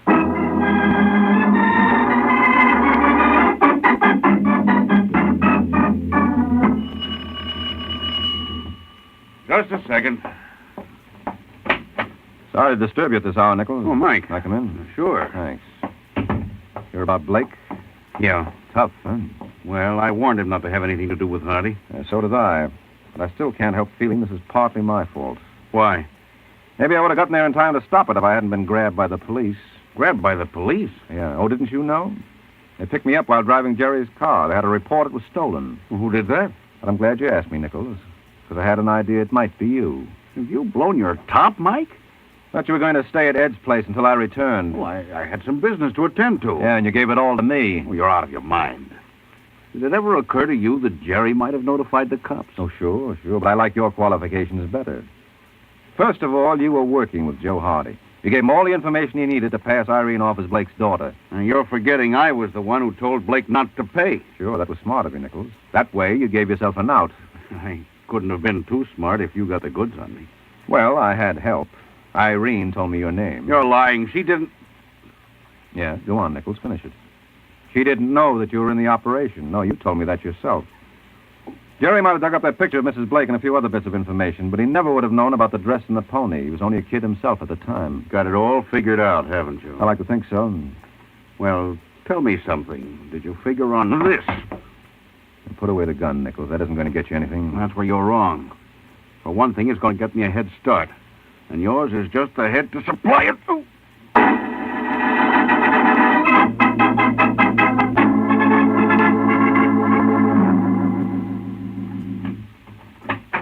Who's there?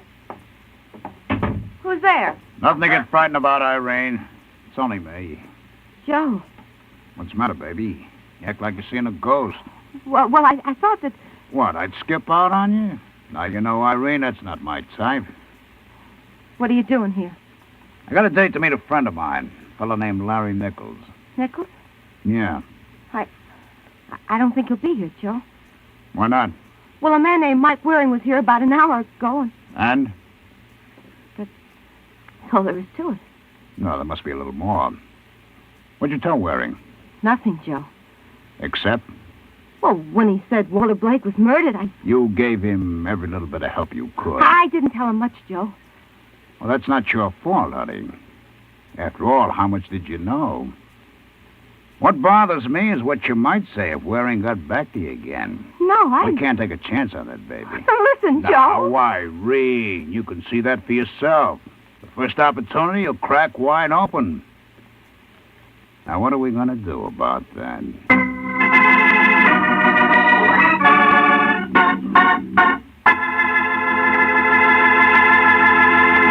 Well, I guess Joe doesn't know what to do either.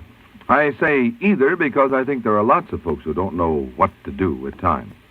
Now, maybe you don't know what to do to get your family to eat salads. You don't? Well, make those salads with Miracle Whip. Miracle Whip. Has a flavor so pleasing. Miracle Whip. Tastes so lively, so teasing. Miracle Whip. Only one of its kind. Miracle Whip. best salad dressing you'll find. Miracle Whip is the only one of its kind because it's a different type of salad dressing made from a secret Kraft recipe.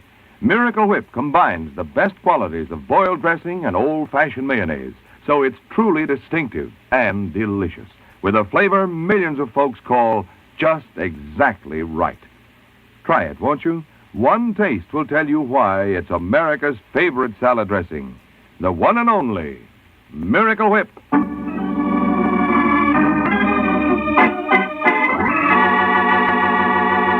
Now, back to the adventures of the Falcon. Several hours have passed since Mike tangled with Larry Nichols and came off second best. And now our hero staggers to his feet and heads for the phone.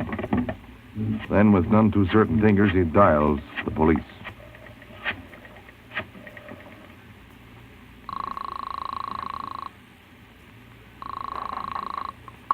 Hundred and Second Precinct, Sergeant Lewis. Hello, Sergeant. This is Mike Waring. Where the devil have you been, Mike? We've been looking for you for the past hour. Well, I was out. Where? Just plain out. Look, have you picked up Joe Hardy yet for the Blake murder? No. Well, while you're at it, you might as well get out an alarm for Larry Nichols. And you're probably too late for a girl named Irene Kent. How'd you know that? Well, it figured. Hardy must have taken her away with him. Well, that's where you're wrong, Mike. She was left behind. I can't imagine why. You would if you saw her now. She's got 2 big bullet holes right where her heart used to be.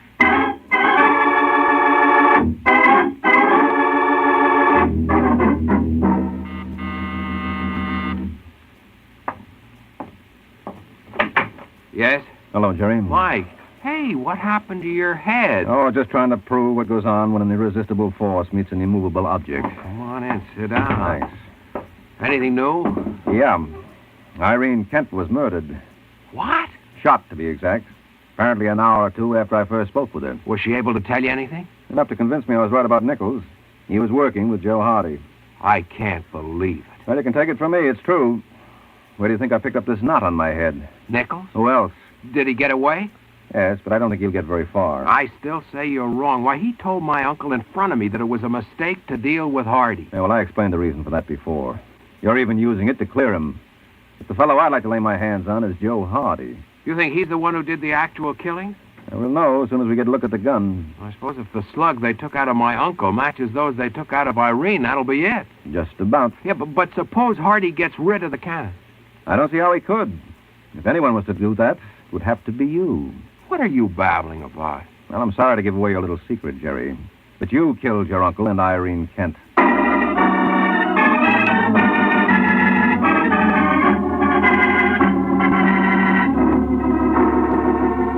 Ed.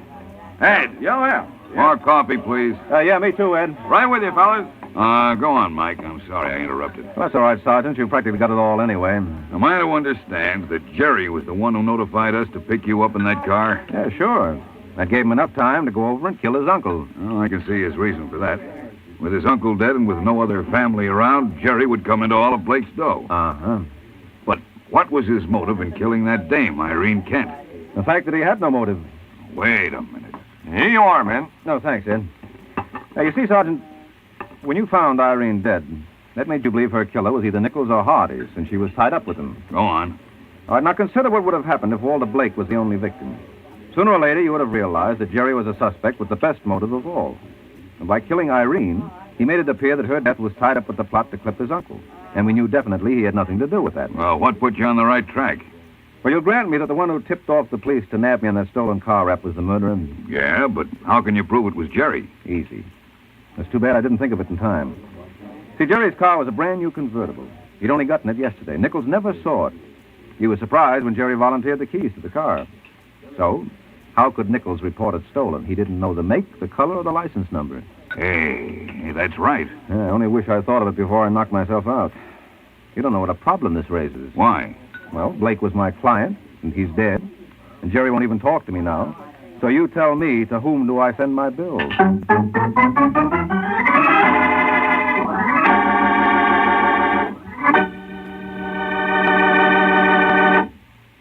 This is Mike Waring, friends. You've probably heard people say, defense is everybody's job. But maybe you haven't known just what you could do to help. Well, here's a way you can help Uncle Sam and yourself at the same time. Buy defense bonds. Help build your country's security and your own. Remember, defense bonds are rate of interest. Ask about the payroll savings plan where you work. Or, if you're self-employed, ask about the bond-a-month plan where you bank. Save your money the smart way.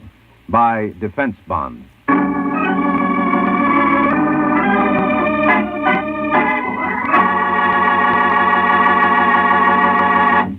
The Case of the Broken Fingerprint.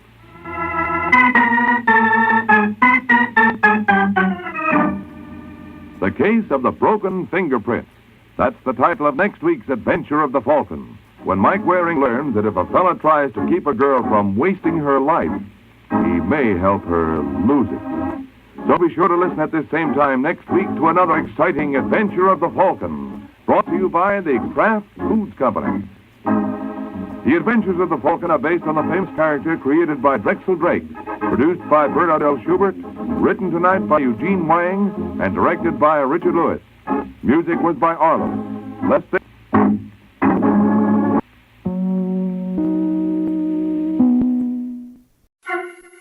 The Kraft Foods Company brings you The Adventures of the Falcon, starring Les Damon. Hello? Yes, this is the Falcon speaking. Oh, Alicia. I'm glad you phoned. No, I'll have to pass, Angel. I'm all tied up on business. Some boy I know has a sure thing going, and he feels that together we ought to make a killing.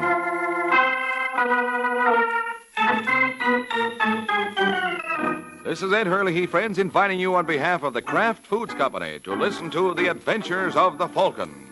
You met the Falcon first in his best-selling novels. Then you saw him in his thrilling motion picture series. Now join him on the air when the Falcon solves the case of the nervous Shakedown.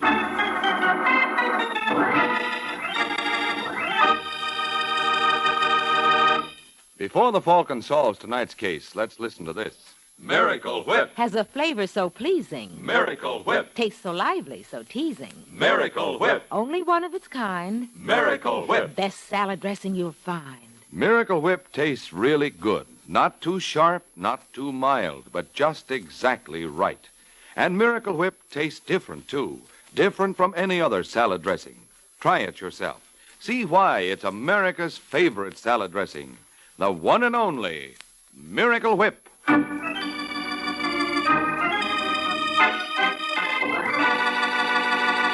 And now, the case of the nervous Shakedown. It's Wednesday evening in New York, and a seedy-looking character named Ozzie Miller walks into Blake's, a small bar and grill off 3rd Avenue. Then, spying a familiar face at the bar, he strolls over with an assurance he hardly feels. Hiya, Mr. Quinn. Huh? Cold out tonight, ain't it? But it must be... What do you want, Miller? What's the matter? Can I buy you a drink? You buy me a drink? Yeah. That's a switch. What do you intend to use for money? Don't worry about that, Steve. Steve? Hey, huh? Blake, how about a little service down here? What you drinking, Steve? Look, you crumb, who do you think you're kidding? But you think I ain't got no money. Take a look at this. That's quite a roll. There's a lot more where that came from. Where'd you get it, Miller? That happens to be a little Ozzie's business. Hey, Blake, we're going to get some service here, but me and my friend have to go elsewhere. For my part, you can go jump Lay off right... him, Blake. Yeah, sure, Steve. Hurry it up, hurry it up. You know what I was thinking, Steve? Nope. You ain't seen that blonde anymore, are you? Oh, you mean Francine Walker? Yeah. I was wondering if you'd be sore if I, Tried to date her? If you mind, Steve, just say the word. Of course not, Ozzie. You think she'd go out with me? Well, I should be crazy not to. How'd you like me to fix it up for you? Would you? For a pal? Anytime. I tell you what. Let's go in the back, and I'll phone her right now. Blake. Yeah. Mr. Miller and I are going in the back, and we don't want to be disturbed for anything. Yeah, well, what if... I said for anything. Sit down, Ozzie. You want a dime? What? For the phone. Oh, yeah. You want me to call Francine? And what are you going to tell her? Well, that all depends, Ozzie, on how much you tell me first. How much was in that roll you just flashed? What do you want to know for? Just curious. I bet you had $500 there. Look, Quinn, if you don't want a conference scene for me, just say so. Where'd and you get that money? That's for me to know and for you... Hey, keep your hands to yourself. Where'd you get that dough? I found it. Don't lie to me, you punk. Hey, let me go. I'm going to get the truth if I have to break every bone in your body. Personally, that's the way I'd rather do it.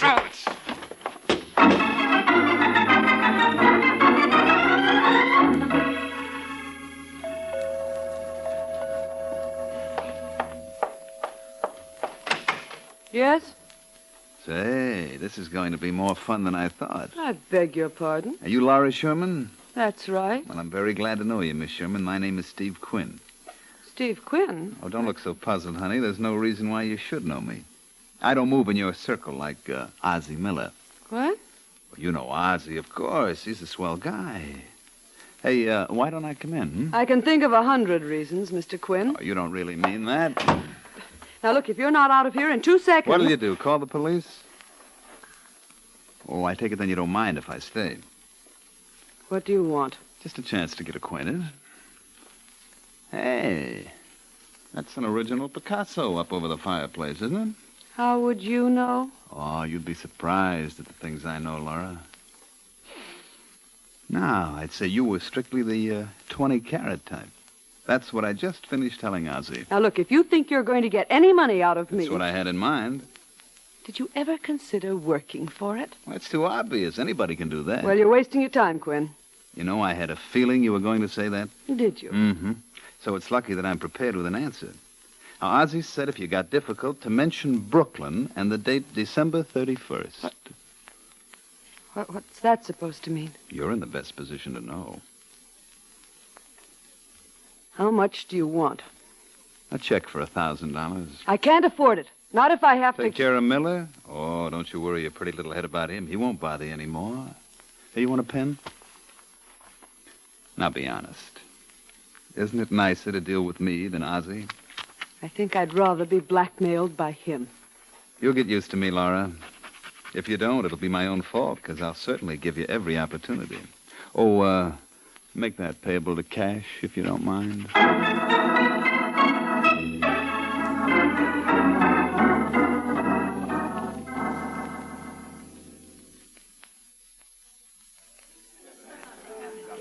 Oh, waiter.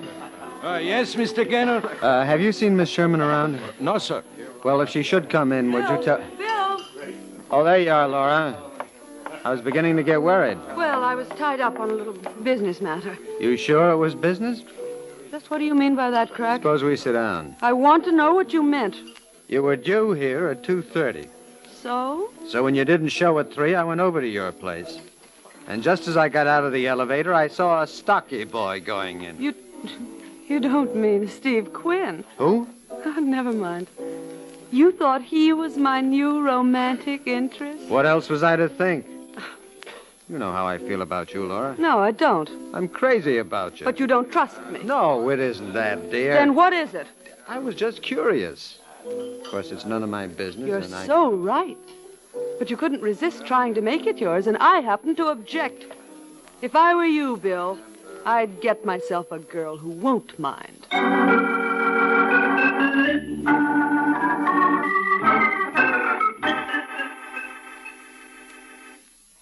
S L 3 1 1 5 2.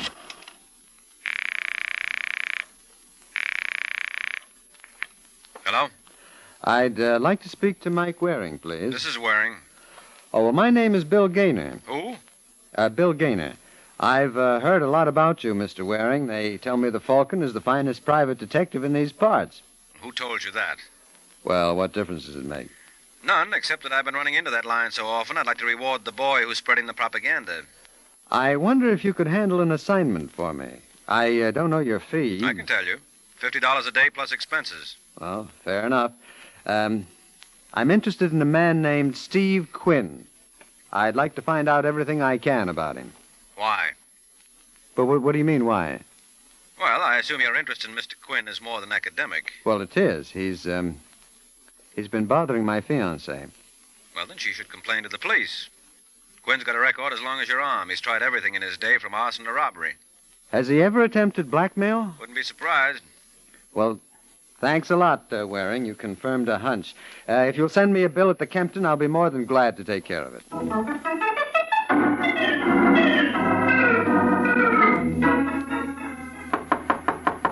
That you, Randy? All right, you don't have to break down the door. Next time you might let... Who the devil are you? I'm looking for a Mr. Quinn. Well, I don't know if I can accommodate you. There are a couple of us. Which one do you want? Steve Quinn. Then I'm your party. What's on your mind, mister? You'd be surprised. My name is Bill Gaynor. That's interesting. A couple of hours ago, you were up to see a Laura Sherman. Was I? Yep. Correct me if I'm wrong, Gaynor, but you're no cop, are you? Nope. That's what I figured. Somehow you didn't look official to me.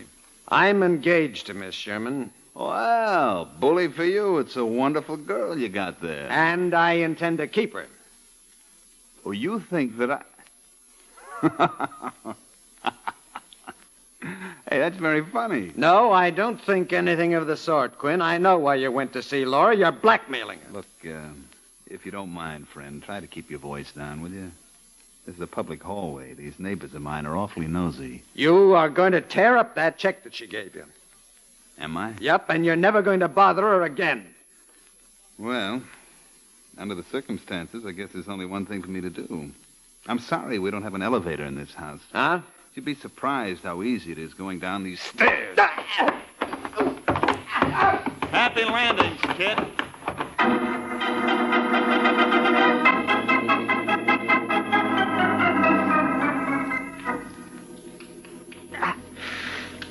Can I get your towel, Mr. Gaynor? What? I asked if I could get your towel. Hey, what happened to you? Hey, you ought to have a doctor. How'd you get in here? The door was open. Well, you got your nerve. Yeah, that's a civil service for you. Civil service? Oh, didn't I mention it?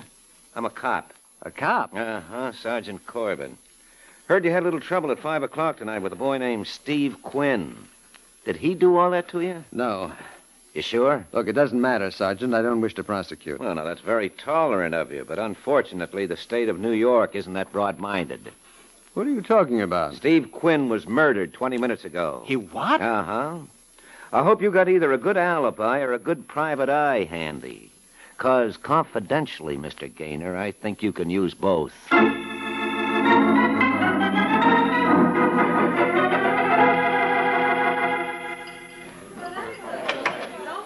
Hi, Eddie. How goes it? Oh, couldn't be better, Sergeant. Say, you seen Mike Waring around? No, but he should be here any minute. I'm working up something special for him. Well, how about something special for me? Cops eat too, you know. Okay. Ed's Luncheonette. Never let an officer go hungry. And for you, I have something very special. Fine. What is it? Lettuce and tomato salad. Oh, are you kidding? Nope. Well, what's so wonderful about lettuce and tomato salad? Well, lettuce and tomatoes are full of vitamins and minerals. Yeah, but... But besides, there's a dressing that I use that gives this everyday salad a very distinctive flavor. Miracle Whip. Well, this Miracle Whip really tastes different, does it? Oh, sure does, Sergeant.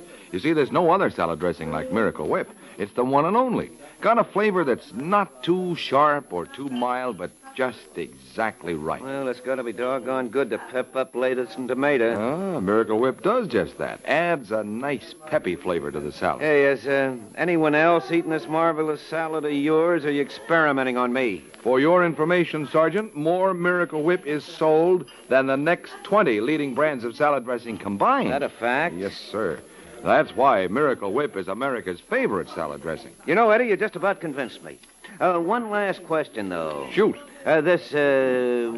Whatever it is. Miracle Whip. Yeah, Miracle Whip. Who makes it? Kraft. Kraft? Mm-hmm.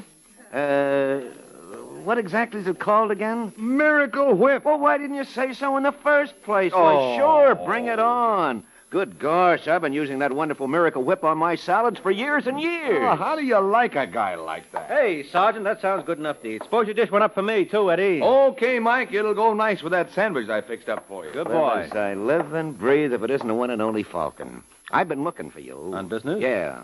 Ever hear of a boy named Bill Gaynor? Why? I'm asking the questions now. Well, he was up to see me yesterday. He wanted some information about Steve Quinn. What'd you tell him? Only what I knew. Obviously, it was more than enough. Well, what are you talking about? Quinn was bumped 2 hours ago. I don't believe it. Well, if you'd like to step down to the morgue, I'll be glad to show you the body. You think Gaynor did it? I know he did. You're out of your mind. He couldn't have killed Quinn. Why couldn't he?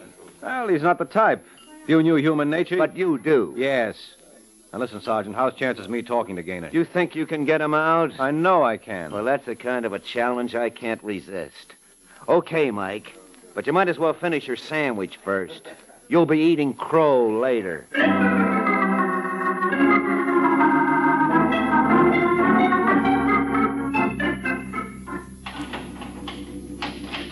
Gaynor. What do you want? Mike Waring's here. Mike Waring? Hello, Gaynor. Gee, it's good to see you again, Mike. Well, I don't think there's any reason to detain you any longer, Sergeant. Does that mean you'd rather I go? You mind? Why should I? Anything you want, just yell. Thank you. All right, Gaynor, sit down. I didn't kill Steve Quinn. Then who did? I have no idea, Mike. According to the police, you had a fight with him this afternoon. Yeah, but I didn't kill him. What was the hassle about? Absolutely nothing. You mean he pitched you down a flight of stairs just out of sheer caprice? Look, Gaynor, if I'm going to help you, I'll have to know the whole story. Well, Quinn and I had trouble over some girl. What's her name? What, does it matter? Yes, very much so. Who is she? Ethel. Ethel Barry. Where does she live? Well, as a matter of fact, she's no longer in town. Oh, no? No, I think she had a Continental Trailways ticket for, I believe it was El Paso. When was this? Oh, quite a while back. Uh-huh. Tell me something, Gaynor. Do I really look that stupid? What do you mean? That story's got more holes in it than my head. Listen, Waring... Only if you're going to make sense. Now, how long have you been engaged to Laura Sherman? What do you know about Laura? Just what I read in the papers. Is she the woman in the case? No. Now, look, friend, you're in no position to be noble. I'm not trying to be, but she had absolutely nothing to do with this. If you knew Laura... Yeah, well, I don't, Gaynor. And with you in here, this looks like the best time to get acquainted. All right, Sergeant, open them up.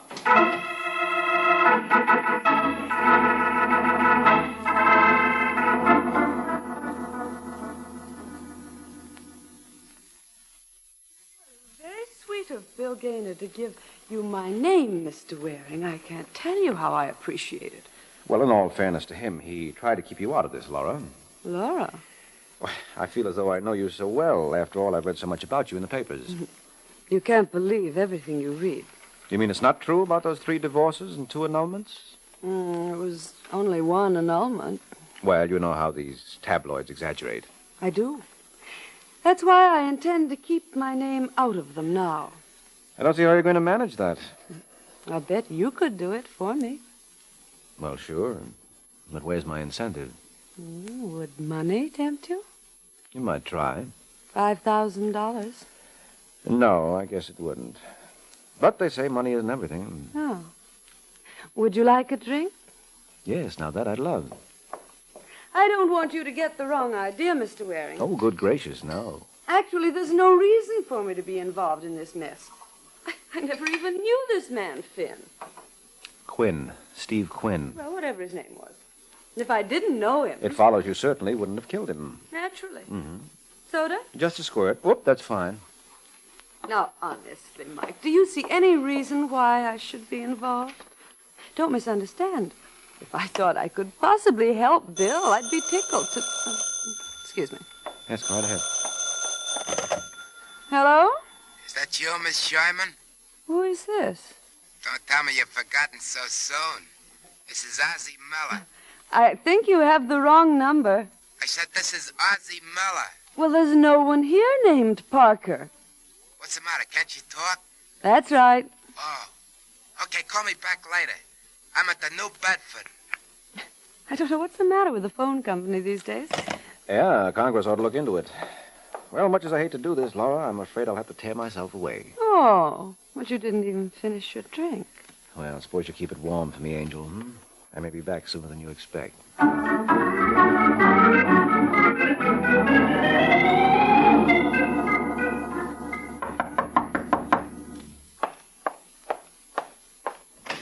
Hello, Ozzie. Who are you? Cut it out, Ozzie. You mean to tell me Laura Sherman didn't call you back? I don't know what you're talking about. She must have known I was on my way over. Next time you use a phone... Look, mister. Waring is the name. You better get out of here. Well, that's a pretty fancy girl you got yourself mixed up with, Miller. And if you don't watch out, you'll be toasting your pants on the Sing Sing grill. You're crazy. Are you and Steve Quinn working together? Who's Steve Quinn? How much did you take Laura for? How much did we take her for? Well, obviously you must have been blackmailing her. Why? Because they called her? Maybe we're in love. Well, I'd forget it, Ozzy. I don't think you're her type. That's why I can't understand where you picked up whatever it was you were holding over her. Is that where Quinn came in? Told you to get out of here. I assume you have a permit for that gun. No, but it can blow just as big a hole in you. You want to say? No, that won't be necessary, Ozzy. I know when I'm not wanted.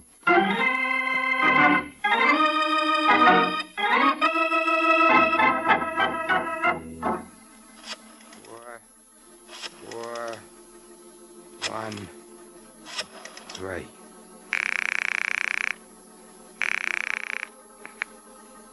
Hello. That you, Randy? Who wants to know? Ozzy Muller. Oh, listen, you I just pest. called you to do you a little favor. You know who's working for Bill Gaynor? I don't care It's who. Mike Waring. Who? Waring. I bet Bill Gaynor don't go to the chair for knocking off Steve. You think so? Well, you know the rep that Waring's got. He's not wrong very often. I thought you might want to do something about boosting his average.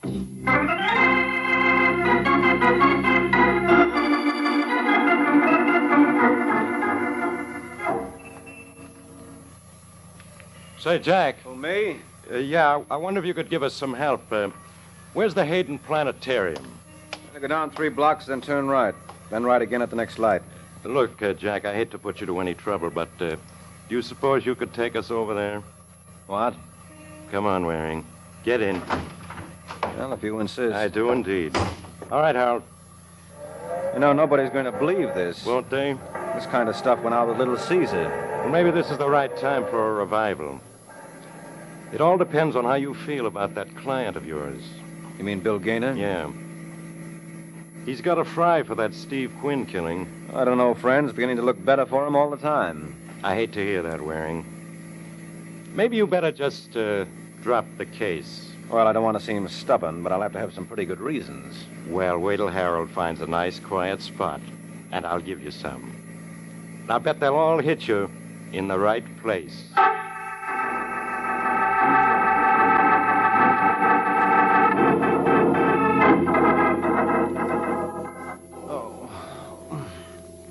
Mike, come on, Mike, wake up. Huh? Quit faking. You're in the hospital now. What happened, Sergeant? What happened? You're the luckiest guy in the world, that's all. You were hit over the head at least a dozen times. Oh. Sure, if they picked any other spot, you would have been a dead pigeon. Why, you no good. Now, do you want to tell me about it? Now, why should I? Now, where's my client? He's still sitting. You mean you didn't let Gaynor go after this? What's one thing got to do with the other? Oh, you idiot. Why do you think I was beaten up? They were afraid I'd get Gaynor off. I see. You don't see a thing. Well, then maybe you better explain it to me. Gaynor was engaged to Laura Sherman. That I told you. Well, Steve Quinn was shaking her down. Oh, really? Yes, and there were several others in the deal. Who, for instance? For instance, a punk named Ozzy Miller. The party you want is the man behind Miller, and I know who he is. Now, if you want a description... No, let me do it this time, huh? He's 5'11", black hair, weighs about 190. How did you know that? My mother was frightened by Mr. D.A. Oh. Shall I go on impressing you? You can try. Your assailant's first name's Randy. When last seen, he was driving a green Nash. License number 438712. Then you got him, huh? No, but we will have in about 20 minutes. Well, I tell you, this Randy is the boy who killed Quinn. I don't see how you get that. He practically admitted it to me. He was afraid I'd get Gaynor off. Well, you can hardly blame him. You see, Randy's last name is Quinn. What? Yeah, he's Steve's brother. He's afraid you'd help his brother's killer get off. Well, I figured... Yeah, you figured. You know, that's some head you got on your shoulders, Mike. I can't blame Randy for trying to knock it off.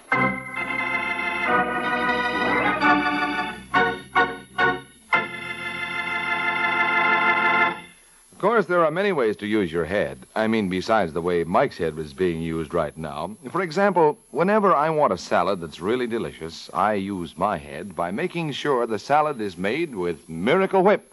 Miracle Whip. Has a flavor so pleasing. Miracle Whip. Tastes so lively, so teasing. Miracle Whip. Only one of its kind. Miracle Whip. Best salad dressing you'll find. Miracle Whip is the only one of its kind because it's a different type of salad dressing made from a secret Kraft recipe.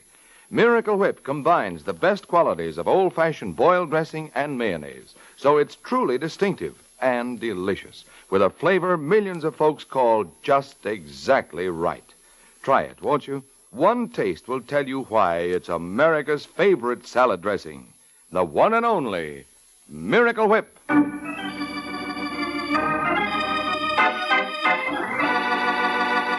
Now, back to the adventures of the Falcon. An hour has passed since Mike Waring fell flat on his face. As we find him now, he's huddling with his client, trying to discover where he tripped. I'm sorry, Mike, but I can't think of a thing. You've got to, Gaynor. If you only had an alibi... I haven't. I was home all alone when Quinn was killed. Well, that's not good enough. Well, can the police prove I wasn't? No, they can't. That's the big item in your favor. But we can get you out of here if you'll just admit one thing. What? Your fight with Quinn concerned Laura Sherman. Now, come on, Gaynor. You might as well tell me the truth. I know most of it already. Quinn was blackmailing her. That's right. Well, what did he have on her? Laura wouldn't tell me. Where did Ozzie Miller fit in? Who? Ozzie Miller. Laura didn't mention him. Well, is it possible that Miller was working on his own? I wouldn't know. Well, suppose he was. Yeah. And suppose Quinn muscled in. Well, then you think that... I think it's high time we assembled our complete cast. We've got enough now to make it curtains for someone.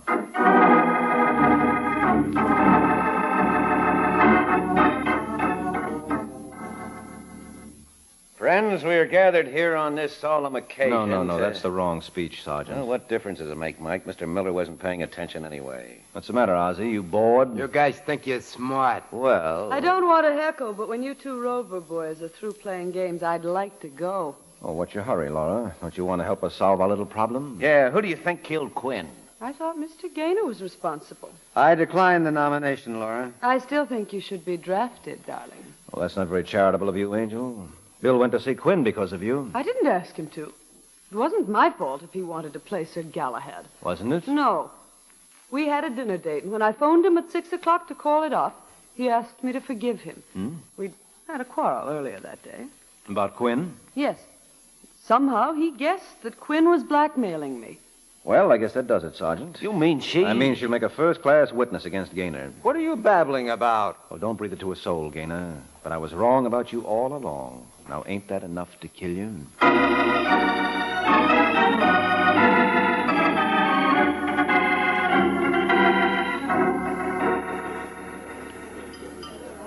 You know, Mike, there's only one thing that bothers me. Is there? Yeah. When I think of the way you fouled up this case. Well, now that's gratitude for you. I give the man a killer. You what? Well, just because you had Gaynor in the brig doesn't mean a thing. You never would have gotten a conviction. You didn't have a shred of proof. You've got your nerve. I said all along that Gaynor killed Quinn because he was crazy about that girl. Yeah, well, that just proves how flimsy your case was. That wasn't his motive at all. No. No, he killed Quinn because Steve muscled in on his personal gravy train. Come again? Look, if anybody was going to blackmail Laura, it was going to be Gaynor. Who do you think was working with Ozzie Miller? Gaynor? Certainly. And who else was in a position to know what Laura would pay off on? Oh, incidentally, what was that business anyway? Well, according to Miller, New Year's Eve, while Laura was under the influence, she killed a pedestrian in Brooklyn. Oh, very nice. Yeah, she's a grand girl. But we'll get her for it. And I still insist Gaynor could have gone over to see Quinn because she sent him. No, never. What time did Gaynor have that tussle with Quinn? 5 o'clock in the afternoon. And it wasn't until 6 o'clock that night that Laura told him of her troubles. Obviously, then, the information had to come from his partner, Ozzie Miller. Well, it could have come from you. No, never. All I told him was that Quinn had a record. So now, will you behave? Oh, you have the nerve to sit there so smugly after lousing up this whole case. Well, you're a great one to talk, and after all I've done for you... All you've done for me? Well, sure. I've always been ready to share everything 50-50 with you. And when I make a mistake, yes, I'm perfectly willing for you to take the rap. Now, what could be fairer than that?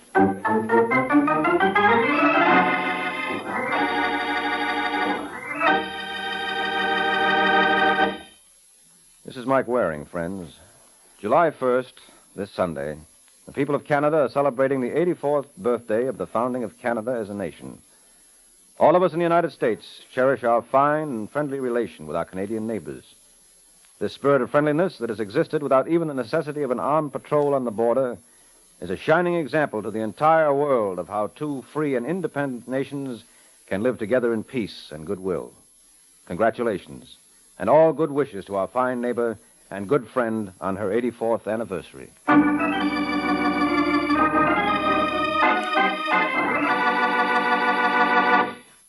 The Case of Everybody's Gun.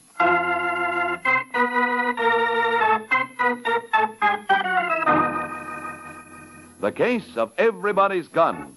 That's the title of next week's adventure of the Falcon, when Mike Waring learns that a man who has no charity in his heart may end up with a bullet in it. So be sure to listen at the same time next week to another exciting adventure of the Falcon, brought to you by the Kraft Foods Company.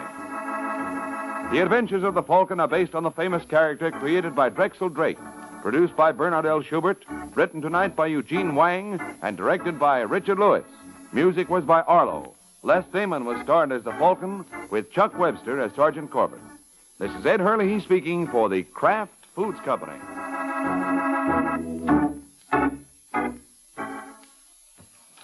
Laugh with Groucho. He's next on NBC.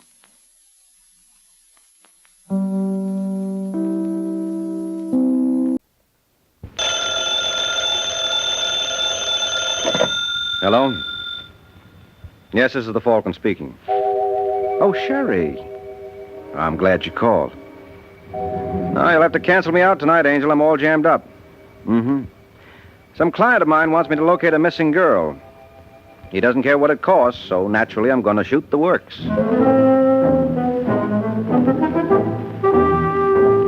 Once again, the Adventures of the Falcon, dedicated to private investigators everywhere. Those hard-hitting detectives who, like Mike Waring, risk their lives to aid law enforcement agencies. So join him now when the Falcon solves the case of the killer's key.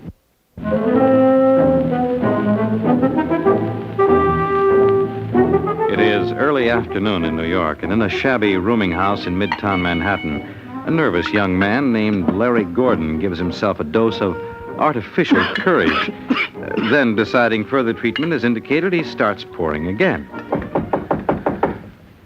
Who is it? Me, Larry. Open up. Wait a minute, Claire. Did you get them? Everything. You fly to Chicago. And there I made a reservation for you on the California Limited. What name did you use? Larry Holcomb. Good. When's the plane leave? 8:25 tonight. Couldn't you get me out sooner? No. Listen, Larry, I still think you're making a mistake. Running away is no solution. Are you crazy? Maybe this isn't as bad as you think. It's worse. If Hunt ever lays his hands on me, that's it. I think you're wrong. Look, I worked for the man for 8 years. I know how his mind operates. I never should have opened my yap to those Treasury boys in the first place. You had to, darling. Why? Was someone twisting my arm? They got enough on him to send him up for 10 years. But without you, they've got no case. And don't think that Mr. Hunt doesn't know it. Now, if you want to help me pack... Larry. Think you could have been followed? No. No, I was very careful. Who is it? Kemper. Internal Revenue. Oh, just a minute, Mr. Kemper. Look, sweetie, they'll be awful sore if they know I told you where I was. What do you want me to do? Get in the kitchen and, for Pete's sake, be quiet. All right, darling. I'm coming, Mr. Kemper. Hello, Larry. Mr. Hunt. Yes. But I thought it was... I hope you'll forgive the deception. I did it very well, don't you think? Kemper, Internal Revenue Department. You know, the stage may have lost a great talent. Listen, Mr. Hunt. I'm afraid I haven't time, Larry. I'm pretty busy these days combing Internal Revenue men out of my hair. I wasn't going to testify against you. You weren't? No, I was beating it. See, I've got the tickets right here. So you were bound for California, eh? My humble opinion, you couldn't have chosen better. Where were you planning to stay? Why? Well, someone should cancel the reservation. Since you're going elsewhere. No, don't. Have a pleasant journey, my boy.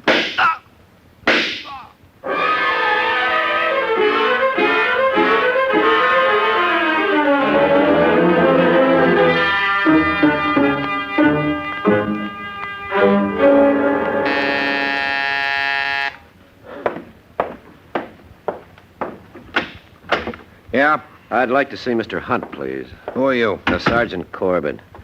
You don't look like a soldier to me. You're right. I'm with the police. Where's Hunt? Well, it's like this, Sergeant. Bruce, did you say... Oh, I'm sorry. I didn't realize you were entertaining. He ain't so entertaining. You Charles Hunt? That's right. I'm Sergeant Corbett, homicide. How morbid. Well, somebody's got to do the job. You ever hear of a fellow named Larry Gordon? Yes, of course. He works for me. Or should I say, he once did. Why? Well, I'm being investigated on an income tax matter, as you may have heard. Yeah, I've heard. And since Larry's going to testify against me, naturally, I don't consider him in my employ. Well, he won't need the job anyhow. Pardon? He was knocked off at 3 this afternoon. I can't believe it. Well, take my word for it. I saw the body. And I have an idea you saw it even before I did. You're not serious. I certainly am. We got enough evidence. Evidence? Yes.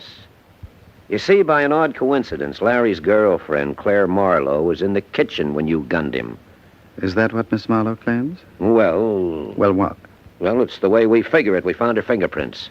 You're evading the question. Has Miss Marlowe accused me? Well, I haven't spoken to her yet. Why not? She disappeared. She must have been scared to death. The fact remains, until you discover Miss Marlowe, you have absolutely no case. Don't worry, we'll find her. And when we do... when you do, give me a call. Okay, Hunt, I'll be seeing you shortly. And then we'll see how... You're creating a draft, Sergeant. Well, Bruce? You heard. How can I help it? I'm not deaf. What do you think? I think when they find Claire Marlowe, I wouldn't want to be in your shoes. On the other hand, suppose I found her first. Who was that private detective Logan mentioned the other day? You mean Mike Waring? See the one they call the Falcon? Yeah. Well, be a good boy and look up his address. I think I've got a case for him.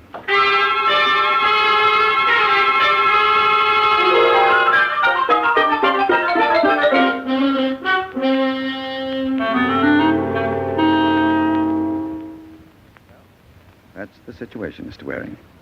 So you see my problem. No, I'm afraid I don't, Mr. Hunt. Isn't it obvious? I want you to locate this Claire Marlowe. You said the police are looking for her. Unfortunately, I haven't much confidence in them. Mm-hmm. Well, the jails are loaded with people who thought that. Nevertheless, I'd like to see you take the assignment. I don't like it. Why not? It smells to me of tampering with a witness. Corbett claims this Claire Marlowe can prove you're guilty of Larry Gordon's murder. But there's another side to the coin. If Miss Marlowe saw someone else, she can establish my innocence. Yeah, I suppose that's true enough. What if the police find her first? So much the better. I just want the additional insurance. In my position, I need it. All right, Hunt. I'll do what I can. That's all I ask. You do what you can. And from that point on, it's up to me.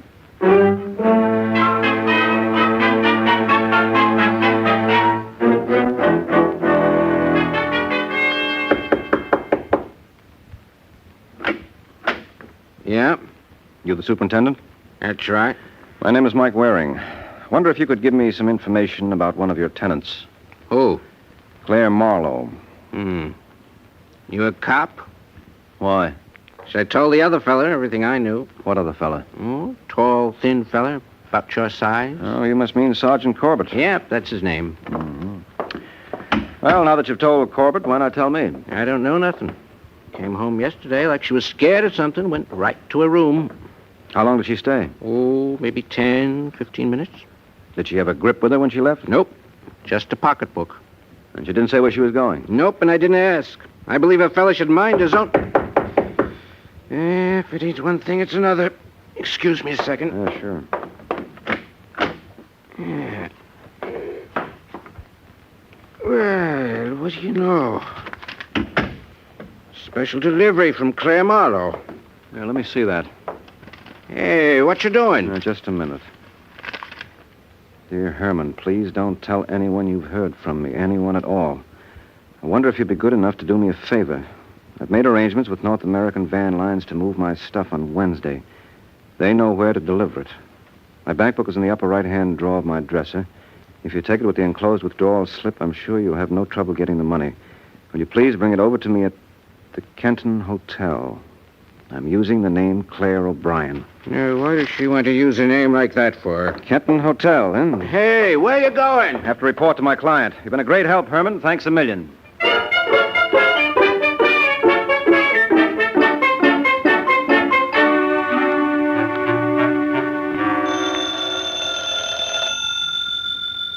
Bruce? Yeah? I believe that's the phone. I believe you're right. Don't you think you should answer it? What's the point, Mr. Hunt? It's probably for you. You know something, Bruce? I'm beginning to dislike your attitude. Now, answer the phone. You still say it's a waste of time. Yeah? I'd like to talk to Gerald Hunt, please. Who wants him? Mike Waring. Hold it. But I tell you, it's for you. Who is it? The Falcon. All right. Oh, I don't think I'll be needing you anymore today. You mean you want me to leave? That's what I want. Well, far be it from me to hang around. I'm not wanted. Hello? I've got good news for you, Hunt. Really? Really. I've located Claire Marlowe. That is wonderful. She's staying at the Kenton Hotel. She's registered under the name of Claire O'Brien. I needn't tell you how happy I am with your services, Mr. Waring. I was lucky. Let's say we both were. You may have been fortunate to find Claire, but I was lucky to find you. I would have had a difficult time of it without you. I'll think nothing of it. When are you planning to see Claire? Immediately. You're familiar with the old proverb, he who hesitates is lost? Well, in my position, I can't afford to waste a second. Goodbye, Mr. Waring. Thanks ever so much.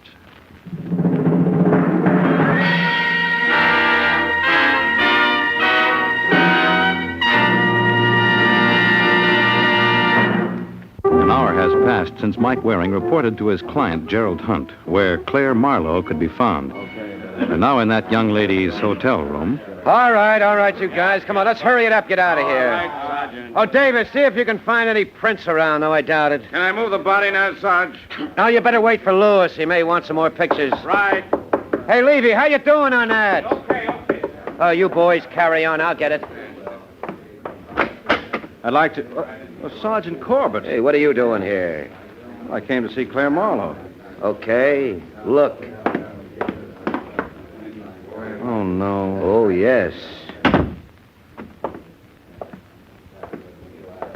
Well, is this close enough, or would you like to hold her hand? I don't think she'd get a kick out of it. Neither do I. What'd you want with her? That's a long story. Well, I never knew you to tell any other kind, so let's get started.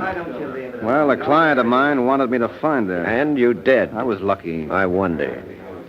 Who's your client? Well, I'd rather not say. So you'd rather not say, huh? Look, lunkhead, an innocent girl's been murdered. Nobody knew where she was hiding out. And if you found her... All right. You don't have to draw me a diagram. I was responsible. Yes, indeed. You set her up for a clay pigeon. I've known stupid jerks in my time, but of all... Look, never mind the name, Sergeant. I can think of 1,000,000 to call myself. Well, who's your client? Or maybe I can guess. Well, don't bother. Look, Mike, don't try to hold out on me. I'm not going to. I admit I was the patsy in this case. You were the patsy? What about her? Well, I know.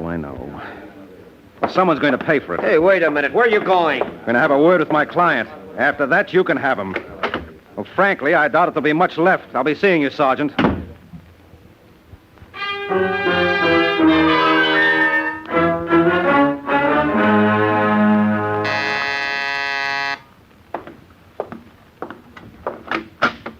Yeah, is Hunt in? Who are you? Never mind, I'll announce myself. Now, wait a sec. All right, Bruce. Come on in, Mr. Waring. Try and keep me out. Bruce, get the gentleman a drink. Sure. What do you have, Buster? A little privacy. Suppose you leave me alone with your boss. What orders I take from him. You better give him his walking papers, Hunt. Really, Mr. Waring? Aren't you being a bit high-handed? Tell him to blow. All right, Bruce. You may go. Well, as long as you put it that way. All right, now what was the idea, Hunt? What was what idea? Don't give me any double talk. I'm in no mood for it. How dare you? It's easy. I'll show you. No. Look, you made a sucker out of me. You got me to find Claire Marlowe so you could kill her. You mean Claire's dead? As if you didn't know. But I didn't. I suppose you don't remember me phoning you at 1:30 this afternoon. I told you where you could find her. I could blow my brains out for not calling on her first. But you didn't make that mistake, did you? Let me go. Yeah, sure, I'll let you go. Now, confessions are in order. You killed her, didn't you? No. Come on, Hunt. I'm going to get the truth if I have to break every bone in your body. You murdered her just as you murdered Larry Gordon. I swear I didn't. Where's your coat? I'm not going with you. Yes, you are. I promised to deliver you to Sergeant Corbett down to headquarters, and that's one promise I intend to keep. Now, will you go quietly? No. Okay, suit yourself. Now, come on. Get up. You got a long, rough trip ahead of you.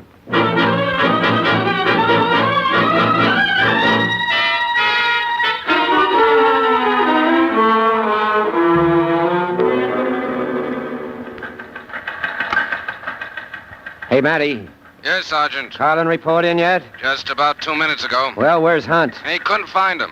You mean he skipped? Yeah, Collins said the place was a shambles. Well, get a 47 out. I want every bus and train depot watch and cover the airfields. If Hunt gets away, Don't worry, Sergeant. He won't. Hey, never mind, Matty. All right, you crumb. Inside. No, let me go. What's the idea, Mike? What's the matter with you, Sergeant? Don't you recognize him? Well, who would? He looks... Wait a minute. It's Hunt. That's right. Well, what happened? Well, he had a little accident. Go on, Hunt. Sit down. Did you slug him? No, Sergeant, you know me. Well, that's why I asked. Listen, Mike. Well, look, why don't we both listen? All right, Hunt, make like a birdie. I don't know what you're talking about. Look, if I've got to bounce you around again... Hey, what's going on here? He admitted to me that he murdered Claire Marlowe. I lied. You what? I couldn't help myself, Sergeant. He would have killed me. Yes, and it's not too late now. Do you deny I deny everything. I was forced to make that admission to protect myself. Under the circumstances, I felt I was justified. Look, Sergeant, could you leave us alone for a couple of minutes? Don't be a sap. Well, it's all right for you to talk, but I feel responsible for that girl's death. If I hadn't found her, she would still have been alive. I phoned him at 1:30, and I Hey, told... wait a minute. When did you phone him? At 1:30. Oh, no. Why, what's the matter? But do you realize what you've done? You've just given him an alibi. Are you nuts? Claire Marlowe was killed at 1:45. What? 45 minutes before you called him. Well, that means... That means he couldn't have killed her. Oh. Well, look, Hunt, if I've done you an injustice... Indeed you have. Will it do any good if I said I was sorry? None at all. Good day, gentlemen. I trust I'll never see either of you again.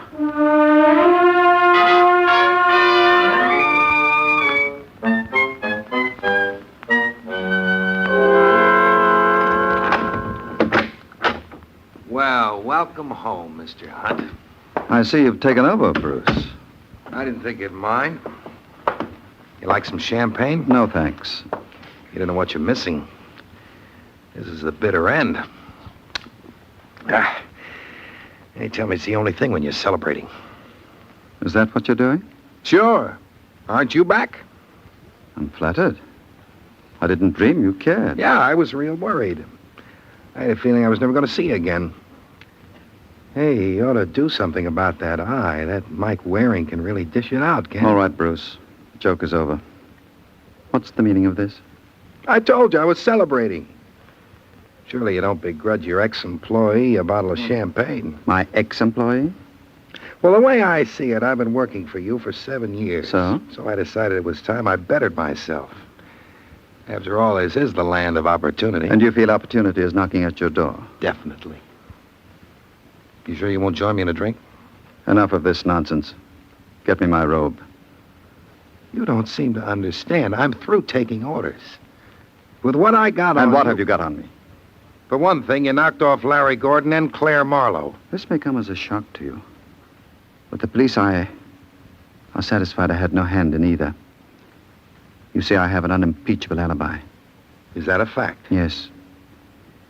It now develops that Miss Marlowe was murdered 45 minutes before Mr. Waring reported her whereabouts to me. Well, what do you know? I know you've been taking too much for granted. I don't think so. I happen to know how it was worked. You do? Yeah. I was going through your clothes. What? Well, I thought maybe you wanted me to send them out to the cleaners. Anyway, in your pocket, I found this card. Lawrence Regan, Private Investigations. So? So I wondered what you would want with 2 private detectives, and just like that, it came to me. You were going to use Waring as an alibi. You're mistaken. Well, there's an easy way to check. Who are you calling? The boy Sherlock, Lawrence Regan. You're being ridiculous. Am I? Hello? Let me talk to Mr. Regan, please. Speaking. This is Bruce Webster. I work for Mr. Hunt. Well, Well, the boss would like to know whether you had any luck finding Claire Marlowe. what's the matter with the guy? Has he blown a fuse? I reported back to him at 11 o'clock this morning. She's at the Kenton Hotel, registered under the name of Claire O'Brien. I guess it kind of slipped his mind. What's going on here? Nothing you should worry about. Thanks a lot anyway. Well? You win. I always do. I'm the patient type. I learned that from you. What do you want? $25,000. That's a lot of money. Well, it ain't as though I was going to throw it away. I'm going to sock it into government bonds. That 3% they pay will come in mighty handy. You're making a mistake. I don't think so. I always say the least a fella can do is be patriotic. You better get it up fast, Mr. Hunt. We don't want to keep Uncle Sam waiting.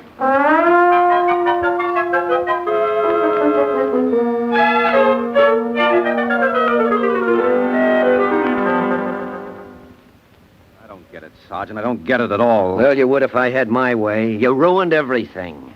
Look, are you sure Claire Marlowe died at 1:45? Positive. The desk clerk at the hotel heard the shots. Did she have any other enemies? No. This thing's tied up with the Larry Gordon killing for sure. That doesn't make sense. Well... There was no way in the world for the... Hello. That you wearing? Yes, who's this? Bruce Webster. Who? I work for Hunt, remember? Oh, yeah. I just thought you might be interested. I'm terminating my employment. That's supposed to mean something to me? It might mean a lot. If you could dig up some cash, I could let you know my reason. What are you talking about? Well, wouldn't you like to know how Hunt made a chump out of you? I certainly would. How much dough can you raise? I'm not in Hunt's class. No, but every little bit helps. Could you lay your hands on 10 grand? Don't be ridiculous. 5? I've got $720 in the bank. Fine, I'll take it. Now, wait a minute. Come on, Waring, make up your mind. Where are you? I got a little place at the Fortuna Apartments on West 93rd. Drop around when you're in the neighborhood. Okay. Don't go away. I'll be in the neighborhood in 20 minutes.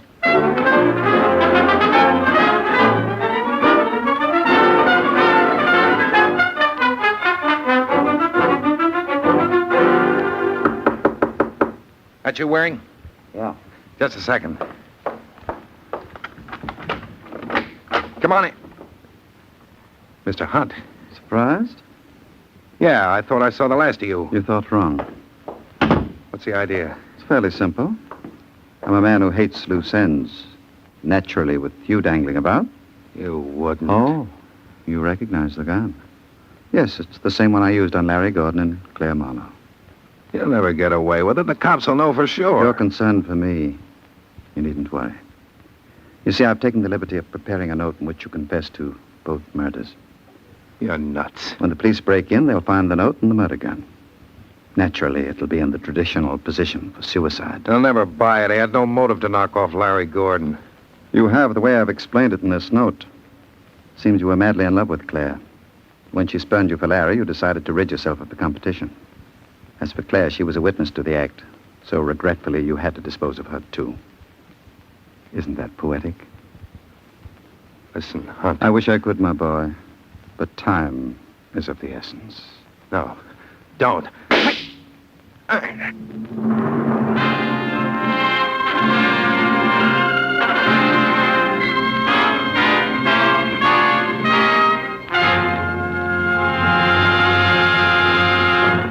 15 minutes have passed since Mike promised to call on Bruce Webster. Now we find Sergeant Corbett helping him keep that promise. This must be it. Yeah. Suppose he won't talk. Just leave everything to me. I left Hunt to you, and what happened? Sure he said he'd meet you here? Yes, positive. I told him I'd be over in 20... Look, get out of the way. What are you doing? Well, what does it look like? Don't you know it isn't polite to peek through keyholes? No, but it could be awfully interesting. What do you see? Give me a hand with this door. Well, what was it? Come on.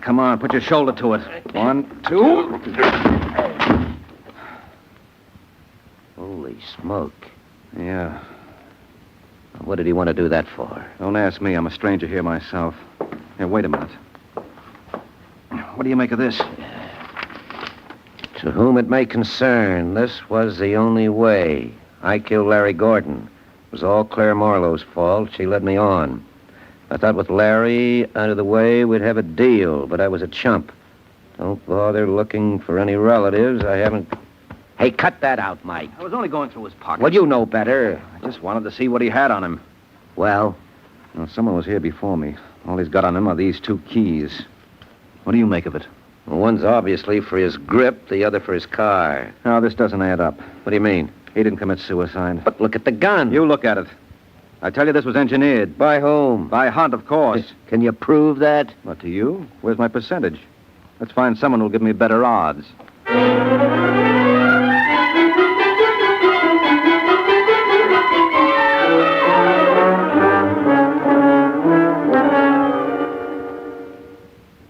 can't believe it.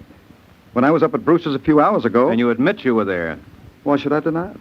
He complained of not feeling well this evening. Naturally, the least I could do was chauffeur him home. And when you left? He seemed perfectly all right. I never dreamt he contemplated suicide. I still don't understand why. Well, maybe this note will clear things up. Whom it may concern. There's only where Oh, so that explains it. Yes, it would seem to. I never realized he was involved with Claire. Well, things are seldom what they seem. For instance, when we broke into Bruce's room, it looked as though he committed suicide. But you don't believe it? No. You told me you found the gun in his hand. Yes. And it was the same weapon that was used on Larry Gordon and Claire Marlowe. Mm-hmm. Well, I should imagine that would take care of everything. No, not quite. There was one thing missing. When Corbett and I got to Bruce's room, the door was locked. Well? Well, if he committed suicide, it had to be locked from the inside. Obviously. Well, then what happened to the key? That's right. It wasn't in the lock because you were able to peek through the keyhole. And it wasn't on him or in the room. That means the door must have been locked from the outside, and the killer absent-mindedly walked off with the key. Look, Mr. Waring. All right, Sergeant, go through his pockets. No, you can't. Who can't? Well, what do we got here? It's all a mistake. Yeah, you said it, friend. And the beautiful part of it is it only takes one to land you in the chair. All right, Sergeant, he's all yours.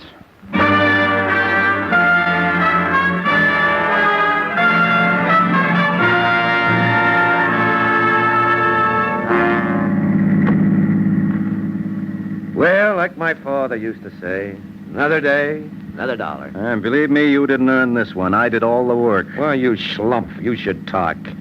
You gave Hunt that alibi. You're out of your mind. If it hadn't been me, it would have been some other private dick. Come again? Look, it all comes down to one thing. Hunt had 2 of us trying to locate Claire. He probably waited until the other boy came through for him before he even hired me. Well, what was the point? Give himself that alibi. After all, when I told you I reported to him after the girl was murdered, it didn't seem possible he could have been responsible. Well, I still say... Oh, wait a minute. Hold everything. What? What's the matter? I just thought of something. I never got paid. Huh? By Hunt for finding Claire. Sue him. Sue him? He's going to the chair. So what?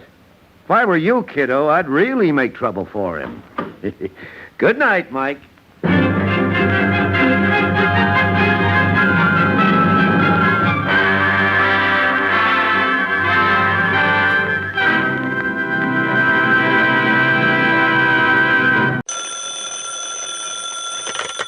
Hello?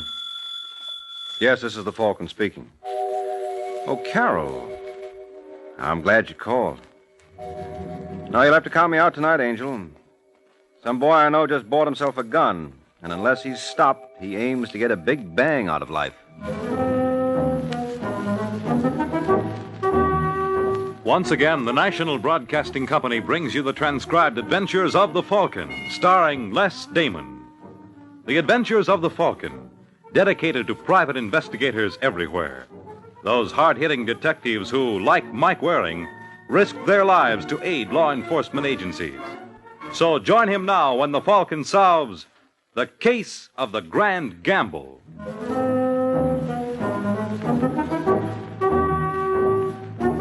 It is early morning in New York, the time of day generally reserved for slumber. But there's plenty of action at Dana's, a gambling spot on Manhattan's East Side. All of which impresses the 2 gentlemen standing by the roulette wheel. Well, what do you say, Mr. Calvin? You seen enough? More than enough, Eli. How long's it been going on? Jackie tells me 6 weeks. What do you figure the take is? Around 6 or 7 G's a night. Not bad. Where does Dana keep himself? In the office, over there. What do you say we drop in and congratulate him? Now? Now. Maybe we better wait. I said now. You're the boss. Yeah, I'm the boss, Eli. Let's not forget it. What do you want me to do? Just stay out here and see that we're not disturbed. Yes? Hello, Dana. Calvin. Yeah. Well, I must say this is a surprise. I meant it to be. Oh, keep your hands off that buzzer. I just assumed we weren't interrupted. Now, look, Calvin. Sit down. You can't come in here Who can't? Oh. Now, look, you crumb. This is my territory. From 86th Street to 94th. Since when? Since all the time. You're going to close up shop. And if I don't? I'll do it for you. I'll give you 24 hours. You give who 24 hours? Well, aren't you the sly one? Aren't I? Now, do you leave quietly or do they carry you out? You better put that gun away, Dana. It's out of character. Is it? Yeah. You're not man enough to pull a trigger. Go on, I dare you. Well, what are you waiting for? You got a right to gun me? Shoot. You can tell him it was a heist. I'm warning you, Calvin. You're warning me. Give me that gun. Let me go. Come on, drop it. Oh! You shouldn't have tried to bluff me, fella. Because I really got a great hand. Come on, Dana, get up. You can't quit now. I got time for another couple of rounds. Oh!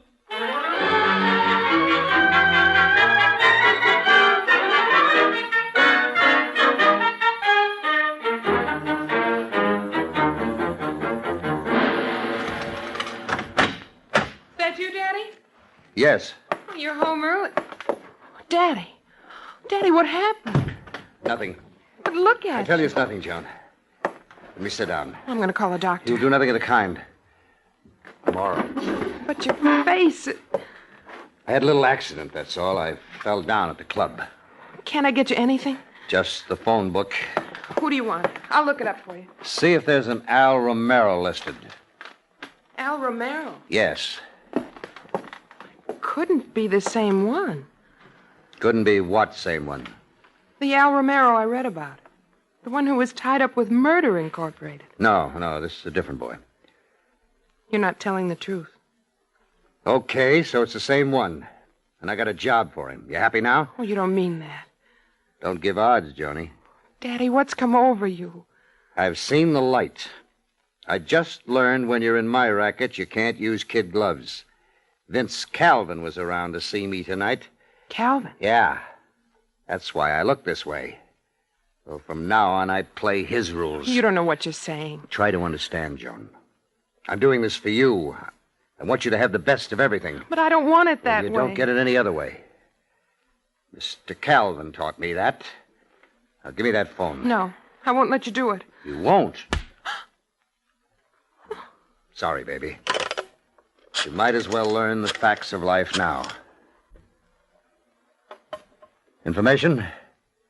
I'd like the phone number of Al Romero.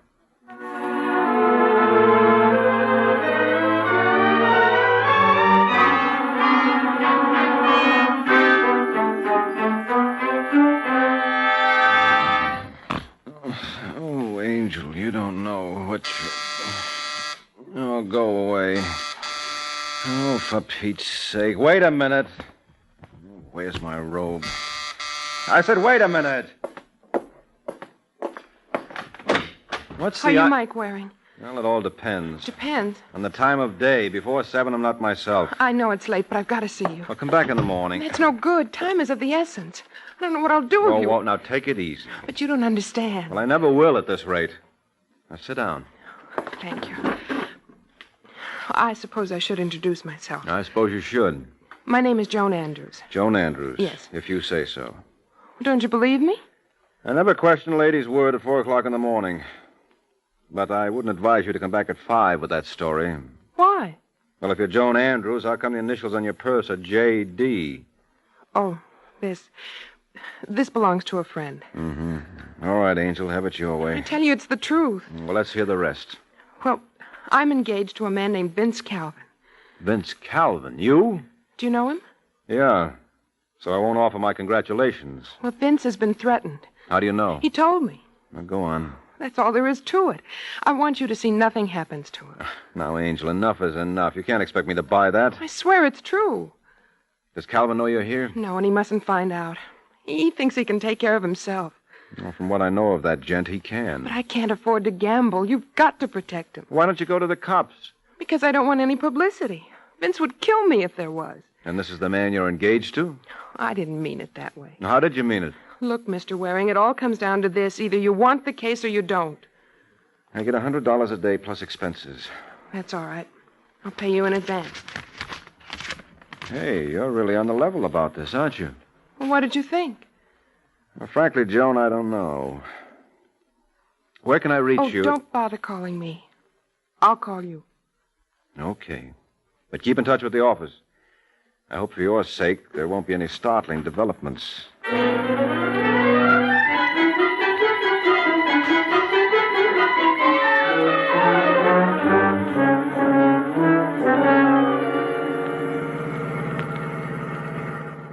That's funny.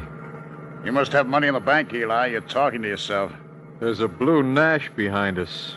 It's a very attractive color. So what? I'd swear that was the same car I saw on Broadway.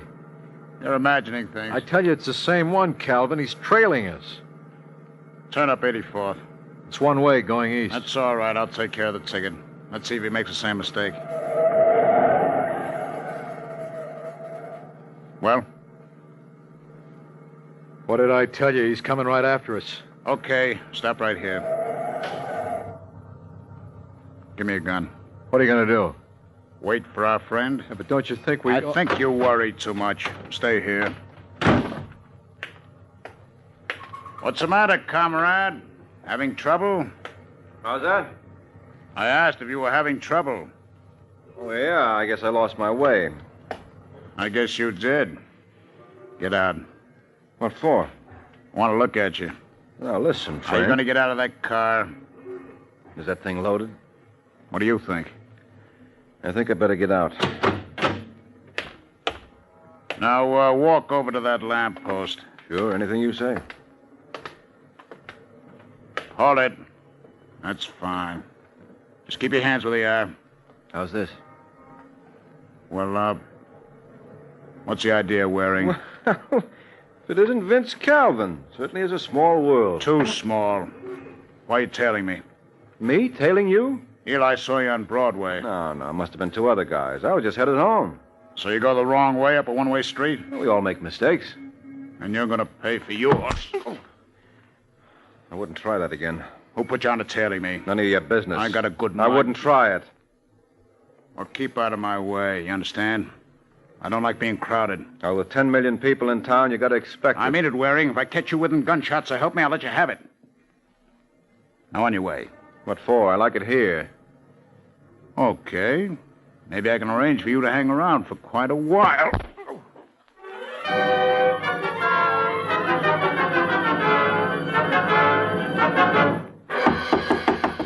Come.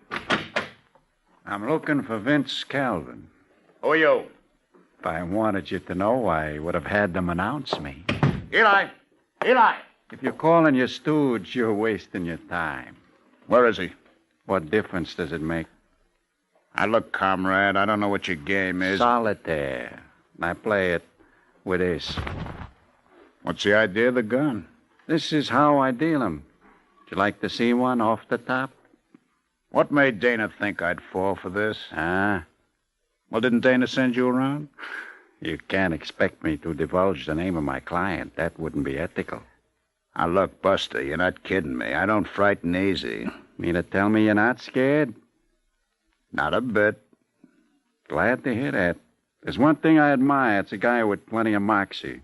It's a pity to have to spill yours. Oh, A real pity.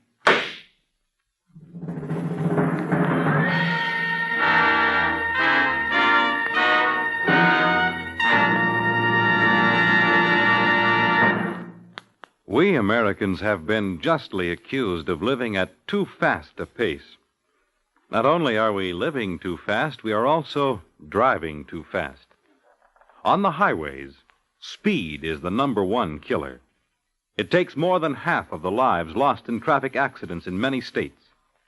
Last year, speeding drivers caused 15,000 deaths in the United States. That year, more than 500,000 persons were injured in automobile accidents blamed on excessive speed. That is the bloody price tag on too much speed, the cost that you may pay sooner or later for a few minutes saved by speeding. Slow down for safety's sake, and you'll be doing your part in the current campaign against the #1 killer on the highways. Initiate and support your local enforcement drives against speeders. And remember, drive as though your life depends on it. It does.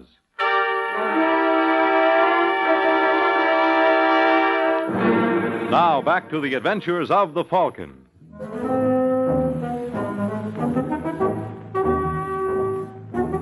Three hours have passed since Mike Waring had his run-in with Vince Calvin, the man he was hired to protect. Now, at Mike's apartment, we find him recuperating from the encounter. Yeah? Hiya, Mike. Oh, what do you want, Sergeant? Now, that's no way to greet an old and trusted friend. Hey, what happened to you? Never mind. Hey, let me see. Will you get your hands off me? Well, if I was you, I'd trade this head in for another. Or better still, you could grow one. Look, Sergeant, I'm in no mood for kibitzing. Wow, looks like someone really did a job on you. Well, you ought to see the other guy. I did. He looks even worse. What are you mumbling about? Why'd Calvin slug you? How did you know it was Calvin? Now, you're not the only detective in the crowd. Well, when I get my hands on him... I can arrange that. He's at the morgue. The morgue? He was gunned at 9 o'clock tonight. Is that on the level? You know I never joke about things like murder. Who did it? Did you? Don't be an idiot. Well, you got to admit we can make out a pretty convincing case. After all, he bounced you around. If I went around killing everyone who bounced me... Yeah, I know. You could fill your own personal cemetery. Still in all, it doesn't look so good for you. Who says so? Lieutenant Coram. Oh, that jerk. That jerk can pull you in and throw away the key. What gave with you and Calvin? I was tailing him for a client. Why? She thought he was in danger. Oh, she must have had inside information. Who is she? Joan Andrews. You say that like you don't believe it. Well, I don't. So even though you knew she was a phony, you took the case. Oh, she may have been a phony, but her money wasn't. What'd she have against Calvin? Nothing. Look, Mike, if you're holding out Why on me... should I? She told me they were engaged. And you bought that story? Calvin's a married man. Well, I didn't know that. For a smart guy, there's a lot you didn't know. You better find this client of yours. Sure, tell me how. Well, that's your headache. But you better dig her up and do it fast. Lieutenant Coram... Hey, wait a minute. How did you learn about my run-in with Calvin? Eli told me. You mean Eli Proctor, Calvin's stooge? Yeah. He knows all about Calvin's operations, doesn't he? Including the one Calvin did on you. Yeah. Well, maybe he knows something about my mysterious client, too. You want to join me? No, thanks. I've already talked to him. But don't let that stop you. Now, you go right ahead. Have your fun.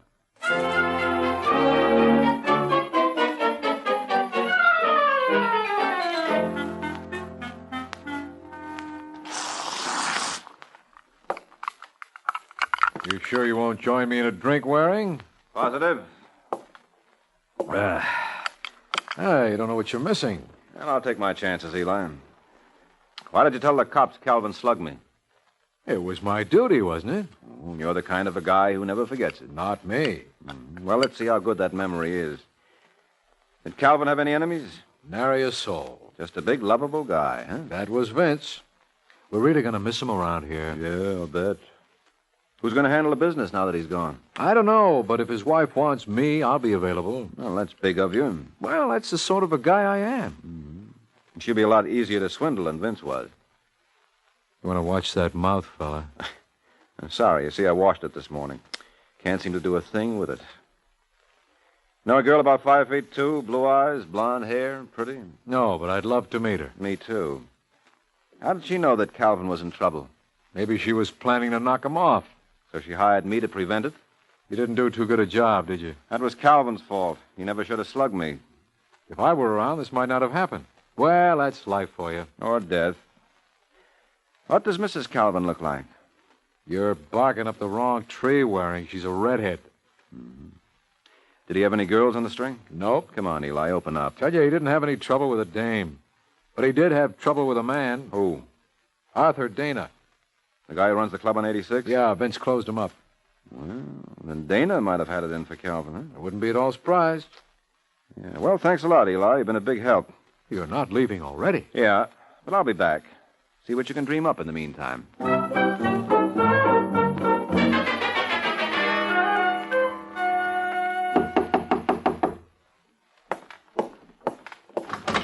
Yes? Well, if it isn't Joan Andrews. What? Well, that's the name you used 36 hours ago.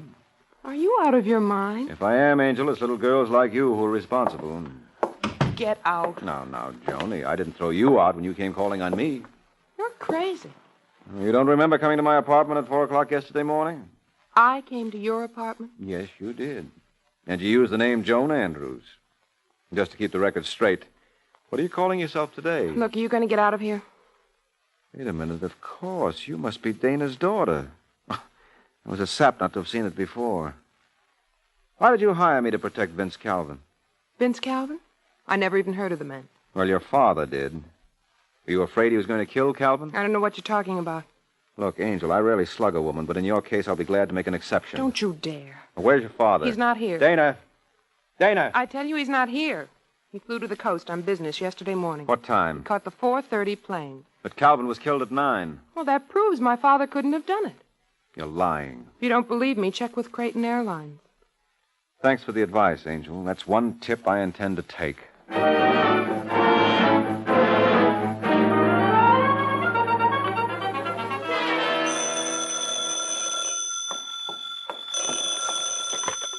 Hello? That's you, Johnny?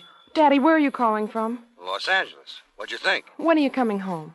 Maybe a week or 10 days? Try to get back as soon as possible. Why? What's the matter? I can't talk on the phone. Where are you staying? Why? I want to write to you.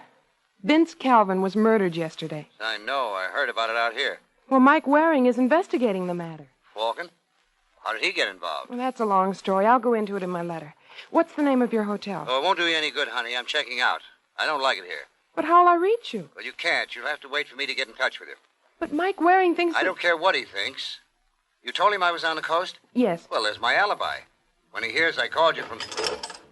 Daddy, that was your dime being released into the payphone. Listen, Joan. You're in New York. You've been here all the time. Forget it. But if you were in New York... I told you to forget it. Take care of yourself, Joni. Don't worry about Mr. Waring. I'll take care of him.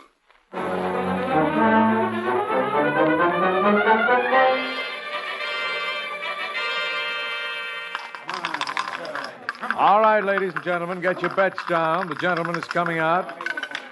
And 8's the point. I got 2 bits, says he's right, Eli. Go away, boy. You bother me. You busy? What does it look like? And the gentleman got himself a big 10. I would a word with you. Would you? Yeah. Unless you want me to make a nuisance of myself out here. Jackie. Yeah? Take over the table. Right. I knew you'd see the light. Follow me. I did that once, and it didn't work out so well. Huh? The other night. Wound up with a peach of a headache, remember? It was your own fault. Hey, this is quite a layout. I'm glad you like it. Yeah, you really moved in, haven't you? Come on, Waring. Get to the point. Well, I was wondering if you had any more leads. Leads? Yeah, for Calvin's murder. What about his missus? What about her? You think she might have knocked him off? Are you nuts? Where's her motive? Ooh, she might have wanted to get her hands on all this. Don't talk like a schmo. She don't even know what this thing is worth. Well, that's going to make it awfully convenient for you. Now listen, Waring. Well, isn't it? If you came here to needle me... Apparently I succeeded, eh? All right, can you think of anyone else who might have had it in for Calvin? What's wrong with Dana? Nope, he's got an alibi. Who says so? I do. He was on his way to Los Angeles at the time. Couldn't he have hired someone else to do the job? A torpedo. Ooh, I never thought of that. Well, it's time you did. Yes, you may have something there. Of course, there's only one thing wrong with that theory. What? If Dana hired a pro to do the job, he wouldn't quit now. What do you mean? Well, his daughter must have told him I was shoving my nose into this business. If Dana felt I was a source of danger to him, he'd give orders for that gunman to go to work again. Well? Well, the mere fact that I'm alive proves you're wrong. Still, it was an original thought, Eli. Let me know if you get any more bright ideas.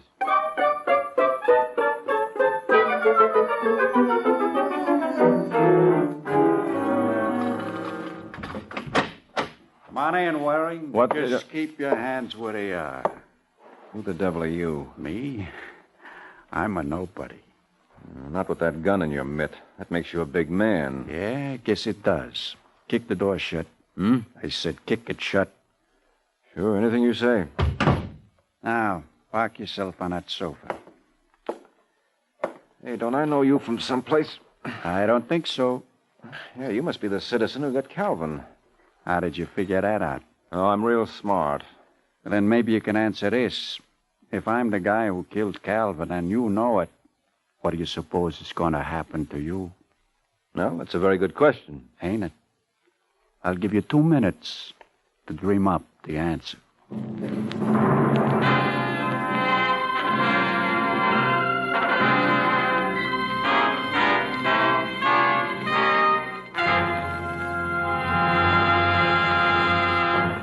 Any day, any hour now, perhaps this very minute, a tragic moment in our nation's history will occur. Somewhere, a careless driver will wreck an automobile, or a jaywalking pedestrian will be struck down. Another life will be snuffed out in an automobile accident, suddenly, needlessly. Why will this particular accident stand out in history? Because for the first time, this death will tip the balance scales of the two mass killers of Americans, war and the automobile, downward on the automobile side. Each of these three wholesale killers, destroyers of life, has killed about 1,005,000 Americans. War took its vast toll in nearly 177 years, the automobile in a mere 52 years. Once the automobile fatality side of the scale tilts downward, it will probably stay down.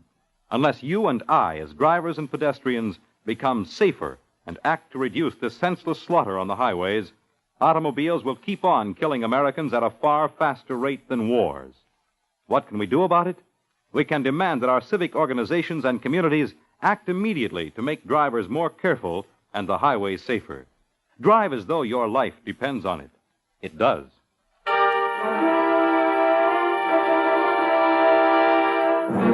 Now back to the adventures of the Falcon.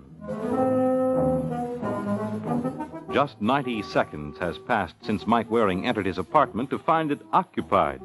Worse yet, the new tenant moved in with all the necessary hardware.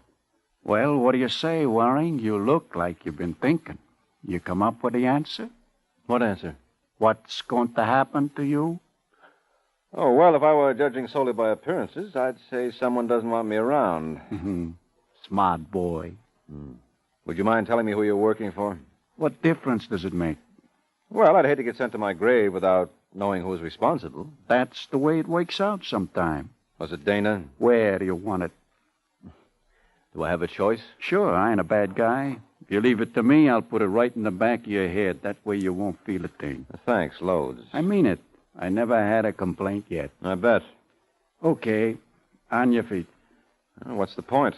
I'm only going to get knocked off him again. Okay, wise guy. Try to do you a favor. I'm ready to return it. If I were you, I'd drop that gun. Would you? Yeah. Don't look now, but there's an ugly police sergeant right behind you. Think I'm going to fall for that tired routine? Why not? What? Watch it, Sergeant. Corbett. I'm all right. What about our friend? Well, I can't say as much for him. Is he? Yep. This time, Corbett, you really called your shots.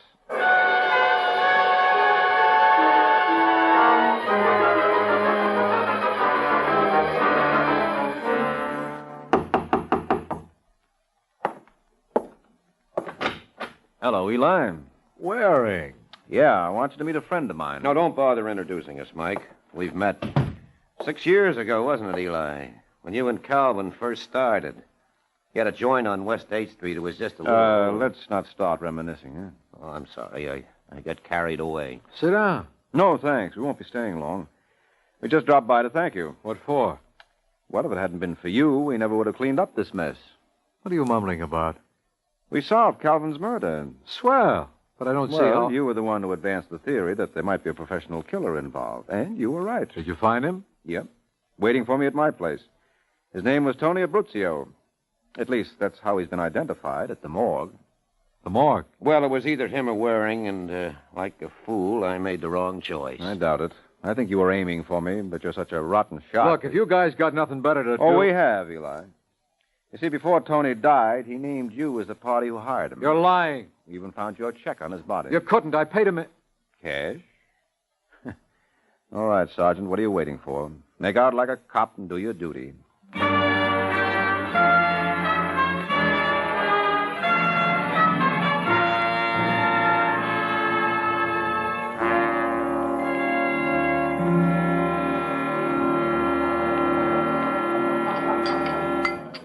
I suppose I should apologize, Mr. Waring. But you see the position I was in. I was afraid my father intended to kill Calvin. And that's why you hired me. Yes. Well, didn't you know your father was in New York during the time of the murder? Well, I only discovered that later. It seems he canceled out on his trip.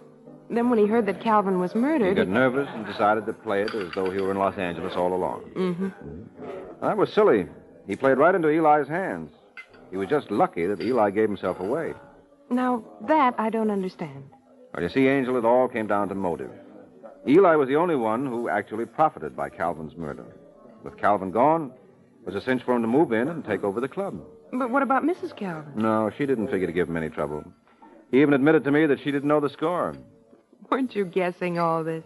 Well, sure, but I had nothing else to go on. Then when Eli suggested a professional gunman might have done the actual job for your dad, I decided to do a little deep-sea fishing. I don't follow you. Well, I told him that if your father was behind the kill, he'd certainly take care of me. Oh, so that's why he sent that Tony Abruzio around, hmm? Mm-hmm. He really rose to the bait. So I got together with Corbett and laid a trap.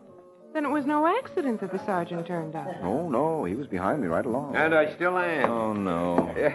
Just thought I'd see how you're getting along. Mind if I join you? I certainly do. Didn't you ever hear two's company and three's a crowd? No. No, did you just make it up? Oh, now listen. Wait, there's an easy way to handle this. Oh, but you're not leaving. Well, you two get along so well, it would be a pity to let a woman break up your happy home. Good night, Mike.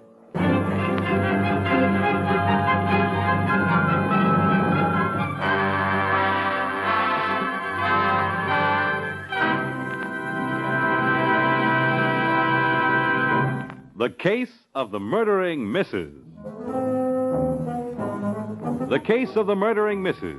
That's the title of next week's adventure of the Falcon, when Mike Waring learns that when money is your target in life, you give people something to shoot at. The adventures of the Falcon are based on the famous character created by Drexel Drake, produced and transcribed by Bernard L. Schubert, written today by Eugene Wang, and directed by Richard Lewis. Les Damon was starred as the Falcon with Chuck Webster as Sergeant Corbett. This program came from New York. Fred Collins speaking.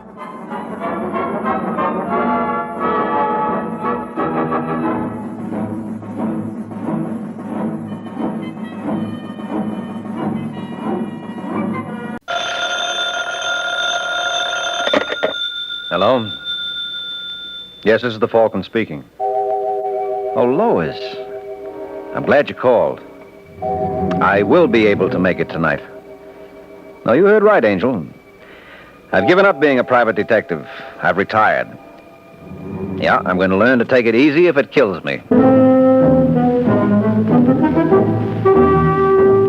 Once again, the adventures of the Falcon, dedicated to private investigators everywhere.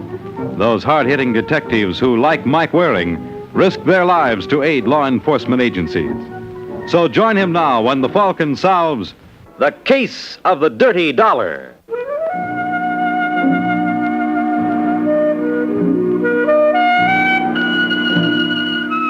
According to the World Almanac, New York is the city of churches, but you'd never guess it from my business. Instead of peace and quiet, all I've known is violence and death. Well, I've had it. No more playing cops and robbers for me. No more dealings with offbeat characters like Johnny Stone and Steve Haynes. Oh, in case you're curious, those are the two gentlemen getting out of the convertible on Forsyth Street. They're bookmakers' bookies, which means they take layoff money. Bets other gamblers are afraid to handle. I guess you might say they live dangerously, which often makes me wonder how they're going to die. Listen, Johnny, maybe you better let me handle this. No. I don't like the way you look. I don't like it either, Steve, but what can I do? You know what I mean. Well, supposing I said no, Steve. I'll take care of Mr. Dollar myself. This the place? Yeah. Certainly doesn't believe in putting up a front, does he? That you, Lisa? I was just getting ready to... What's the matter, Paul? Nothing, except this is a surprise. Isn't every day you get to entertain your boss? I suppose that's true. Shut up, Steve. Well, say, why don't you sit down? No, thanks, Paul. We can't stay long. Well, can I get you a drink? Mm-mm. You sure you wouldn't care for something? Now that you mention it, maybe I would. If it's all the same to you, I'll take... How much is it, Steve? $2,568.23. Huh? Well, that's the way we figured it. I don't understand. You've got sticky fingers, Paul. Unfortunately, you got them glued to my money. Wait, you're wrong. I've worked for you for 9 months. Did I ever once get out of line? There's always a first time. I give you my word. What did you do with the money? I think I know, Johnny. Our friend Mr. Dollar is a student of the racing form. I see he picked Gallant Kid today at Hollywood. Is that how it went? I was going to return it, Johnny, honest. You never should have taken it in the first place. I trusted you, Paul. I don't let anyone abuse my confidence. Get up. No. I said get up. Let me go. Now, I'll give you 24 hours to make it good. $2,568.23. And I want it to the last penny.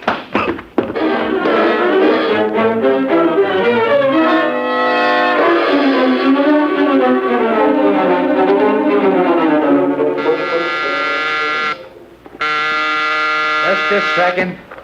I said just a second. Is Mr. Stone in? He's asleep. Where is he? In there? Now, look, lady. Get your hands off me. You nuts. Now, get out of here before I... Hey, what's going on there? Nothing, Johnny. Go back to bed. I can handle this. No, you can't. So you are Johnny Stone. That's right. Well, this is a great... Hey, what's the idea? I wouldn't do that again. Why? Would you beat me up, too? Look, sister... Who are you? Lisa Dollar. Oh. You recognize the name? I believe my husband works for you. You got your tenses wrong. He did work for me. How could you do such a thing? How could you hit a man half your size just because he stood up to you? But you're not used to that, are you, Mr. Stone? What? You're used to people falling all over themselves to cooperate in your crooked deals. Is that what you think? That's what I know. But you don't frighten me. I've met men like you before. Bullies who always pick on someone weaker. Listen, sister. Shut up, Steve. Anything else you care to say? No, I think I've said enough. You just keep away from Paul. You are never to go near him again. Do you understand? I understand. Are you going crazy or something, Johnny? How could you take that, especially that slap in the puss? Forget it. Forget it? I wouldn't believe it if I didn't see it with my own eyes. That Paul must have really sold her a bill of goods. Guess she must trust him. Kind of nice, isn't it, Steve? Huh? Being able to believe what someone tells you. I don't get you. It's not important. Did she say her name was Lisa? Hey, you feel all right? I feel fine. Get the car. I'm going out. Without me? Without you. What's come over you, Johnny? I don't know. Maybe I'll have a better idea after I talk to a friend of mine. Now, get the car while I change.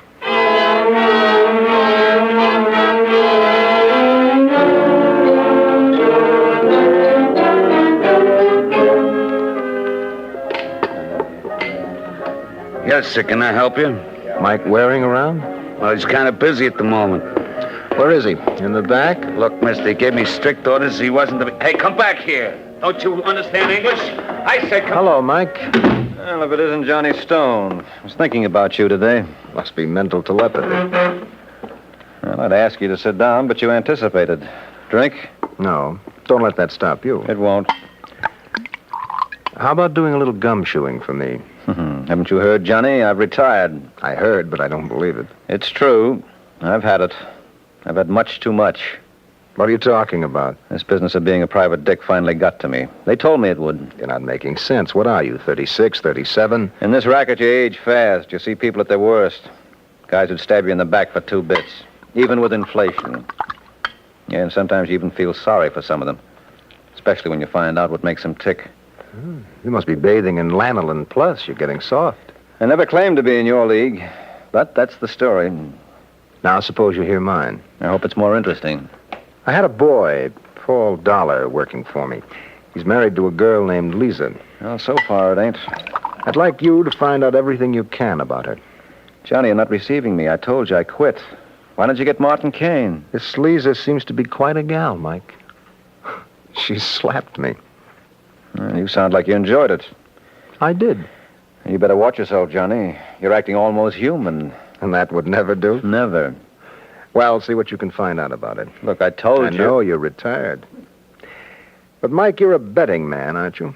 So? So, I believe all women are alike. They're only out for one thing.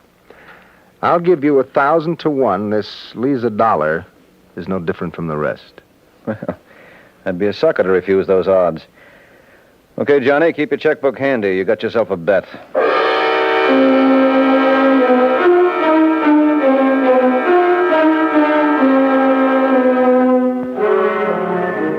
Taxi! Oh, taxi. Where to, lady? 1427. Just a second. I hate to repeat myself. Oh, mister. Well, me? Yes, in case you're interested. I'm going home. Why would I be interested? Well, you must be. You've been following me for days. Oh, I'm slipping.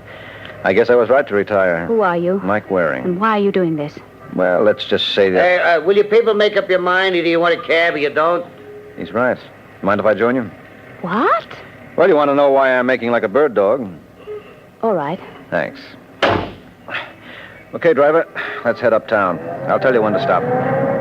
I don't know why I'm doing this. It makes absolutely no sense. You're curious. And you're a private detective. Well, let's say I was a private detective. Was? Now, skip it. I admit I'm acting like one now. You're working for Johnny Stone, aren't you? What makes you say that? Just a feeling I've got. Well, you're right. Peculiar boy, Johnny. He's very interested in you, Lisa. I'm overwhelmed. You should be. Johnny's got a very low opinion of mankind. Guess he's been burned too often. And your husband gave him a hot foot, too. What are you talking about? Why do you think Johnny slapped him around? Because Paul wouldn't cooperate in some crooked gambling scheme. Paul got his hand caught in a till. Now, just a moment. That's not true. Look, Mrs. Dollar, I've done a little investigating. It's happened before with Paul. Once in Des Moines, another time... But that was different. Well, there's one way to convince you. What's that? Your husband's IOUs. He owes over $8,000 around town. How did you get these? Johnny made him good. I told him if it ever happened again, You'd what? Never mind. I hope your Mr. Stone is pleased with himself. No, this wasn't Johnny's idea. He didn't mean... Driver, will you please stop? Look, Mrs. Dollar... All right, now, either you get out or I will. Okay, Angel. Thanks for the ride, anyway. Sorry you didn't enjoy it. Okay, buddy, take the lady home.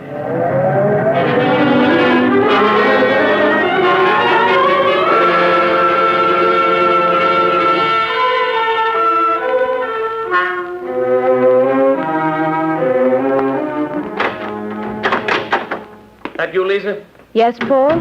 Where you been? You said you'd be home by 5. I guess I'm undependable. But then so are you. Why did you do it, Paul? Why'd I do what? Lie to me. I lied to you? There wasn't a word of truth in that story you told me about Johnny Stone. I made a fool of myself. Honey, I swear... Oh, don't deny it, Paul. I saw the IOUs. You've been gambling again. Oh, Lisa, I'm no good. I don't know why you put up with me. I'm not going to. What are you doing? I'm leaving? Oh, no, you can't. I won't let you. I swear I'll never do it again. Please get out of my way. I know I've said it before, but this time I mean it. I couldn't live without you. Lisa, please don't do it. It's no use, Paul. We've played this scene for the last time. Just give me one more chance. You won't be sorry. Please, darling. You know how I love you. No, don't. I'll make it up to you.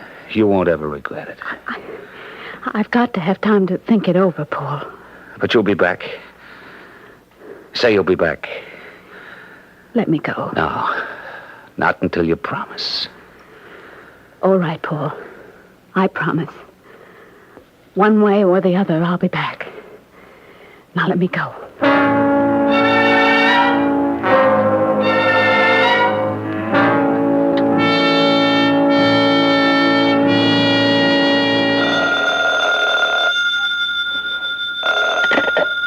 Hello? Is that you, Trudy? Yes. This is Paul Dollar. Is Lisa there? Oh, no. Now, you gotta tell me the truth. Have you seen her? Well, she was here, Paul, but she went out at 9 o'clock. Did she say where she was going? No.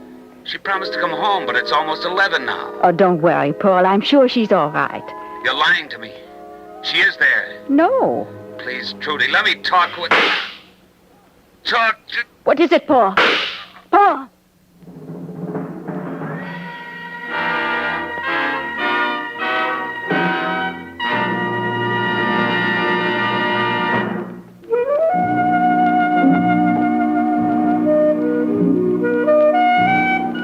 They say a dollar doesn't go very far these days. Well, this one was going nowhere. 2 hours later, they had his wife down at headquarters. When I waltzed in, Sergeant Corbett was finishing his pitch. It's a lovely bit of salesmanship. Now, you've got to understand, Mrs. Dollar, I'm your friend. Thank you. No, I mean it. I don't blame you at all. Why, anybody in your place would have been fed up years ago. Your husband was no good. He was weak. Well, it's the same thing. No, it isn't, Sergeant. Paul meant well. He just couldn't help himself. Well, the point is... He's trying to trap you, Lisa. Well, if it ain't that high-flying bird, the Falcon. I thought you retired. I have. I just dropped by the kibitz. Obviously, you know the lady. Obviously. How are they treating you, Lisa? All right. Why don't you tell them the truth? We're just getting ready to beat her when you walked in. Have you booked her? Yeah. The charge is murder in the first. Now, if she tells the truth, she might get off with 10 to 20. I have.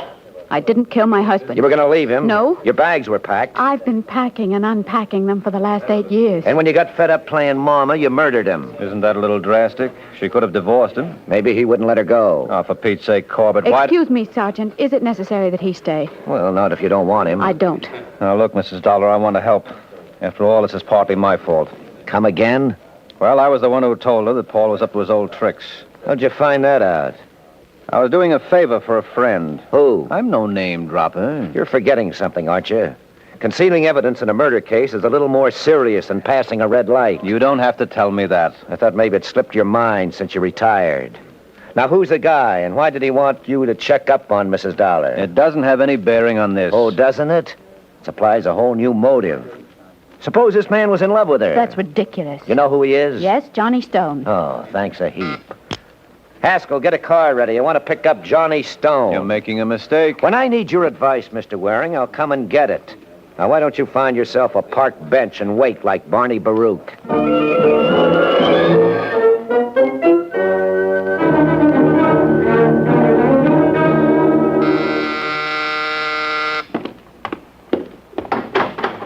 Hi, Johnny. Oh, Mike. Come on in. Well, I see I got here before Sergeant Corbett. Come again? He's on his way. What are you babbling about? Well, haven't you heard? Paul Dollar was murdered. So what's that got to do with me? Well, this may come as something of a shock, Johnny, but you're a potential suspect. When was the last time you saw Lisa Dollar? Why? Because the police are inclined to think you two might have had a romance cooking. Oh, they're crazy. I only saw her that once. And that's the time you fell. I didn't fall. And why did you ask me to check on her?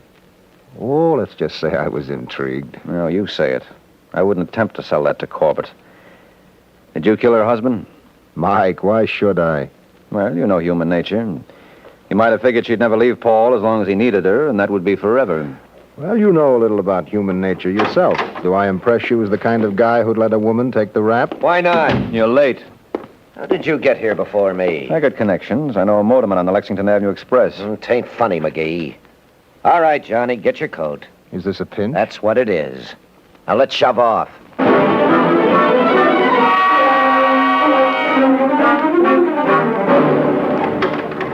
Well, it's about time, Mike. What? Hold it. Don't move. You've blown your cork, Steve. Just stand still. Okay, sit down. Thanks. You won't think me nosy if I ask what's the idea. I just heard the cops picked up Johnny for Paul Dollar's murder. And you think I had something to do with it? No one else knew he was interested in that dame. She did. You're lying. Okay, have it your way. I'm gonna. He didn't kill Paul. Well, since you seem to know so much, who did? Me. Well, why don't you say something? Do you want to turn me in? How far would I get? You mean the gun? Forget it. Here. Huh? Well, what are we waiting for? Let's go. Relax. Why did you do it? What difference does it make? I'm going to ask you that at headquarters. Okay. I was a lush till I met Johnny. It was 14 years ago. He straightened me out. I swore someday I'd make it up to him. And he told you he wanted Paul Dollar knocked off? He told me nothing of the kind. It was my own idea. I got eyes. I could see he went for Lisa. No, it won't wash, Steve. The cops will never buy it. Why not? I'm handing him a confession. Yeah, that's just the trouble. An unsubstantiated confession to murder is worthless. There has to be at least one outside piece of evidence linking you to the crime. Is this the same gun? No, I got rid of the other. Where? Down at Coney Island. That's pretty vague. Well, you couldn't expect me to make a map of the place. No, it's no good, Steve. I tell you, I killed him. I'm still waiting to be convinced. I shot him twice. That was in the papers. It was a .38. Likewise. Look, you gotta believe me. Johnny had nothing. Wait a minute. How would it be if I dug up a witness? You mean there was one? Yeah. Why didn't I think of him before? Who? Never you mind. Just set up a date for us at headquarters. I'll meet you there in 20 minutes.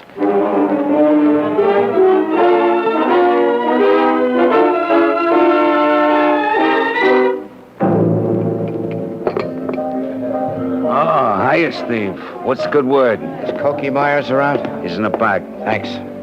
What do you want with that crumb, anyway? Just be a good fellow and see we're not bothered. Oh, that's you, Doc? Sorry to disappoint you, Cokie. Oh, hiya, Stevie. If you're looking for more... No, I'm looking for you. Yeah? Smoke? Thanks, yeah. I got a job right down your alley. I better get somebody else, Steve. My nerves are shot. It'll pay $100. What? 100 clams. You could do a lot with that kind of dough. No, it's no use. I'm sick. If you could hold off a couple of days, maybe... I can't. Suppose I made it 2 bills. When would I get it? Right now. I guess I ain't so sick after all. Start counting out, fella. You just got yourself a boy.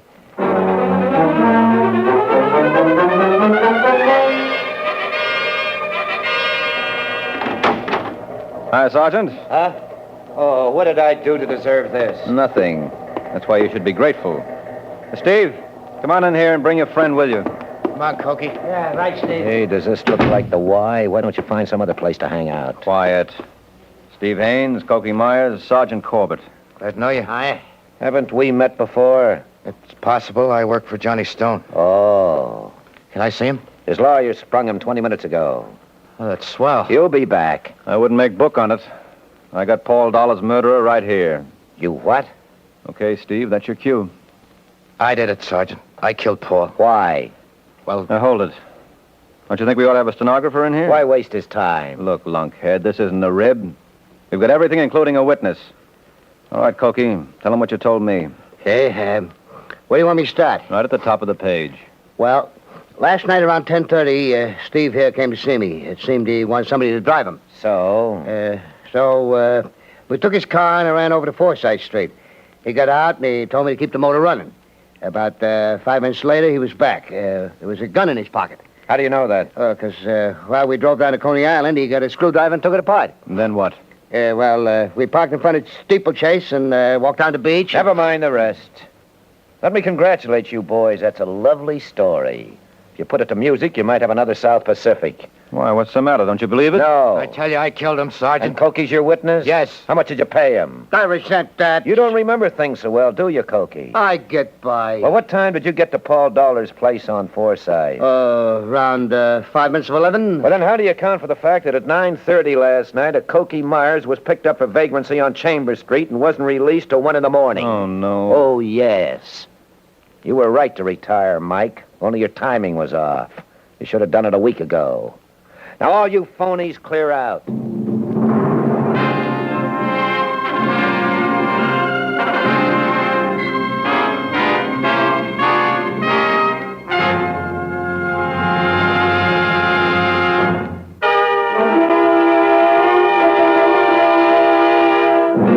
Now back to the adventures of the Falcon.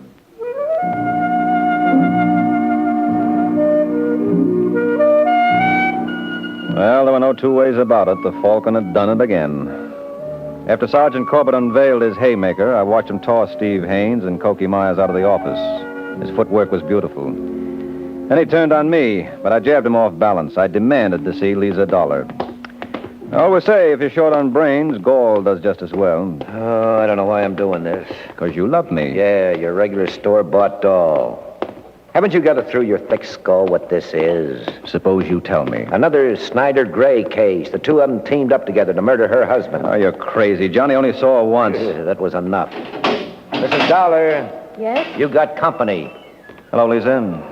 I don't want to appear ungracious, Mr. Waring. But you could do without me. Exactly. Now, you've got to believe I've been trying to act in your best interests. Why?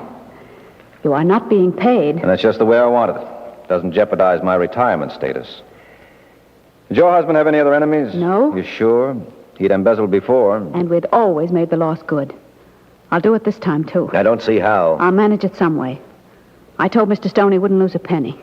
You told Johnny that when? Right after I discovered Paul had lied to me. Yeah, what'd I tell you? She's been seeing him all along. Do you remember the time, Lisa? Yes, it was 9 o'clock. The clock was striking when I left Trudy's apartment. Who's Trudy? Her girlfriend, the one who reported the murder. But how could she...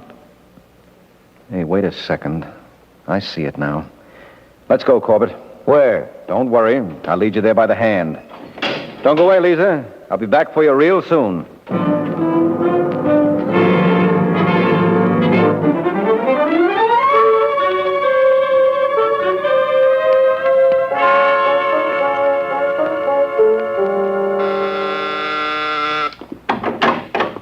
Hello, Steve. Oh, hi, Mike. Sergeant? Hi. Johnny home? No. Mind if we wait? What do you want with him? Oh, I just dreamed up a couple more questions I'd like to ask him about Paul Dollar's murder. I tell you, I did it. Oh, no. Let's not have that again. All right, so I got Cokie to perjure himself, but there was nothing else I could do. You wouldn't believe me. Maybe Trudy could help you out. Who? The girl Paul was talking to when he was killed. There was no girl. Oh, you mean on the phone? Haven't we had enough of this nonsense? Must be Johnny now. Hi, pal. What's going on here? Well, you're just in time to offer congratulations. Steve finally made it. Made what? The chair. And he did it the hard way. What are you babbling about? Corbett, who reported Paul's murder? I told you, a girl named Trudy Bergner. Well, if she didn't live in the same building, she must have heard the shots on the phone. That's what I said. Don't you see, Corbett? That piece of information wasn't released to the papers. No one but the killer could have known it. Why didn't I think of that before? Steve, you crazy fool. Why did you do it?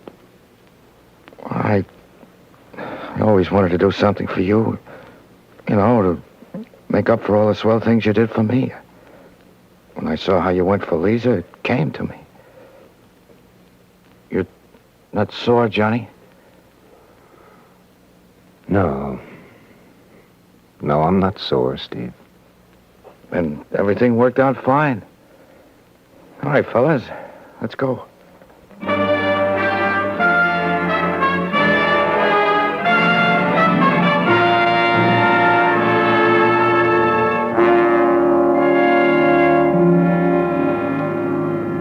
Tell me something, Mike. Just between us girls, you were kind of lucky, weren't you?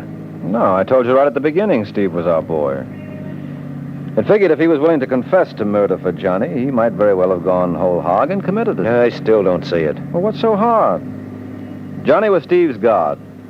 All his life he's wanted to prove his devotion. Well, when he thought Johnny wanted Lisa... He tried to get her for him, even though it meant killing her husband. That's right. You think he's crazy? Well, what do you think? Well, he certainly was sane when he planned that killing. He covered his tracks so well that when he confessed to save Johnny, he couldn't prove it. Isn't that a beautiful hunk of irony? But then the whole case was loaded with the stuff. You think Johnny wanted Lisa? But didn't he? I doubt it. I think he just admired her. I'll give odds you're wrong. I know human nature. He won't stay away from her no more than you could quit this racket. Don't you kid yourself. I have. Maybe so, but I'll lay 8-5. I see you next week. Good night, Mike.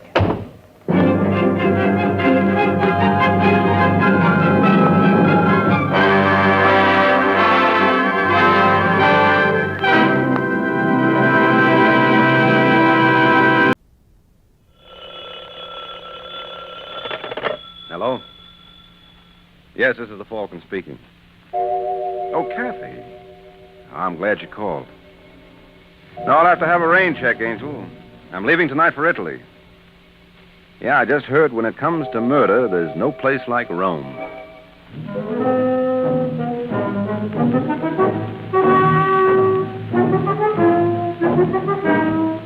Once again, the National Broadcasting Company brings you the transcribed Adventures of the Falcon, starring Les Damon. The Adventures of the Falcon, dedicated to private investigators everywhere. Those hard-hitting detectives who, like Mike Waring, risk their lives to aid law enforcement agencies. So join him now when the Falcon solves the case of the running waters.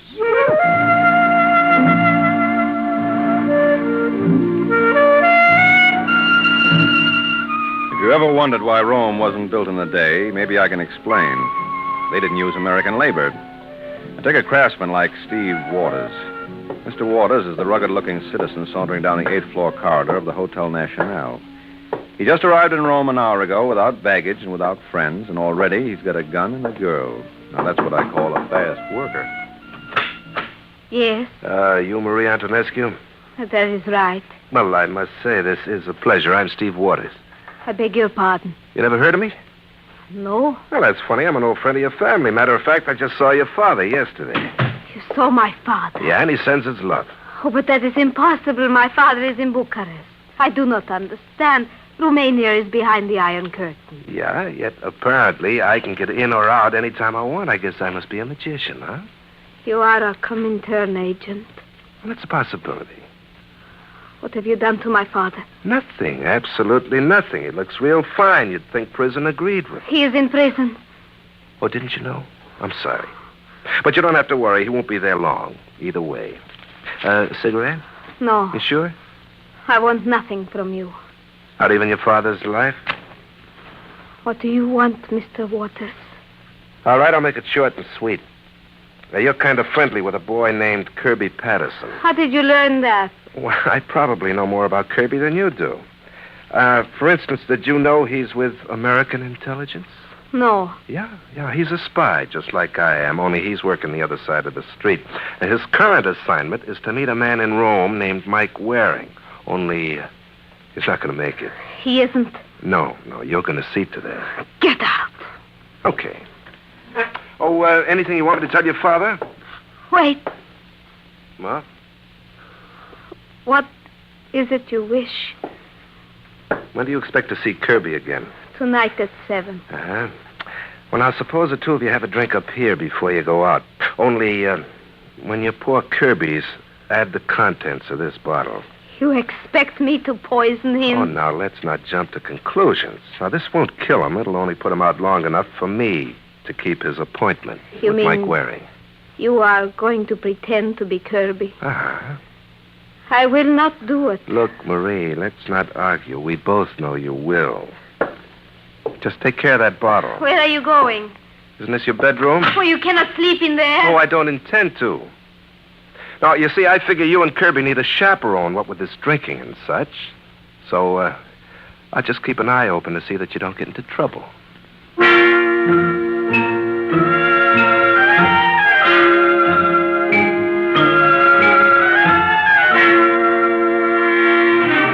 Marie, I don't like the way you look. You sure you feel all right? I feel fine, Kirby. What makes you say such a thing? Well, your hands are like ice. I'm going to get your coat. Where is it, in the bedroom? Don't go in there. What's the matter? I hate to be treated like an infant, that's all. Someone would think I was helpless. Yes, but you've got a chill. I tell you I'm all right. I just need a drink. All right. Where do you keep the... Never mind. I'll fix it myself. You're not going to let me do anything tonight. What will you have? Scotch on the rocks. Kirby, you know I love you. Well, I certainly hope you do. I would die if anything happened to you. Now, what brought that on? I just hope you understand. Sometimes we cannot help ourselves. Okay, Marie, let's have it. What are you trying to tell me? Nothing, darling. Here's your drink. Thanks. Well, Salute. Salute. Hey, where'd you get this stuff? Is something wrong? It's got a peculiar taste. Oh, it's your imagination. How do you know? You haven't even tasted yours. Oh, no, it is fine. I still say it's got an off taste. Here, you try Oh, mine. you're trying to be ridiculous. They were both pours of the same bottle. What are you getting so steamed up about? All I said was... Marie, What is it? I don't know. I can't catch my breath. Maybe if you sat down. Get me some water. Yes, darling. Hurry, honey. I feel like I'm gonna... Harvey! Harvey! You'll wake the baby. What have you done to him, Waters? What did I do? I'm just an innocent bystander. He's dead. No. He's gonna be fine. Now, why don't you just sit down and relax till Mike Waring's train pulls into Rome, huh? Oh, I sure hope it's on time. We'll have to give Kirby another treatment if it's late.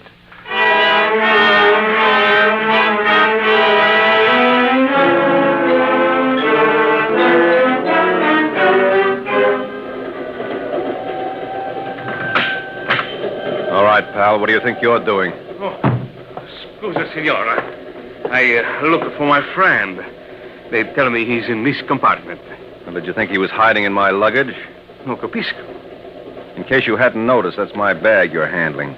Oh, I want to see if this is his suitcase. What does that tag say? Michael Waring.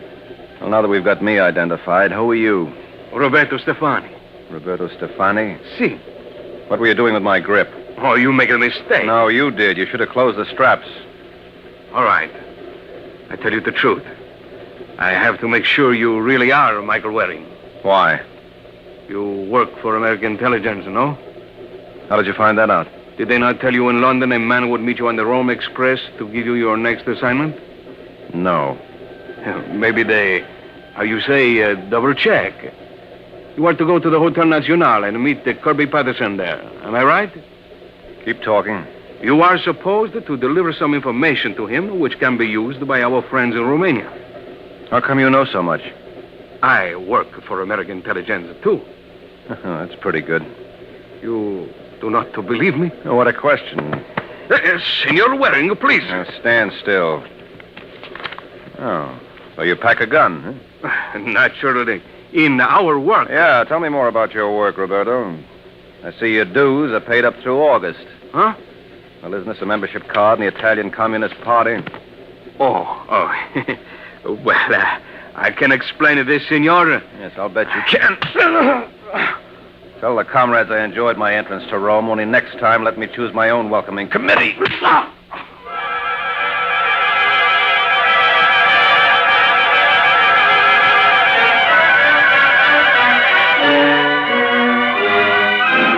Now, let me get this straight, Waring. You mean this Roberto Stefani actually had the nerve to pose as one of our boys? Yeah, he even knew I was supposed to meet a Kirby Patterson in Rome.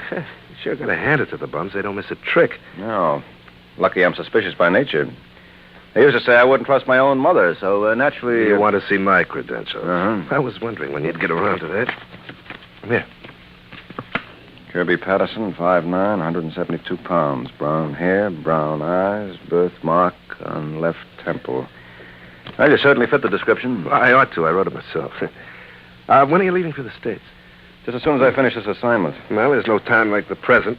Where's the dope? Right here in this notebook. Well, it's in code. Well, what did you expect? How soon do you think you can get it to your contact in Romania? Well, we'll have it by Thursday, maybe Wednesday. Expecting someone? No, put the notebook away. Right. All right, come in. Senor Waring. That's right. My card. Giulio Farinacci, Hotel Nacional. I'm going to run along, Mike. Yeah, okay, Kirby. Lots of luck. Yeah, same to you. Oh, lift one for me when you get back to Times Square. Huh? I'll do that. Oh, what can I do for you, Giulio? I am what you call the house detective here. Oh, well, I'm glad to meet you. The honor is all mine, senor. It is a great pleasure to greet my opposite number from the great democracy across the Atlantic. How's that again? Well, are you not the private detective they called the Falcon? Oh, only when they can't think of anything worse. You are here on business? No, I've retired, Julio. Oh, what a pity. I had hoped to be allowed to cooperate. No one knows the criminal mind like Giulio Farinacci. I trust you will forgive me for mentioning it, but as one in the profession, you will understand. What? The senor who was just here, you called him Kirby. What about it? It is an unusual American name. No, not too. Why? In the lobby yesterday, I heard a foreign lady call a gentleman Kirby. He did not look like your friend. You sure? Yes, he was a tall, blonde man. Or was Kirby his first or last name? I would have no way of knowing. Look, Julio, this is very important. Now, if you run across this other Kirby again, let me know. I'd certainly like to meet him.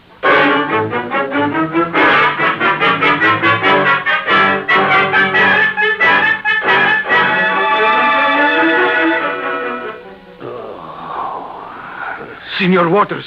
What's the matter with you, Roberto? Can't you see I'm busy? But the Senor Patterson here. He is opening his eyes. Oh, it's about time, too. Give him some water. Here, Senor. Huh? Drink. Hiya, Kirby. Who are you? Well, generally, I go under the name of Steve Waters. Steve Waters? Yeah, although lately I've been using yours. I don't understand. Oh, your headache? Yeah. Where's Marie? Marie? Marie Antonescu. Isn't this her room? Yeah, now that you mention it, I believe it is. Where is she? Well, one of my associates took her for a ride. I didn't think this was any place for a woman, especially if we wanted to have a little man talk. You recognize this? No. It's a notebook I got from Mike Waring. Mike Waring? Yeah, only it's in code. Would you happen to have a key? Let's see that. Mustn't touch. I got a Mickey. Hey, did you hear that, Roberto? He thinks he was drugged. But who would do such a thing? Well, I wonder. Well, if I'm not the world's prize chump. Senor Waters. Well, I put down that phone, Kirby. Operator. Look, boy, don't make me do something you'll be sorry for. Operator. Senor Waters. Hang up the phone. But he is dead. Well, and he certainly won't want to use it. Hang up, Roberto. We got work to do.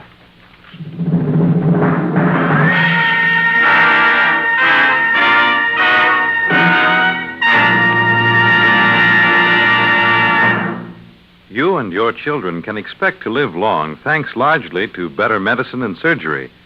But you could expect to live even longer were it not for the danger of automobile accidents.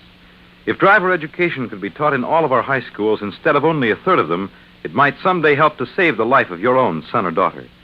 If your schools don't have these courses, demand driver education for your children. And if your own automobile is not in the good repair it should be sure to have it fixed. Remember to drive as though your life depends on it. It does.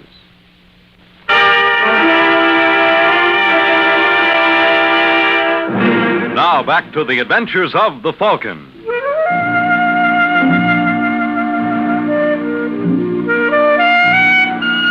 Well, that's life for you. 1 minute you got it, and the next you haven't. Miss Kirby Patterson learned the hard way. But I had no idea what was going on. The first I knew of it was some 8 hours later. I just finished tangling with the Messer Bragioli at Angelo's on the Via Cavour when I looked up and saw a gentleman dressed in blue standing over me. If his uniform wasn't a giveaway, his feet were. They were flat. He was a cop, all right. His name was Emilio Balbo, and he was a captain in the Carabinieri. It seemed the Capitano had heard of me and wanted to show me the local sights. It was a deluxe 50-cent tour. He started with the morgue, and that was my finish. You will be good enough to observe, Senor Waring. I'm observing. I would be most interested in your deductions. Well, offhand, I'd say he was either English or American. Uh-huh. Probably American, judging by his clothes. Si. And he must have been pretty handy with his fists. And what do you base this? The broken knuckles on the right hand. Capisco. How come his clothes are so wet? Perhaps you can guess. You fished him out of the Tiber? Exactly. Well, he wasn't in there long. Maybe 4 or 5 hours. Formidabile. Would you care to venture a guess as to his identity? No, I'm afraid not. The desk clerk at the Hotel Nazionale said he visited you this afternoon. He's out of his mind. Perhaps I can refresh your recollection. His name is Kirby Patterson. What? That's impossible. Or is it? If he's Kirby Patterson, who's the other one? What other one? The boy who called on me yesterday, and I gave him the... Listen, Capitano, you're positive this is the right Kirby Patterson? Absolutely. He was identified by a member of the American Embassy. Poor devil. You have no idea who killed it? Yes, I've got a big idea. Who? The fellow who called himself Kirby Patterson. What? Yeah, if you're confused, think of me. But maybe I know the man who can clear up this mess. Who? The house stick at the Hotel National. I'll let you know how I make out.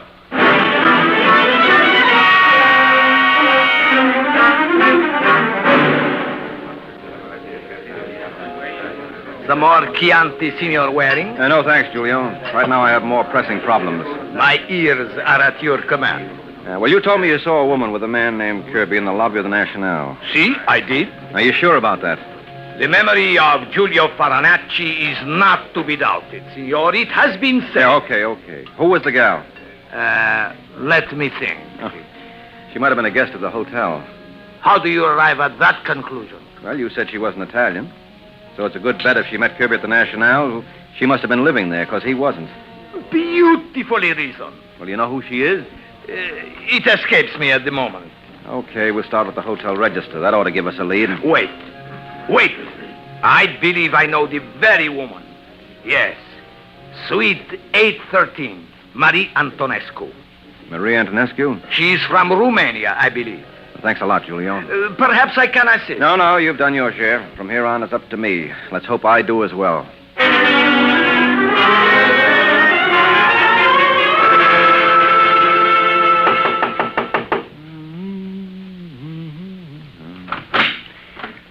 Hello, Marie.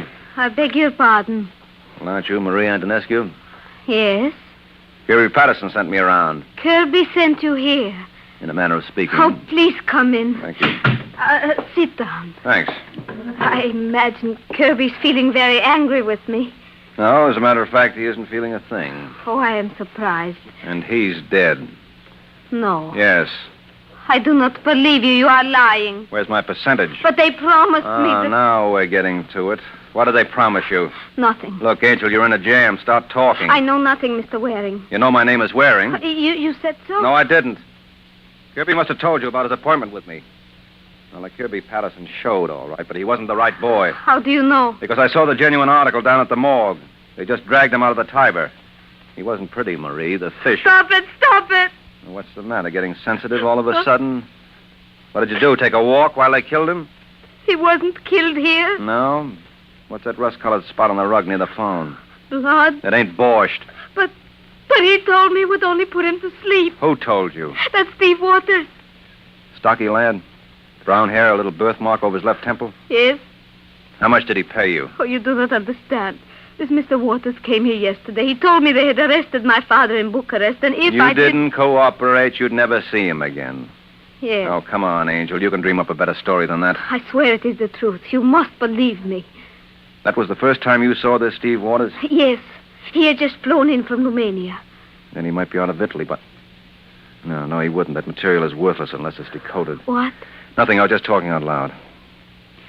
He's got to stay in Rome till he solves it. We're all behind the 8 ball if Mr. Waters is gone.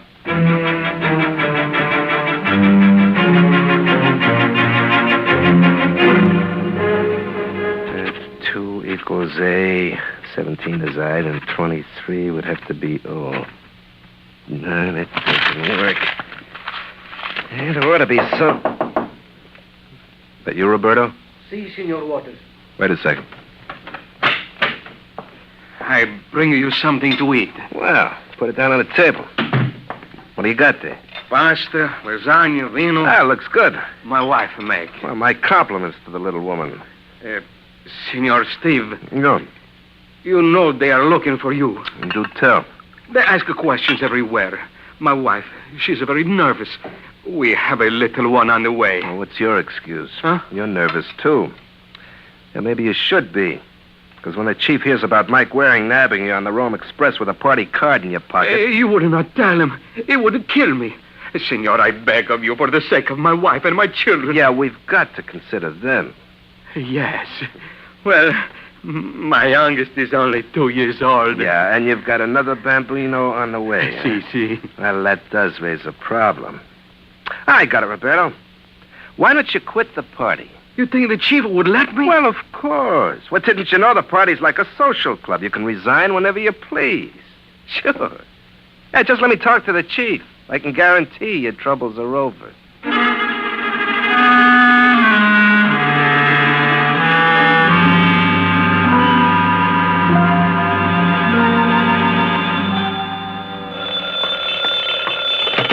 Yeah, Signor Waring, that's right.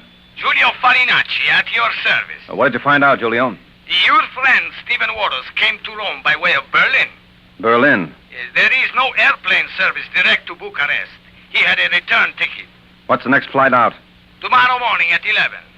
Well, then there's a good chance that Waters might still be in Rome. Yes, he is. According to my information, he is living with a despicable type named Roberto Stefani. Roberto Stefani. That's the comrade I ran into on the Rome Express. What's the address? Corso Vittorio, number 23. I got it. Thanks a lot, Giulio. You're the greatest house dick this side of 42nd Street. Anytime you want a job at the Waldorf, let me know.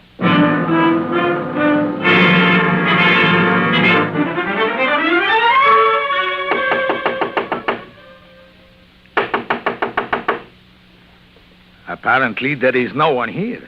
Apparently, Giulio. Could it be my informant misled me? Well, let's find out. Wait. Signor Waring, what do you call that? Well, in English, they call skeleton keys. Anyone coming up the landing? I do not like this. It is against the law. So is murder. You think they take an oath not to use soap and water when they join the Communist Party? Those things they consider unimportant. What's behind that curtain? Oh, that is where they sleep. Signor. Yeah? That is Stephen Waters? That was Stephen Waters. He's dead.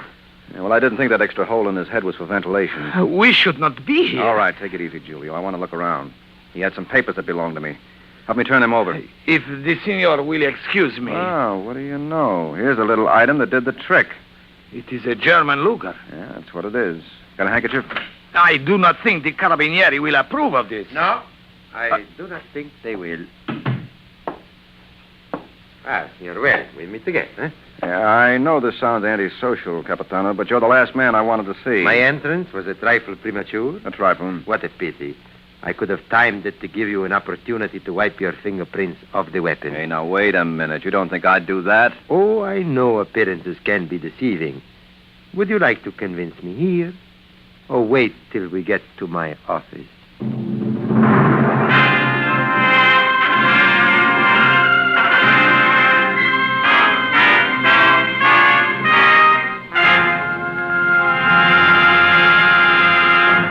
Every day last year on the highways, an average of 103 Americans like yourself or those in your family were killed in automobile accidents.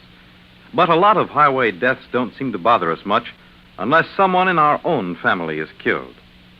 You can do your part in helping to fight disaster on the highways by being a safer driver and by working in your community and state for strict law enforcement that means safer traveling for all of us. At all times, you must remember to drive as though your life depends on it. It does.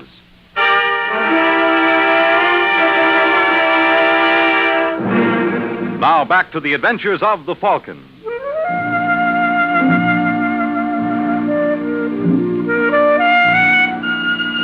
If you know anything worse than being discovered standing over a cold corpse with a hot gun in your hand, I'd like to hear it. Just drop me a line in care of the Italian police in Rome. They'll know where to reach me. They don't have far to travel. Let me congratulate you, Signor Waring. You relate a very interesting story. So help me, it's the truth. Ask Giulio here. Si, Capitano. I take an oath he does not lie. I was with him every minute of the time, from the moment... Excuse me, please. Barbo qua. Si? Si. Capisco. Hai fatto benissimo. Sono molto gradito, grazie. Signor Waring, my apologies. Huh? You too, Giulio. I do not understand. Well, that makes two of us. You will be pleased to learn we have solved the case. You have? You are interested? Vitally. Beh, the murder of your colleague, Kirby Patterson, is no mystery. He was killed by the communist agent, Steve Waters. Agreed? Agreed. But who killed Waters? You care to venture a guess? Yeah, Roberto Stefani. Wrong. It was his apartment. But Roberto had no reason. The death of Waters was motivated by revenge. I don't see it. You are forgetting the woman in the case, Marie Antonescu. Marie Antonescu? She was in love with Kirby. And you think she killed Steve Waters? Yes. Never. Then how do you account for the fact that the murder gun belongs to her? What? And her fingerprints were found on the bed near the body? There must be some mistake. I hope not, for your sake, senor. If there is, we shall have to return to you. But let us see what the lady has to say for herself.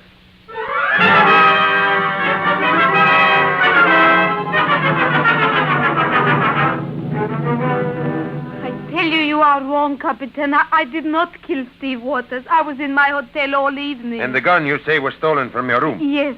Ask Giulio. I reported it to him this morning. She tells the truth, Capitano. Did her door show signs of forced entry? No. Then she was merely preparing an alibi. No, it is not true. How do you explain your fingerprints being found near Steve Waters' body? I cannot. Maybe I can. It would be most interesting, Senor Waring. Well, it's simple. She was there. No. Look, Marie, you've got to stop lying. You're panicky and you're not thinking clearly. We can buy that stolen gun routine, but not the fingerprints. You had to be in that room. I tell you... Well, don't bother unless it's the truth. Now, you went to Roberto's flat, didn't you? Yes. But when I got there, Waters was dead, but I did not kill him, I swear it. How did you learn where he was? Through a telephone call. Whose? He would not give his name. This is most amusing. All right, give her a chance, Capitano. Surely you don't believe her. Well, why not? What's so hard to believe about an anonymous phone call? You got one. Me? Or you just didn't blunder into Roberto's place. Someone must have tipped you off. True. Well, there you are. But if she did not kill Waters, who did? Aren't you forgetting someone? Roberto Stefani. Well, he's a possibility, Giulio. Let's see if he meets the acid test. Now, this whole case is tied up with politics. Steve Waters was brought to Rome to do a job, but in accomplishing it, he killed Kirby. That made him a liability to the comrades. They had to get rid of him. Then the order to liquidate him must have come from a higher functionary here in Rome. That's right. But who could his superior be? Well, that's a good question, Capitano. Just ask yourself, who knew I was looking for Steve Waters? Who was in a position to remove Kirby's body from Marie's room? Who alone had the opportunity to steal her gun? Obviously, someone employed by the Hotel Nacional. Well, obviously. You are referring to me. Who else? Yeah, she did a nice piece of work, Giulio. I'm sure the party appreciates your efforts. Maybe when you join Steve Waters, you can start a new communist cell. You'll find a lot of hot prospects down there.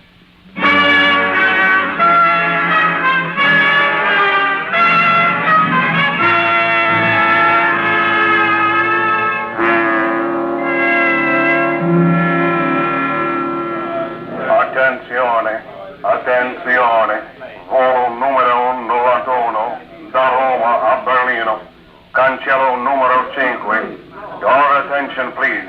Flight 91, Rome. Well, I guess that means me. Before you go, Senor Waring, on behalf of my colleagues, let me thank you again for your valuable assistance. Oh, my pleasure, Capitano.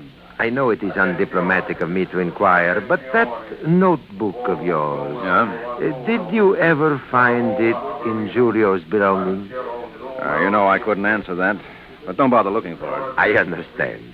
But I'm just sorry you could not visit with us longer. Oh, I'll be back, if only for one reason.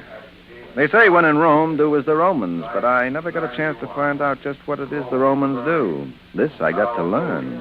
Arrivederci, Capitano.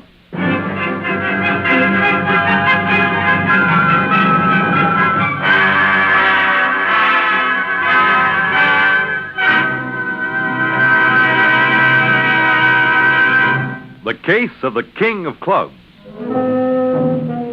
The Case of the King of Clubs. That's the title of next week's adventure of the Falcon, when Mike Waring learns that when trumps are led, the game can be murder. The adventures of the Falcon are based on the famous character created by Drexel Drake, produced and transcribed by Bernard L. Schubert, written by Eugene Wang, and directed by Richard Lewis. Les Damon was starred as the Falcon with Susan Douglas as Marie. This program came from New York. Fred Collins speaking.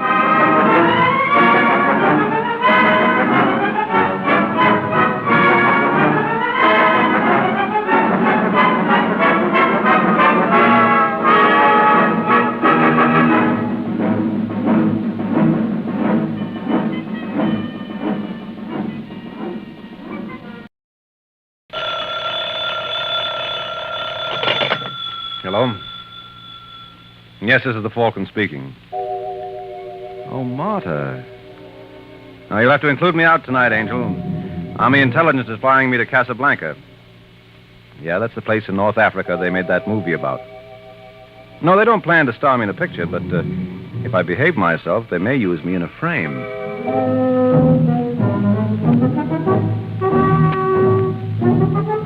Once again, the National Broadcasting Company brings you the transcribed adventures of the Falcon, starring Les Damon. The Adventures of the Falcon, dedicated to private investigators everywhere.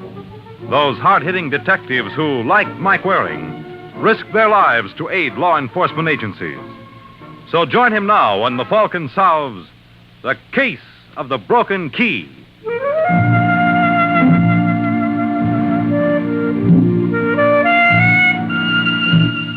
According to the encyclopedia, Casablanca is a seaport on the Atlantic coast of Morocco. Situated 33 degrees, 27 minutes north, 7 degrees, 46 minutes west, which shows you how little the encyclopedia knows. What does that tell you about Casablanca? Does it conjure up the romance and intrigue?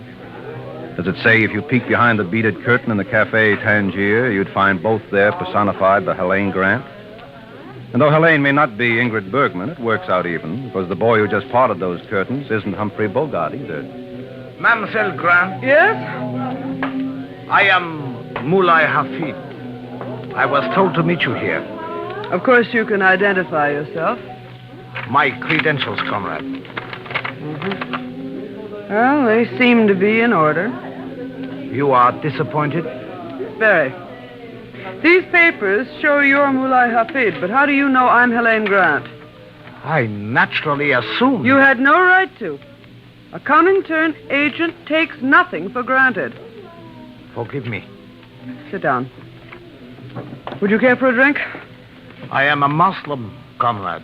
Oh, yes. I forgot. You find it strange a follower of Mohammed can be a member of the Communist Party? I don't care who you follow as long as it doesn't interfere with your work. You cabled Paris that Robert Foch is in Casablanca. He is. You're sure you've got the right man? Yes, I took this photograph of him last week. Mm-hmm. It's Robert, all right. Who's the girl? She arrived with him from Marrakesh. Her name is Yasmin Marin. So, Robert has gone native. Pardon? I meant no offense, Mulai. It was a natural reaction. You're annoyed. Disturbed is perhaps a better word. I have a problem, comrade. I would like to disaffiliate myself from the party. Oh, ridiculous. Just because I hurt your feelings. My feelings count for nothing. I made this decision many months ago. I joined the party hoping it would improve the lot of my countrymen. You're an idealist, Mulai. You are amused. Oh, I realize such people exist. Even among ignorant natives. I apologized for my remark. Now, about Robert Foch and this woman. Mademoiselle has not answered my question. Mademoiselle has the same answer for you she has for Robert Foch. Why do you think we're looking for him? I have no idea. Comrade Foch was a member of the party in France, a valued member. 10 months ago, he asked to resign. Naturally, the party couldn't release him, so he disappeared. Now he turns up in Casablanca with a... native girl. Yes. And I've been sent here to reason with him. Mademoiselle had better work quickly. He leaves tonight from Kazes Airport. What? He purchased a ticket this afternoon for Cairo. Oh. Well, maybe I can talk him into canceling out. Get a car, comrade. We'll try.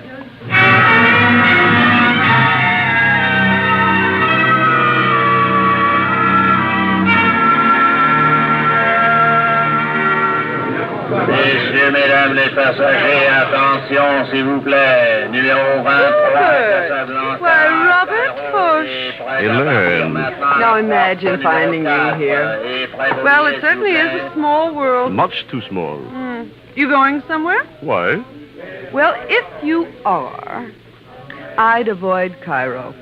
I don't think you'd like it this time of year. Well, if I knew you were in Casablanca, Helene, You'd have arranged to stay. Naturally.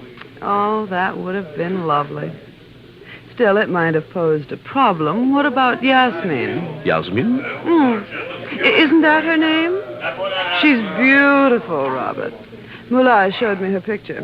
Suppose we leave her out of this discussion, eh? She knows nothing of my activities. Why, comrade, you haven't gone middle class and fallen in love. I said we will leave her out of this. Yes, you will. Now, here are your orders. I refuse to accept them. I wouldn't get on that plane, Robert. I don't think you'd like the welcoming committee in Cairo. Do you remember Emile Rousseau? Emile? Mm-hmm. He's waiting for you at the airport there. Now, personally, I never believed those stories that he learned his trade working for the Nazis at Dachau. Still, one never knows, does one? You win. Oh, I'm so glad you decided to stay. And won't Yasmin be pleased? Suppose I drop you at the hotel and you can break the news.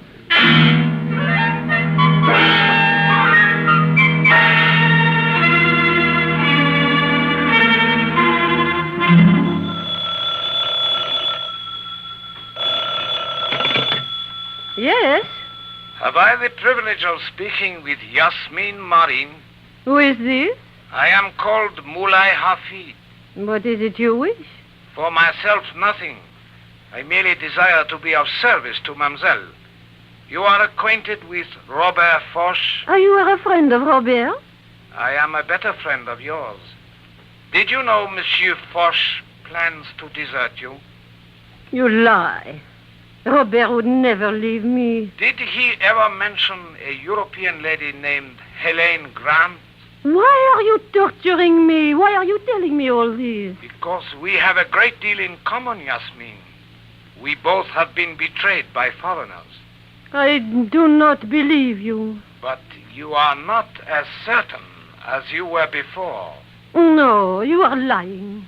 If it pleases you to believe that, so be it. But I suggest at least an investigation might be in order. May Allah be good to you.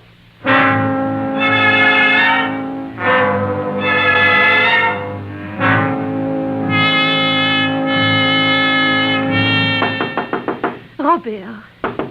Robert, open up, Robert. I told you 1,000 times, Oh, Yasmin. Chérie, I should have known he was lying. What? Imagine I almost believe him. What are you talking about? That man who called the one who gave his name as Mulai Hafid. Mulai Hafid? He said the most awful things, Robert. That you were running away with some woman, and I was jealous enough to... What are you staring at?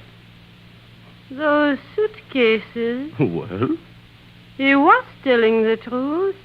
You are planning to leave me? don't be a fool, Yasmin. Then why are the bags packed? Oh, this is none of your concern. I suppose Helen Grant is none of my concern either.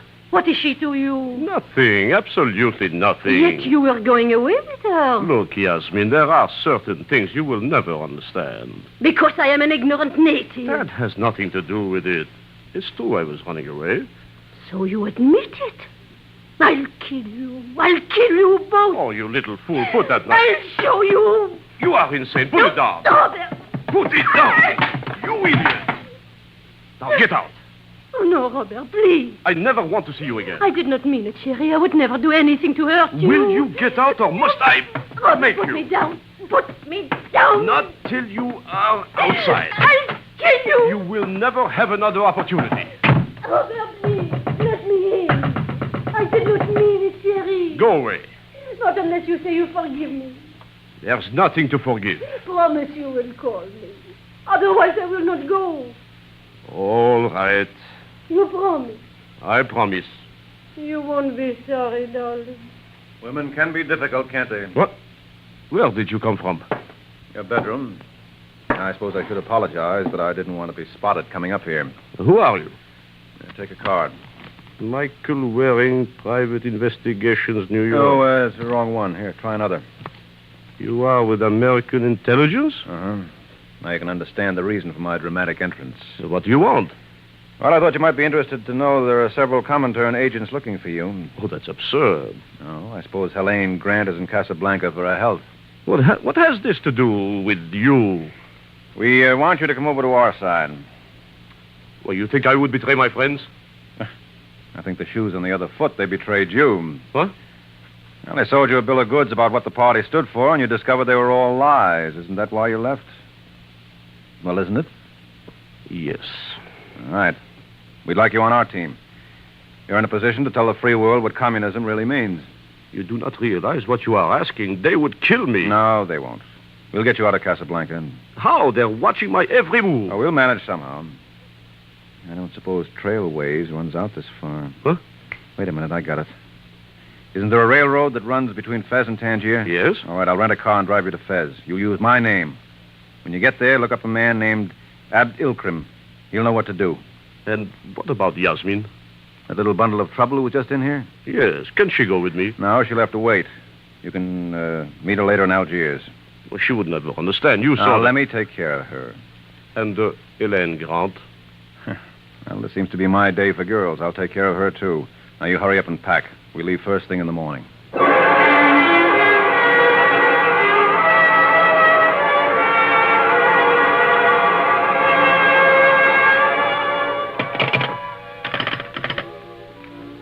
Votre service. This is Helene Grant in 412. Oui, mademoiselle.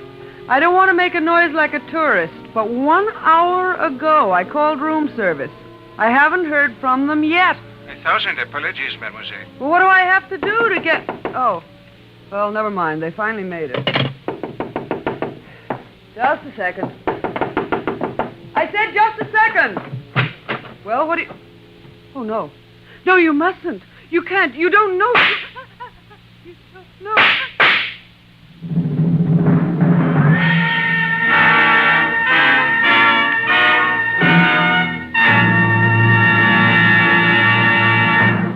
Summer is just about hitting its peak, and we still have the Labor Day weekend to look forward to and plan for. That's fine for most of us, but we should always keep in mind that these long weekend holidays are often tragic times for some of us who start out gaily to enjoy them. More than 1,300 American families will lose one or more of their loved ones in accidents on the highways. At all times, and particularly on long holiday weekends, drive as though your life depends on it. It does.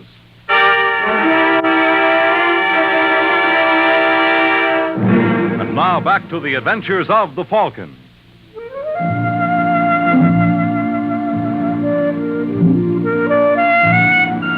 Well, that's Casablanca for you. Not a bad place if you want to live it up, but a horrible spot if you've got to die. But then what place isn't? Well, I don't imagine it made much difference to Helene Grant and her condition. The first I knew of it was some 4 hours later when I remembered my promise to Robert Forsh and hustled over to Conrad Grant's hotel room to meet her. Well, when nobody answered, I walked in, and that was my first mistake. She was lying on the floor under the big ceiling fan, and in the dim light, the blades made like a windmill above her head. The effect was almost hypnotic. And then the spell was broken. Pardonnez-moi. What? Forgive me, monsieur. I am afraid I startled you. Yeah, I guess you did. Permit me to introduce myself. I'm Henri Boulanger at the prefecture. Oh, well, I can't say this is exactly a pleasure, Inspector. I can understand that, monsieur. Monsieur... Waring, Mike Waring. Mike Waring? I don't think the name would mean anything to you. You are too modest. Correct me if I am in error, but you are with American intelligence. How did you know that? We too have our intelligence. Cigarette? Oh, thanks. You know who she was? Mademoiselle Grant? But of course. She was a Comintern agent. You were, as they say, on opposite sides of the fence. Oh, now, wait a minute, Inspector. If you think I had anything to do with her murder... Why, monsieur, it would never occur to me. I'm a most unsuspicious type.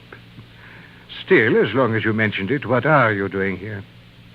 I wanted to talk to her. I should have guessed that for myself. And at the time of her death? I was in my hotel room reading. It's very strange. You are ready with an alibi when you have no idea when she was murdered. No, it's pretty obvious. She'd been dead about 3 hours, which would put it around 9 o'clock. How do you arrive at that conclusion? A state of rigor mortis. Oblige me, monsieur. In addition to your other talent, you are also a doctor? I don't have to be, Inspector. Look at her arms. Most interesting. I wonder if you would be kind enough to accompany me to the Place de France. And in the meantime, the killer gets away. I don't think there is much danger of that. Look, I tell you, you're making a mistake. Then I shall have to pay for it. No, thanks. Stay where you are, monsieur. Another step and I shall be compelled to shoot. Well, I think you mean that. I most assuredly do. Well, in that case... Sorry, fella, but you left me no choice. You mind if I borrow your gun? You will regret this, monsieur. Au revoir, mon ami. I'm sure we will meet again.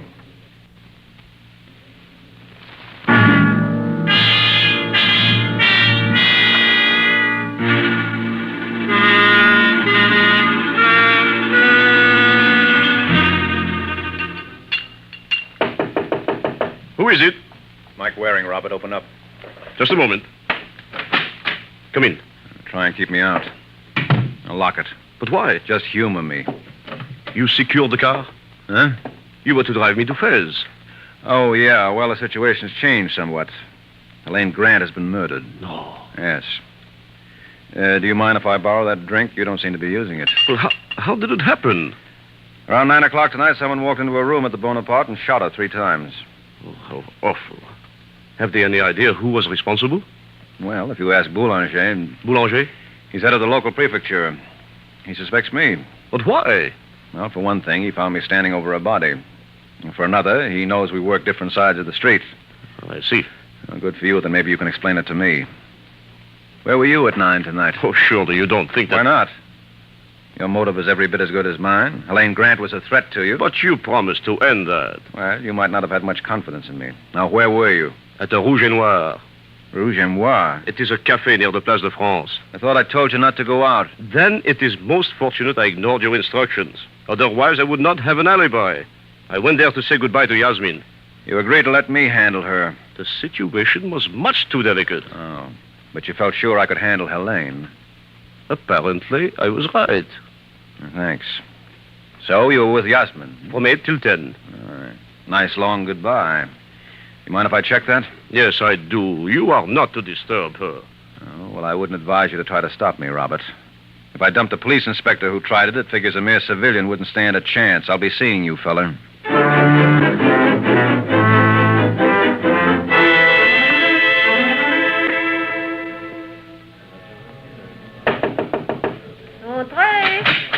Hello, Yasmin. Yes? Well, nice dressing room you've got here. You must sing well to rate it. What is the meaning of this? I hope you'll forgive the intrusion, but it's important I talk to you. I'm sorry, I'm very busy. Well, this won't take long. My name is Mike Waring. Mike Waring? Yes, I'm a friend of Robert Foch. Robert never introduced us. Well, naturally. There was no need to. I do not believe you. Okay. And how would I know you two pitched a battle royal in the Hotel Splendide over Helene Grant? Robert told you that? Oh, Robert tells me everything. Incidentally, you don't have to worry about Helene anymore. She's dead. Not really. You don't seem very upset. Why should I be? She was my enemy. You don't realize what you're saying. But you knew this. You say Robert told you everything. Yeah, he also said you came back to the hotel again between 8 and 10. Robert said that? Yes, why? Isn't it true? No. I knew it. Je ne comprends pas. It's all right, Angel. But why should Robert say I was at his hotel when he was visiting here with me in my dressing room? He what? I said something wrong. Well, that depends on where you're standing. In my spot, it couldn't have been worse. You sure Robert was here between 8 and 10? Positive. Well, then he was telling the truth. Pardon? Nothing. How did you find out about Helene Grant in the first place? A man told me. This man got a name? Yes, he called himself Moulay Hafid. Moulay Hafid, Moulay Hafid. Where did I hear that? Sure, he was Helene's contact in Casablanca. I do not understand. Well, that's just as well. Oh, that's my cue. I'm sorry. I must go. That's okay. So do I. Knock 'em dead, Angel. That's just what I hope to do for my customer.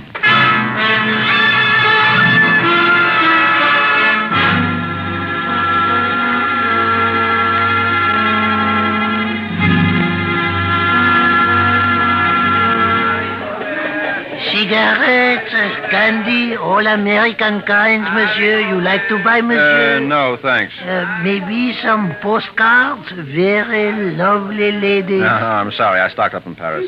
Where can I find the coppersmith, Mulai Hafid? You are sure you would not like to buy the postcards? Oh, well, come to think of it, I guess I would. I forgot my grandmother collects them. Oh, she will like these, monsieur. That will be 500 francs. There you are. Now, where can I find Mulai Hafid? That is his shop over there, by the sign of the Iron Jug. Oh, thanks a lot. If your grandmother would like more postcards... I'll keep you in mind. Salam alaikum. Alaikum salam. What can I do for you, monsieur? Well, that all depends. Are you Mulai Hafid? Your servant, sir. I'm Mike Waring. Mike Waring? I'm a comrade from America. Oh. Where can we talk? Here. A little public, isn't it? I shall lower the shade. That's a nice place you got here. You do all your own metal work? As my father and his father did before him. So, now we may talk. Well, I guess you know why I'm here. The party is awfully disappointed in your work, comrade. And I am disappointed in the party. Why did you tell Yasmin Marin about Helene Grant? You know this? We know everything. Then you are aware I informed Mademoiselle Grant of my desire to leave the party. Well, it's getting to be an epidemic. First Robert Forsch, and now you. What's your reason? I explained that to Comrade Grant. She found it unsatisfactory. It was her privilege. So you killed her. Monsieur is pleased to jest. You knew she was murdered. All Casablanca is aware of this. Yes, I know, but I think you had inside information. How would you like to take a little ride with me? I do not think I would care for it. Well, I'm afraid I'll have to insist, Moulin. First, allow me to show you something. This copper flask was fashioned by my father. Well, what's that got to do with... Permit me to finish. If you met a friend, you might offer him a drink by removing the stopper, so. Well? But if you met an enemy, you again removed the stopper, only this time you pressed this plunger to reveal... Oh, a knife, huh? Oui, monsieur. A knife. And I have met an enemy...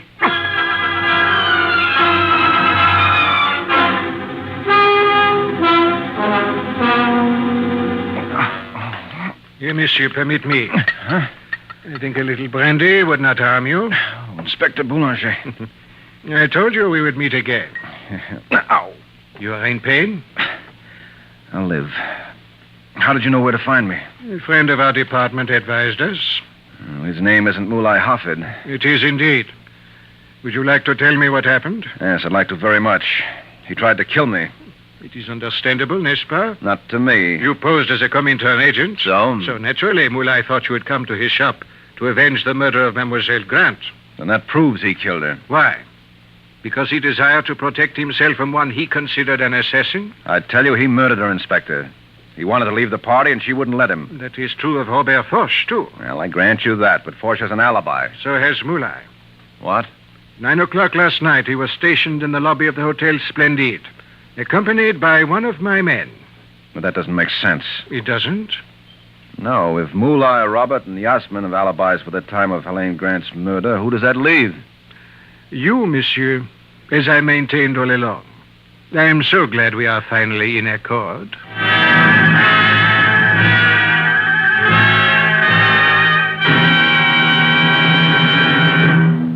Are you looking forward to a vacation or to holiday weekends filled with carefree relaxation?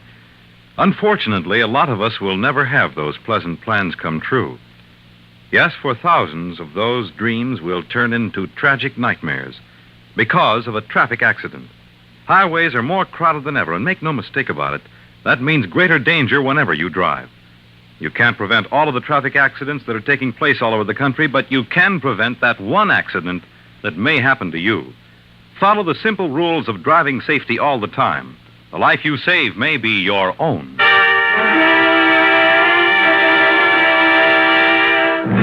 And now back to the adventures of the Falcon.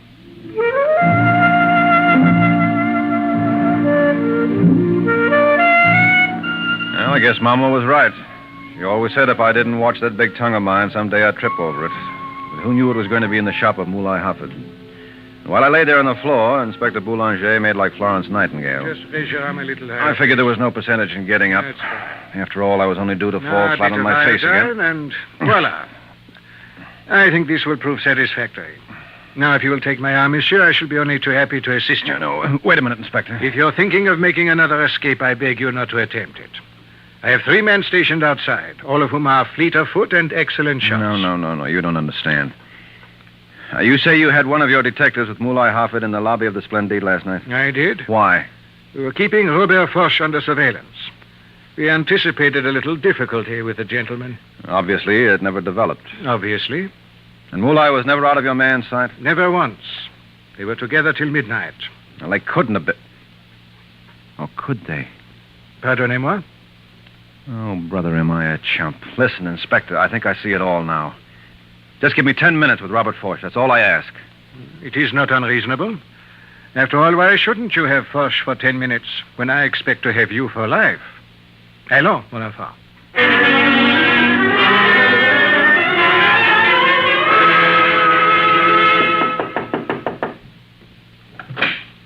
Hello, Yasmin. Monsieur Waring? Yeah.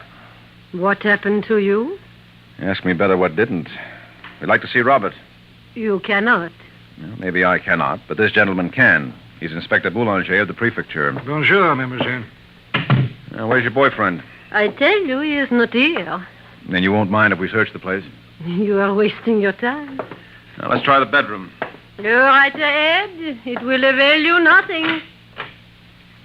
I fear she's telling the truth. Regard, his clothes are gone. I'm afraid you will not have your 10 minutes with him. Well, I'll settle for a couple with her. All right, where did he go, Yasmin? I do not know. You're lying. You must have planned to meet him somewhere. You will never find out. Oh, I wouldn't bet on it, Angel.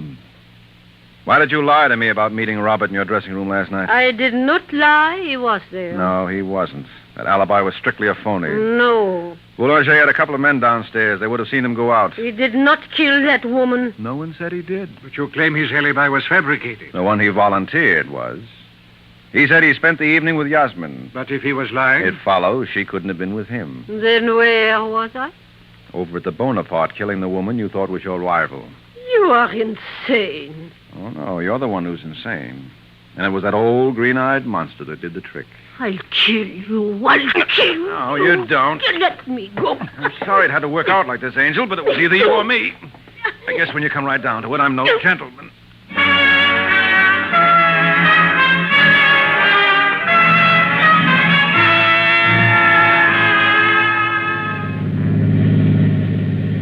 Well, it merely goes to prove, Waring, the poets knew what they were talking about.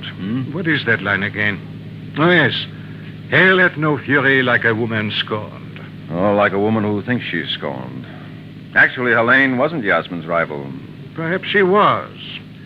A man who embraces the Communist Party can afford no other love. Well, you got a point there. So I was not completely wrong when I said this was a political murder. No, not completely. Let me assure you, Waring, we of Casablanca are forever in your debt. If there is any way we can ever repay you. Oh, I'm glad you mentioned that, Inspector, because there is. While I was looking for Mulai Hafid, I ran into a peddler who made me buy some postcards before he'd give out with any information. I see. You think you could locate him for me? You wish to have him arrested? No. I promised to mail these to Grandma, and it just occurred to me I better get a set for Grandpa, too. Good night, Inspector.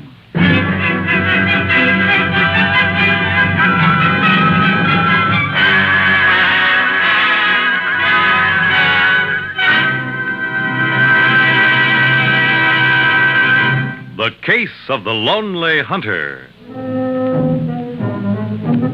The Case of the Lonely Hunter. That's the title of next week's adventure of the Falcon, when Mike Waring takes a trip down the Nile and learns some cruises can be murder. The adventures of the Falcon are based on the famous character created by Drexel Drake, produced and transcribed by Bernard L. Schubert, written by Eugene Wang, and directed by Richard Lewis. Les Damon was starred as the Falcon, with Ann Shepard as Yasmin. This program came from New York. Fred Collins speaking.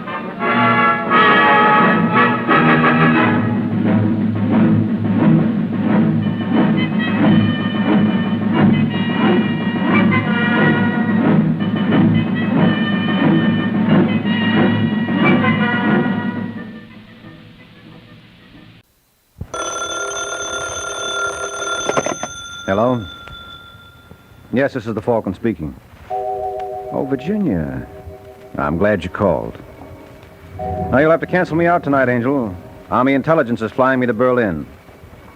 Yeah, it seems some boy there set up a murder that's as pretty as a picture, and they figure I'll look good in the frame.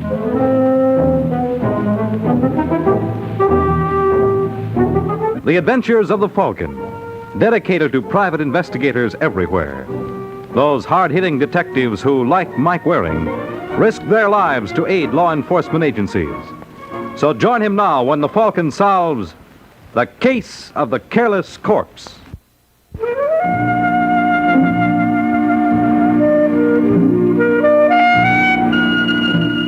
There's one nice thing you can say about working for Army intelligence. You certainly get around. How else would a guy like me get to see such wonderful places like Berlin and meet such interesting people like Maxwell Oppenheimer?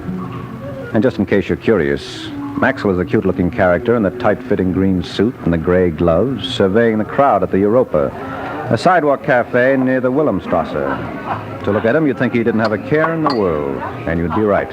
Maxwell lets the next man do the worrying. Why, Herr Christopher, imagine finding you here. You're late, Maxwell. I could not help myself. I received your message at 5 o'clock. You're lying.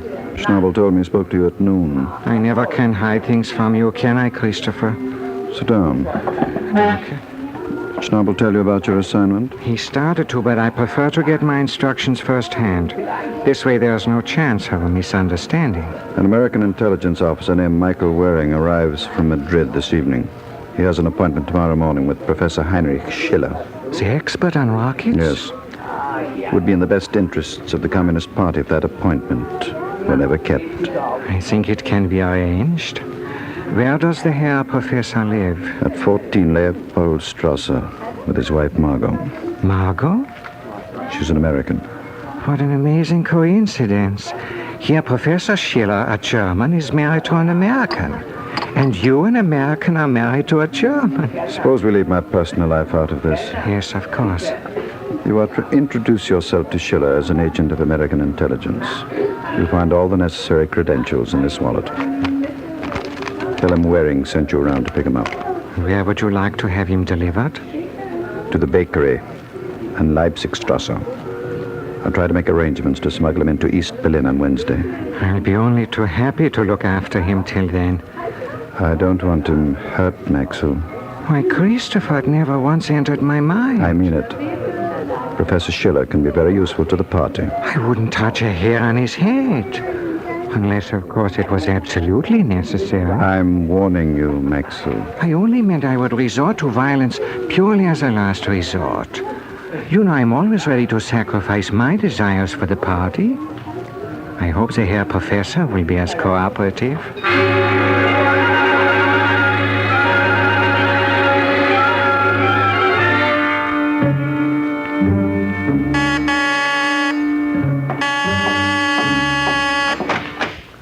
Yes? Excuse me, but I would like very much to see Herr Professor Heinrich Schiller. Well, of course.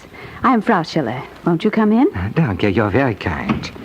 Whom shall I say is calling? Permit me? Maxwell Oppenheimer. United States Army Intelligence. What do you want with my husband? Well, naturally, we are very interested in his experiments with rockets. Naturally. But when he was in a concentration camp, who cared? Oh, you say that with a great deal of bitterness. Why can't you leave us alone? Everybody wants to use him. First the Nazis, now you people and the communists. Frau Schiller. Hasn't he suffered enough? Why don't you stop bothering him? I'm sure the Herr Professor does not feel this way. If I could have a word with him. He is not home. That's very strange. I spoke to him on the telephone not more than... Margot? Yes? Is there someone to see me? No. Herr Professor Schiller, I believe. Yes? I'm Maxwell Oppenheimer. Your lovely wife told me you were out. Why, Margot? Because they're all the same. They're all trying to use you. They just want to pick your brains and... Oh, please, Liebchen, what will our guest think? I don't care what he thinks. I must apologize for my wife, Herr Oppenheimer, but ever since I was released from Dachau, she's most concerned for me. It's very understandable. Well, Herr Waring is waiting for us. Shall we go? Of course. No, I won't let you.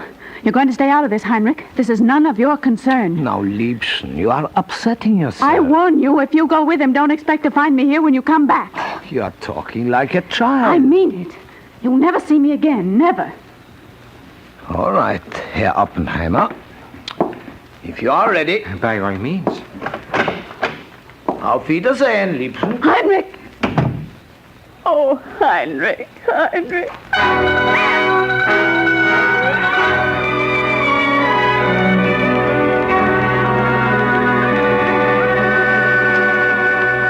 I believe this is the one. Yes. If you'll wait till I turn on the lights. Ah, there we are. Be so good as to enter. Thank you. I know it isn't much, but please try to make yourself comfortable. I find this very strange, Herr Oppenheimer. You don't like my room, Professor? Well, it is hardly what I expected.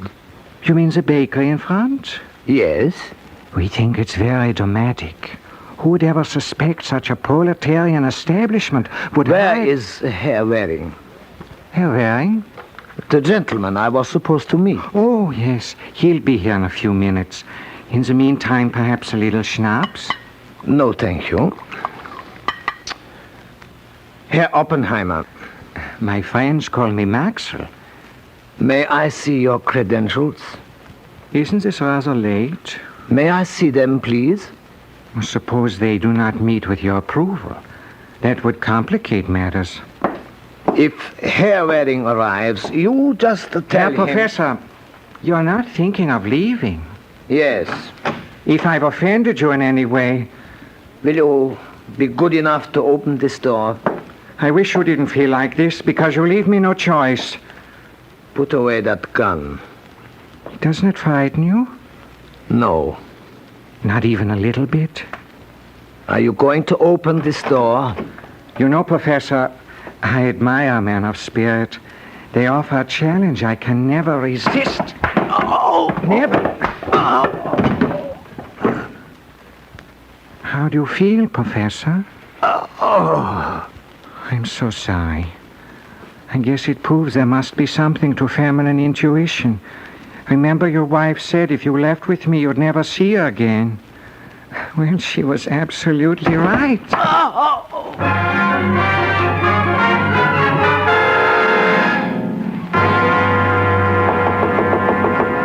a second. Oh, hello. I'm looking for Mike Waring. Well, you picked the best possible place. Come in. Thank you. Is he angry with me? Is who angry with you? My husband. He should have known I never meant what I said. You mind if we take this from the top of the page? I'm a little confused. Oh, I'm sorry. I should have introduced myself. I'm Margot Schiller.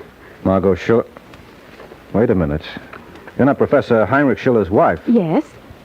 Well, what do you know? Sit down. Oh, thank you.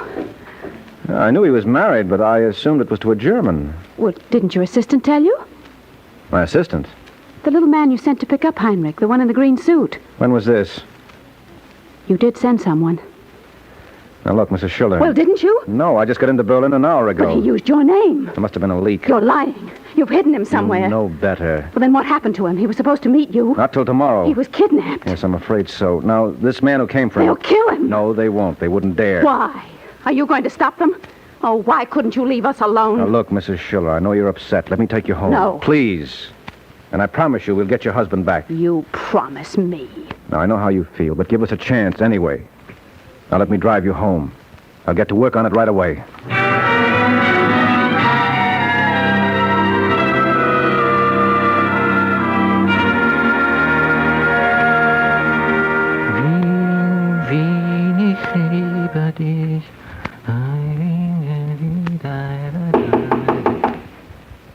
Who is it?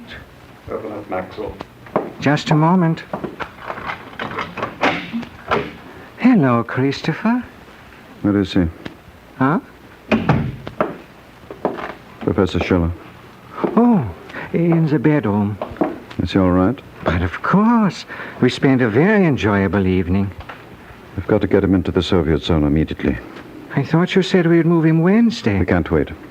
American intelligence has ordered a house to house. What's the matter with him? Nothing. He's covered with blood. Oh, I can explain that, Christopher. He had a little accident. He what? He tripped over that table. It was very dark. Schiller. I think he's asleep. You stupid, blundering fool. He's dead. You must be mistaken, Christopher. Herr Professor. You killed him. No, I give you my word. I told you not to touch him. Shouldn't have done that, Christopher. But I forgive you. You forgive me? What do you think Moscow will say about this? You wouldn't report me. Wouldn't I? Please, Christopher. I know I've been a terrible disappointment to you, but if you give me another chance, I may surprise you yet.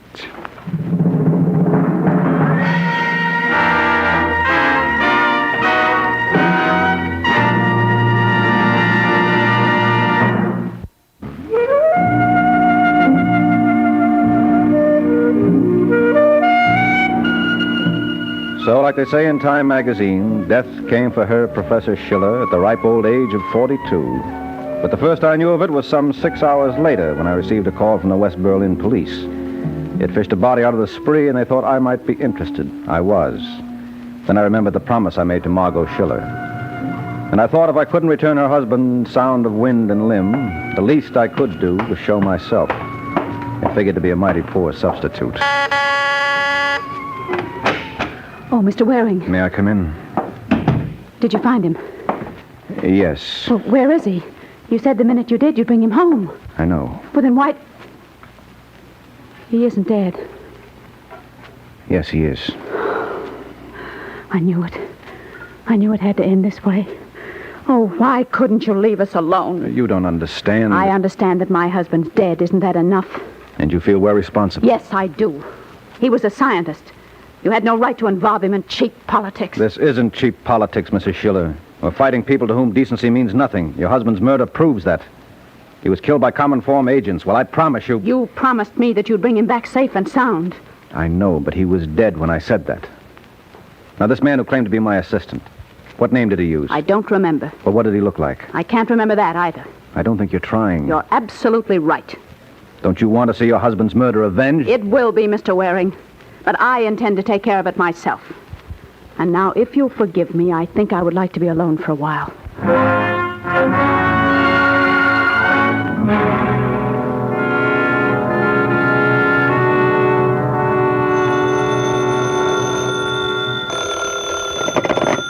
Yes? I would like very much to speak with Frau Margot Schiller, please. This is she. Forgive me for disturbing you at a time like this, Frau Schiller, but I have just read of the unfortunate death of your husband. Permit me to extend my condolences. But who is this? You do not know me, but I feel I can be of some service. Would you be interested in knowing the man responsible for the Herr Professor's murder? What? Please do not think me a crank. I'm really well informed. Your husband was kidnapped by a little man named Maxwell Oppenheimer. How do you know that? Are you convinced I'm not a crank? Yes? Well, the murder was ordered by an American named Vincent Christopher. Vincent Christopher? Yes. And from what I've heard of your affection for your husband, I am sure you will put this information to excellent use. Good hunting, Frau Schiller.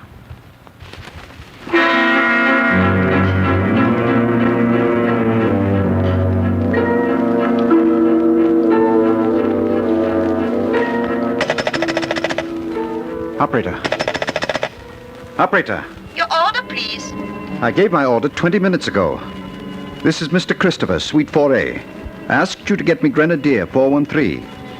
I wish to speak to Maxwell Oppenheimer. I'm sorry, Mr. Christopher, but that number does not answer. That's impossible. Try it again. Shall I ring you back? No, I'll hang on. Is that you, Gabrielle? Where have you been? I told you. Told you. Herr Christopher, is there something wrong? Herr Christopher!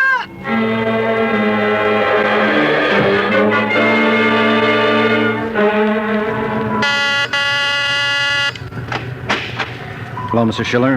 You know, this is getting to be ridiculous, Mr. Waring. Well, I'm sorry, but it can't be helped. Can you spare me a couple of minutes? What's the point? I've already told you everything I know. Well, maybe this time I can tell you something. All right, come in. Sit down. Thank you. Did you ever hear of a man named Vincent Christopher? Should I? I hope not. He was shot to death an hour ago at the Kaiser Wilhelm. In going through his room, the police found these papers. Would you care to look at them? Not particularly. Well, they definitely established that Christopher was the #1 man in the communist apparatus in West Berlin. So? So there's no doubt he was responsible for your husband's kidnapping, if not his death. I see your point. And now with Mr. Christopher's murder, I become the most obvious suspect. Yes. But this all assumes that I knew who Christopher was.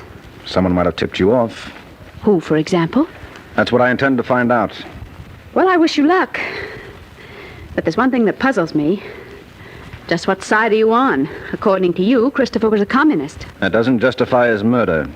That's one of the differences between the Reds and ourselves. So you intend to find his killer? Yes, I do. Well, far be it from me to keep you from your self-appointed task. Good day, Mr. Waring.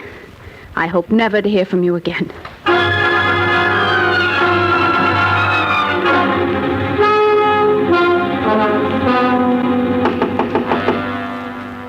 Who is it? Who is it? Hello, Gabrielle. What are you doing here, Maxwell? I just heard about poor Christopher. Naturally, I came immediately. That was very foolish. He was my friend. I wouldn't feel right if I failed to pay my respects to his widow. I'm sure he would have been happy to do as much for me. Would you happen to have a cigarette? You'll find some in that container. Ah, Christopher's favorite brand.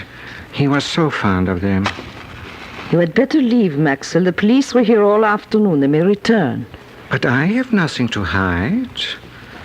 I wonder if you can say as much. Huh? I have a feeling you are not overly fond of your husband. You are insane. Please don't misunderstand me, Gabrielle. I don't blame you in the least. Vincent was very difficult. I remember one night at the theater when he struck you for forgetting the tickets. My heart went out to you. Dankeschön. It's true. I'm very fond of you, Gabrielle. I feel I owe you a great deal. You might just as easily have told Frau Schiller I was responsible for her husband's death. What are you talking about? A very dear friend of mine operates the switchboard in the hotel here.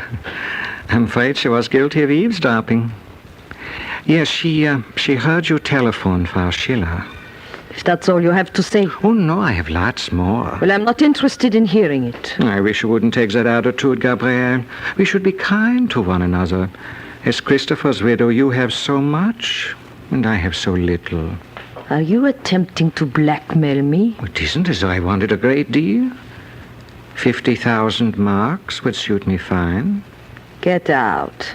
I think I'm being very reasonable. I said get out.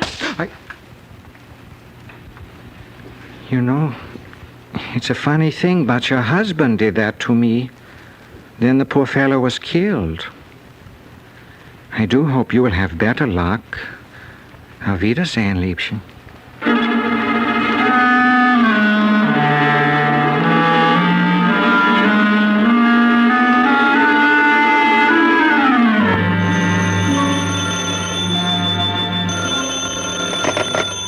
Intelligence, Major Thornhill speaking. Would it be possible for me to talk with Herr Michael Waring? Well, I don't see why not. Hey, Mike. Yeah? For you. Who is it? He didn't say. Hello? Herr Waring? That's right. Who's this? I don't believe my name would mean anything to you. Now, try me. I would rather not. You wouldn't be Maxwell Oppenheimer. Maxwell Oppenheimer? I never heard of the gentleman. You don't know what you're missing. I've just been going through Vincent Christopher's diary. Oh? Yes, he thought very highly of your talents. He liked me. I bet everybody does. Did you kill him? Of course not. According to Christopher, you did. Oh, he was mistaken. Yes, I'll bet. Major. Yeah? I've got Comrade Maxwell on the wire. Try to run it down. Will do. Herr Waring? Yeah? I hope you're not being so childish as to attempt to trace this call. No, never once entered my mind. There's a call on extension. All right, what can I do for you, Maxwell? Nothing, but I would like to do something for you. Why? It's my nature. Would you be interested in the name of the party who informed Margot Schiller that Christopher was responsible for her husband's death? Definitely. It was Christopher's wife, Gabrielle. You're crazy. Why should she do that? Can you think of a better way to get rid of an unwanted husband? Well, you might have a point there. If I've been of any service, I'm delighted. Hello, Maxwell. Maxwell! Did he hang up? Yeah. Were you able to run it down? No. Well, that's tough. Well, if anyone else calls, tell them I've gone over to see Frau Christopher. I hate to stick my neck out, but I'll lay you 6 to 5. This is in the bag.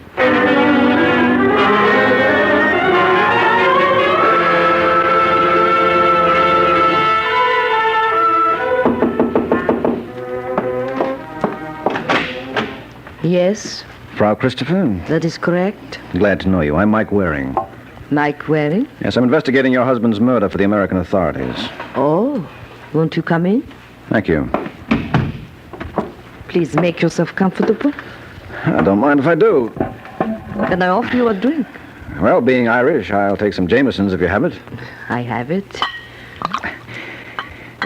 You feel up to answering a few questions? Of course. Thanks. Were you aware of Herr Christopher's political activities?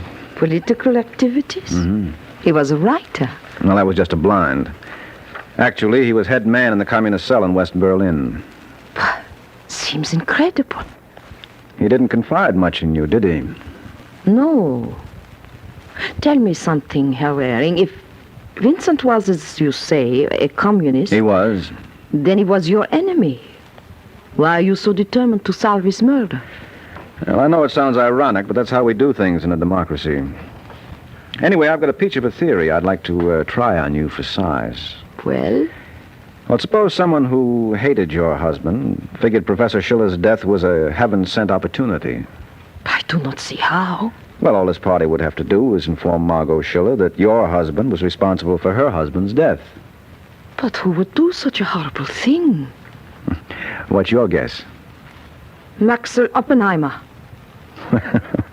It certainly is a small world. You thought of him, too? No, Maxwell thought of you. I do not understand. Oh, sure you do, Angel. You were the one who tipped off Margot Schiller, but you couldn't depend on her to do anything about it, so as the saying goes, you took matters into your own hands. You think I killed Vincent? Mm-hmm. Well, I didn't think it was that funny. But it is. However, I would not tell it to the Berlin police. Oh, why not? Well, at 4 o'clock when Vincent was shot, I was at the Chancellery being interviewed by an officer named Hans Gerhardt. I wish to renew my driver's permit. But if you were at the Chancellery... Well, obviously, I could not be here at the hotel murdering my husband. Still, it was a most ingenious theory, Herr Waring. Drop by again if you ever think of another.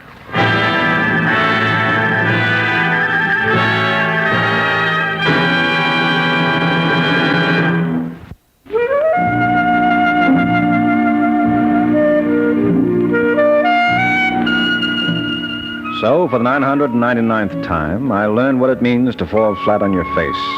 And after Gabrielle Christopher pulled the rug from under me, I picked myself up and took a stroll on Unter den Linden. When I didn't find inspiration there, I made for the nearest phone booth and dialed American intelligence. Unlike Shakespeare, I hoped there was something in a name.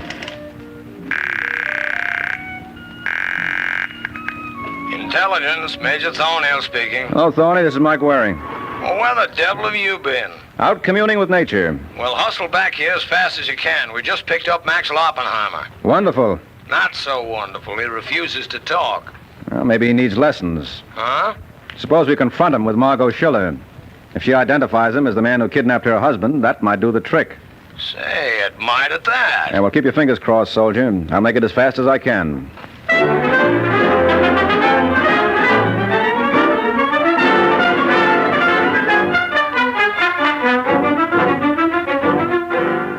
See if I understand you, Mr. Waring. You think if I identify this Maxwell Oppenheimer, it might induce him to confess? It might. Well, you don't seem too confident. Well, I was originally, but now I'm beset by doubts. I can see Maxwell admitting to your husband's murder, but not to Christopher's. Why not? For the obvious reason. He didn't do it. Well, then who did? Well, that's the question of the hour. You know, we discovered who tipped you off that Christopher was the man responsible for your husband's kidnapping. Who? His wife, Gabrielle. Well, that doesn't make sense. Sure it does. She wanted to get rid of him, and she figured if you knew his name, you'd take care of it for her. But she must be insane. No, as a matter of fact, she's pretty clever. Because that's exactly what did happen. Are you suggesting? Yes, I am.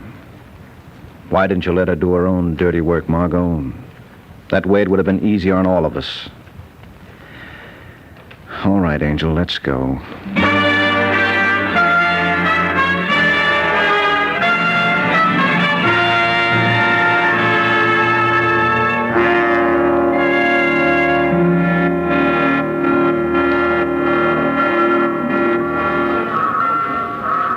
Well, they just called for Paris Express passengers, Mike. I guess that means me, Major. Yeah, I guess it does. And I'll bet you're happy to see me go. Well, I would have been happier if you never stopped by in the first place.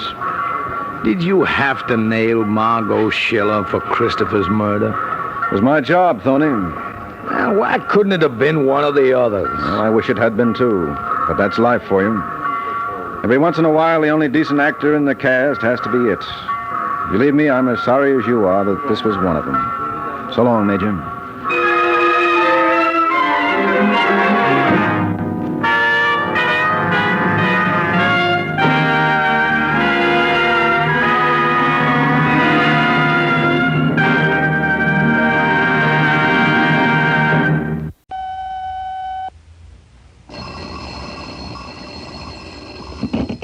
Hello? Yes, this is the Falcon speaking. Oh, Helen, I'm glad you called. I won't be able to make it tonight, Angel. Seems my client is having trouble with his competitors, and he wants me to give him the business.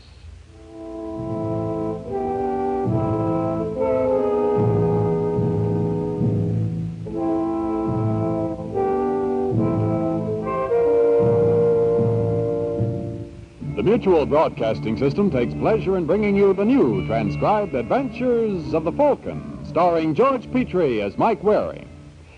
In just a moment, the Adventures of the Falcon. But first, now hear a Mutual Minute. One man's mystery may be another's poison, but on Mutual you can find mystery throughout the week to please any taste. If factual police action drama is your pleasure, then you'll want to tune in every week for Under Arrest and Crime Fighters. On Under Arrest, Police Captain James T. Scott pursues a twisted path of criminal activity to its inevitable conclusion. A man under arrest. Crime Fighters is a program that emphasizes the equal importance of all who wage war against the enemies of society. For people whose taste in mystery fare is for the unusual, the strange, and the eerie, there's Nightmare. Here every week you can hear the master of chills, Peter Lorre, narrate a tale of taut suspense. And for the intrigue and delight of breathless excitement in high places across the world, screen star George Sanders brings High Adventure. Don't forget, it's Mutual for mystery. All kinds of mystery throughout the week over most of these stations. And now we invite you to listen to The Adventures of the Falcon as Mike Waring solves the case of the Snappy Snapshots.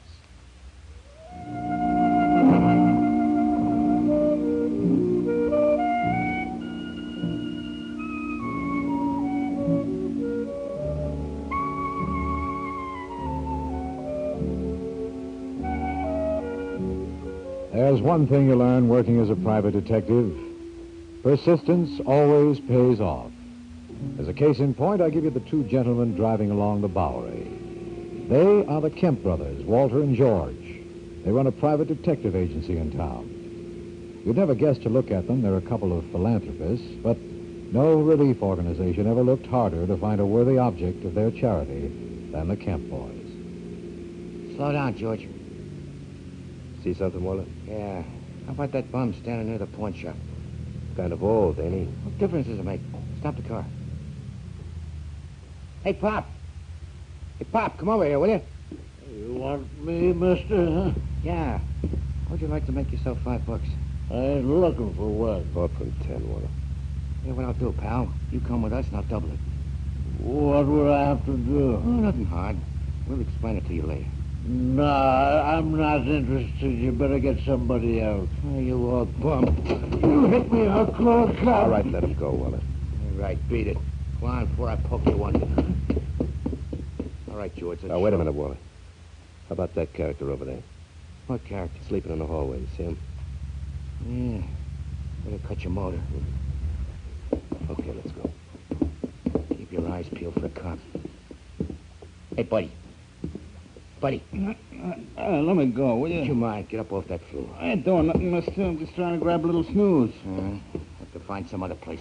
Okay. Hey, wait a minute. I'm just thinking maybe my brother and I could use you. How would you like a nice, steady job with easy hours and all expenses on a house? Why picked on me? Because you look like the kind of a man we want. What's your name? Paul Ziegler. Glad to meet you, Paul. My name is Walter Kemp. This is my brother, George. Yeah, hi. Hurry it up, Wallace. Look, Paul, you got any family? No. Where you from? Philadelphia. Got any friends in town? No. Oh, that's swell. I suppose you come along with us. What's the matter? I changed my mind. Come on, Walter. How much time are you going to waste with this schmo? You think you'd be right for the job? Yeah. And what are you schmoozing for? Oh. Well, what are you waiting for, Walter? I dropped him. You pick him up.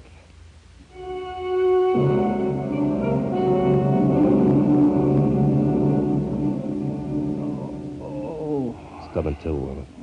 Okay, George, you better beat it. What for? You don't think he'll want to play ball if he sees you here, especially after the way you socked him. All right, I'll meet you at the house. Don't wait up. I may be late. Hello, Paul. How do you feel? Who the devil are you?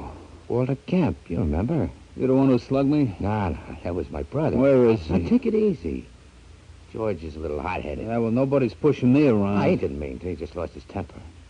After all, he offered you a job for $60 a week. 60 a week? Yeah, that's right. For how long? As long as you want it. Maybe after the first month, there might even be a little raise. What would I have to do? Practically nothing. You see, my brother and I run a little detective agency. We specialize in divorce cases. What do you mean? Well, suppose you were married to some dame you didn't like. We furnish the evidence that she's seeing some other guy on the side. But what if she ain't? Then we manufacture it. I don't get you. Look, we got a case in the office right now.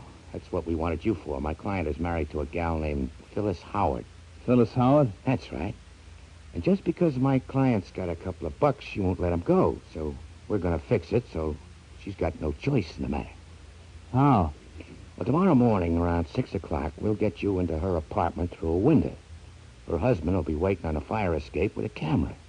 Now, all you got to do is put your arms around her while he takes a picture. And I get $60 for the job? That's right. Ain't enough. I want 100.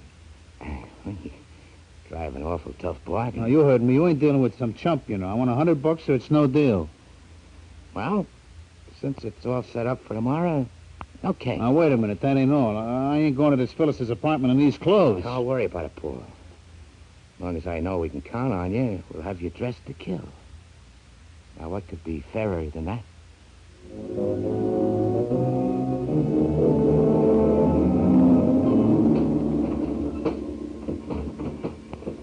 Who's there? Who's there? It's only me, baby. What are you doing in here? Came up to see you. Wasn't that nice of me? Get out. Ah, now you don't really mean that, Phyllis. Who told you my name? One of your admirers. Hey, you know something? I can't see why you'd want to get rid of a good-looking babe like you. Look, if you want money... Just hold it, sweetheart. I'll get it. Little Paulie wouldn't think of troubling you. You just stay right where you are. What's in this box here? My jewelry. Is it insured? Yes.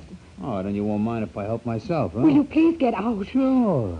Oh, I almost forgot. There was something else I came for. Come here, baby. All I want is one kiss. Let go. Now, don't fight, old Paul, honey. This ain't gonna hurt a bit. Let go. Come on, Phyllis. Give. Who knows? You may even get to like it. Don't let go of me. I'll... Mister. No. No.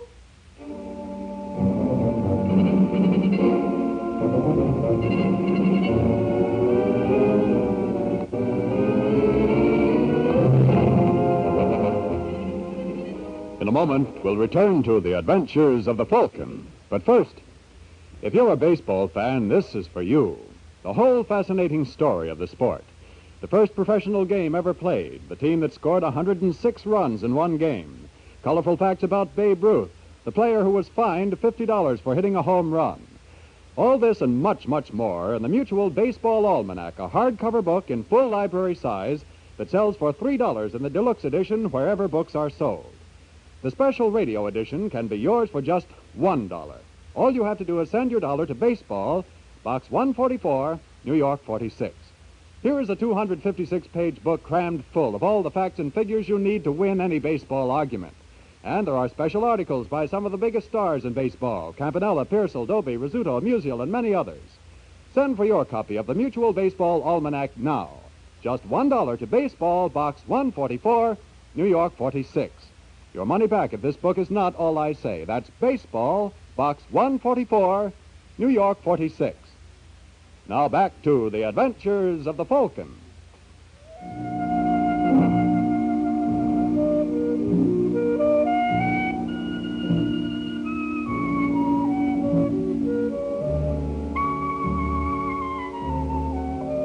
3 hours later, I was awakened from a beautiful dream by the doorbell. It was a pity to break it up. I was having such a wonderful time. I tried to find my place again, but whoever was leaning on the bell refused to get discouraged, so I tossed on a robe and staggered to the door. Mr. Waring. Well... Are you Mike Waring? I'm never quite sure in the middle of the night. My name is Phyllis Howard. I don't care if... Did you say Phyllis Howard? That's right. Now, come in. How come they let you wander around loose? What do you mean? Aren't you the gal whose uncle was T.J. Howard? Yes. And didn't I read in the papers that when his will was probated last month, he left you a cool $10 million? It was only one.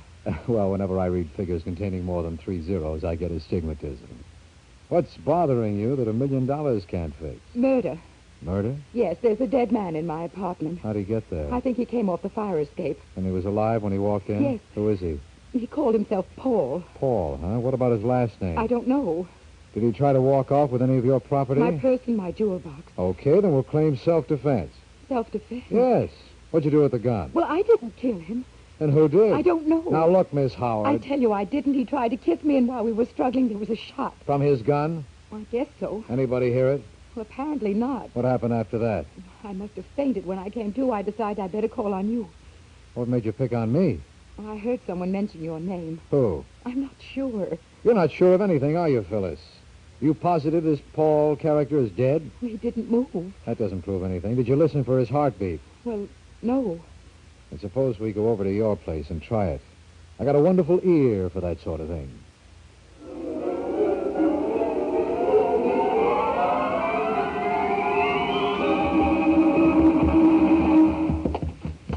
Must you move him like that? I must if I want to listen to his heartbeat. Well? You were right the first time, Phyllis. We could have saved ourselves a trip. Now, this is gun? Yes. Where's yours? Well, I told you I don't have any. Well, friend Paul certainly wasn't killed with this thing. He wasn't? Not unless he was hit by a gumdrop. This is a kid's toy pistol. Well, I don't understand. Now, look, Phyllis, if you want me to work for you, you'll have to trust me. Now, what was this man to you? I told you I never before saw him in my life. I thought he was a burglar. Where's your purse and jewel box? Well, he put them under his coat. No, they're not here now. Where did you generally keep them? In my night table. That one? Yes.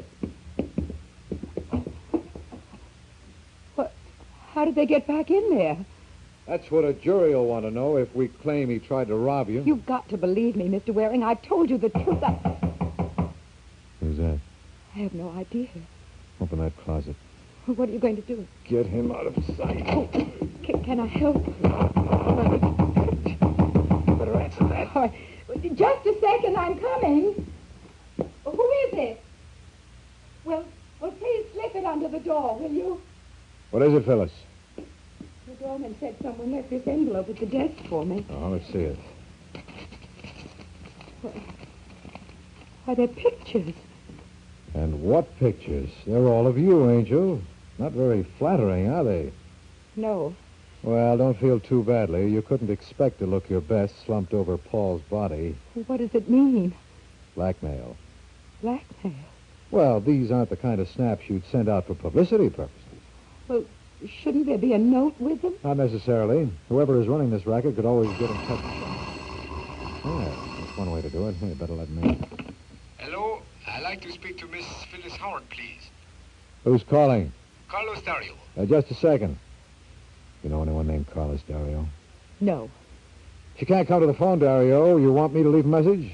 Who are you? A very close friend of the family. You know about... The pictures? Yeah. Well, I'm staying at Hotel Wainwright. Tell her to come up and see me. What's in it for her? Don't worry, mister. I see Miss Howard don't make trip for nothing. You know what I mean?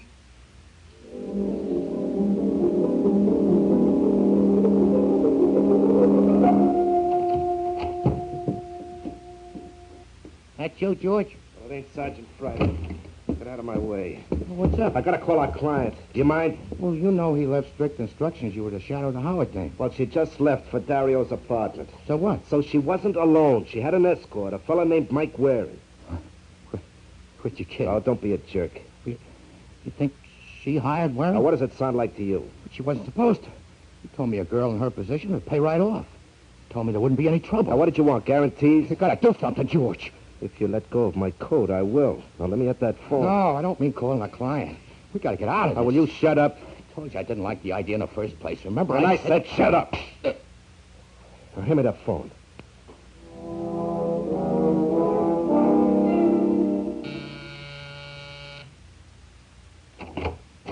Yes. You Carlos Dario. That is right. I'm Mike Waring. This is Miss Howard. Waring, why she bring you along? Will you Now, say don't blame her, Dario. It was all my idea. Oh, it was, huh? Yes. Now, suppose we get down to business. That suits me fine. Then suppose we swap. The negatives for cash. I believe that's the customary arrangement. Yes, but first I got a little bonus for you. You no good. Come here. Stop it, Mike, please. Let go, my arm. You let go. Will you behave? Let go. Okay. But you want to watch that temper. Now, where were we? I got what you want in this envelope. Mind if I open it? I'd like to see what I'm buying. Why, it's full of $1,000 bills. You're surprised, huh? Quite a bit. What's the idea, Dario? That's your price, isn't it? My price? So help me, Waring. If you and this girl ever try to hold me up again, I'll kill you. Now, give me those negatives. Wait a minute, Dario. Do I get them, or do I have to take you For apart? Pete's sake, will you shut up and let me get this thing straight? How much money is in here? $20,000. And in exchange for it, you expect us to turn over some negatives to you? That is right. By any chance, were those pictures of you near a body? Yes. I don't know how you work it, Waring, but I never see that man before, and I didn't kill him. Yeah. Shake, sucker. We're on your side. My side? Yeah. Phyllis, where's your art collection? Here. Do those prints look familiar to you, Dario? Sure. They're pictures of me, taken last week. Don't let those slacks fool you. It's Miss Howard. What? You two are victims of the same racket. Don't talk like a fool. It's the only way it makes sense. Then how come Miss Howard called me yesterday and said to have $20,000 ready? I didn't.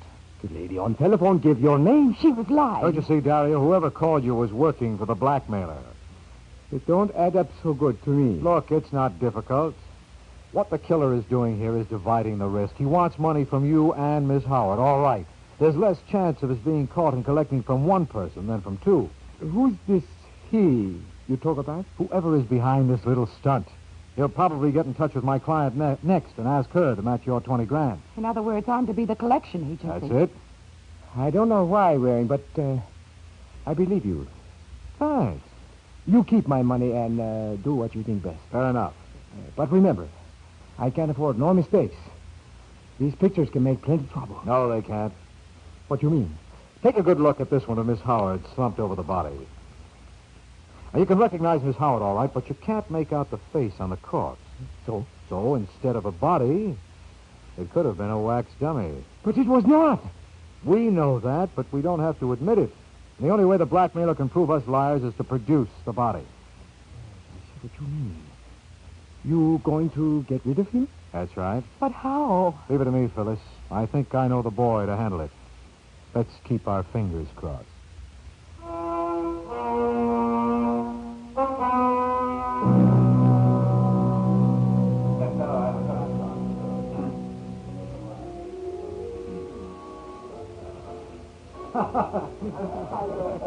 Care for another drink, Sergeant? No, thanks. Fellas? No, thanks. All right. Now, what do you want? A slight favor. And what do you call slight? Now, remember, Sergeant, this is off the record. Go on. There's a body in Miss Howard's apartment. There's a what? You heard me. Now, look, Mike, I don't like these kind of jokes. It's the truth. How did it get there? I haven't time to go into that now. Oh, I beg your pardon, Mr. Waring. I wouldn't want to do anything to interfere with your schedule. Never mind the sarcasm. Could you have the body removed and kept out of sight for a little while? Yeah, and maybe I could do the same for Miss Howard. Listen, you idiot, if she killed him, would I call you? Well, how do I know what a screwball like you might do? I can see this was a big mistake. And you're not kidding. Now let's see that body.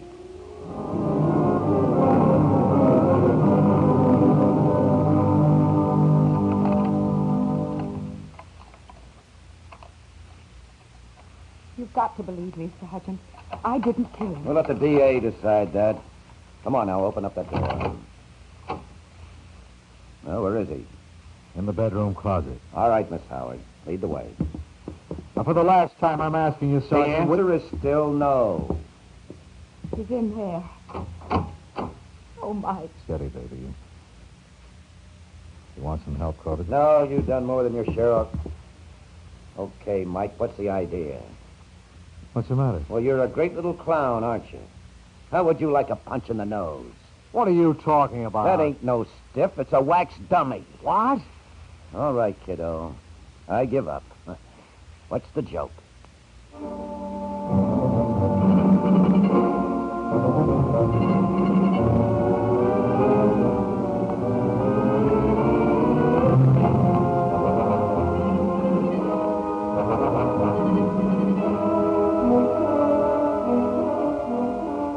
In a moment, we'll return to the adventures of the Falcon. But first, you remember the old nursery rhyme, 30 days have September, April, June, and November? Well, 30 days have something else, too. They have the answer to the question, why are Camels America's most popular cigarette? It's easy to find out for yourself why Camels lead by a record 50 8/10%. Smoke only Camels for 30 days. Make this pleasant test and then judge them carefully for mildness, for flavor, for more pure pleasure. Then you'll know why Camels lead the second-place brand by 50 8/10%. These latest figures, published in 1954 by Harry M. Wooten, leading tobacco industry authority, show Camel's lead is bigger than ever before. There must be a reason for such popularity, and there is. The reason is Camel's blend of costly tobaccos, unmatched in any other cigarette, that gives smokers real mildness, richer flavor, more pure pleasure. Try Camel. See for yourself why, for mildness, for flavor, for more pure pleasure, Camels agree with more smokers than any other cigarette. now back to the adventures of the Falcon.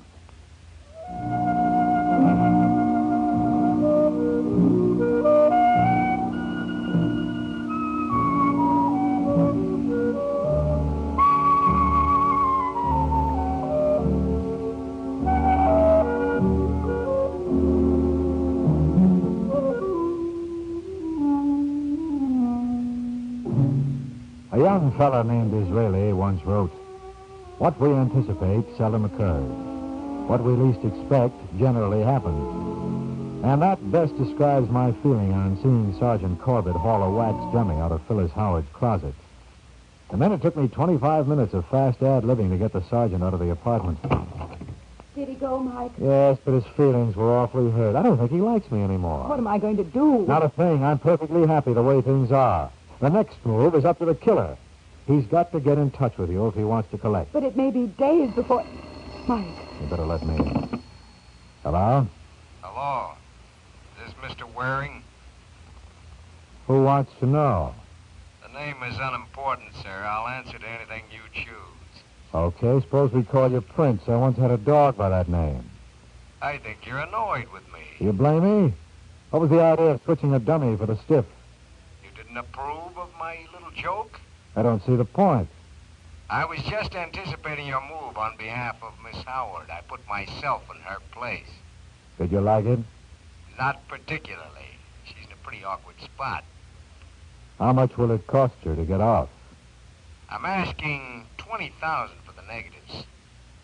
What'll you take? I don't believe in haggling, sir. You heard my price. Okay, Prince.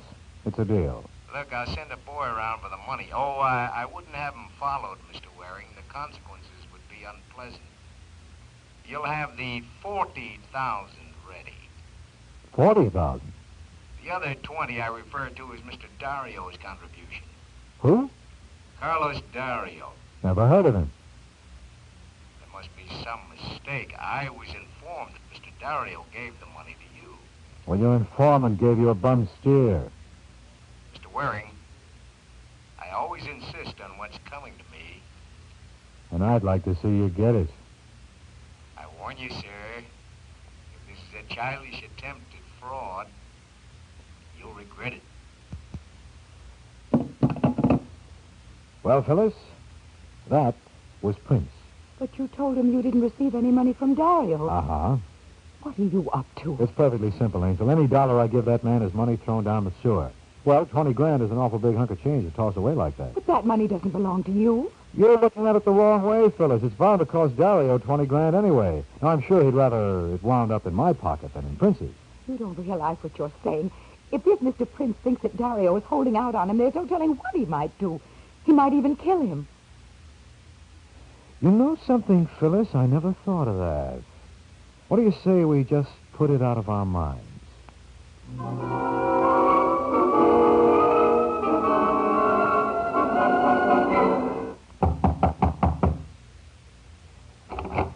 Hello, Miss Howard. Mr. Dario. Where is Waring? Oh, hiya, Dario. Everything okay? No. Just what are you trying to pull? Now, calm down, fella. There's nothing to get excited about. Where is my money? You mean that 20 grand? Yes. Oh, I'm sorry, friend. I haven't got it. I've already paid off the blackmailer. You're lying. How'd you know that? I got a call from Prince. He told me you denied getting any dough from me. You boys are pretty pally, aren't you? He calls you, you call him. Or maybe it's a lot simpler than that. What do you mean? You're Prince. You know what you're saying, Mike. You're crazy. Watch it, Dario. You dropped your accent. The man is out of his mind. Leave it off, pal. You look better without it. Listen, Waring. Sure, I'll listen if you explain how you knew the name I hung on our caller was Prince. You made a mistake there, Dario, but then I can't blame you. Anyone who's as slick as you are is bound to slip now and then. Now, suppose we call the cops.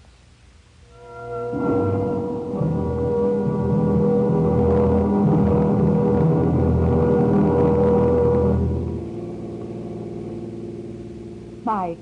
Huh? I wish you'd explain something to me. When did you first suspect Dario? Well, when we found the body of Paul gone and that dummy in his place, he should never have moved it. The only ones who knew what I intended to do with the body were you and Dario. And I know you didn't laugh. But why did he give you the money then? Oh, that was a beautiful piece of work, Angel. You see, Dario doped out this blackmail stunt. And by pretending to be a victim himself, no one was supposed to suspect him. When he gave me that $20,000, he knew he was bound to get it back, plus another 20 of yours. And this Paul he sent to my apartment? That was some schnook that Dario's Confederates lined up for the occasion. And Dario wasn't alone in the plot. No, this took an organization. He had a couple of boys working for him named Walter and George Kemp. They got Paul for him. When Paul climbed into your room last night, Dario was on the fire escape. And while the two of us were battling... He shot him. And then when you keeled over in a faint... He went to work with the camera. Now, you've got it. Now that I have, what am I supposed to do with it? Well, you can always tell your children about it some rainy day. But to have children, I first have to be married. It's customary. But if you decide against it, promise me one thing. Let me handle the adoption papers. Good night, Angel.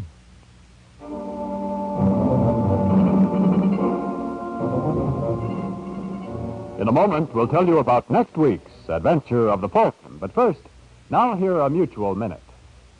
The advent of supersonic flight, atomic energy, or even the most recent discovery of a battery powered directly by the sun has not changed some aspects of our lives at least. Evening hours are still leisure hours for most, and for most people it means time to enjoy their favorite kind of entertainment. For millions, the programs they hear regularly on Mutual every evening provide just the kind of relaxing, informative, or challenging listening they like best. There are top tales of mystery for the whodunit fans, ranging from fantasy to documentary. And some of the most famous private eyes in the business stalk Mutual's airwaves regularly. News, too, is yours for the tuning, whether you prefer a fast 5-minute news digest or thoughtful and penetrating commentary. Mutual's corps of ace correspondents is at your service.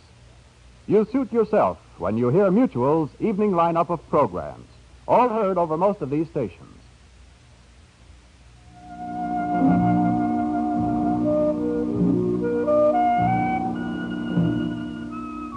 The Case of the Handy Helpmate.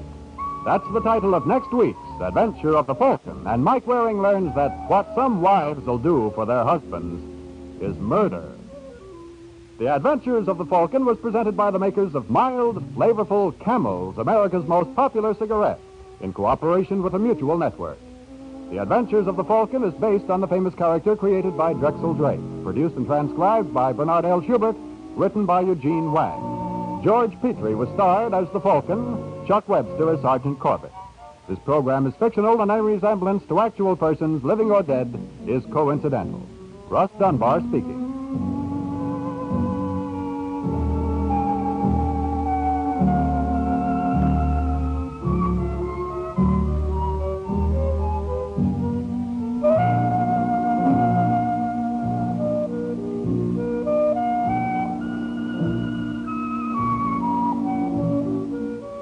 This is the Mutual Broadcasting System.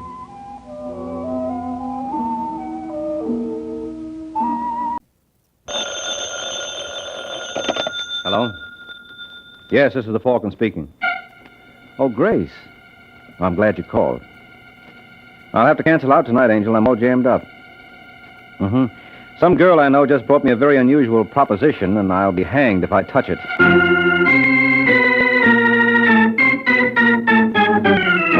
The Adventures of the Falcon, starring Les Damon. You met the Falcon first in his best-selling novels. Then you saw him in his thrilling motion picture series. Now join him on the air when the Falcon solves the case of the talented twins.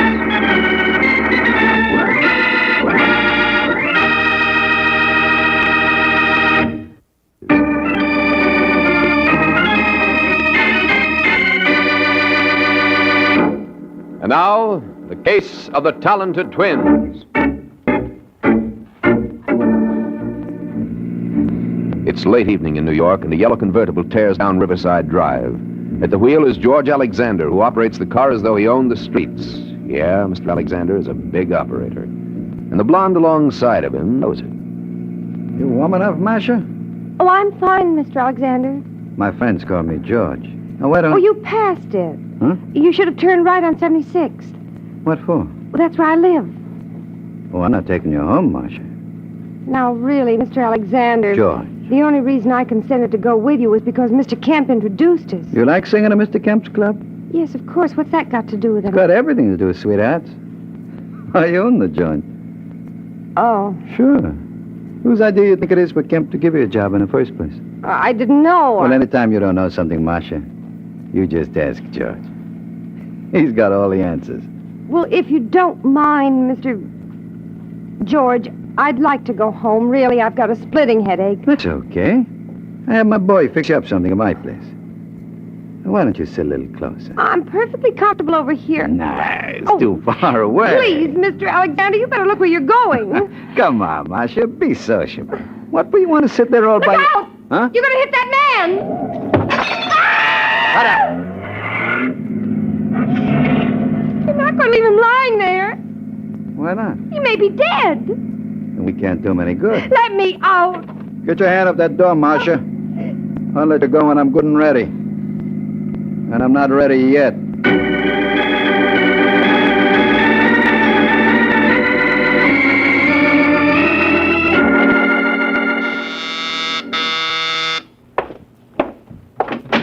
Yes? I'm looking for Michael Waring. Well, you've come to the right place. Are you the one they call the Falcon? When they can't think of anything worse. Come on in, Miss... Davis. Ruth Davis. Sit down. Thanks. Now, what can I do for you? I'm not quite sure. Did you happen to notice an item in this morning's paper about a man being killed in a hit-and-run accident last night? Yes? That man was my father. Oh, I'm sorry. I want you to find the driver of that car. Why? Well, isn't that obvious? That man murdered my dad. He murdered him just as surely as if he used a gun. I don't care what it costs. Well, you should, Angel. I'd be lying if I didn't tell you that anything you invest in a case like this would be money thrown down the sewer. As I recall, the police don't have a single lead. Oh, yes, they do. There was a man named Arthur Crane who witnessed the accident. He might know more than he's told them. What makes you think so? Call it a woman's intuition? You know, that's greatly overrated. Maybe, but there's no harm in trying. Mm-hmm. What did you say this witness's name was again? Arthur Crane. Arthur Crane. All right, Angel. I'll do what I can.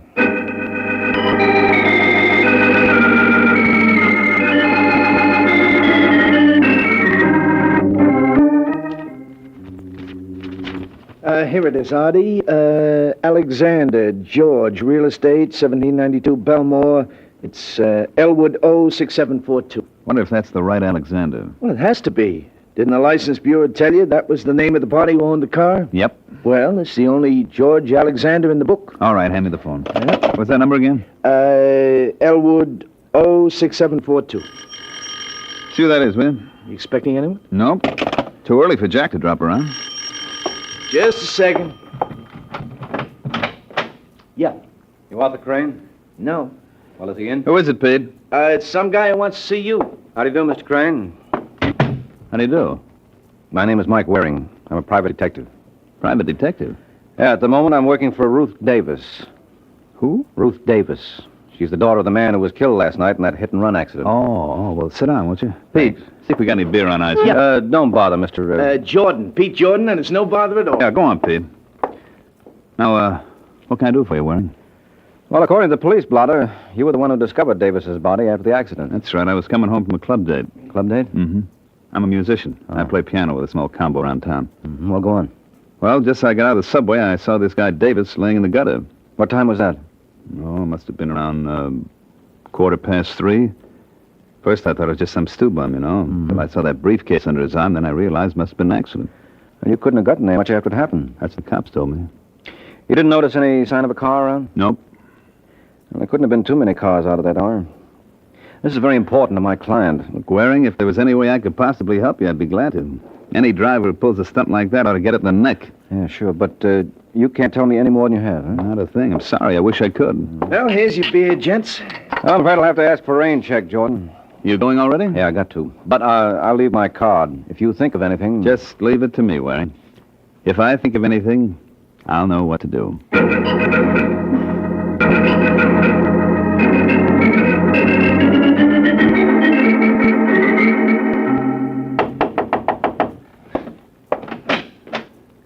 Yeah? Is Mr. George Alexander around? Who wants to know? My name is Artie Crane, but I don't think it'll mean much to him. Just say I'd like to talk to him about a yellow Buick convertible. You what? Tell him I admire his taste in cars. You're nuts. Mr. Alexander doesn't own any convertible. That's not what the license bureau told me. Maybe you better come in, Buster. Yeah, maybe I better. Sit down. I'll get Alexander. Hey, that's a nifty-looking piano he's got there. Mind if I try it? Just so you don't break it.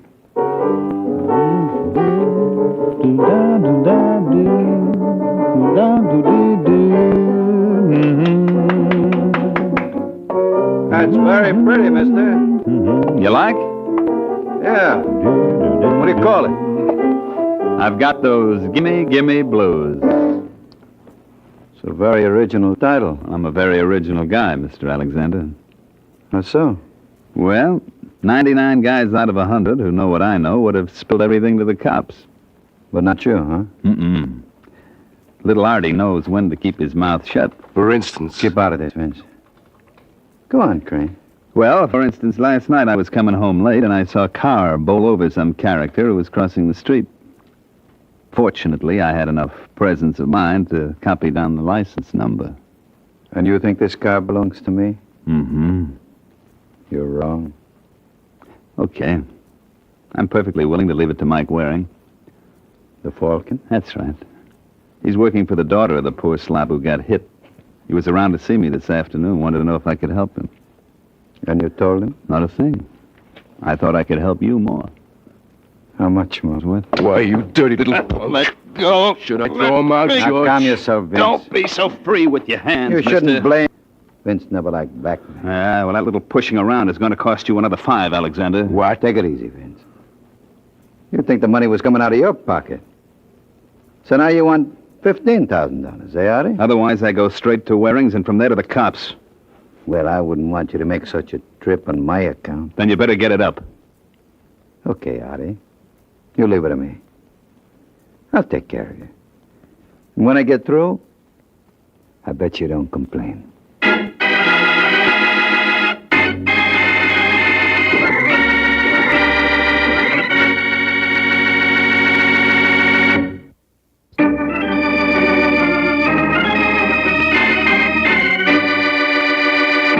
Now back to the adventures of the Falcon.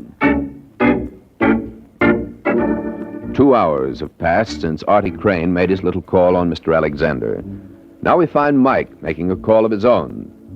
Only his isn't nearly as successful. So when you come right down to it, Mr. Waring, you've made no progress at all. Well, I could give you a big song and dance, Ruth. No thanks. I'm in no mood for entertainment. You see, the truth of the matter is I'm stymied. The only potential witness we had was this musician, Artie Crane. And he couldn't tell you anything? No, not a single solitary... Oh, wait a minute. What's the matter? That briefcase your father was carrying... That won't help you. They found it clear across the street where it was knocked by the car. Well, if it was knocked there by the... Say that again. This Artie Crane character told me he realized that it wasn't some drunk sleeping it off when he noticed the briefcase under your father's arm. What's wrong with that? Hey, you just said it, Angel. The car sent that briefcase flying. If Crane saw it under your father's arm, it could only have been while your father was alive. Then Crane was lying. That he was. Well, you think... I think I ought to have another little talk with that boy. Oh. Let's see if we can get him up here. He won't suspect anything? Not if it's put to him the right way. What'll you tell him? Now, don't you worry, Ruth. I'll ad-lib something. Hello? Hello, I'd like to speak to Artie Crane, please. Who wants him? Mike Waring. Well, Artie isn't here. This Pete Jordan? No, Pete isn't here either. Well, where is everybody? Unless there's been a change in plans, you might try the morgue. Hello, you still there, mister? Yeah, I'm just waiting for the top right. Hey, wait a minute. Is this Sergeant Corbett? Sure is, Mike. All right, Corbett. Give it to me gently. Who did what to whom? Well, whom is your friend Artie Crane. The what was a half-dozen slugs through his head. As far as the who is concerned, we got no idea. Have you, Mr. Waring?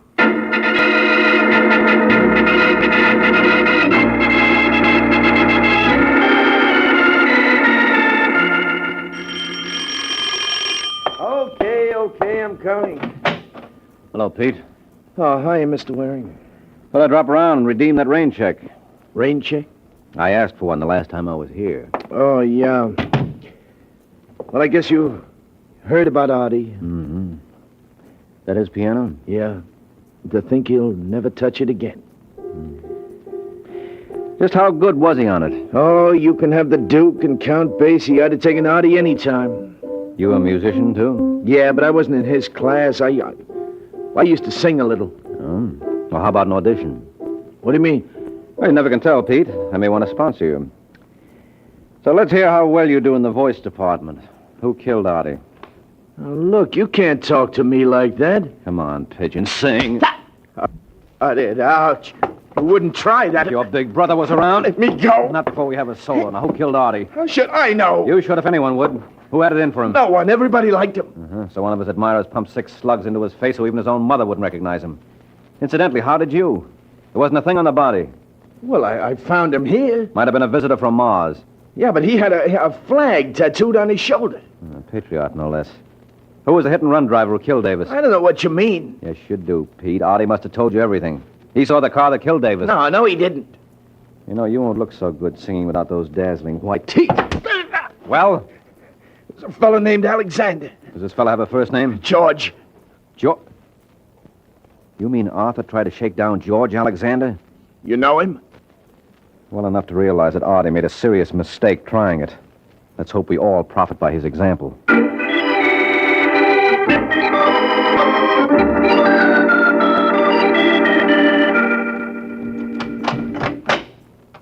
That you, Vince? Yeah.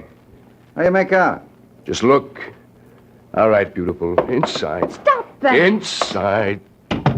Hello, Marcia.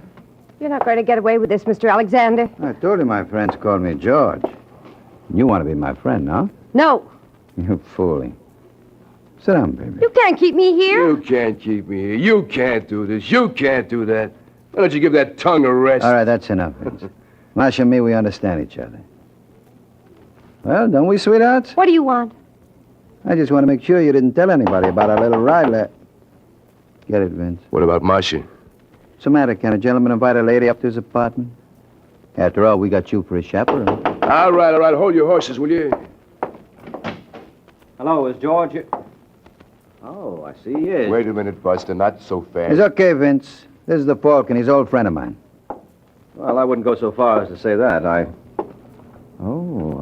beg your pardon. Am I interrupting something? No. Marcia, meet Mike Waring. How do you do? Well, generally I do all right, but I see George does even better. Cute kid, eh? Yes, indeedy. Well, if you gentlemen are through discussing me, I'll say good night. Hold it, sister. He's got her hypnotized. Vince just thought maybe I want to tell her something. It's okay, Marcia. I'll give you a call later. All right, George. You wish you were in my shoes, eh, Mike? Hardly, George. I wouldn't care to face a murder rap. I'm afraid I don't understand you, Waring. Well, it stems from the manslaughter charge.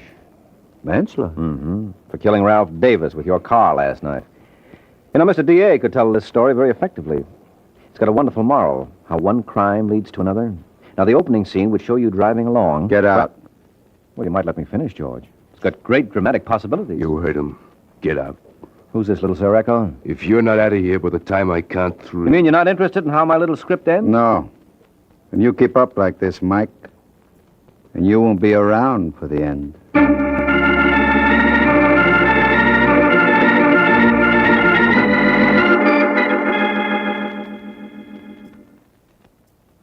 Very interesting, Mr. Waring, but what happened after that? That's all there was, Ruth. You mean you know who killed my father and you let him go? I mean, he let me go. He bought you off. Now, wait a minute, Angel. Sure, I was a fool not to see it before. But we'll see what the police think about... Sit down. Oh. You listen to me, Ruth. I walked out on Alexander because there wasn't a thing I could do. You know he ran over my father. Yeah, sure I do, but where's our evidence? There isn't any way I could tie it to him. The only witness was murdered. Well... Well, what? You know he murdered Arthur Crane. Can you prove that? Well, it stands to reason... Look, Angel, you can build as good a case against several other people. Who, for example? For example, you. What? Sure. You knew Artie Crane could identify the man who killed your father. And when he refused to give you any information, you murdered him. That's the most ridiculous piece of... Yes? Mr. Waring? That's right. My name's Marcia West. I don't know if you remember me. Oh, you underestimate your charms, Marcia. You're the kind of a girl my kind of man could never forget. Well, I'd like to talk to you. Well, what would be the point? I thought you were a close friend of Alexander's. Well, I was in his car last night. You what? Yes, he was taking me home when he killed that man. Where are you now? At the place where I work. It's called the TCOT Club. When can I expect you? Just open your door, Angel. I'm practically there now.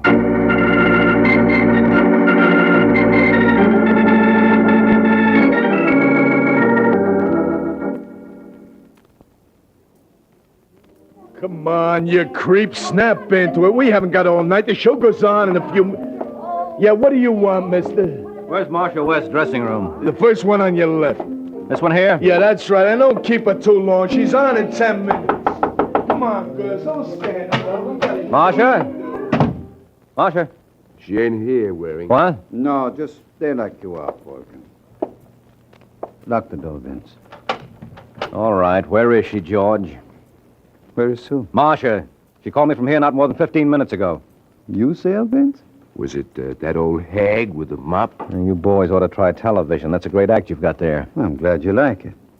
What did Marcia tell you on the phone? Who? Don't be smart. And I just wanted to show you that two could play that game. What'd you tell you? Enough. You know, I wouldn't need much excuse to paste you one right now, Buster, so don't tempt me. What do you say, Mike? I say you boys aren't very smart. There are a dozen people out there. And they all work for me. So start talking, pal. Why, you... Careful, chum. Now, why you want to knock him down for Vince? You only got to pick him up again. That's all right, Alex. I'm in very good shape. I can keep this up all night.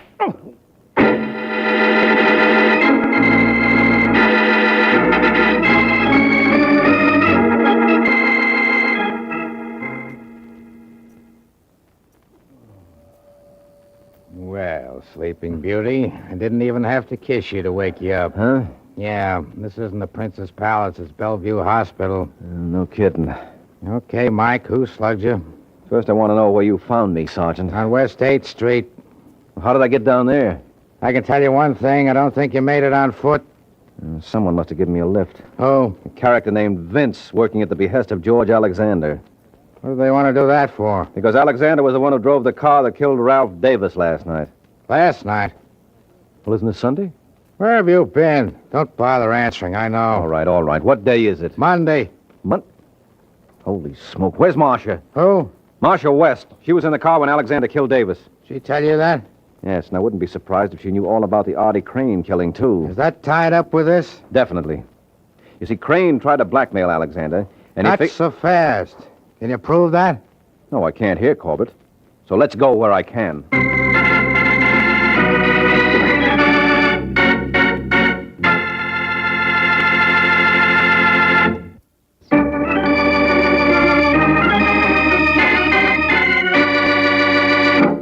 Now back to the adventures of the Falcon. A half hour has passed since Mike Waring set out with Sergeant Corbett to try to tie the case together. Their destination, the apartment of George Alexander. You're a pretty sick man, Waring. You don't know what you're saying. No, it's no use, George. We've got all the evidence we need. Right, Sergeant? Right. So why don't I hear from the district attorney? You will, shortly. You're still bluffing, Mike. Admit it.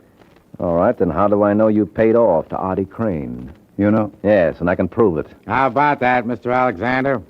Well, you see, it's like this, Sergeant. It was no shakedown. I gave Artie the money. Oh, because you were impressed by his musical talents and wanted to see him further his career? Why, Mike, you take the words right out of my mouth. Oh, no. Something wrong? You don't think the DA will buy that? Why not? If it's okay for me to help young ladies interested in musical careers, why not young men? Sounds logical. Oh, come on, Corbett, be smart. You don't believe that? I didn't say I did. I just said it sounded logical. That's all I ask. Where's Vince? Why? I want to talk to him. You're going to have a long wait. Vince leave town Friday night. Friday? Yeah. I suppose that was his double who bounced me around backstage at the TikTok Club on Saturday. I don't know what you're talking about. Sure. Next you'll say you never heard of a girl named Marcia West. Of course I have. Oh, sweetheart. You call me, George? Marcia. Is this the girl you mean? All right, never mind the act, George. Listen, Marcia. This is Sergeant Corbett. I want you to tell him everything. Everything? Yes, beginning with your call to me on Saturday night. My call to you? Don't you remember? I don't see how I could be expected to, Mr. Waring, seeing this is the first time we've met. What? But it's been a real pleasure. Let's do it again sometime.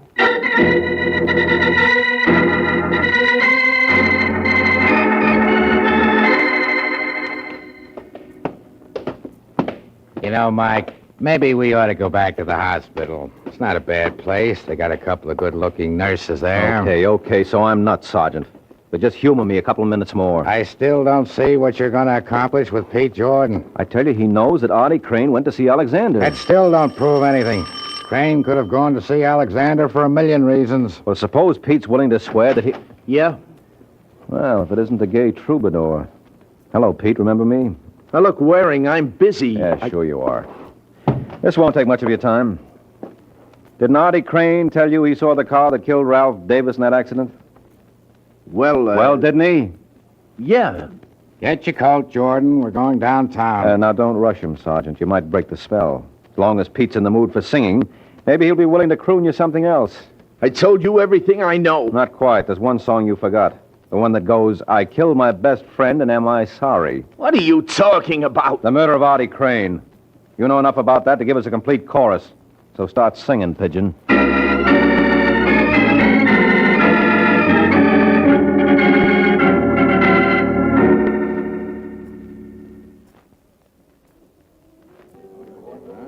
Well, girls, that's the whole story. Alexander goes up for manslaughter and Pete Jordan for murder.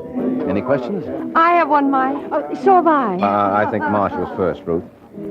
All right, go on, Marcia. Well, first, I think I owe you an explanation. Yes, I wouldn't be surprised.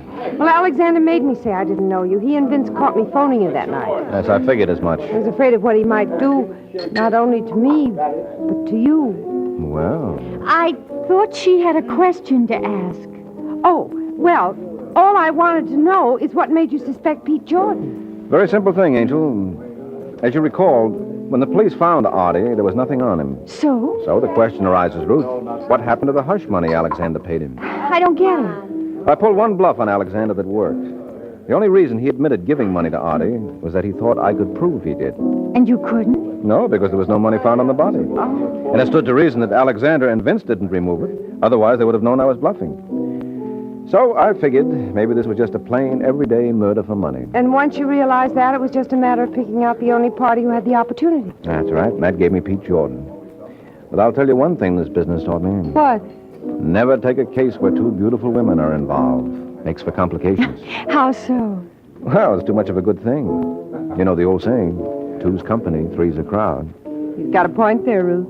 He certainly has. No, don't fight. I'm sure we can settle this peaceably. I'm sure we can. That's the spirit. Now, how are we going to work it? That's easy. Mm-hmm. Good night, Mr. Waring.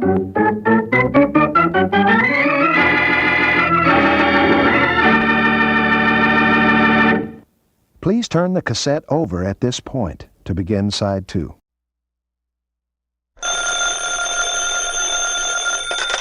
Hello? Yes, this is the Falcon speaking. Oh, Nancy. I'm glad you called. You busy tonight? Oh, you are?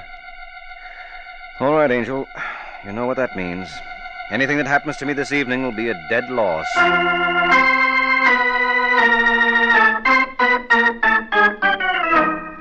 This is Ed Hurley, friends, inviting you to listen to The Adventures of the Falcon, starring Les Damon.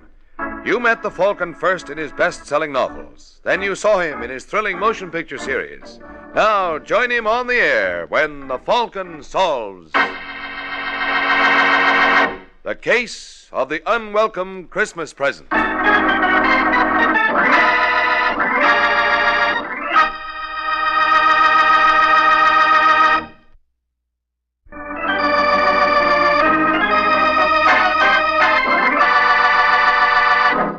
And now, the case of the unwelcome Christmas present.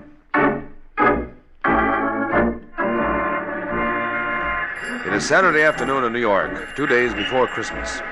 And on Manhattan's busy corners, gaily dressed Santa Clauses ring their bells while people rush to do their last-minute shopping. And one of those frantic shoppers is a man named Larry Sterling, but the prices in the store windows seem to frighten him.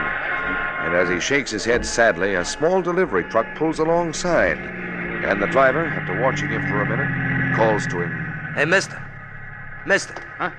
Me? Yeah. Come here a minute. What's the matter?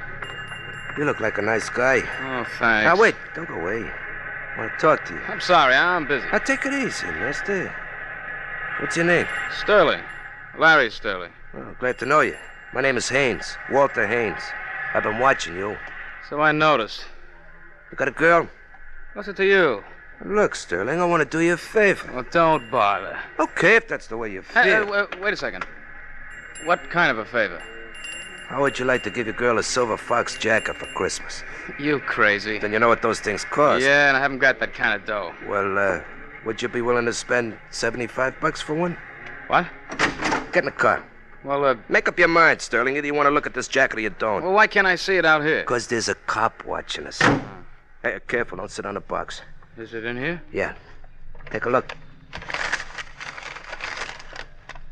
Pretty, huh? Is this stolen merchandise, Haynes? Now, look, Sterling, ask me no questions, I'll tell you no lies. All I know is that any gal who gets a jacket like this is going to think her boyfriend is plenty all right.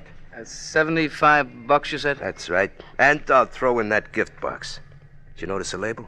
DuPont Brothers. Yeah. Hey, that's one of the biggest furriers in town. Oh, sure. When your girlfriend gets a load of that, what do you think she'll say? She'll wonder where I got the money. Okay, if you don't want the coat. No. I'll take it, Haynes. You got yourself a buy there, Sterling. Take it from me, pal. You don't know what you walked into.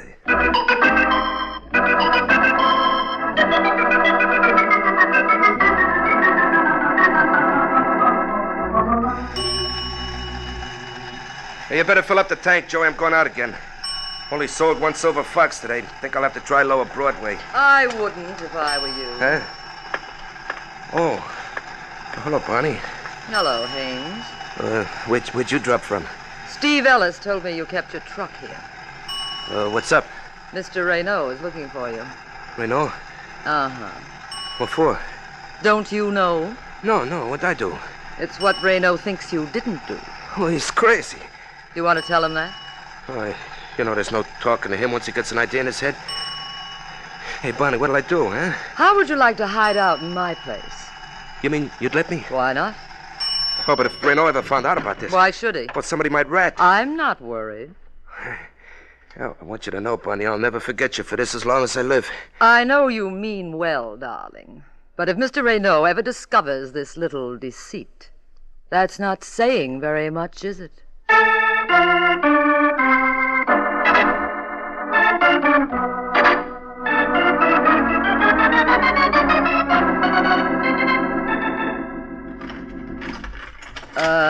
Look, Haynes.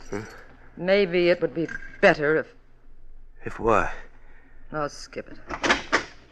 Go ahead. Thanks. Bonnie, for a minute there, I was afraid you changed your mind. Oh, there's very little danger of that. Raynaud. I'm delighted you remember me. Oh, Bonnie, will you please shut the door? So it was a trap?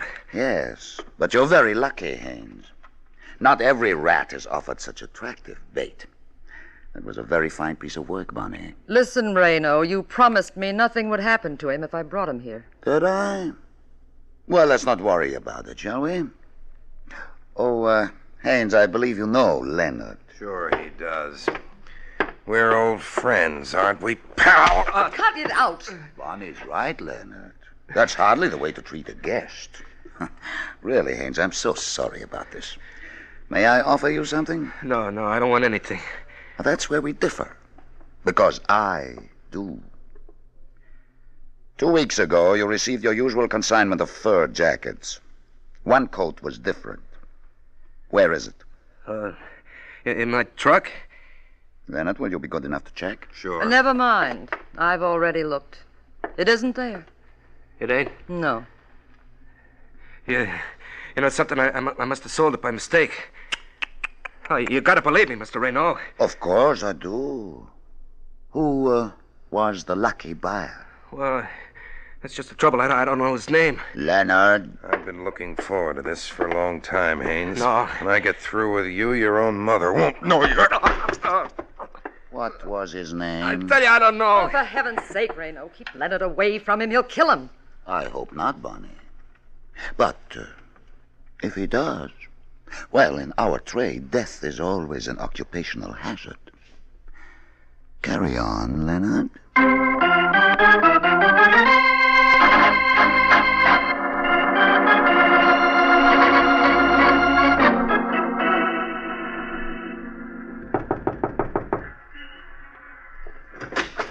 Yeah? You the superintendent of this building? That's right. You got a Larry Sterling living here? Who? Come on, Pop. Get with it. Larry Sterling. Do you know him? Sure. What apartment does he live in? 3A. Thanks. But he ain't home now. He's not? Nope. Went out about 20 minutes ago. When does he due back? Didn't say. Well, how's about letting me wait for him? Oh, help yourself. No, I mean in his apartment. In his apartment? Yeah. You got a pass key, haven't you? Oh, sure. Well, suppose you let me borrow it. Oh, I couldn't do that. Why not? I'll make it worth your while. Did you use $10? Yeah. Well, all you got to do is let me borrow your key. I know. Told you can't. Now, you don't understand, Pop. My name's Leonard. You see, I'm an old friend of Larry's. I want to surprise him. Yep, sorry. All right. Then I'll tell you what I'll do. You still want to make that 10? Not if it's gonna... No, forget the key. All I want to know is, when Larry came home tonight, did he have a big package with him? Big package, eh? A package about this size. Why do you want to know? Now listen, you jerk. I'm asking the questions. Well, I don't have to answer And I them. say you do. Oh, you keep your hands to I've yourself. got a good mind. Help! Shut up! Help! Just keep your trap shut. Oh, you think you're smart. Oh, you got me wrong, Pop. I don't want to hurt you. Now, why don't we forget this ever happened? You just get out of here. Okay, but if I was you, I wouldn't mention to Larry that anybody dropped around to see him. I want it to be a surprise. Yeah? Yeah. I'm going to be awful angry if you spoil it. Now, take care of yourself, Pop. I'd hate to drop around again to do it for you.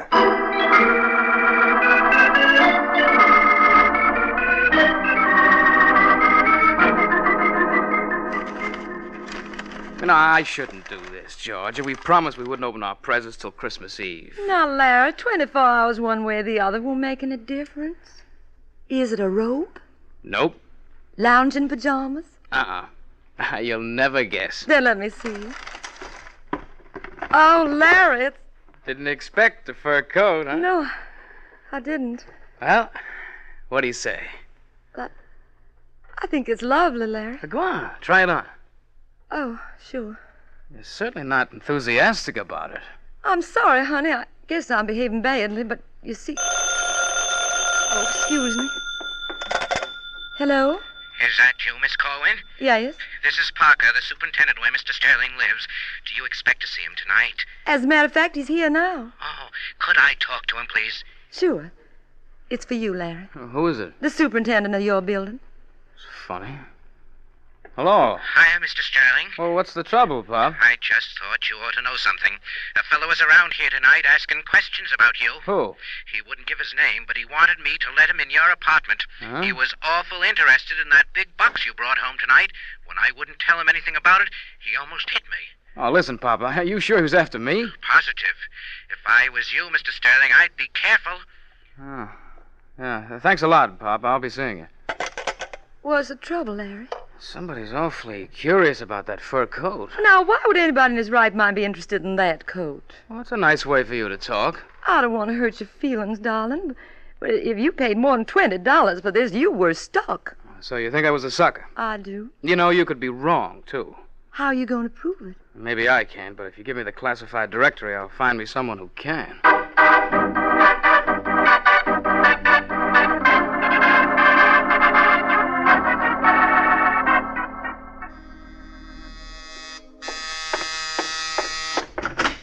Yeah? I don't know whether I've got the right party. What apartment do you want? 12A? This is it.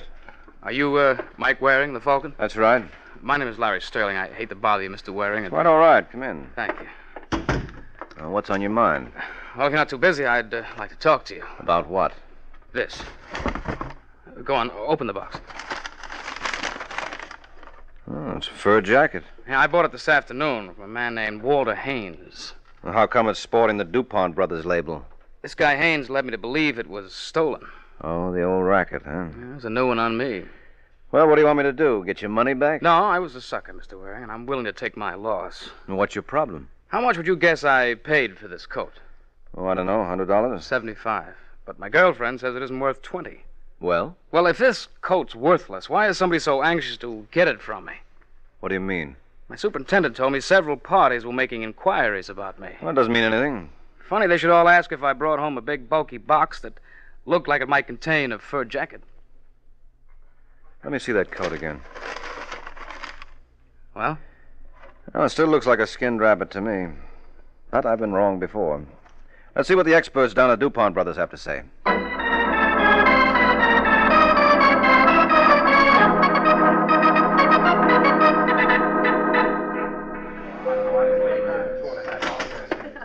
Yes, sir? Is there something I can do for you? There is. I've got one of your fur jackets in this box. Oh, I'm awfully sorry, sir, but the exchange department is closed till after Christmas. Well, I don't want to exchange it. I just wanted it appraised. Oh, I'm afraid that's out of the question now, Mr. Waring. Well, as you can see, we're practically rushed to death. Uh-huh. Well, how long would it take you to look at it? My dear fellow, you just won't understand. Mr. DuPont himself would have to look at it, and I wouldn't dare disturb him now. Oh, I see. Well, then suppose I leave the jacket here. Well, I can't make any promises, Mr. Waring. Oh, that's all right. I'm willing to take my chances. I'll be back in an hour.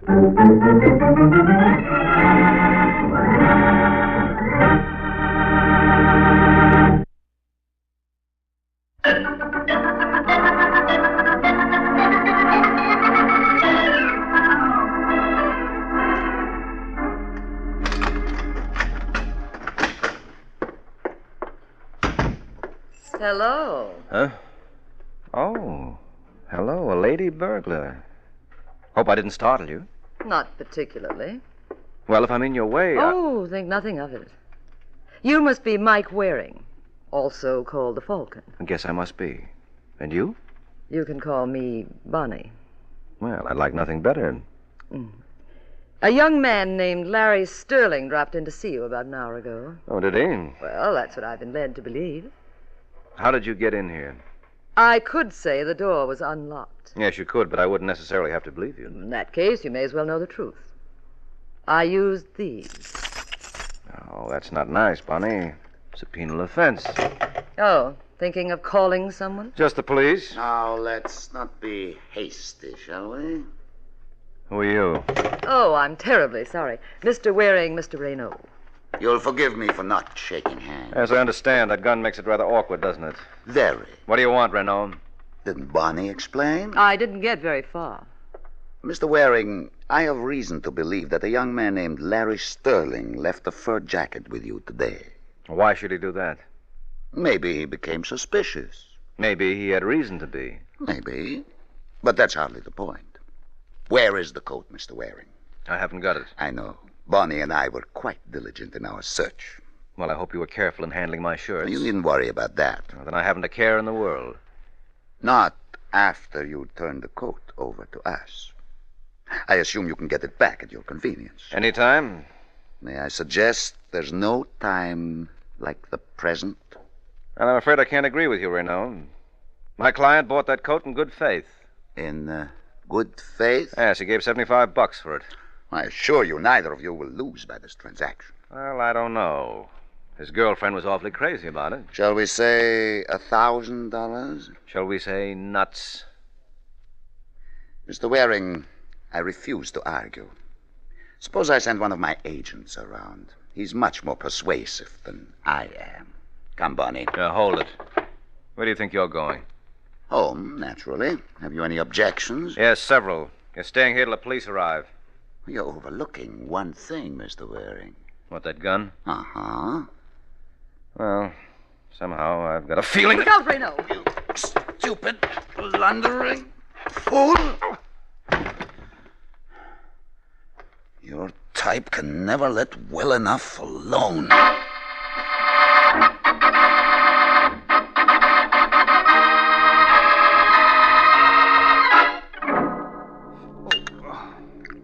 You better take a slug of this, Mike. Oh, never mind, Sterling. I want to hear the rest of your story. Well, it's just like I told you. When I walked in here, I found you stretched out on the floor. I'll start back a little further. What do you mean? How come you decided to pay me a visit? Well, I knew Renaud was on his way over.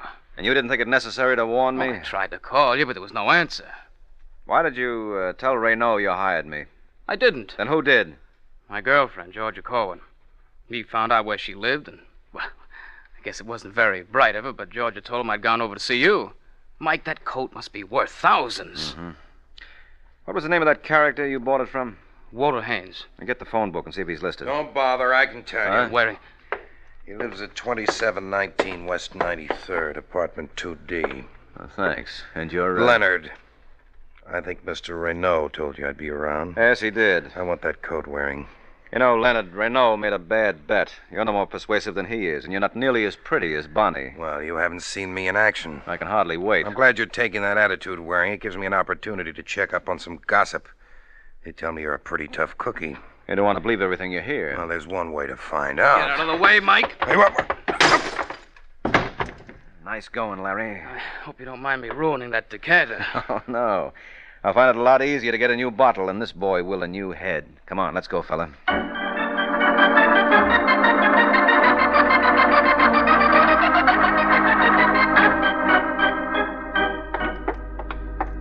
Apartment 2B. C, here we are. Are you sure this is the right place? The nameplate says Walter Harvey. That's probably an alias. Notice the initials are the same. Could be a coincidence. Yes, could be. But Leonard sounded as though he knew what he was... Uh-oh. What's the matter? Door's open. Careless of Mr. Haynes. Yes, that sort of thing can cost you your life. And in this case, it did. What? Isn't that a hand sticking out of that trunk? Yeah, I think so. Oh, no. Now, take it easy, Larry. Oh, look at his face. He was beaten to death, wasn't he? Yeah, that's a fairly safe assumption. Oh, poor Haynes. Mike, you gotta find out who did this. Why? Well, you can't let Renault get away with this. Look, maybe we ought to take this from the beginning. Who am I working for, anyway? I don't understand. You came to my apartment this evening with the yarn that Haynes had sold you a hot fur coat. Well, it's true. Then if he was stuck, why didn't you write the whole thing off? Why did you bring me into this? Well, I told you that. Don't you understand, Waring? That coat must be worth thousands. All right. Let's assume for the sake of argument it is. What does that mean to me? We'll split the money. What money? You admit the coat must be stolen? Well, maybe there's a reward. Oh. Well, there's one way to find out. Suppose we see the brothers DuPont.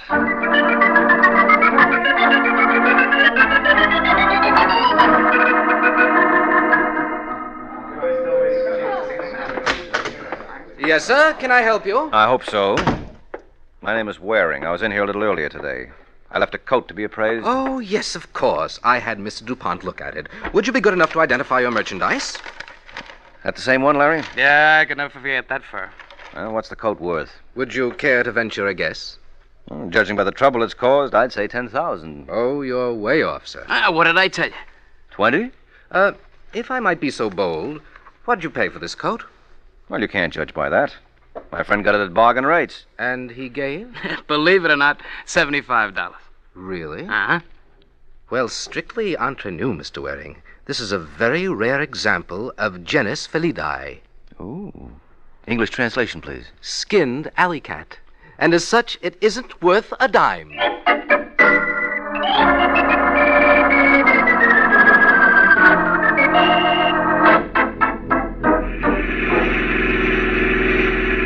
I don't understand it, Mike. You sure that's the same coat? Positive. But if the coat's worthless, why was Haynes killed? Now, don't ask me, Larry. I'm a stranger here myself. Maybe Renault doesn't know its value. Well, I doubt that. Renault, Leonard, and Bonnie are too slick a trio to get worked up over a phony fur piece. But it must mean something. Yes, obviously. And Brother Renault knows. Well, maybe he won't mind sharing his information with us. How are you going to find him? Through Leonard. Do you think he'll cooperate? If it's put to him the right way. Remember how you knocked him cold? Yes. Well, don't forget how you did it. I may want you to try it again.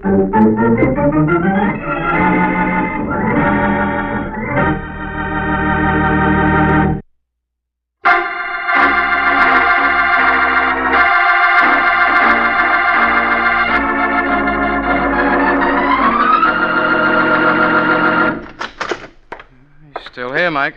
Right where you left him. Uh-huh. Come on, Leonard, get up. Come on, palsy, you'll miss Santa Claus. Yes, but I won't miss you. Mike. Don't move, chum, or I'll let you have it from here. Well, that wasn't nice of you to fool us that way, Leonard. I would have sworn you hadn't moved an inch since we left. Now, don't feel too bad, Waring. I only moved 2. From here to where you left my gun and back. Where's the coat? Are you still harping on that? You're wasting your time. It's worthless. I don't mind. Hand it over. And if not... Don't be a sap, Waring. I'm not fussy. I'd just as soon take it over your dead body. I think he means that, Mike. Well, I don't. You're bluffing, Leonard. You shouldn't have called me, pal. Get down, Waring! Larry, you all right? Yeah, I think so. I didn't mean to frighten you, folks. Oh, that's perfectly all right, friend. Another second and this Falcon would have been cold turkey. What about him? Yeah, he's dead. Well, to whom are we indebted? Yeah, who are you? What's the matter, Larry? Don't you know me? Mister, the way your face looks, I don't think your own mother would. Hey, buddy, you got a girl? Haynes. Sure. Mike, this is Walter Haynes. Wait a minute. If you're Haynes, who's the stiff in your apartment? Renault. Leonard killed him. Oh, the old double cross, huh? Yeah. Well, where have you been? Well, they kept me tied up in some dame's apartment. Bonnie's? Yeah, Bonnie's. After I got loose, I went to Larry's apartment, and some other dame told me I could locate him here. That must have been Georgia. What's this all about, Haynes? What's what all about? This fur coat.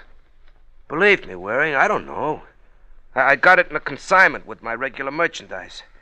I knew there was something screwy playing because Renault sent Leonard to buy it from me for $1,000, but I didn't want to get into trouble. So you sold it to me, figuring you could get it back any time. Oh, I'm sorry, fella. I didn't realize what I was letting you in for. Well, it all adds up except for one thing. Where does Bonnie come in? Right on cue, Mr. Waring. Bonnie? You want to do something about that door, Mike. Yes. Next time, get a spring so it'll close. Where's the coat, Mike? I want it. And if you don't get it? Don't be silly, darling. Nothing's going to stop me. Not even if I have to shed a little blood. I wouldn't be surprised if you meant that. I do. Well, what do you say, Haynes? I say give it to her. No. She's a pretty determined young lady, Larry. But if you'd care to stop her... How about that, honey? Well, I guess that settles that. Here you are, Bonnie, and word well. No, just drape it over the chair. I'll take it from there. You're the boss. And don't you ever forget it. Now, all of you stay put for the next 5 minutes. The first one who gets careless enough to show his face out of the doorway will get it blown off. Good night, folks. Thanks a million. Get the phone, Sterling. Maybe we can head her off. Yeah, hurry it up, Larry. Call downstairs. I'll take care of it. I thought you were going to rush her, Waring. If you're worried about that coat, Haynes, forget it. She won't get away. Oh, she can keep the coat for all I care. I had my fill of this business. I don't blame you. Oh, incidentally, what happened to the box that came in? Oh, I threw it away. You're kidding. Why, it wasn't worth anything, was it? Now, look, I want that box, Waring, and I'm not clouding. Why make an issue of a little thing like that, Haynes? Unless it isn't a little thing. Suppose we see. Get away from that door. You want the box, don't you?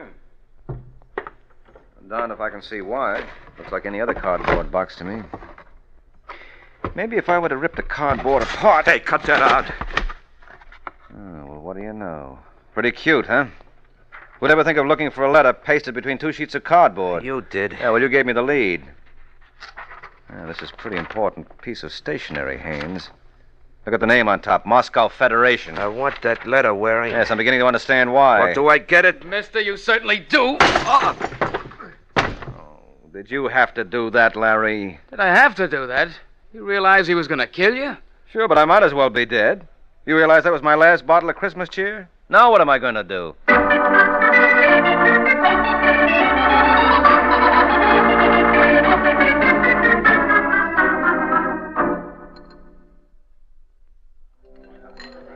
Waring, that was a real great job. Oh, thanks, Larry. Say, hadn't you better be running off to see your girl? No, not till I get the complete story on what happened from yesterday morning till last night. What was in that letter, anyway? Something the boys in the Department of Justice have been looking for a long time. You've heard of the international movement known as Moscow Federation? Yes, unfortunately. Well, that letter contained a complete list of outfits here and in South America that are cooperating with them. Well, how did it wind up in Haynes' hands? Renault had it originally. He was an agent for Moscow. He was told to contact these organizations and keep them in line. Oh, then Haynes was working for Renault. Yeah, sure. Peddling hot fur was a blind for the mob. He was Renault's boy until he realized what a wonderful source of blackmail that list was. So he got you to hold the list for him while he carried out his plan. He killed Renault and messed up his face so it would pass for his own. Well, where did Bonnie figure in this? Poor kid, she didn't even know the score. She thought the coat was the all-important thing. How did you know it wasn't? That appraisal gave me the tip-off. And the one thing we'd overlooked in the case was the box that came in. Well, what made you realize Haynes was the killer? It was a story he told. He claimed he was beaten up and kept a prisoner in Bonnie's place, and he came to my house right after he escaped and learned where you were. But when I asked him about the corpse in his own apartment, he wasn't even surprised. Right off the bat, he knew it was Renault. I guess that'll learn me. Well, thanks a lot, Mike. I'll be seeing you. Say, wait a minute. Where are you rushing off to? In case you've forgotten, this is the night before Christmas. My girlfriend Georgia must still be wondering what happened to me. Ah, yes, of course. But, what about you? Well, I guess this is my unlucky night. I don't have a date. On Christmas Eve? Mm-hmm. Isn't that irony for you? Me and Santa Claus are the only 2 guys in town who are left holding the bag.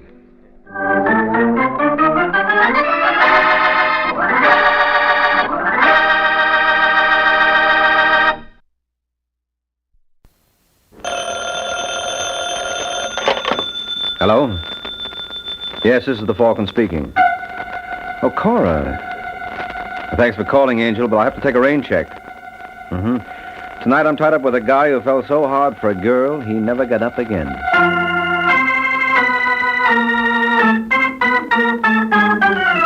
The Adventures of the Falcon, starring Les Damon. You met the Falcon first in his best-selling novels. Then you saw him in his thrilling motion picture series. Now join him on the air when the Falcon solves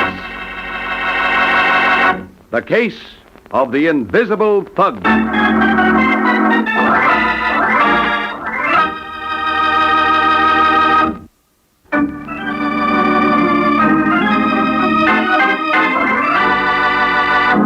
Now, the case of the invisible thug.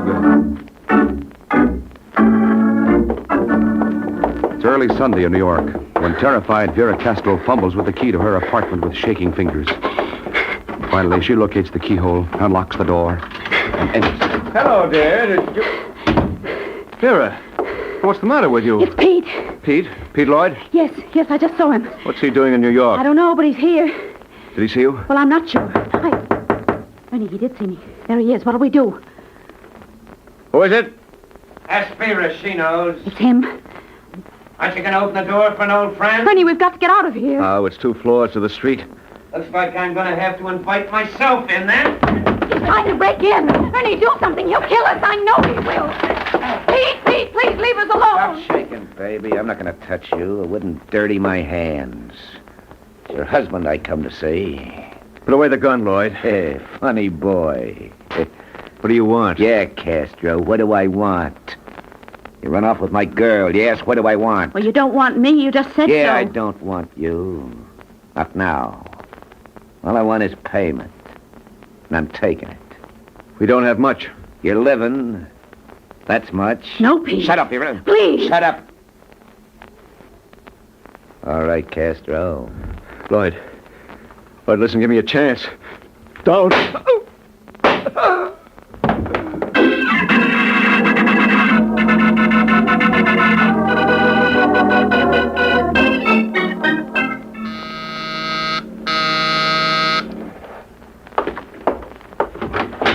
Yeah? Hello, my name's Pete Lloyd. I'm looking for Mike Waring, the detective. Well, you found him. Oh, good. I want to hire you to do a job for me. In that case, come in. Right. I want to be sure I have the right boy, though. You are the one they call the Falcon, aren't you? Mm-hmm. I try to find your office. Don't you have one? Don't even have a trench coat. Hope I'm not making a mistake hiring you. You already made a mistake, or you wouldn't be needing a detective. I suppose you tell me about it. Well, Waring, I picked up the paper this morning, and what do you think I see? I don't know, fair and warmer? It says I'm wanted for murder. For murder! Well, nothing like starting the day off on a cheery note. I used to go with a girl in Pittsburgh. We break up, and she marries a guy named Castro. Mm-hmm. Well, last night somebody shoots Castro. Vera, that's the girl, tells the cops it was me. How do you like that? I like it fine. Huh? Well, it brought me a client. You have an alibi, no doubt. Well, I wasn't even in town. That's how come the law hasn't picked me up yet. Well, it's going to pick you up. What? I'm not shielding you. Oh, no, sure not, Waring. You know, I'll give myself up. They can't hang this on me. Only, I wanted to hire you first. Mm-hmm. You got to prove I didn't do it. I suppose I prove you did. I'll take my chances. Oh, fair enough. I'll work on it. At $50 a day in expenses. Yeah, sure. But I can't figure. Why'd Vera do a thing like this to me? Why? Well, maybe she killed Castro. Thought you'd make a good patsy. Hey, let go. Take that back, Waring. Vera wouldn't kill nobody. Not Vera. You're not going to say... All right, chum, but let's call off the dance. I said let go. She didn't do it, Waring. I know Vera. All right. You didn't do it. Vera didn't do it. Nobody did it, but the guy's dead. I'm sorry, Waring. It's kind of edgy. You don't say. The paper says it happened fast. Maybe Vera didn't get a good look. Maybe she really thinks it was me. I don't know. Well, there's one way to find out. Yeah? Yeah, I'll ask Vera.